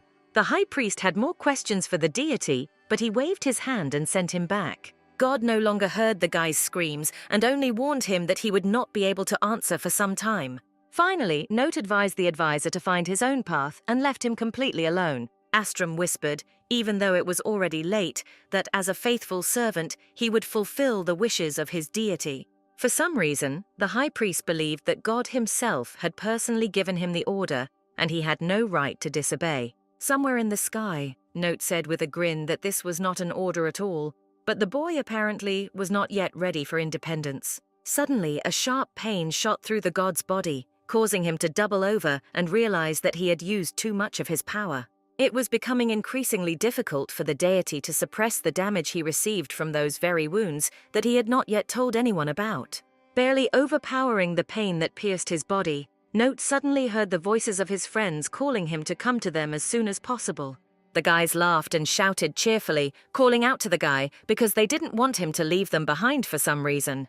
God remembered how, in his distant past, he stood in a clearing and enjoyed the beautiful views. Then Note let him suddenly return from his thoughts to the ground and turned to his friends who were still calling him. But right now the deity was asking for forgiveness from that company, since his affairs were still not finished. The next morning, Astrum came to the Duke and Duchess and announced that he would now be their priest during the hunt.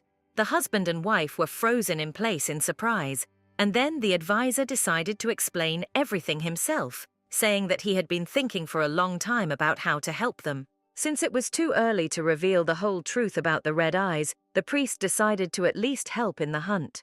Ferris sincerely thanked the guy for such zeal and desire to help, and then asked about permission. After all, even as a Grand Duke, the man was never able to obtain this very permission to hunt with the priest. Littera immediately began to swear at the emperor, but Astrum said that they would not need permission at all. The guy extended his hand and said that his title in terms of treatment was not official, so nothing would be done to them.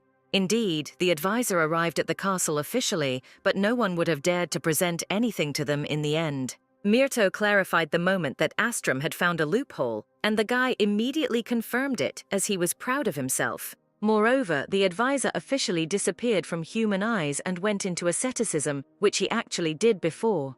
The priest even promised that if unforeseen circumstances suddenly arise, he will take everything upon himself. In response, Astrum asked that husband and wife do not hesitate to ask him for almost any help for them. Lyra did not expect the guy to go so far, but his presence can help even with cracks. But the lady still planned to sort it all out with the help of the head of the magic tower and the high priest. So Miss said that she would accept as many people who could cure Ferris as she could. Termin accepted these words with a smile and thanked his wife, taking her hand tenderly. He kissed the girl's hand and reminded her that she was once right, and even a high priest needed a chance at redemption. Lyra was embarrassed and said that she clearly should watch her words, since her husband remembers everything she says. The man said that he could not forget what his wife told him, and she became embarrassed and blushed even more. Here the husband and wife could not stand it, and began to argue in front of each other about who remembered more, and Astrum began to think that maybe he should leave. However, from the reaction of the couple, the high priest realized that this time he had chosen the right path. Astrum decided to make his guideline not the fear of making a mistake, but the joy of Lyra and Ferris and their mutual smiles. At this moment, the maid Nyx was very quietly and cautiously watching what was happening below from the castle. The girl told the butler Yugum that she would return later, and at that time she was hiding some kind of letter.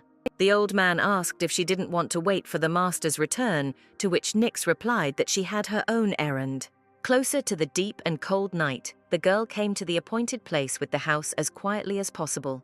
Nyx immediately told those who invited her that she did not expect that this person would be able to summon her. It turned out that the call was none other than Abito, who was somehow able to secretly get out of the imperial palace. To this, the prince replied that the walls of his palace were not an obstacle because he knew the secret passages, and he told the miss to fall on her knees. The guy told the lady, who obediently fell to her knees, that if her answers satisfied him, she would be rewarded. But Nyx could not say anything specific, since she knew only some general information about the spouses. Abito concluded that the husband and wife are still hiding their natures, which means he won't be able to figure everything out quickly. The heir wanted to find out if Lyra had a lover, but then he remembered that many aristocrats turn a blind eye to such adventures. Then the prince came up with the idea of a child abandoned under the castle gates, who could be called illegitimate from Myrto. Abito was happy that he came up with such a plan and asked the maid if she could help, and the miss replied that she had to go back to the castle first. Then the prince threw the girl a small bag of gold and explained that if she could give more useful information, she would receive more. The maid still did not fully express her thoughts, although she thanked the crown prince for the money. As soon as the girl walked out the door, Abito thought for a while and then announced that he had changed his mind. He shouted to his assistants to take the guards outside and finish off that maid, and Nyx didn't even know that they wanted to blame Ferris Termin for her death, who wasn't even in the castle right now. In addition, Abito was too stressed by the artifact that he sensed from the lady, and she recorded the prince's entire speech on it. And right now, Nyx was smiling extremely contentedly because she knew that the recording artifact would pay for itself. Not long ago, Lyra asked the maid not to meet the crown prince in person or communicate with him. But the girl only now realized that it seems she was still a rebel at heart since she went to the prince. As a child, little Nyx was left near the castle gates, and it was unknown who she was and where she came from. As a result, the girl found Sylvia and decided to raise her like her daughter, and even really wanted to adopt her. But her husband had too high a status, so the process of adopting an orphan could drag on for years. Then the mistress made the girl at least a servant of Mr. Ferris, thanks to which Nyx received a good education. The little lady grew up and dreamed every day of the same life as she had in the fairy tales that she read. But such happiness did not last long, as soon the child heard Sylvia being dissuaded from adopting her. Yugum told the lady that there were rumors everywhere, as if that girl was the fruit of her outside intrigue. Even then, the girl realized that her existence was harming the Duchess, although she fully realized what she heard only a couple of years later. Nyx really wanted a family, but didn't want to hurt those who loved her, so she told Sylvia herself that she didn't need to be adopted. The girl asked to simply hire her and pay her a lot so that in the future she could buy herself a title. The child never saw the woman cry as much as she did then. And at the cost of this man's tears, the girl received a lot of money, which still could not replace her parents' love. So Nyx went out of her way to take care of Ferris so that she could at least be closer to Sylvia during the day. The boy always treated the girl more like a friend than a servant, but she reminded him of his place. On the day of the attack, Fur ordered the maid to quickly hide in the closet and asked her to sit as quietly as possible. The boy said that he would go and see where his parents were and forbade the girl to get out until everything calmed down. That day, the girl could only hide, and later learned that the Duke's old friend had first killed his wife and then himself. Nyx, along with Ferris, watched the last moments of his father's life and saw the grief that the boy experienced. Enraged by her powerlessness, the very next day the girl asked the knights to teach her how to fight. It turned out that all the other servants shared the baby's feelings and then joined her in training. And since then, every resident of Termin Castle is able to repel both people and any monsters. Obito's imperial knights were afraid and did not understand how some girl could defeat them. And Nyx herself recalled how in the past Ferris was seriously injured, who did not spare himself at all during the battles. Right now the maid was thinking that it would be better if she had suffered all this time instead of the master. All her life the girl was worried that even the southern traders looked better, but the beast was only happy with its appearance. When Nyx approached the master, he said that he was promoting her, although now there was no one to take care of except him. The maid asked if someone else besides her could not help with the management of the castle, because there were many people in it. To this, Termin said that he could only completely trust Nyx herself, which is why he wants to see her in a management position. Then the girl asked about payment, and the guy replied that he would pay her better than in all other castles. Nyx agreed, albeit on the condition that if Fur ever got married, she would allow him to court his wife. She asked for this for herself, because she really wanted to remember those wonderful days with the now-deceased Sylvia.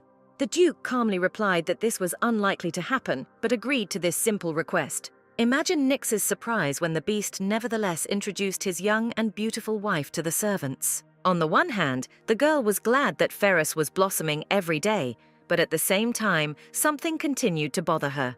The maid could only hope that she did not feel envy towards her spouses. At some point, Miss heard how someone's maid's brother got married, and greatly infuriated her with his behavior. When Nyx heard that that servant even wanted to hit her brother, she froze in surprise on the spot. And then the girl finally realized that this was happening to her, and she was struck by silent laughter. The maid so wanted to be Sylvia's daughter, but she didn't think at all that she would eventually become Ferris's sister. Now that she finally understood herself, she really wanted to preserve this happiness of mistress and master. Nyx was no longer going to be powerless, as she had been so long ago during the murders of her childhood. Now, even despite the recklessness of her actions, the girl believed that she was doing absolutely the right thing. Suddenly, Obito came out to Miss and said that it seemed like he should raise his hiring standards. The heir said that now the maid would die at his hands, and she replied that she would not mind, because then she would see Sylvia. But unfortunately for the prince, before leaving the castle, the girl told everyone that she had received a letter from him. Nyx then rode off cheerfully, saying that if she didn't come back, then Obito would kill her, which made Yuguma grumble. And now the maid asked what the emperor would think if he found out that his son had run away to kill her. These words made Obito extremely angry, but he shouted that his old man had no other heirs anyway. And exactly after these words, the prince declared that he did not care about his father's opinion and jumped with a sword on the girl. To the guy's great surprise, the Duke suddenly parried his blow and told Obito not to dare break his wife's heart. Nyx was no less surprised at the sight of the couple than the emperor's son, and Litera explained that Yugum told them everything. And indeed, a few minutes ago, the butler himself personally came to the Termina camp to report about Nyx. The heroine did not understand why the maid decided to sacrifice herself like that, because she was only required to give the spy false information. The Duchess grabbed her head as she entrusted such a role to her assistant, because she thought that she would not be stupid. Ferris leaned over to his wife and said that apparently they underestimated the maid's care for her. The man was confident and afraid that Nyx was even ready to give her life for those who were dear to her, so she did so. Therefore, the husband and wife teleported to the girl, and she was surprised by this because she thought that they were hunting. Litera revealed that they had something faster than horses, and it turned out to be a teleportation artifact. Termin asked how many teleportations were left, and Myrto shouted that there was only one. Ferris said that first he would deal with the prince a little, and then they would return back. Abito made a face when he learned that the Duke and Duchess wasted an entire artifact on some servant. It became clear to the spouses that neither the prince nor the emperor yet knew about their strength. Otherwise, they would have used it. Meanwhile, the heir stated that Ferris's appearance was only to his advantage, because he could have killed him right away. Termin understood that it was impossible to provoke the prince's power, so he had a difficult task ahead of him, even though he was experienced. The Duke almost immediately unconsciously turned on beast mode and decided to divert the guy's main attention to the sword. As a result, the man quite easily, although not very badly, managed to injure the hand of the young heir. Litera was surprised that the main character's arm was broken so quickly and easily. At least in his past life, Abito was an incredibly talented swordsman that no one could compare to. Meanwhile, Ferris warned the prince not to dare to approach them again with bad intentions. The heir said that he would not leave it like that, and would look at his father's face when he told him everything. To this, Termin angrily declared that the guy could tell the whole world about his defeat before the Northern Duke. The beast knew that such a situation would not allow the prince to say a word in the end, so as not to disgrace himself. The man returned to the girls and invited them to return, since they had already done all the necessary things. Litera obediently used the last remaining teleportation on the three of them to return to the castle. Finally, the prince managed to shout to the girl that he would make her his, and she replied that only in his dreams. When all three returned back, Nyx told everything that Abito told her, and the lady frowned with displeasure.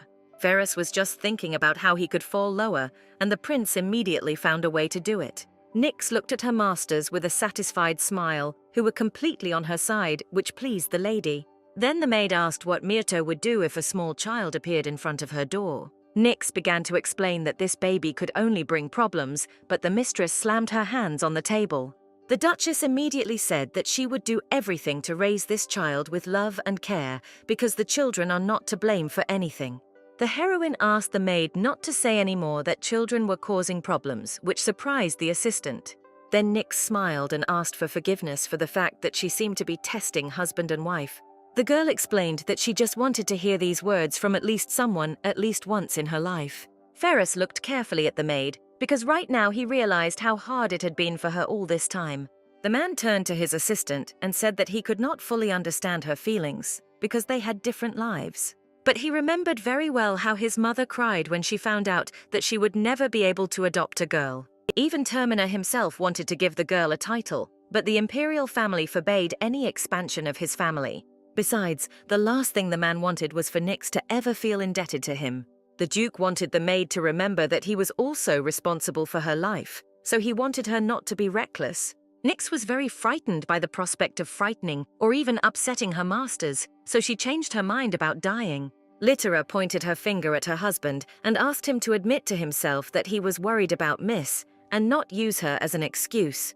The heroine was sure that in this situation honesty was the best strategy, when suddenly the doors to the room swung open.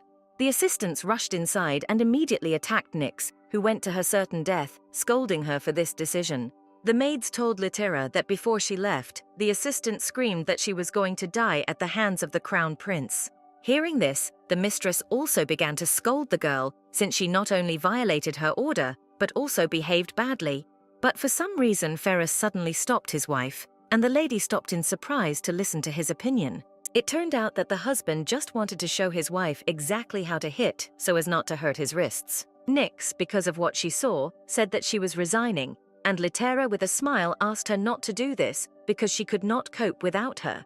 In response, the maid with a joyful smile said that she was just joking and would never leave this family. Nyx did not forget to mention that this would continue until they stopped paying her, which brought another smile from Myrto.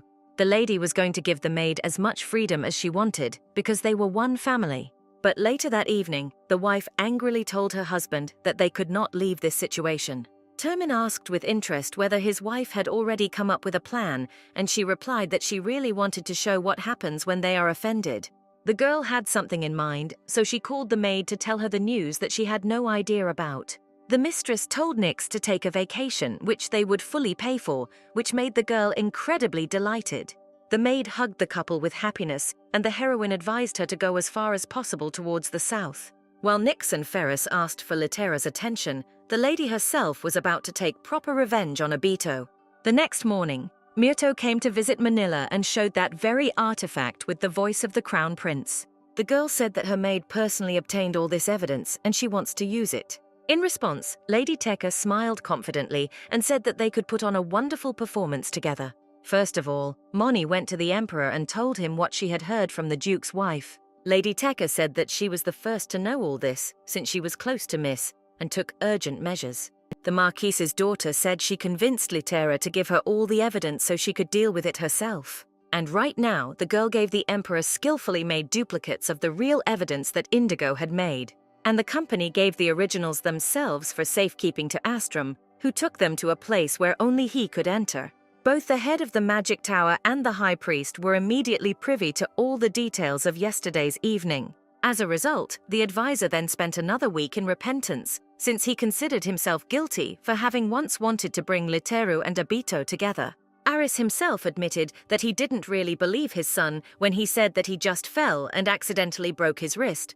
But to the horror of the ruler, the reality was completely different, and the aristocrats would side with the Duke, who defended his possessions. Letum was very glad that Lady Tekka was on his side, to which the girl replied that she was just doing her job. Manila, however, admitted that it would be difficult to hide this case completely because she is not responsible for much. It so happened that, wanting to console her maid, Litera sent her to the south, where many already recognized the girl.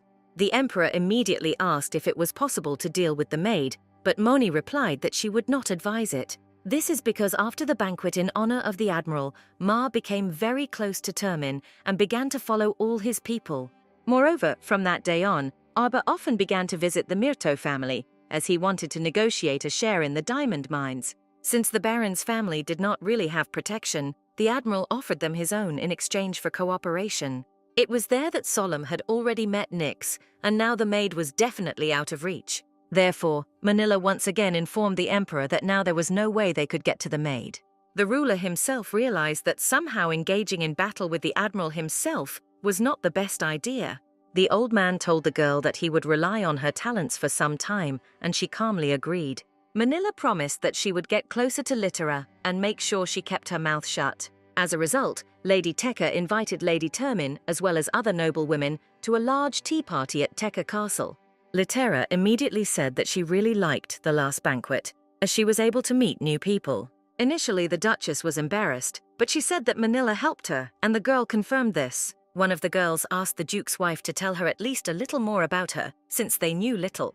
This question was only to Myrto's advantage, since they had just agreed with Tekka that they would smoothly lead the dialogue towards their goal. Therefore, Miss immediately began to talk about the fact that her maid had recently been attacked, but Manila asked not to talk about it yet. Tekka said that she was not sure that this story was suitable for the meeting, although she understood that the Duke's wife was shocked by it. The aristocrats around immediately latched onto this story because they rarely heard about such a thing. One of the noble women immediately remembered that some maid had recently been seen vacationing in the south, but none of them could understand what kind of person even decided to attack one of the beast's courtiers. The two friends immediately noticed that their dialogue had an effect on the girls and they could continue the conversation.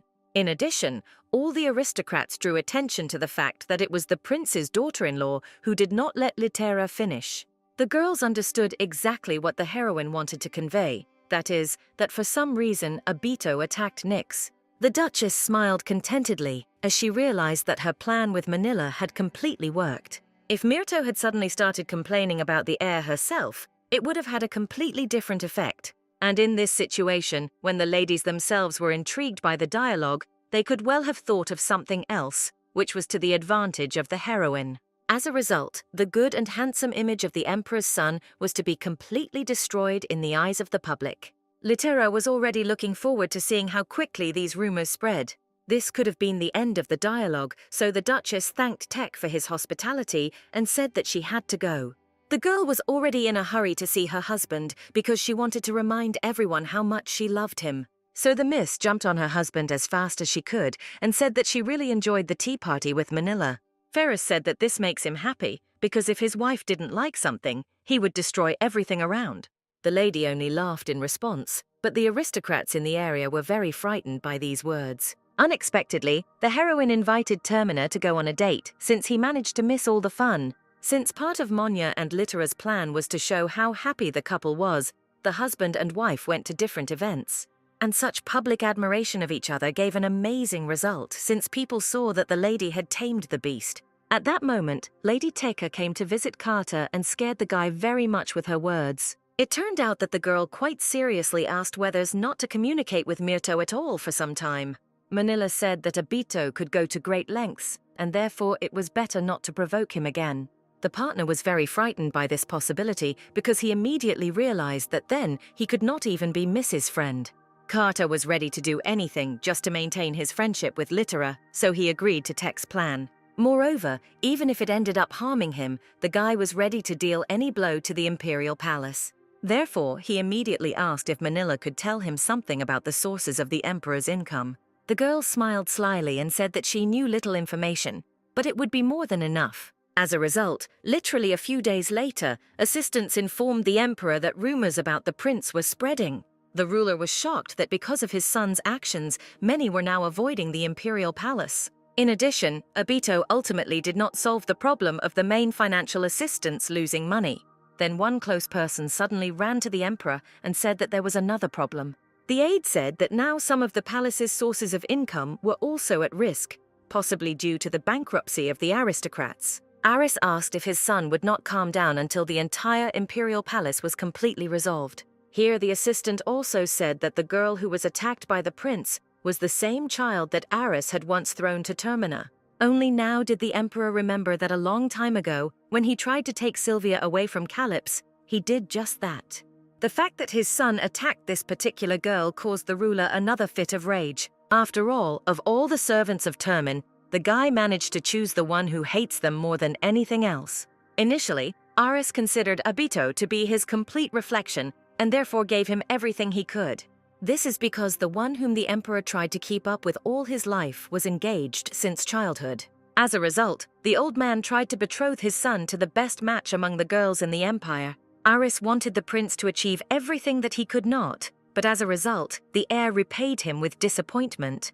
The Emperor told himself that if he had known about such a future, he would not have ordered the killing of his illegitimate son. That night, Termina told Myrto that Favor should soon become an adult.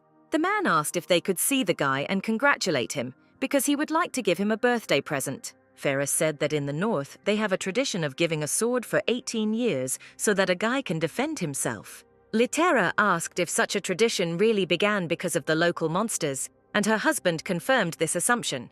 For example, Nyx in her youth wanted weapons that could be easily concealed, so Yugum gave her blades. And the Duke was given the sword by his vassals, who were confident that with this weapon, the beast would be able to cope with any monster. The heroine sadly thought that neither Nyx nor Farah had loved ones at the holiday, so other people gave them weapons. And now Termin didn't want Topaz to experience something like this, so he wanted to congratulate him himself. The husband said that he would like to choose a gift together with his wife, but she immediately explained that she did not understand swords. In a past life, the girl simply picked up any stick in her hand, and it immediately became a sword because of her divine power. But Ferris said that his wife's advice was still important to him, because he knew that she had the experience of several lifetimes. The girl remembered that in a past life, due to her rivalry with Manila, she often fought with Topaz with swords. Therefore, the man asked the lady to remember what kind of weapon the guy used in that life. Miss immediately felt regret because she had previously made other connections and never given swords to anyone. In this life, Littera would be willing to give a lot in order to have the opportunity to one day give a weapon to Fair. However, at the moment, when this situation had already been missed, the heroine could only now help others. Therefore, Myrto promised that she would think about the sword and even organize a secret meeting with Manila and Favor. Termin gently kissed his wife's hand and thanked him, then asked how he could repay her for her help. The Duchess blushed slightly and then asked her husband to just try to smile sweetly at her. To this, the Duke confidently replied that only a girl could show such a smile, even for an eternity. That same morning, the Marquise returned to Teka Castle and immediately began to engage in dialogue with her daughter. Manila was very happy because Favor had finally come of age, which meant that their plan was almost at an end. The alliance with Termini, although unexpected, led to much better results than if the Tekas had worked alone. The lady suddenly told her mother that she had provided them with strong weapons, which greatly surprised the sick woman. The Marchioness's daughter reminded her that she had once given Sylvia's letters to Ferrus and Litera, which mentioned a book of fairy tales. Moni was sure that her mother gave them these letters because she herself strongly doubted the emperor. But the noble lady did not even suspect that young people interpreted her actions in this way. The girl herself suddenly said that, having seen her mother's insight, she realized that she still had a lot to learn. Since it would be too cruel to destroy her daughter's illusions, the Marquise simply confirmed all her theories. While the ladies were talking, not noticing anyone, Teka's father suddenly approached them slowly and importantly, who decided to take a walk. The wife immediately turned away from her husband, but Manila talked to the Marquis, saying that Topaz was already ready for anything. However, the man himself noticed that the guy needed time to say goodbye to his friends. They all spent a lot of time together, so the guys had something to remember and talk about. The guys advised their friend not to forget about them even from a distance, and Favor promised that they would still meet. It was actually hard for the Marquis to realize that this child had already grown up, and it was time for him to leave. So the father turned and said that when Topaz left, like a ship at sea, they would not be able to bring anything back. Manila just smiled back and told the man not to worry about them because they will handle everything. The girl explained that her family definitely would not have raised a coward, so they have absolutely nothing to fear now. In addition, the lady herself was more than sure that just some storm after all would clearly not convince her. Mrs. Parents were greatly surprised at what a strong person she had suddenly grown up to be, almost without their knowledge. Meanwhile, the lady told Mum and Dad that she would only travel with Topaz and take artifacts with her. The Marquis said with a sigh that the girl was all about him, and the Marquise replied that she actually was all about her.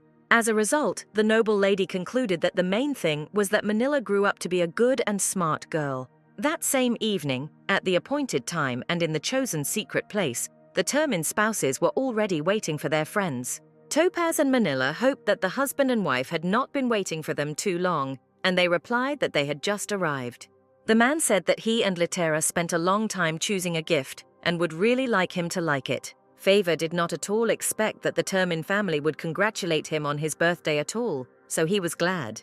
To the guy's surprise, this sword seemed to be made completely for him since it fit perfectly in his hand. Myrto said with a smile that her husband mentioned the tradition when in the north they give weapons when a person comes of age. Favor was pleasantly surprised when he heard that the lady also imbued this sword with her divine power. He immediately swore that he would use this cool and good gift only to protect himself and his loved ones. Looking at the guy, Manila thought and concluded that he was finally truly happy. The girl was extremely glad that she and Topaz still came to this place to meet with the Termina spouses. Suddenly, Favor dropped to one knee in front of Lady Teka and said that he would swear allegiance to her like a knight. The guy reminded that in the Empire, every sword-bearer can dedicate it to the person he wants to protect. Manila, although she was very shocked, knew very well that this day would come someday. Favor remembered for the rest of his life how a lady saved his life long ago in childhood, so he was still grateful to her. Lady Teka began to suspect quite a long time ago that this is exactly what the rescued boy would one day tell her. To the guy's great surprise, the girl suddenly said with regret that at the moment she could not accept his oath. Topaz asked with fear if he had ever done anything wrong towards Lady Teka in his life. To this, Manila replied that if Favor really wants to become her knight, then he needs to do it officially. The girl really wanted the guy to achieve his art of fighting with a sword to approximately the level of mastery, so that after this, the whole empire would know that the daughter of the Marquis of Teka is the mistress of such a strong swordsman. As a result, Favor was not at all offended by Mrs. refusal, because she simply understood that now was not the time. Topaz promised himself that the lady could refuse him as much as she wanted, but he himself would not change his mind. A little later, Litera and Ferrus walked through the night forest and somewhat regretted that they could not immediately catch Favor's oath. Myrto noted with a smile that, apparently, it was really very important for them to officially record such an event. In addition, the husband and wife were amused by how embarrassed Manila and Topaz stood afterwards and blushed. The heroine thought that the guy's strength in his past life was completely spent on protecting Lady Teka. As a result, he did not have enough strength to win the decisive battle, and Abito imprisoned Favor. Fortunately, in that life, Litera was able to negotiate with the prince so that he would let his relative go. Since the Leeton family had already renounced the throne at that moment, Topaz had no political influence. Abito saw no point in treating the guy as his rival, so he obediently released him into the wild. And this pardon played a decisive role for Myrto in winning the loyalty of Lady Manila Teka. Now Litera admitted that if Favor had died in her past life, she would hardly have been able to look him in the eyes now. True, Myrto admitted that last time she still couldn't achieve a better outcome, although she tried. Abito, due to his enormous mistrust, still continued to make life as difficult as possible for Favor. It was impossible to say what exactly happened to the guy in the end, but in the end, he began to walk blindfolded. For political reasons, they could not start a family, but at least they were not executed, as was the case in the original story. However, now Litera was going to do everything so that everything would turn out as best and correctly as possible. At least this time, Myrto wanted to achieve a happy ending for Manila and Topaz in order to pay off for everything. Ferris, while listening to his wife, carefully watched all her not only words, but also body reactions. Although the Duchess spoke extremely confidently and cheerfully, her hands trembled treacherously and violently. Termin covered his wife's hands and said that it is absolutely normal to be afraid of the future when you change it. The heroine did not expect that a man could read her so easily and correctly, so she suddenly became serious. Why did the girl smile lightly and say that she really couldn't hide anything from her husband? Litera explained that she knows a lot about the past, but she is also very interested in knowing about the future. Remembering her gift from her husband, the heroine said that she knew that she had a person who would always support her. Myrto honestly admitted to her husband that she sees in him a person who will do everything so that she is ultimately safe. Termin smiled calmly and happily and said that his wife was completely right, and for him it would always be so. Ferris jokingly said that he could swear to his wife on his thoughts, just as Favor did for Manila, but the lady said that this was not necessary. The girl immediately said that the Duke had already given her the best oath in the world, and then she noticed that sunset was already approaching.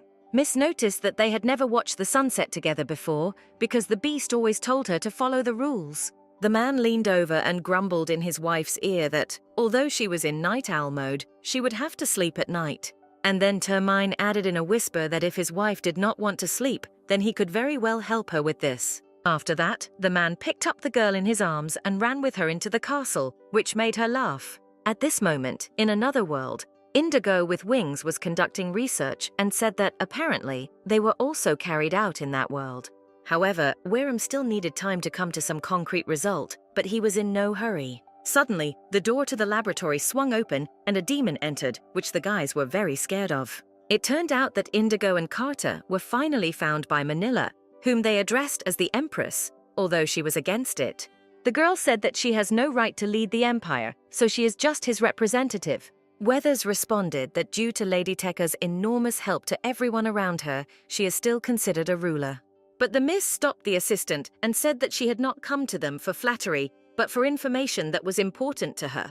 On Monya's orders, Falva snatched Indigo's flask with Litera's hair because the girl wanted to know what it was. Topaz immediately recognized the hair color of the heroine, who had disappeared from this world because she had been dead for a long time. As soon as Manila saw the hair, she also recognized it immediately and became furious because she thought the worst. Indigo and Carter were frightened and quickly declared that they had not desecrated the corpse of the former Empress at all. The guys reminded Manila that while Ferris stands guard over the deceased Litera, no one can do anything to her. Weathers and Varem tried to explain that Myrto herself had recently given them this hair, which surprised Lady Teka. She asked in disbelief if Empress Litera was still alive, and the friends silently looked at each other.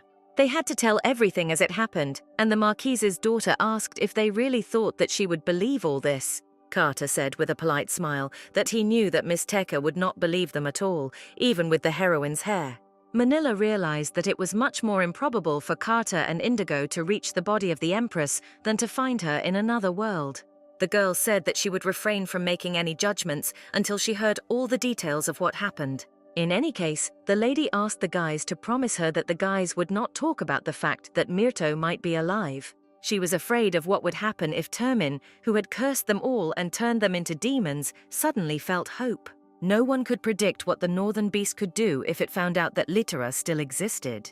And it was Manila, who was now responsible for the entire empire, who was most worried about Ferris's capabilities. A little later, Carter and Indigo once again and in more detail told Lady Teka what they already knew themselves. Ultimately, Moni said that when she heard her friend was married to Termin, she didn't need any more proof. This is because only one person could advise the heroine to take such an absurd step. And this same person after Mirto's divorce from Obito was precisely Manila, who knew how the Duke felt about Litera. Then Miss was completely shocked by such a proposal from her main assistant and even took the side against it. But Lady Tekka said that the Empress would be very sorry if she did not listen to her words. Then the girl promised to think about this possibility and discuss it with the Duke in person when they met. And then Litera said that she would do it only because her best and closest friend told her so. Then Manila directly told the lady that she could only be her personal servant, but not her close friend. That day, Lady Tekka directly told her Empress that no matter how well they communicated, they would not become friends. And now the girl was very ashamed of her words because she realized that she thought completely differently. But Manila was unable to correct anything, since this was her last conversation with Litera. However, now Miss was a little relieved that, having returned to the past, the heroine still followed her advice. And for Monya, this meant that she had no right to do something this time that she would regret. So Miss turned to Carter, Indigo, and Favor and wondered what she could tell them now. And then Manila came up with a new task for the guys, which she told them about right now, what they were ready for. At this moment, in another world, Litera and Ferris decided to take a vacation on a boat because of the good weather. The Marquise's daughter also went for a ride with them without any problems to resolve her business affairs. While the girl answered all the various questions from her colleagues, the husband and wife quietly enjoyed each other's company. Mirto only watched out of the corner of her eye how things were going with her friend, and saw that Lady Tekka was coping with everything herself. The thing is that after the diamond dress from the Tekka family for Litera, their business only began to flourish. The Duchess could only wait a little while until the demand for her diamond mine also increased. Subsequently, the heroine wanted to give all this wealth to Moni in order to help put Favor on the throne.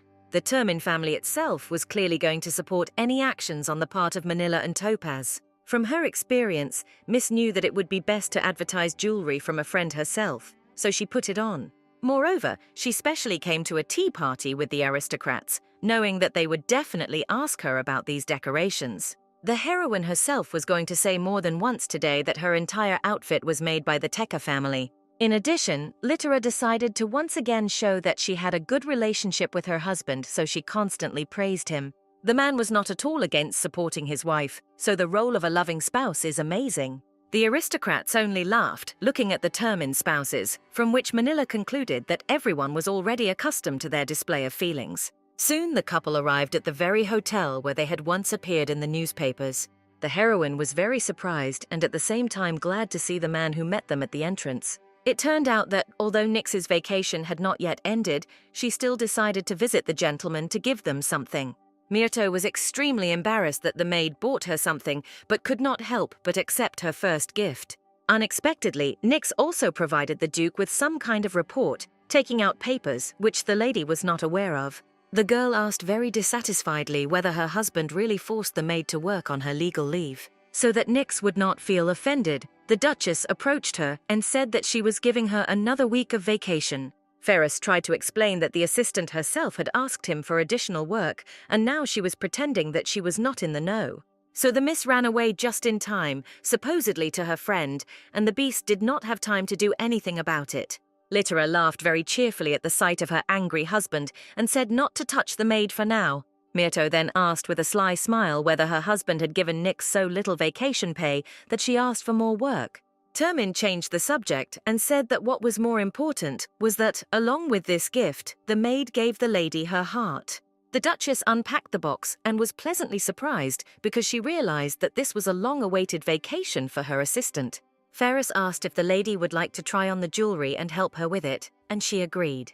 As a result, very gently and carefully, the man helped his wife put on the gifted jewelry, which suited her very well. Then Miss asked why the Duke gave Nyx the task to write a report specifically on tourism, and he thought about it.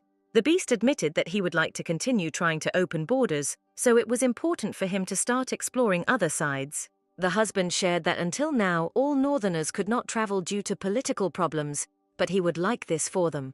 Ferris knew that Nyx had already been able to win over people in the south, and the Duke wanted others to be able to do the same. Litera remembered that in her previous life, Termine did everything to open the north, but left himself in captivity. The heroine wanted to help her husband this time, and therefore asked if she could express her idea. The girl suggested trying to open hot springs in their northern mountains that would generate income. The lady had already imagined how great it would be for her to go there with her husband and have a good swim. Ferris said that it was hard for him to imagine anything good, since in the north they are used as showers after a battle with monsters. Then Miss suggested another option. They could make an exhibition of snow sculptures. The husband immediately suggested that the girl make a statue of her because she was very beautiful, but the lady rejected this option. Termin has already come up with the idea that he and his wife can easily create a paradise for the two of them if they open tourism. As a result, the husband and wife agreed that they both wanted to open the northern lands to all people as soon as possible. And they began preparing for their good life by setting out to defeat the dragon that the heroine defeated in a past life. Carter and Favor were already there to begin the battle with him first, since Topaz was the one who needed to defeat him. But the dragon, which Litera called small, was not at all like that in the end, as it turned out to be huge. Before arriving in the west, the whole company gathered to discuss the appearance of a dragon that must be defeated. Initially, in general, this creature was the scales of a powerful creature which accumulated its strength until it became a dragon. Ferris immediately remembered the dragon from a children's fairy tale, which the first Letum defeated and imprisoned in the Southern Sea. Litera said with alarm that, apparently the prince could not kill that monster, and now it was up to them. Favor thought about it and said that in this case, they must defeat the creature even more, because it is their duty to protect the world. The heroine responded to this by saying that under any circumstances, she would not allow the guy to fight the monster alone. Manila asked to explain the plan to her, since she did not understand why she and the head of the merchants, Weathers, were called here. Carter immediately picked up the girl's thought and said that he really couldn't do anything, but Myrto did not allow him to leave. The Duchess was full of strength and energy, as well as ideas about how they could best fight the dragon. As a result, literally a few days later, civilians were surprised to notice something incomprehensible in the sky. It turned out that gradually not even a crack was formed in the sky, but a whole hole for the monster. A few days ago, Moni asked if it was impossible to destroy the dragon while it was still scales, but a friend explained that she would not be found. She tried to do this in a past life, but in the end she failed, despite all her strength. As a result, as previously agreed, Favor and Card met the dragon in its final stage, which Weathers did not like at all. The dragon was so huge that the business partner could not imagine how the heroine fought it alone in a past life. Priest Honor and his assistants had already created magical shields in advance, as they knew about the situation. Myrto agreed in advance with Astrum that all priests were ready to strengthen their defense. And now, no matter how strong the monster was, at the moment there was no way he could get through this powerful defense. Despite all this, Carter himself felt wild fear, so he gave Favor the opportunity to leave now if he wanted to. Weathers explained that no one would judge the guy for being afraid of such a giant, and even more so his friends would be on his side. In response to this, Letum declared that he was going to keep his oath, and therefore would not remain in the shadows. Therefore, Favor, despite all his raging emotions, rushed first into battle to protect everyone. The business partner was very surprised by how boldly and calmly the guy rushed into battle, which made him respect him even more. While preparing for the battle, Litera immediately said that they would not be able to stop the panic among the people. This is because the aristocrats have never seen such monsters before, and therefore will not know what to do. And so it happened that the noble lady who was the first to see the dragon only began to shout at her servants. She thought about asking Indago for help, but realized that even he couldn't use magic outside the tower. The woman, in horror, began to try to come up with a plan on how and where to evacuate all the city's residents. At that moment, Carter drove up to her and said that the place for all the refugees had already been prepared, and there was no need to worry. Weathers announced that he would open all of his own organization's underground warehouses to people in the city. After that, the wife and husband had to come into play, and Ferris again called his wife Big Sister as a joke. The lady asked the Duke not to be distracted and fired the first arrow at the dragon because she had a supporting role. Just in case, the Termin family dressed themselves as mercenaries so that there would be no questions about them later. After the girl, the guy pulled his bow and shot so that the monster would definitely get hurt in the end. And indeed, Ferris launched the arrow so hard and so accurately that it immediately hit the target, and the dragon felt it. The monster let out a loud and angry roar that almost deafened all those who were almost next to it. Meanwhile, Termin picked up the Duchess and said that he would shoot during their movements. At this moment, the noble lady, with the help of the map, was able to gather herself and clearly gave instructions for evacuation.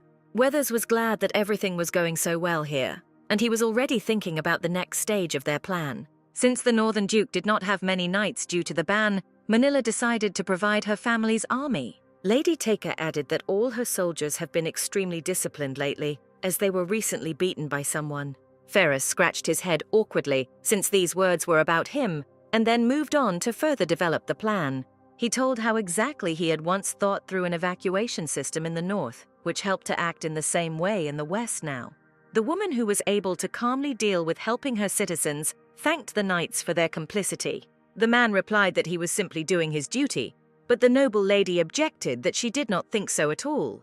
To this, the woman replied that none of them were obliged to expose their lives like that. Madame admitted that if not for the help of the military, she would have had to watch this dragon destroy the city. But now everyone did what was in their power, so Favor could calmly concentrate on fighting the monster. The guy understood perfectly well that he had no right to make a mistake, which is why he was very worried, although he did not back down. Before the fight, Litera advised Topaz to train his strength and gave him a book with notes on how to do it. As a result, Litum studied all the material very carefully and was now absolutely ready to win. Myrto, who watched everything from the side, said that in her previous life she fought without such support at all. Therefore, then she was unable to avoid deaths from the population, but now the lady saw with a smile that they had succeeded. At the moment when Favor dealt the final blow to the monster, his mask split into two parts, revealing his face. The guy did not expect such an outcome of events, but he had nothing else to put on his face, so he had to stay like that. The husband and wife calmly realized that in this way, a new story begins for the entire empire in this life. Because people saw Topaz, he had to appear before the emperor, who pretended to be happy about his relative. The ruler thought with sadness that this time his own son had greatly let him down, which saddened the old man. So Aris informed his illegitimate son that he himself would personally praise him and his exploits. After Favor bowed and left, the emperor immediately called the Marquis of Teck over to say something. Having greatly changed his face, the head of the empire asked his assistant to find out who exactly raised the guy. It was clearly visible from Topaz that he clearly grew up in a family of aristocrats, although Aris himself ordered his death. The Marquis involuntarily gulped in fear when he realized that the ruler was going to kill the one who had helped Favor so much. Unexpectedly, the man said that then the emperor should start checking with his family, which surprised the old man. The Marquis explained this by saying that they would have to check more families, and they could start with him. In this way, they will be able to find out exactly who is not showing due respect to their ruler. Aris guessed that if he started checking with Teck, who was his right hand, then there should be less discontent. Saying all this, the Marquis was extremely happy, because he understood that now the emperor would only trust him more. At the same time, Tekka hoped to arouse distrust among other aristocrats in relation to the Letums, which the old man had no idea about. This was the end of their conversation, so the Marquis headed to his castle, but in the corridor he met an acquaintance. It turned out that Abito heard that his relative had appeared, and decided to check it personally, since he did not believe it. Teck's father confirmed that he himself saw the guy's red eyes, but the prince stated that Favor could be the son of Ferris's father, not his. The Marquis wisely did not argue, but instead replied that the heir himself would understand everything when he saw his relative. After these words, Abito with great impatience hurried to the throne room where his own brother was supposedly. Only now did the guy realize why Manila's father had said those words to him, and then he twisted his face with disgust. This is because this unfamiliar relative was incredibly similar to Abito himself, although clearly calmer. It was impossible to understand from Favor's red eyes what he was thinking about now, since the guy himself continued to remain silent. At this moment, the emperor announced that he was very glad to see both of his sons in front of him and would soon organize a celebration on this occasion. Aris wanted both guys to demonstrate their abilities to the empire, and the people would choose a king. At this moment, Litera was suffering greatly from muscle pain, and Termin at least somehow tried to help her. The girl begged her husband to be a little softer with her, and he apologized every time, but he really couldn't do otherwise. The man asked with concern whether his wife had really overdone her work so much that everything hurt her so much. Miss, somewhat upset, explained that it was all more about her personal internal experiences that affected her muscles.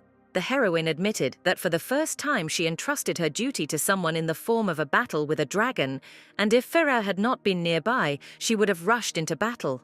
The Duke thought to himself that this was exactly what he felt when he tried to determine his wife's mood for himself. He gently rubbed her leg and said that it was time for the lady to get used to the fact that people could now act without her. The beast said that everyone around them would continue to help them as much as possible, so it was impossible to continue to suffer. Litera listened carefully to what her husband told her, because support from him was very important to her now. And Ferris himself absolutely did not understand how, with such a fragile body, the heroine was able to endure all the difficulties of her life. Suddenly, it dawned on the husband exactly what position he was in, now giving the lady just a massage. Since the husband was frozen in one position, it became difficult for the girl, and she once again reminded Termina about this. At that moment, Yugum entered the room and said that he brought today's newspaper because it was worth reading. Ferris never had time to change his position, so he continued to loom over his wife. The butler became very nervous, which is why he simply put down the documents and ran out of the room, saying that he did not see anything. Termin silently looked after the assistant, because he didn't even have time to say anything after him because of such a rush. Only a few seconds later, it dawned on the man that Yugum had once again misunderstood everything, but it was too late. So Fur took the newspaper because he was very interested in what was written in it, because the butler had not brought them to him since the time when the Duke began to be called a beast. Due to the fact that Termine's glasses were in another room and he could not read without them, the husband gave his wife the newspaper and asked her to start reading without him. She began reading the letter with interest and learned that the newspaper had written about Favor's recent battle with the dragon. It turned out that a knight's duel would take place very soon, and Ferris, when he heard about it, was afraid.